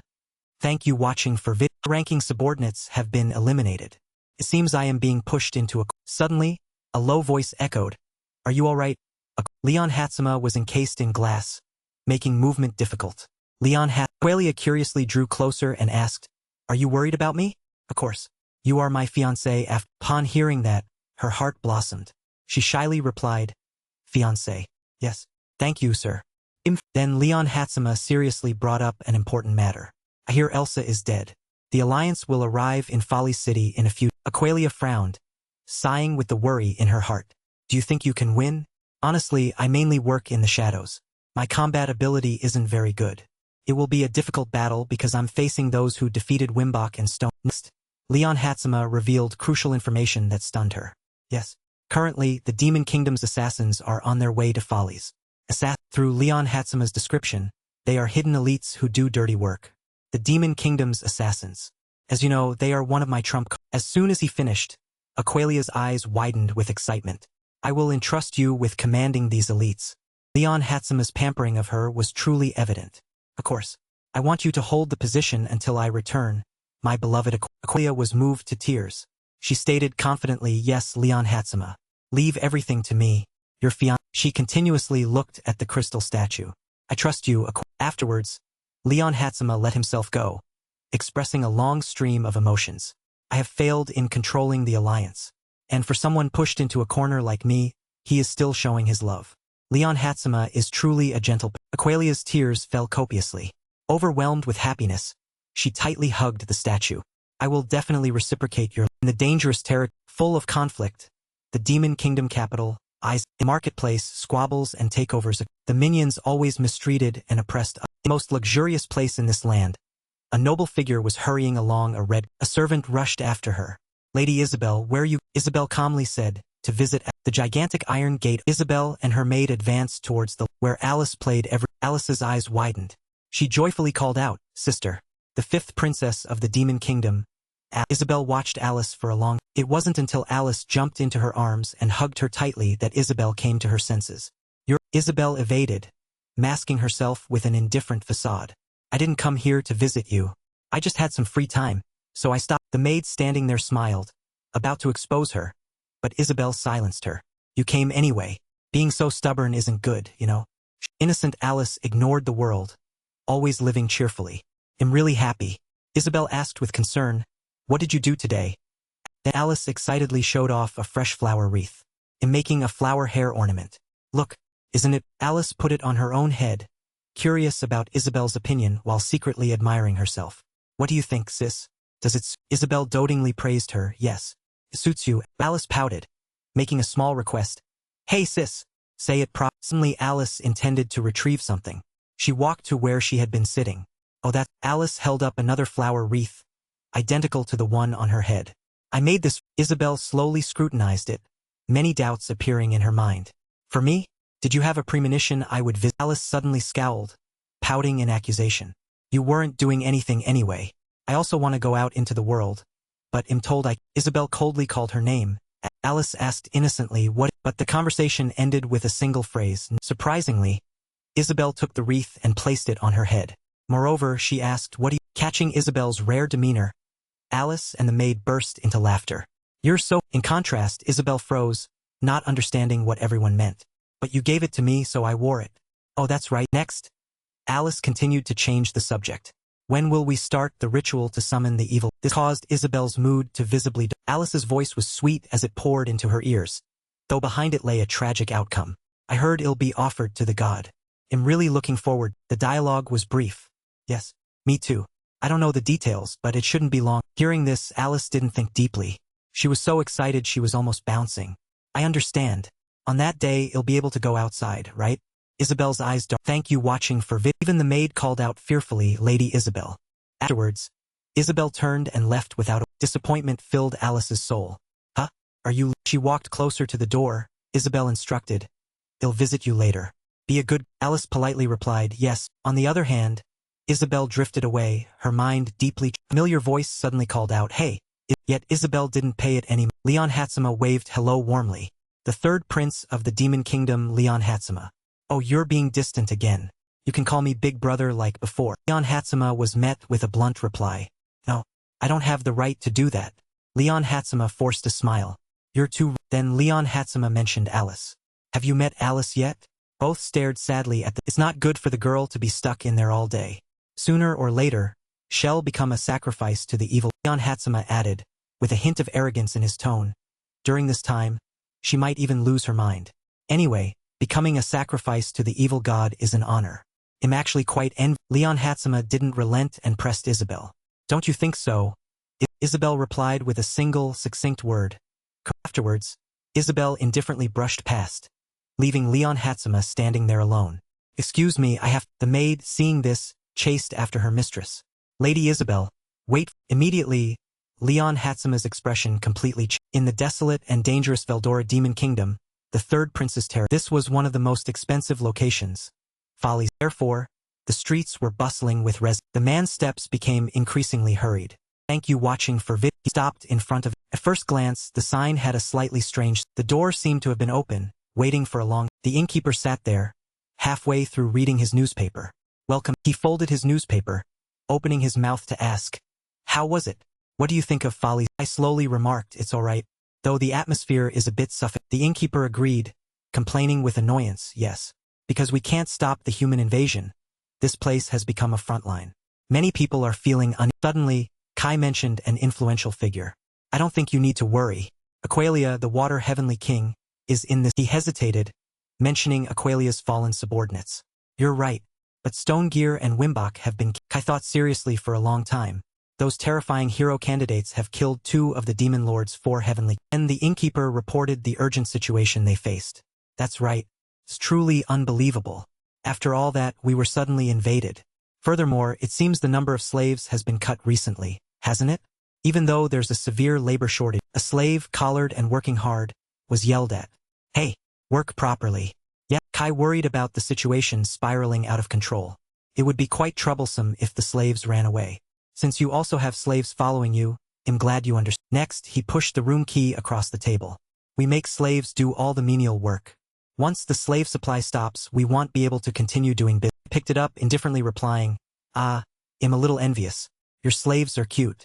They're old enough to get married, aren't they?" "I don't know either." "Well, I shouldn't pry into a customer's private." The conversation stopped. Both greeted each other, then went about their business. "Rest well. HM." In Kai's room, May and Sina were already. May stood in a corner and spoke. "Hello?" Sina observed curiously. "As expected, you look strange." Kai removed his fake horn, revealing a helpless expression. "Yes, if I didn't look strange, I couldn't do anything. I need to disguise myself to move freely in the demon." Sina came closer, sensing the scent emanating from Kai's body. "Your scent is different. Beastkin would notice that difference, but demons wouldn't. Once we're disguised, there's no difference between us and demons." Hearing this, May understood somewhat. But next, May raised her collar chain accusingly. "All right, but I still can't accept you treating us like slaves." I leaned back, relaxing. "I had to disguise you 2 as demon slaves. That's the easiest way. It's not uncommon for demons to have slaves of other races." May was stunned, her cheeks puffing out as she repeated the question. "Are we really that conspicuous? Can't you disguise us with your disguise?" May focused, not missing any explanation. "It's because you're too beautiful. Once you attract demons, they'll easily see through your disguise." A moment later, May suddenly realized something strange. She shouted in embarrassment. Kai calmly asserted, "Didn't you realize?" Maybe." He looked at May's flustered and stammering state, puzzled. "Why are you so scared? I didn't think you'd say that word. I'm just telling the truth." Sina interjected, while May was still recovering. Hey, Kai. "What about Kai's lao poi ten.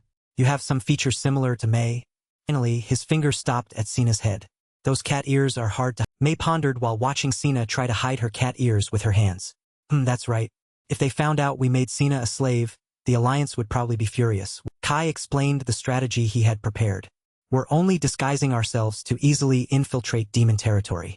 We're just pretending to be a group consisting of a demon and his." Suddenly, May's cheeks flushed when she brought up the topic of rest. "That makes sense. But, since we're your slaves, we don't have separate." Kai replied, "That's why I rented such a large room." "Is there a problem?" May immediately found a loophole. She pointed to the opposite side. "But there's only one." Kai turned and touched the mattress, slowly dividing it clearly. "You 2 sleep on the bed. He'll sleep on the floor. Anyway, I've been trained." He still spoke softly and timidly. "It feels a bit awkward, doesn't it? What did you—" Seeing this, Sina spoke up to help. "Kai, please understand." Before the words could come out, May quickly covered Sina's mouth with her hand and foot. "What May means is, it's not." Meanwhile, where Isabel lived, the Veldora Demon Kingdom, the 5th Princess Territory, Siltbrook, a 2-way spatial gate opens. Isabel stepped out with a crestfallen, profound sadness on her. The butler had already been waiting. Seeing Isabel, he respectfully greeted her. "Welcome back, Lady Isabel." "Thank you." Next, he asked, "How is Lady Alice?" Isabel replied softly, "The girl is still well. She even gave me a flower hair oil." The mistress and servant walked and talked. It seemed Isabel's concern for Alice was truly immense. "I'm glad to hear that. But the reason she's treated so well is because she will be a vessel for the evil god." Nothing. An image of an innocent, playful Alice appeared, confined in that room. "She must be very The butler's voice sounded again, bringing Isabel back to reality. Lady Isabel seemed to be deep in thought. Our comrades have gathered underground. Time. Thank you watching for vid. Isabel stopped at a certain location. Countless demons under her command looked up, showing their reverence. Isabel scanned them one by her lips parted about to. Then her subordinates took turns reporting. Thanks to Wimbok's death, who was monitoring me, I can move more easily now. Currently, the remaining ones are busy fighting the humans. That's why they have time to think about internal issues. A demon subtly asked Lady Isabel, does that? Isabel clearly declared, exuding authority, the time for revolution is near. I will defeat the demon lord and reclaim the... After she spoke, the demons all responded enthusiastically. They were overjoyed, clenching their fists as if wanting to crush everyone. I've been looking forward to this revolution. The preparations have been meticulous and long, so we won't be no one wanted to be outdone. The demons wholeheartedly supported Isabel. I'm sure once Lady Isabel becomes the new demon lord, this kingdom will become better. Yes, we will do our best, No matter how joyful she was, Isabel remained lost in her own. Isabel hesitated under the heavy burden, which compelled her to protect it at all costs. I want to end this war with a revolution. That's not among those thoughts was Alice's radiant smile. But most of all, I want to protect that girl. The more she thought of Alice, the more determined Isabel became. Her eyes filled with conviction. I will betray this. A bustling street with people coming and going. The Veldora Demon Kingdom's territory, ruled by the third prince. Folly. Passersby stopped and pointed for a moment. Hey look, it's the middle-aged man and his grim-faced subordinates walked. Count Castro of the Veldora Demon. As Count Castro arrived, the demon citizens outside knelt on both sides of the... He gritted his teeth in annoyance. Truly, Count Castro repeatedly complained with irritation. She dared to mobilize the army without my permission. Even if her rank is higher than mine, I am still the governor of this city. Perhaps she is worried about the threat from the... Castro surmised, 2 of the 4 heavenly kings are dead. She must be very subordinate beside Castro nodded in agreement. That's right. Aqualia is known for being cautious. Furthermore, her combat ability isn't as outstanding as the other heavenly. He glanced to the side. He mused to himself, the townspeople are also worried because of her uneasy act. Kai hid in the crowd, listening to his eyes suddenly changed. So he's the noble who rules Follies. It seems he's managing the city very strictly under the third prince's orders. Kai observed from behind Count Castro. I heard that the demon world is where the strong devour the weak. The demon nobility are all high-ranking demons, but it seems they have overestimated the abilities of high-ranking demons, leading to training that wasn't as The sound of chains glanced at the 2 slaves behind them. Those slaves must be soldiers of the city. The sky gradually darkened. Castro was stabbed in the left side of his chest with a... Kai wiped the blood off the... Were 2 Kai slowly snuck out of the man. At the same time, Cana had just finished disposing of the others with her She furiously mutilated their faces. I've killed all the demons in the man. Cana waited for Kai's praise. No one found us. Did I do? I gently patted her head. Yes, very well. But there were some strange noises. It would be troublesome if we woke the... Cana cheerfully followed behind him. Even if he woke up, you could still kill him instantly, Kai. Kai sighed in exasperation. That's not the problem. Alright, we still have other targets. Suddenly, someone from inside a prison cell glanced. The 2 were startled and surprised. Who's that? Uma, I admitted. He got straight to the point. Yes, let's talk for a bit. He pointed to Cana. And a beastkin girl. After we're done, I'll return you 2 to the city-state. Scene change. Kai had gone elsewhere. He read through all the documents. So that's how it... Kai still held the documents in his hand, saying, as expected, rescuing you 2 was the right decision. He expressed his opinion. I thought the Count's slaves would have useful information about the Demon Kingdom, but I didn't expect it to be so valuable. The recently rescued male slave spoke frankly, we don't want to do manual labor as their slaves. I intended to gather as much intelligence as possible, in case it would be useful if we were Cana, hearing this, asked curiously, you weren't planning to... Cleared his throat. His collar also glowed with a purple light. This collar has a special kind of magic. I heard it will burn me to death if I escape or resist my He revealed the terrifying function of this item. These collars are widely used in the Demon Kingdom's territory. They are used to force slaves to... Cana glanced at Kai for a moment. She guessed, so the reason Kai put this on our necks is so you'll take it off? Kai immediately explained, that's just a replica. It has no focused on recounting the past 2 years. Anyway, rather than being burned to death and never returning, we've been his slaves for 2 years. That time was like hell. When the Count was in a bad mood, he didn't hesitate to torture his slaves. Suddenly, Kai's eyes flashed. He asked who captured you. Through Kai's keen eyes, he assessed the 2 of them. Based on your condition, I can see that both of you are capable individuals. The female slave revealed it was 3rd Prince Leon Hatsuma's special unit, also known as the Demon Kingdom's assassin. The male slave added that's a regular unit, composed of the Demon Kingdom's most outstanding individuals. It seems this unit operates separately from the main army. We were ambushed while escorting support. Though we were confident in our strength, we were completely overwhelmed. I crossed his arms. He posed a question for them to consider. Do you know why that unit isn't officially recognized? He immediately replied, I heard that there are many infamous individuals in the army. Despite their skills, their existence was officially abolished due to military law violations. His face became more serious. So they gathered those individuals into one unit. Is that? The male slave gritted his teeth. It's probably thanks to the 3rd Prince's courage. His voice grew increasingly hateful. We once saw a meeting between Castro and Leon Hatsuma before. And when we saw the prince, we knew we didn't have the strength to defeat him. I know that the Water Heavenly King Aqualia is impressive, but she's nothing compared. The purple-haired girl speculated, perhaps you've already realized this, but this area is under the 3rd Prince's direct control. To her question, Kai didn't answer immediately, but raised another issue. Is the 3rd Prince currently in the male slave denied it? He pointed out the most accurate location at present. No, according to what Castro said, he seems to be at the palace. This city's army is currently commanded by the Water Heavenly King. Kai wanted even more information. What is the relationship between the 3rd Prince and the kingdom's Heavenly King? The purple-haired girl honestly replied, she is his fiancée, and also the core of the faction supporting the 3rd. This made Kai suspicious. A supportive faction? I heard the Demon Kingdom isn't really united. The princes and princesses factions clash to contend for the. It seems even the demon princesses accept this method to create the strongest demon lord. Kai wanted to ask more. What is the chain of command in the demon? He meticulously analyzed each person. The strongest faction used to be the 1st Prince's faction. But because the center of that faction, Wimbok, died, their influence has the core of the 1st Prince's faction, the military. He precisely identified each member of each faction. The same thing happened to the 2nd Prince's faction after Stonegears, the core of the 2nd Prince's faction, high-ranking officials. And now, Kai is facing Aqualia, who has seized the opportunity to increase her influence. The core of the 3rd Prince's faction. Merchants, low-ranking nobles, power, the Demon Kingdom's assassin squad. And there are many other factions as well. The 4th Prince's faction, the 5th Prince's faction, the 6th Prince's lowered his face, looking very thoughtful. The influence of the 4 heavenly kings is immense. The male slave added, the reason is because they are the highest-ranking officials in the Demon Lord's army.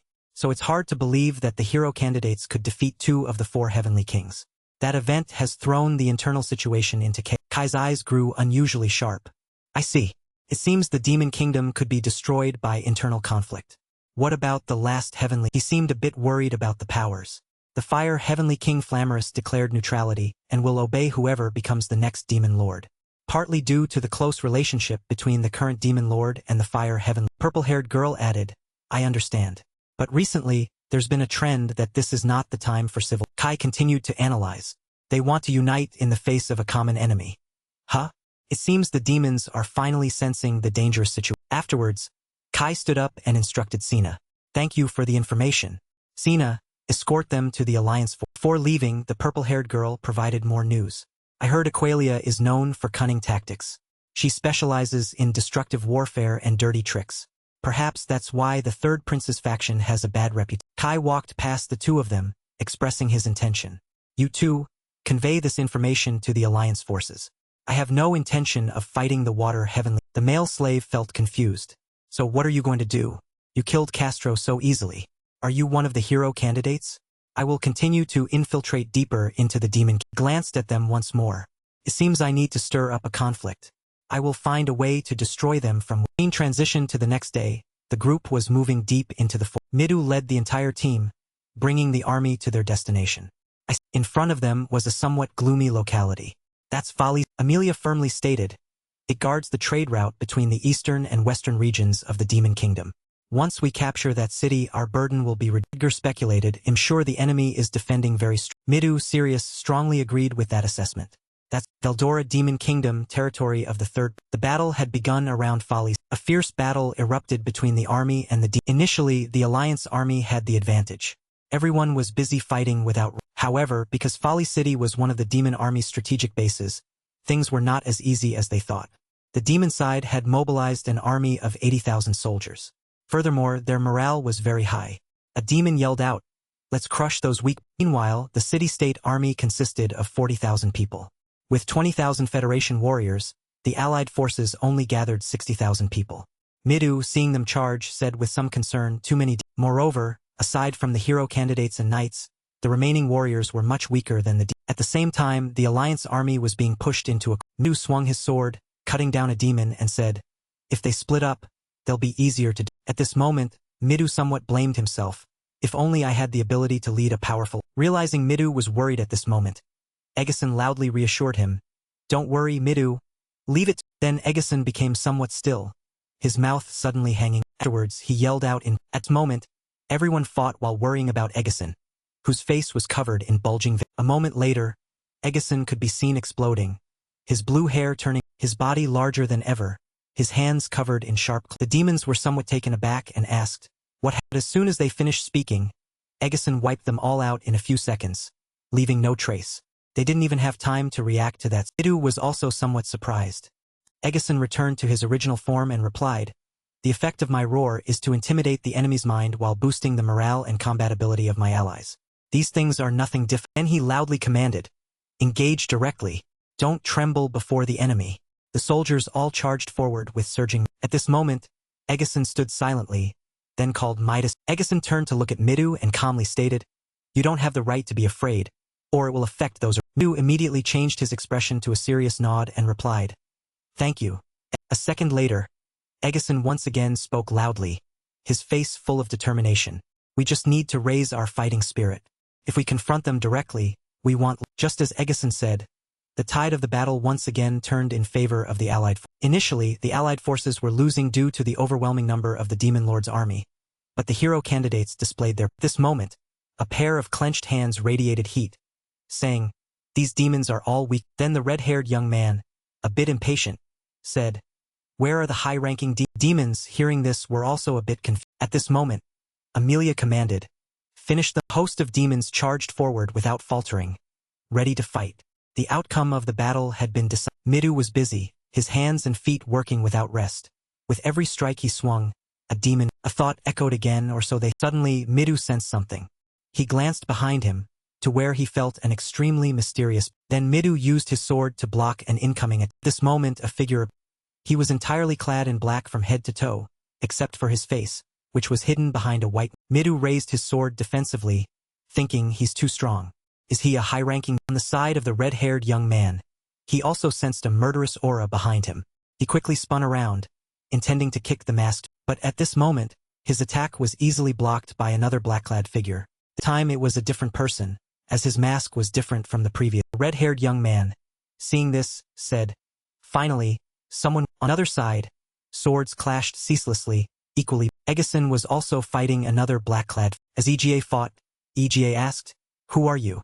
Where are you? Black-clad figure did not reply, only offering a slight. Seeing the somewhat strange scene, Amelia spoke up and asked, what? And she mused, it seems our progress has been. Just as she wasn't paying attention, another black-clad figure had appeared behind her, and Amelia also sensed something behind. A soldier standing nearby was startled and he pointed his spear at the figure and asked, who? In an instant he was brutally killed, his head severed from his. In a flash he darted in, killing the guards before they could even. At this moment, Amelia cautiously asked, you bastard, how did you get? Soldiers, seeing someone approaching Amelia, shouted, Commander, protect Commander. The black-clad figure remained silent from start to finish. He simply charged like a. At this moment, their eyes met, and the two were practically on top of each other. Amelia worriedly thought to herself, they're aiming for my neck.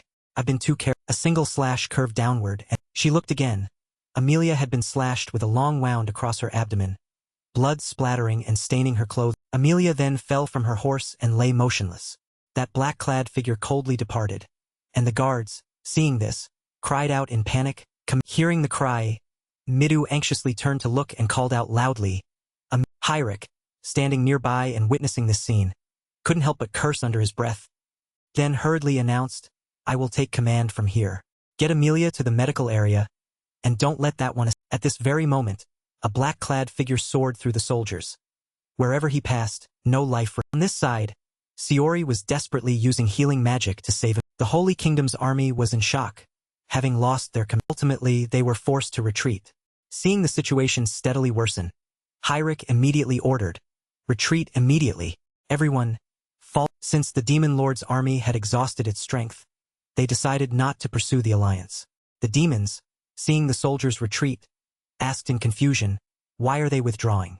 One demon replied, it seems their rear lines have a Then it said, let's quickly regroup and reorganize the surviving force. As night fell, 2 demon henchmen were patrolling around, keeping inside a tent, heavily guarded by demon soldiers. Pale blue-haired girl sat on a chair and asked, you couldn't kill their commander? She is the heavenly king of The mysterious black-clad figure respectfully replied, yes, however, we have severely wounded. Hearing that, she said, that will do. After all, it's an undeniable truth that you say. But then the black-clad figure asked, it will surely take some time for their commander to recover, which will delay the alliance's actions. What should we do? She calmly replied, now is the time for us to. She flashed a triumphant smile and said, at this moment, the situation is a stalemate for both sides. Therefore, let's cut off their supply lines in the. Those black-clad figures, upon receiving the command, immediately replied, under. Map displayed the territories of the Veldora Demon Kingdom. At the top was the 4th Prince's territory, below it was the Demon Lord's territory. This was also the capital of the Demon Kingdom with a massive castle. Beside it were the territories of the 2nd Princess and the 3rd Princess, and at the very bottom was the 5th Prince's territory. At this moment, Eisenhart was a dark and desolate scene. The entire city below seemed to be engulfed in a sea of flames. Orange liquid spilled out into every alley, and at the center, a tall, spired castle glowed from. At this time, in front of the main castle gate, 2 supply wagons were parked, and demons were busy carrying goods. In a small corner, a demon stood talking with 2 burly. Along the city wall at the entrance, strict guard was maintained by 2 muscular demons holding long. At the same time, Kai, Mei, and Cana stood afar, looking toward the castle. Kai stood with his arms crossed and said seriously, just as expected, security is very. 3 of them each carried large backpacks. Cana looked towards the distant castle and said in utter surprise, you can see that? Can't even see anything. At this point, Mei spoke up and asked, what do we do? Kai frowned, full of tension, and replied, I think it'll be difficult to blend in with just a disguise. Moreover, just like when we were in Nurtrat, a barrier has been set up to detect intrusion. Hearing Kai mention this, Mei also frowned seriously and said, that's the 5th princess, Isabel. Mei recalled that incident along with Isabel's words. No one can escape my spatial. Cana, still unaware of Isabel, asked in confusion. Who? I replied, she's a descendant of the Demon Lord. She set up a barrier in a city where we were immediately Cana, upon hearing this, sighed with a grim face and said, she truly is a troublesome. Mei, at this moment, stood with her arms crossed, pouting her lips and glancing sideways with dissatisfaction, annoyance, and resentment. She grumbled, if it were normal demonic magic, I'd be able to sense the residue. But at that time I didn't detect anything. Mei continued, she not only let us escape, but also provided us with some information. She's definitely plotting. At this moment, Isabel's cold and terrifying face appeared along with her words. Even the Demon Kingdom is divided into many factions.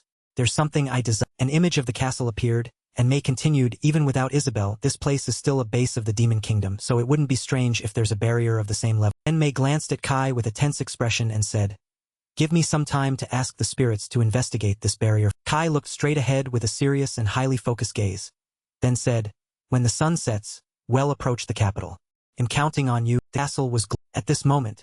The demon on guard brought a hand to his mouth and let out a long. And that demon turned and headed in. And at this moment, outside at the base of the wall, Kai, Mei, and Cana slowly and stealthily approached the. Suddenly, Mei sensed something and immediately ordered Kai and Cana. 3 of them stopped and knelt on one knee.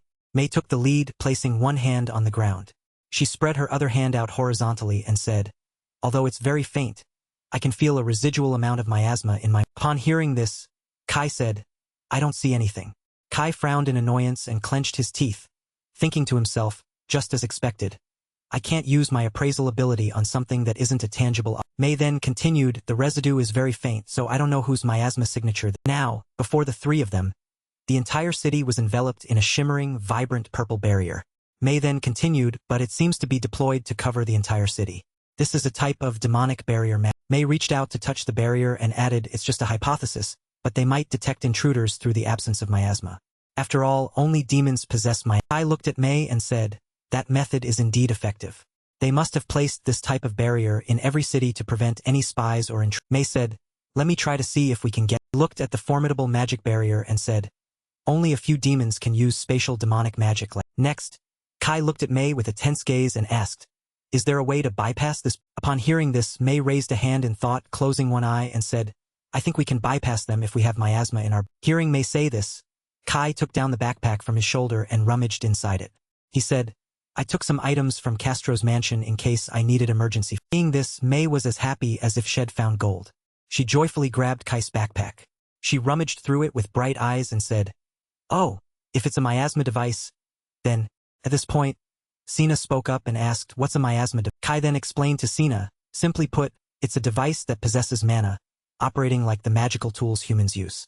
The only difference is that this device's power source is miasma instead of human. And suddenly, Kai's eyes widened in surprise. Kai continued his explanation to Sina, however, sometimes we need to infuse some magic into this device. At this point, Kai pulled out a Castro's flute and said, I stole this device for some quick cash, but I haven't used it so it should still have miasma in it. He happily took the flute and said, this device is fine. Wait a moment, it'll transfer some mana in. Mei quickly turned away. Hearing her, Kai also asked in surprise, you can do that? Hearing Kai's question, Mei turned her head to look at him, smiled and said, I haven't just been sitting around while you two were busy training. After that, Mei began her work. She extended her right hand and frowned in concentration. From her palm, a shimmering beam of light with rays emanating outwards. At the same time, she said, from the very beginning, this knowledge was passed down by my master. I just need to visualize the rest. Oh spirits, please lend me your. Then, Mei closed her eyes. Mei pointed her hand. At this moment, Mei slowly and cautiously stepped towards the magic barrier. Her body was now able to pass. Kai and Sina silently watched Mei with tense but utterly hopeful and expectant expression. At this point, Mei had completely passed through the magic barrier and entered in. She happily turned to look at Kai and Sina and said, it worked. You two can come in. Hearing this, Kai and Sina quickly entered. Kai said, good. From now on, everything will be as usual. Well, climb the city wall and slip past the. At this time, inside the streets were bustling and lively with the market's trading activity. Additionally, many demons appeared on the. Kai, Mei, and Sina had also disguised themselves to safely infiltrate. Kai transformed into a demon soldier, holding iron chains in both hands, following Mei and Sina. The two girls, having to transform into slaves with chains around their necks, were not happy. Kai glanced at the demons nearby and thought to himself, somehow we've managed to blend in. Kai stopped and watched the passing demons. The three of them stood still, nervously watching the demons pass by without realizing their disgust. Then, Kai turned back to look at Mei and Sina and said, this place is too vast. Moreover, there are so many demons. Sina sighed in discomfort and complained, it's so annoying having to pretend to be a slave all the. Kai continued, the closer we get to the city center, the more guards there will be. It's better if we don't get too close to the cities. At this moment, Mair also observed the surrounding scene. The three of them continued their disguise and walked along the road. Sina spoke up and asked, aren't we supposed to infiltrate the castle? Kai immediately replied, of course that's our goal, but first we need to gather information inside the castle. After that, Kai looked with a serious and tense gaze and said to the two girls, it will be very dangerous for us if our identities are revealed. Let's gather information carefully. 1 week later at the castle, a slender, pale hand was holding a quill pen. At this moment, inside the castle, in Isabel's office, she sat seriously and silently. At this point, she suddenly spoke. I'm surprised. Isabel continued, I didn't expect you to overcome my barrier. The one who appeared before the fifth princess at this moment was. I looked at Isabel and said, it wasn't me, it was all thanks to Ma. Isabel calmly placed the pen into its holder and said, I see. Compared to last time, you've become much stronger. At this point, Kai made a proposal to Isabel. We need to talk, Isabel. Isabel quickly replied, it's fine. Seeing this, Kai had to admit, you're quite straight. 1 week later at the castle, slender, fair hand was holding a quill pen, signing. At this moment, inside the castle, in Isabel's, she sat seriously and silently doing her. At this moment, she suddenly spoke. Isabel continued, I didn't expect you to overcome my barrier. The one who appeared before the fifth princess at this moment was. Kai looked at Isabel and said, not me, it was all thanks to Ma. Isabel calmly placed her pen back into its holder and said, I understand. Compared to last time, you've become much stronger. At this point, Kai made an offer to Isabel. We need to talk, Isabel. Isabel quickly replied, fine. Seeing this, Kai had to say, you're quite straight. After that, Isabel looked at Kai and said, in any case, I'm grateful to you for defeating Vim Boc. Thanks to his death, I'm no longer under surveillance and can move around more easily. Hearing this, Kai asked Isabel, so that was your scheme, wasn't it? Isabel continued, it seems I underestimated you. I didn't think you could defeat him. I only thought I could use you as a pawn if you managed to escape. But you've exceeded my expectation. Then Isabel coldly added, now you are no longer a pawn, but a valuable partner. You came here to meet me because you want more information. Hearing Isabel's question, Kai frowned tensely and hesitantly said, your revolution. At this moment, Isabel gave a terrifying smile. She stood up and said with satisfaction, you've passed my test. Shall we move somewhere else to? Isabel powerfully floated in the air, surrounded by mystical energy sources. Inside the quiet space of the magnificent castle, warm sunlight streamed in through the glass window. A quiet and peaceful city appeared through the glass. Isabel and Kai looked at a map, discussing their route. They would travel from Eisenhart through Siltbrook. At this point, Kai looked at Isabel and said, well, instantly move from the capital Eisenhart to your city in the blink of. As always, your demonic magic is truly. Hearing that, Isabel turned her head to look at Kai and said, it consumes a lot of energy. I can't use it frequently in a single day. After that, Kai and Isabel moved to another room. They sat facing each other to talk, and behind Isabel, another demon stood respectfully. Accompanied Isabel calmly and slowly savored her. As Isabel set her teacup down, she also said, bye. Immediately after, she asked Kai, how did you obtain information about the revolution? I need to act on this matter immediately. Hearing that, Kai looked up at Isabel and said, we infiltrated the capital a week ago. I gathered information from the slum. Although I wanted to ask about information that could become the spark leading to the Demon Kingdom's demise, I thought my assassination target would be the first prince, or the second and third princes, who are at the center of the struggle for the throne. However, what truly bothered me was the lack of information about you, the fifth prince. When we first met, you said you had another goal in mind, making me think you might be plotting something. I followed 3 of your soldiers to investigate further. As a result, one of the soldiers helped me find the necessary information. He led me to the warehouse where you were storing weapons for the revolution. After Kai finished explaining, Isabel immediately understood. She simply replied softly. Immediately after, Isabel called the demon standing behind her, Smith. Hearing his name, the demon immediately understood Isabel's intent. He replied, I will warn our comrades to be more careful. At this point, Kai seriously looked up at Isabel and suggested, let's get to the main. Kai frowned at Isabel with a highly capable and decisive gaze. He bluntly and without hesitation got to the main point. Let me be frank with you, do you want to cooperate with us, the hero can? Hearing Kai's invitation, Isabel also looked at him with a sharp gaze and asked, not with the Holy Kingdom's army, but with the hero can? Hearing Isabel's question, Kai extended his hand and continued speaking to persuade Isabel to cooperate with him. I cannot persuade and control the entire Holy Kingdom's army, but I can do so with the hero candidates. As I said before, we, the hero candidates, want to return home. To do that, we must kill the demon. Then Kai frowned, his eyes sharp with seriousness and determination as he said, we don't care what happens to this world once we return. After what Kai said, Isabel coldly asked, do you mean I can do whatever I want after we defeat the demon? At this moment, Kai raised both hands and shrugged with uncertainty, calmly saying, it's not certain that we can return home. We won't know until we. Hearing that, Isabel said, hero summoning is a covenant ritual with God Diggeret. After fulfilling the covenant by killing the demon lord, you will be sent back to your own. Hearing Isabel say this, Kai was utterly surprised. He immediately asked her, how do you know that? You said you didn't know that much. Kai then recalled Isabel saying during their previous meeting, perhaps I don't know that. Hearing Kai's question, Isabel also remembered when she read a book and replied, I discovered it reading an ancient document. By the way, it piqued my interest after talking. Further asked, is that document trustworthy? Isabel replied, it's just an ancient document. At this moment, Kai glanced to the side, his eyes revealing tension and doubt. Kai thought to himself, well, it does match what Leonora. In other words, God himself summoned. After completing your duty, he will return you to your own world, where you belong. So, the accuracy of the information I have so far has increased. After that, Kai looked sternly at Isabel and stated clearly, in that case, the fate of this world has nothing to do with us. I don't care if you destroy the Holy Kingdom or seek peace after this. Isabel, upon hearing this, said, it's true that our interests are aligned. Isabel looked straight at Kai and spoke her. The goal of the revolutionary army is to defeat the demon lord and make me the next demon lord. After that, I want to create a world where humans, beastkin, and even demons can live in. Hearing Isabel say this, Kai widened his eyes tensely and seriously said, that sounds like a fairy tale. Do you think you can immediately stop the... Isabel looked at Kai with a similar gaze, full of courage and conviction, and replied, as long as I can defeat the current demon lord and maintain the power of this kingdom, then it is... Kai and Isabel continued their tense discussion. Kai added, Don't you think it would be better if you joined the struggle for the throne instead of rebelling against the kingdom with your revolutionary? Isabel said, the current demon lord, my father, is known as the strongest demon lord in. Even if he relinquishes the throne to the next demon lord, he will still wield significant influence. Isabel's eyes at this moment clearly showed sadness, loneliness, and disappointment. She said, Father hates humans. He would never accept me because I desire peace with humans. Furthermore, the other princes and princesses are not seeking peace.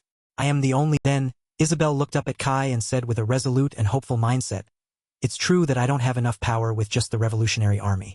But as long as we seize this opportunity while the demon kingdom is under attack by the allied forces, I believe we have a chance. Isabel added, even if we defeat the current demon lord with the help of the allied forces, we will be at a disadvantage when this war ends. That is why I haven't sought external help. Suddenly, Isabel raised her hand and slowly said, she pointed her finger directly at Kai and continued, if the hero candidates help me, then things will be. Isabel slightly bowed her head and agreed to cooperate with Kai. I accept. We, the revolutionary army, want to form an alliance with the hero candidate. Kai and Isabel shook hands, confirming their alliance to fight. Kai looked at Isabel and, we are counting on you. At this moment, Isabel added, I want to tell you one more. She said, the plan to kill the demon lord will be carried out this year. If we miss this deadline, the chance of victory will be. At this moment, in the demon forest, the entire area was shrouded in gloom and desolation. An army consisting of supply wagons and many other soldiers surrounding them was passing through this. As they crossed this forest, Henry, the captain of the 7th Night Corps of the Holy Kingdom, said, even when we are fighting monsters, don't let down your guard. I know the vanguard has cleared the path, but that doesn't mean this place is entirely. On the map displaying the supply team's route, a vague voice appeared. Logistical support is being sent from Nurtrat City to the battle. Even though reinforcements weren't sent directly to the front lines, the Holy Kingdom needed a team that could provide supplies and warriors capable of fighting monsters. Thus, the 7th Night Corps, comprising elite soldiers, was chosen for this. The soldiers in the army all held their weapons ready, each one highly vigilant and intensely observing their surroundings. The monsters within the demon forest were very powerful. The soldiers of the army stood in a horizontal line facing huge, solitary green monsters. Among them, one shouted, Monster! At this moment, the soldiers and monsters fought fiercely and violently, blood splattering everywhere from the monsters. But with the disappearance of the high-ranking demon, Elsa, the logistics team's mission became easier. So they thought. Their words faltered, for at this moment, a group of people wearing black cloaks and mysterious face-concealing masks appeared before the soldiers. A soldier in the army saw this and cried out in panic and fear. Who? The mysterious black-clad figures said nothing and immediately charged towards the purple-haired soldier. Seeing this, immediately raised his sword and declared loudly, Captain, fall back. The blue-haired soldier standing beside him also said, leave this. But before those two soldiers could do anything, flashing lights intertwined rapidly like bolts of lightning, severing their. Those two soldiers were killed instantly. They lay on the ground, bodies in one place, heads in another, blood splattering horrifyingly. The cloaked figure, after killing them, turned away. He crossed his hands, his sharp claws stained with the other soldiers who witnessed this scene were utterly terrified and panicked. The green-haired soldier, stammering with a pale face, said, Ben and Jack were killed instantly. The brown-haired soldier beside him, holding his sword with trembling hands, said, be careful. They are high-ranking. This moment, Captain Henry charged forward with burning rage, his eyes wide as he ran towards the black-cloaked figures, shouting, assassins of the demon lords. But Henry was immediately stopped by those black-cloaked figures. Henry was terrified. His eyes widened in panic and fear, sweat rolling down his cheeks. Henri shouted, dont un des restimatues. I am one of the captains of the night. But just as before Henry could do anything, a streak of light pierced through his forehead. Henry's eyes widened in horror, and blood began to. Arrow had shot straight into Henry's forehead. His entire body trembled violently, and blood started to stream down his. Now, the army regrouped at the castle next to the demon forest, territory of the demon kingdom, the demon forest.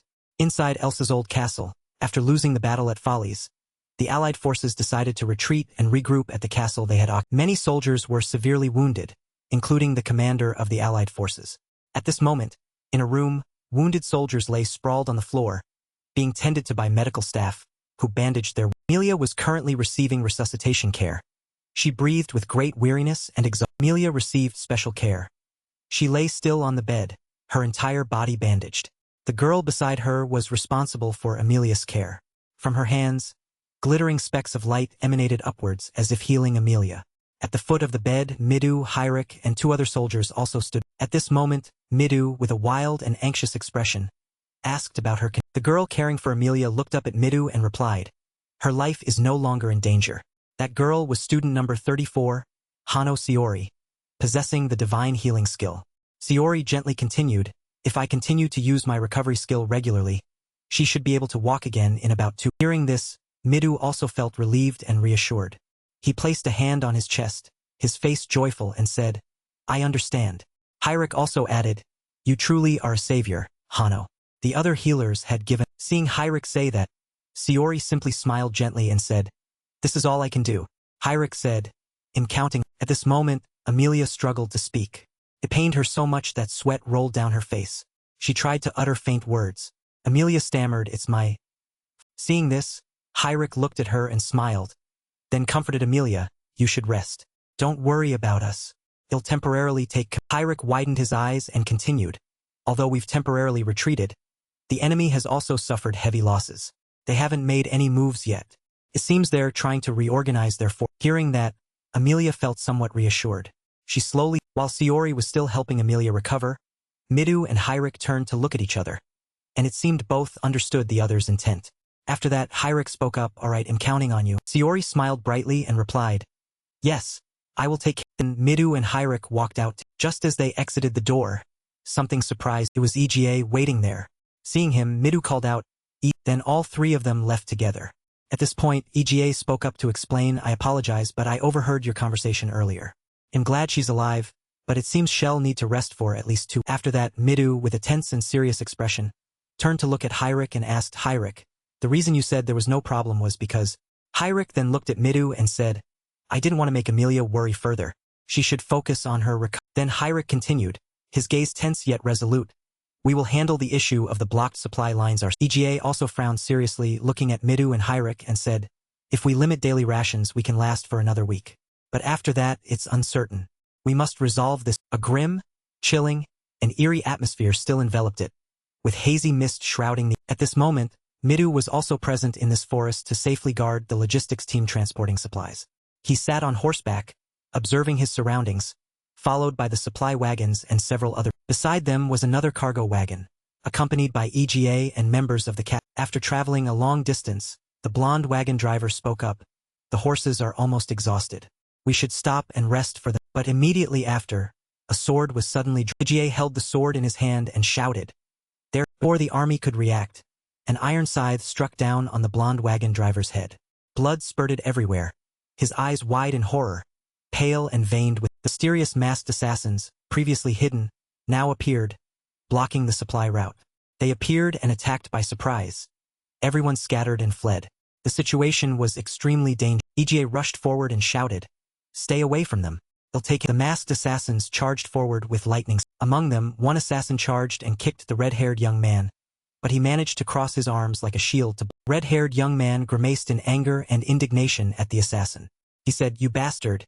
It's you, the one from last..." After that, the red-haired young man clenched his fist and threw a punch at that assassin, simultaneously saying, "Did you come here to decide the..." Instantly, a powerful and blazing explosion erupted, bright flashes of light radiating out along with debris scattering. Following that, a large streak of light flashed quickly. Midou and another masked assassin also clashed, their 2 swords striking each other and gleaming with intense ferocity. Midou and the assassin were equally skilled, streaks of light from their sword strikes crisscrossing, and Midou looked forward with a focused and very tense gaze. He worriedly sweated and told himself, "Now is not the time to stand by. I must eliminate them quickly to protect everyone." At this moment, a fierce, blazing fire. Supply wagons were being consumed by the flames. A guard, seeing this, cried out in panic, "The food supplies are on..." Because at this moment, another mysterious masked assassin stood on a tree branch not far from there. From his hand, a magic circle with strange symbols was... From those circles, torrents of blazing fire shot down. Following that, a hand creating a mass of water appeared. Simultaneously, a voice saying, "I won't let you cause..." Yumi thought to herself, "Water creation, water control." Then she swung her hand upwards, and masses of water separated and shot out from her. Masses of water launched by Yumi quickly extinguished the fierce blaze on the food supply wagon. Seeing this, Yumi was very excited and pleased. She clenched her fist and chuckled with delight, saying, "Ek." But at this moment, Kaori rushed over from afar in a panic towards Yumi, shouting a warning, "Careful." Yumi, unaware of what was happening, turned her head to look at Kaori with a perplexed expression. At this moment, an arrow struck Ayumi's waist, and blood slowly spread around. In just a moment, Yumi was poisoned and collapsed to the ground in pain. Kaori, seeing this, rushed over breathlessly and immediately asked, "Are you?" At this moment, more arrows whizzed towards Kaori. Turned to look, her face pale, her eyes wide with panic, but just then, a large explosion occurred right behind Kaori. Flames erupted fiercely. Kaori, terrified, crouched low and covered her ears with her hand. 2 poisoned arrows aimed at Kaori were consequently engulfed by the flames from the recent explosion and gradually fell to the ground. The one who created that explosion, preventing Kaori from being shot, was Reina. Reina appeared, her brow furrowed in tension. Her hand was extended forward, bright flecks of fire emanating from her. Reina glared forward, full of indignation, and Reina aimed at a masked assassin standing on a tree branch on the opposite. The assassin also drew his bow towards. In another corner of this demon forest, the sounds of fierce and bloody battle still. Satoshi was struck and sent sliding back towards the base of. Kaki also sat painfully leaning against a tree. Kaki was utterly exhausted and slumped, so he didn't notice an assassin holding a weapon right in front. A voice suddenly echoed, "How about this?" The masked assassin immediately looked up upon hearing. At this moment, Mirai stood gallantly and capably opposite the assassin. She used her magic, raising her hand to control many sharpened wooden stakes, launching them toward the brightly glowing wooden stakes. Shot swiftly towards the assassin, but he easily deflected those wooden stakes with the weapon in his. This greatly astonished Mirai. She looked on, dazed and stunned, and said, immediately after, someone else joined the fray. Streaks of blue light crisscrossed in the. That assassin also used magic to fly up. He hovered opposite Narumi. Narumi, seeing this, was greatly astonished and. Another mage using wind magic? This is bad. I can't let him block the way any longer. After that, Narumi glanced down. The scene below left Narumi utterly stunned and panicked. He shouted in fear, because at this moment, the assassin carried a weapon on his shoulder and was slowly approaching. Mirai couldn't resist him and could only say in fear, "Everyone." Oh, having said that, the assassin immediately raised his gleaming, sharp spike. Mirai faced him in terror. She raised her hand to shield herself and tightly closed her eyes. Mirai faced the assassin in terror. She raised a hand to cover her face and tightly closed her eyes, waiting for. But at this moment, a powerful voice rang out, "I command you to stop." The assassin attacking Mirai was now blocked by intertwining, glowing chains. This sight greatly surprised. Kenzaki had appeared and stopped the assassin from attacking. From her palm, she swung out for glowing chains that wrapped around the assassin. Kenzaki, with a tense frown, looked forward while silently communicating with Mirai in her mind. She asked, "What are you doing?" Mirai was exhausted. Her hands braced on the ground. Her entire body trembled violently. Mirai replied to Kenzaki, helpless, "My legs can't take it." Then, a blue flash of light streaked past like. Narumi rushed over, sweeping Mirai into his arms and soaring into the air. Their eyes met in a loving gaze. Mirai was surprised and touched. She slowly, dazedly called his name. Narumi looked at Mirai, overjoyed, and said, "I'm glad you're." After that, Narumi continued to look ahead with a tense and worried expression. He furrowed his brow, thinking, if Kenzaki hadn't used her domination skill, Mirai would be dead. I have to hold on a little longer. The person I want to protect. Suddenly, at this moment, strange black obstacles unexpectedly appeared in the air. They glowed with a mysterious blue light and kept. Seeing this, Narumi immediately used his wind vortex shield. Immediately after, a powerful vortex surrounded Narumi and Mirai. The vortex protected them safely and simultaneously flung away the strange objects that tried to attack. This sudden attack was created by an assassin standing on the ground. He raised his arm upwards and formed a magic circle filled with power to attack. Seeing Narumi's vortex destroy his attack, he froze in. After that attack, Narumi was furious. His eyes wide, brow furrowed, and teeth clenched, he said, "These bastards, they weren't aiming for me. But for you." Mirai was startled and frightened. She worried, "Hey." At that moment, Kenzaki's words were transmitted into Narumi's mind. Her words seemed to awaken and soothe the anger in Narumi's heart. Kenzaki reminded him, "Calm down, everyone." Narumi received the signal and opened his eyes wide in surprise. Kenzaki continued, "The enemy is trying to divert our attention." At this, the red-haired young man also heard Kenzaki's words. He immediately glanced to one. Midou also heard and immediately turned his face. Kenzaki added, "If we keep calm and coordinate well, we want." At this moment, Satoshi and Heike felt renewed confidence and strength. They began to pick up their weapons and stood up to continue fighting. Narumi also understood. He hesitantly said, "Kenzaki is right. I must remain." After that, Narumi immediately calmed down and closed his eyes. He thought, "Sense the wind. I can detect every." Narumi thought, "If I can feel the flow of the wind." Then Narumi opened his eyes. Immediately after, he sensed the wind direction and successfully dodged the assassins. The assassin was extremely surprised to see this. He glared menacingly at Narumi and worriedly thought, "What?" That guy suddenly calmed, because in that very moment, Narumi had awakened another potential within himself. Then, Narumi glanced behind him. He silently called out and spoke to Kenzaki through telepathy. "Kenzaki, can you?" Skill is similar to the Wind Monarch skill. Meanwhile, in some unknown space, Windbox looked with cold, terrifying eyes and said, "This seems interesting." Hearing Narumi call her, Kenzaki immediately replied, "What is it?" Narumi quickly said, "Can you relay my words to Kenzaki?" Although somewhat confused and worried, still replied, "Yes, I can relay your words to everyone just like I'm talking to you right now." Narumi said excitedly, "In another part of the demon forest, fiery red flames continued to rage violently and spread in flames rushed towards the archer assassin, attacking him. He was engulfed in a surrounding sea of fire. The assassin cursed angrily. Then, the archer quickly bent his legs and fled.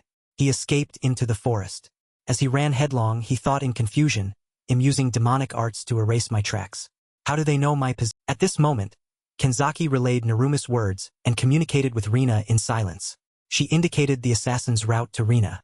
According to Narumi, the enemy is moving through the trees, heading south. Rina heard and said, Then he'll burn him and the forest clean." Kenzaki didn't forget to remind Rina, "Keep it moderate. You hear me? Or you'll start a real forest." At this moment, everyone had rekindled their spirits and regained their strength. They united their efforts and charged forward, launching a barrage of simultaneous attacks. Satoshi, Heike, and Kaori rushed forward with fiery determination. Following them, Kenta and Asashi also fiercely advanced and shouted in unison. Akira also attacked with two hands glowing with. The assassins were now also injured. A cut on a hand immediately bled profusely. Then another on the entire army now gathered and launched a continuous assault on the masked assassins. The assassins, seeing this, were very worried. "This is bad. They've regained their team." Mirai, standing outside, also loudly reminded everyone, "Don't let your guard down. Their attacks are quite strong, but there are large gaps between." An assassin immediately noticed. Assassin thought, just as I suspected. I must kill their commanding girl first.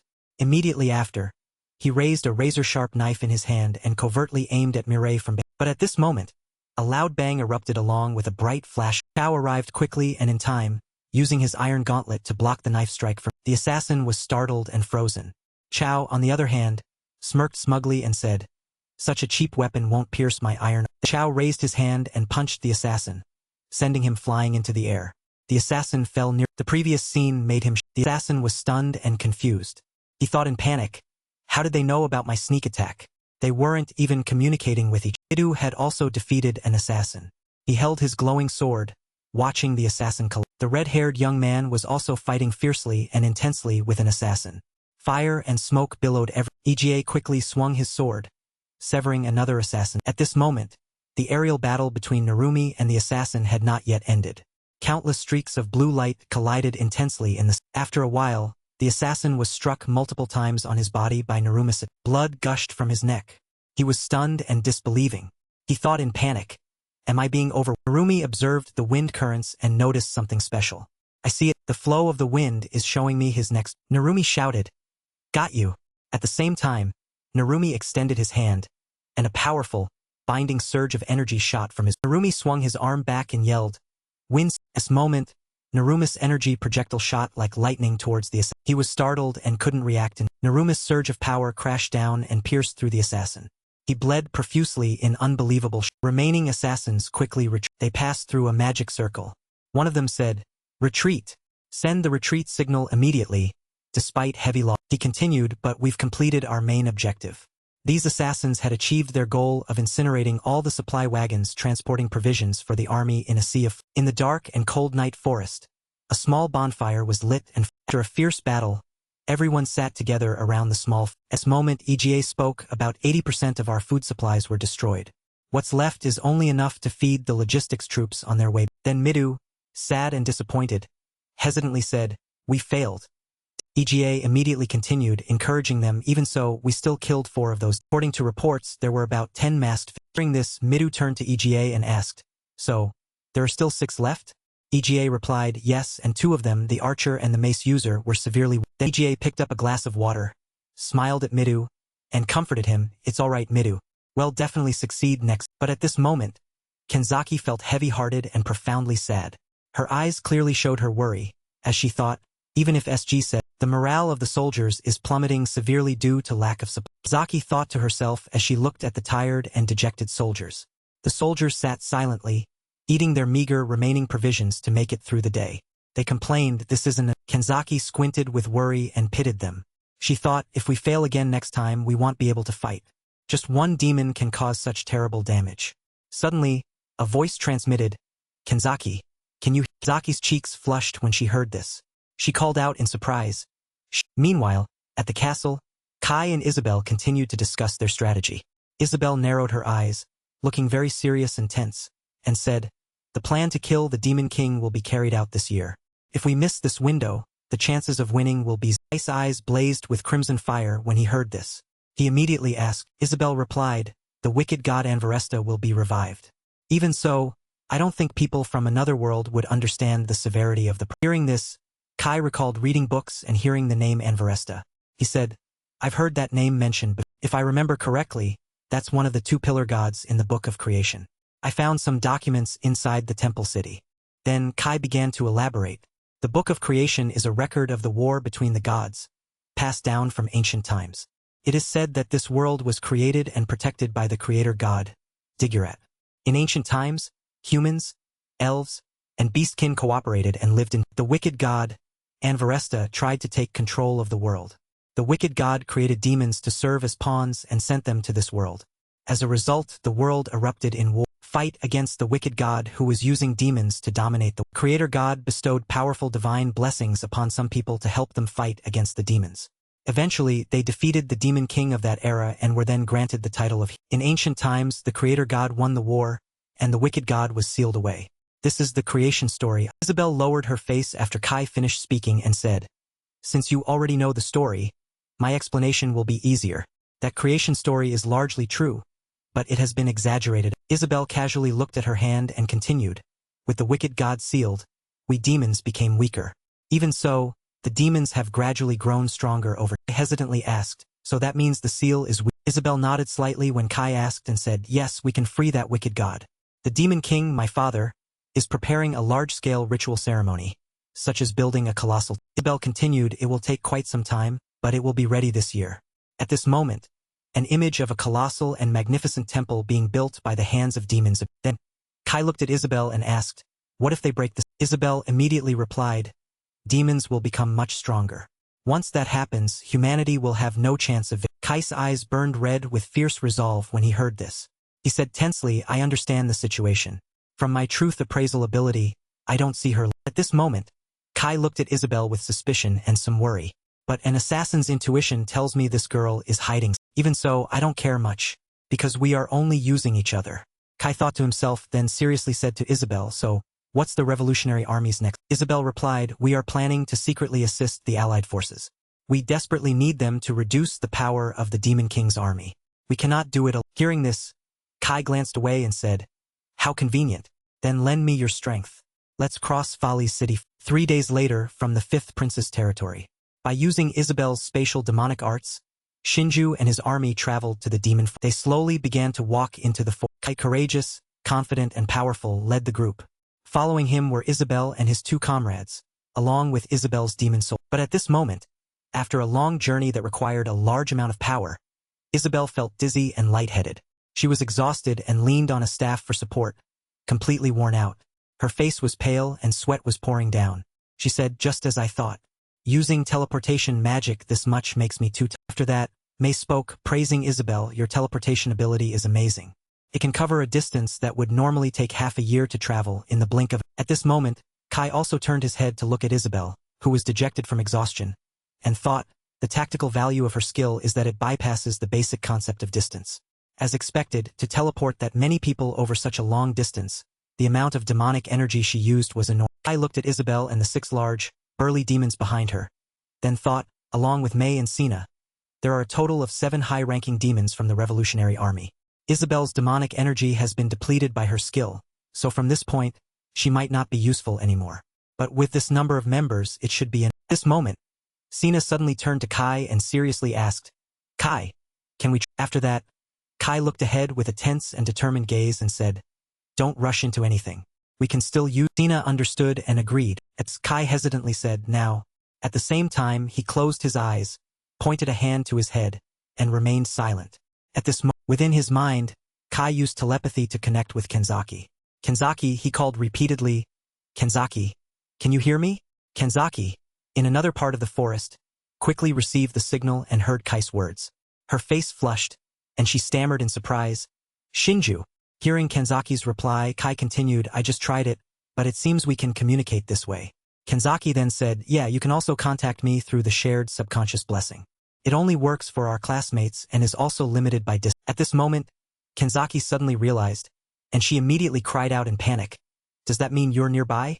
Shinju.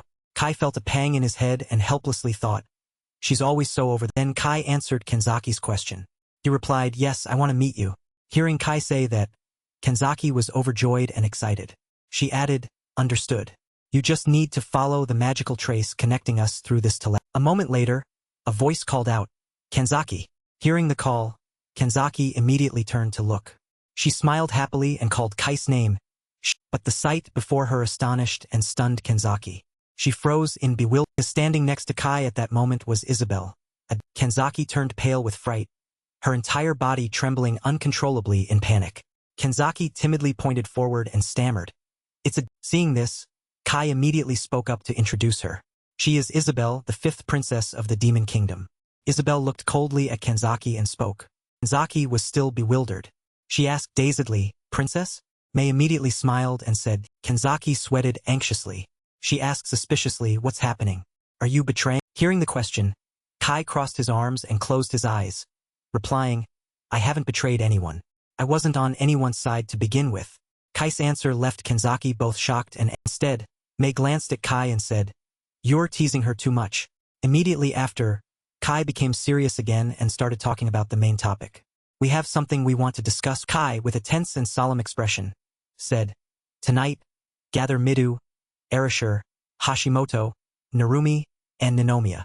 But don't tell anyone from the Holy Kingdom. Then, in the dark and gloomy night of the demon forest, beneath the large tree, 6 people sat together in a circle around a small, flickering bonfire. I looked down grimly and spoke about his plan.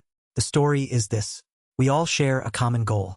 This is a collaboration to defeat the Demon King. There's no reason to refuse them. Hearing this, the red-haired young man became furious. He glared at Kai and against a tree beside him were Isabel, May, and thank you watching for vid. Kai then glanced back and answered the red-haired young man's question. At the current rate, we cannot defeat the Demon King. I've heard about your situation. Kai looked at everyone pondering around the fire and added, it seems you've had trouble dealing with the Demon Kingdom's assassins. Akira spoke up when he heard this. Assassins? If you're talking about those masked high-ranking demons, then yes. Narumi, sitting nearby, ate and said, our supply unit has been destroyed multiple times. Now we're struggling to hold the front line. Despite saying this, the red-haired young man was still very angry and couldn't accept it. He said, they're even willing to sacrifice themselves to complete their missions. They risked their lives to hold me and Midou back while trying to incinerate our food supplies. We killed 4 of them, but I heard there are 6. At this moment, Isabel also glanced to one side and spoke coldly. Then, you'll do something about these assassins.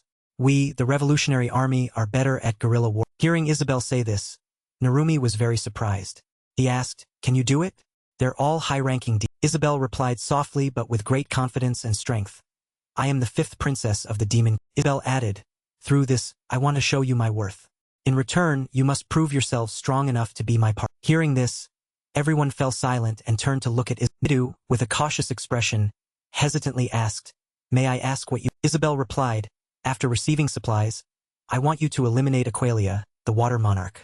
If we delay any longer, the 3rd prince's army in the capital will join the... Continued, if that happens, we'll be in trouble.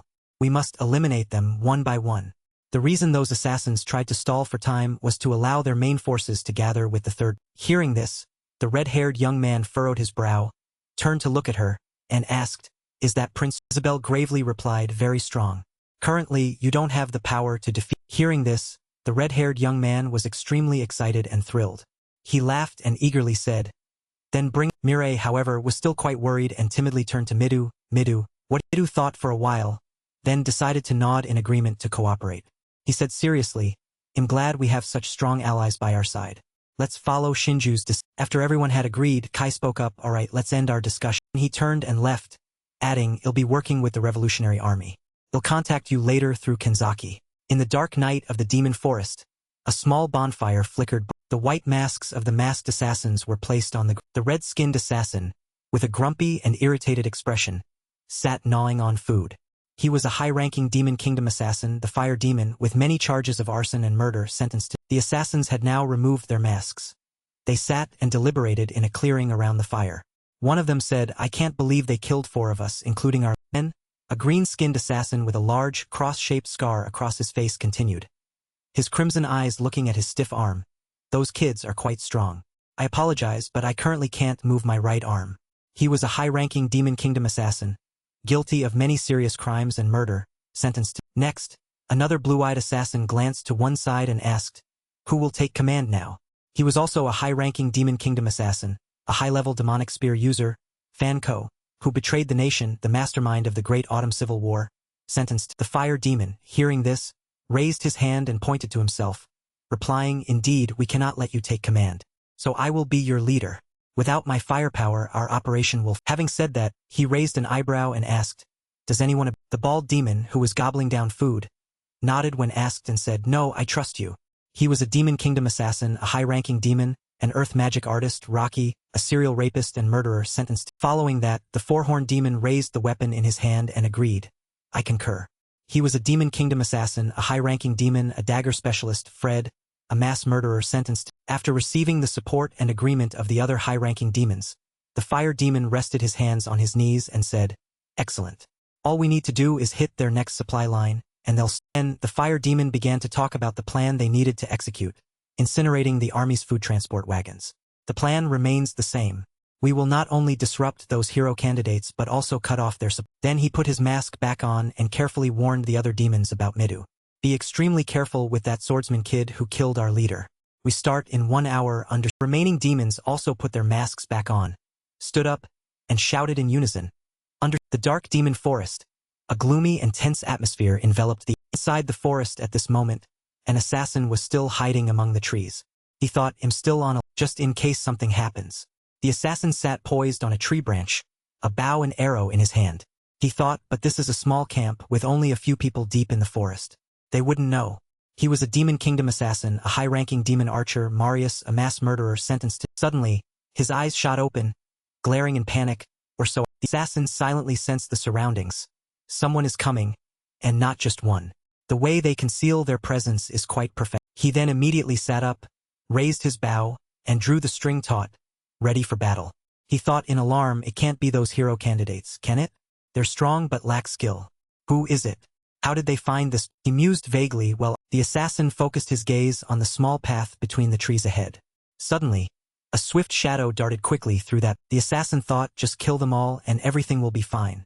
Immediately after, he shot an arrow in that direction. The razor-tipped arrow he fired sped like the wind along the small path, and at this moment, the assassin waited tensely. He vaguely asked, did I? Immediately after, a girl appeared, holding the assassin's arrow in her mouth. It was Cana. She held the arrow and dashed forward. Seeing this, the assassin was stunned and horrified. He couldn't believe it and said in a panic, no way, that girl caught it without getting. Then, suddenly, Kai unexpectedly appeared right behind the assassin and said with a contemptuous tone, you move too slow. He whipped his head around in utter panic and fear. Thank you watching for vid. Assassin was defeated. He fell headlong to the ground. He coughed up blood, and blood splattered from him. The assassin, stunned, struggled to say, I was attacked from behind. Kai looked coldly and sternly at the falling assassin. In his hand was the blood-stained knife he had just used to strike. He said, always make sure to move after firing. That's the golden rule of a sniper. Another part of the demon forest, another assassin sensed and realized. He immediately said, someone's here. Then he thought suspiciously, Marius is on guard duty. What's he? Immediately after, the assassin ordered the remaining demons, everyone, get. They received the order and shouted in unison. The other assassins held their weapons ready in a fighting stance. Then suddenly, from the bushes, a demon frantically ran to the assassins and urgently said. The assassins heard and turned to look at the demon. One of the assassins asked, "You're a demon. What do you need? Are you Aqualia's mess?" Hearing the question, the demon stopped. He placed his hand on his chest and formally introduced himself. "No, I am from the revolutionary." Hearing this, the assassin was startled. He asked, and the purple demon continued, "Our goal is to kill the demon king and turn this place into a peaceful empire." The assassin was still astonished. He asked in a panic and confusion, What are you talking about? If you're not Aqualia's messenger, how did you know this?" The purple demon looked around the forest and said, "Our allies are everywhere. It seems your mission is to block the supply route for the allied." Purple demon's words shocked and astonished the assassin. He worriedly thought, has the information been... After that, the purple demon repeated Isabel's words. Isabel said, "Abandon your mission and follow." Hearing Isabel's name, the assassin was very surprised, restless, and bewildered. He thought, Isabel, the fifth princess. They're targeting us. So that means the princess is cooperating with the allied forces. I never thought they would plan something so serious. Seeing the situation, the other assassins were very scared and immediately turned to ask the fire demon leader, "Leader, what do we do now? If we oppose the demon king, we'll be sentenced to death. Moreover, there's no way the fifth princess could establish a revolutionary army." Hearing the assassins say this, the purple demon immediately raised his hand and said, "I'm very sorry to hear that." Then, after that, from behind the purple demon, more monstrously large demons appeared, mighty and terrifying. The purple demon said, "I'm forced to kill everyone." But that wasn't all. From the surrounding bushes, other high-ranking demons also gradually emerged. The assassin was startled and frightened to see the high-ranking demons began to advance towards the assassins. Seeing this, they retreated in fear. The mace-wielding assassin said, "Seriously, they're high-ranking demons." The one next to him added, Realizing the perilous situation, the lead assassin immediately created a magic circle and hastily shouted, "Counterattack and retreat. We must bring this information." Seeing the assassins attempting to escape, the high-ranking demons immediately charged at them, angrily saying, "Do you think we'd let you? You criminals. I never liked you from the..." At this moment, the high-ranking demons and the assassins clashed, fighting a tense and fierce. Kai stood leaning against a nearby tree, observing everything and thinking, to repel these assassins who were causing Midas Group so much trouble, they must be quite well trained. So this is the power of the revolutionary. The assassin was now struggling and fighting two high-ranking demons who were attacking him simultaneously. Suddenly, from behind the assassin Fan Ko, someone unexpectedly appeared. That person's voice rang out, "You are the mastermind of the Great Autumn Civil War, aren't you?" The assassin turned around. He saw Isabel and was utterly panicked and terrified. He called her name, Isabel. Seeing Isabel, he immediately asked, "Are you truly planning?" Isabel looked at Fan Ko with a frosty expression and said, "Here, you are the only one I want to recruit. The rest are nothing but trouble and criminals. Do you still want to fight for..." Hearing Isabel say this, Fan Ko immediately dropped the weapon in his hand to the... After that, he stepped forward and respectfully knelt at Isabel's feet, saying, Seeing Fan Ko follow Isabel like that, the lead assassin was furious. He swung his weapon and yelled, "What are you doing?" Fan Ko, startled, awkwardly raised his... The two remaining assassins saw this situation and became very worried. One of them hesitantly said, "At this rate, this moment," Kai looked sternly ahead and spoke, "Now, it seems Isabel has finished her work. Let's end this." Cana, hearing Kai, the two girls stepped forward. May said, "All right." Cana also replied,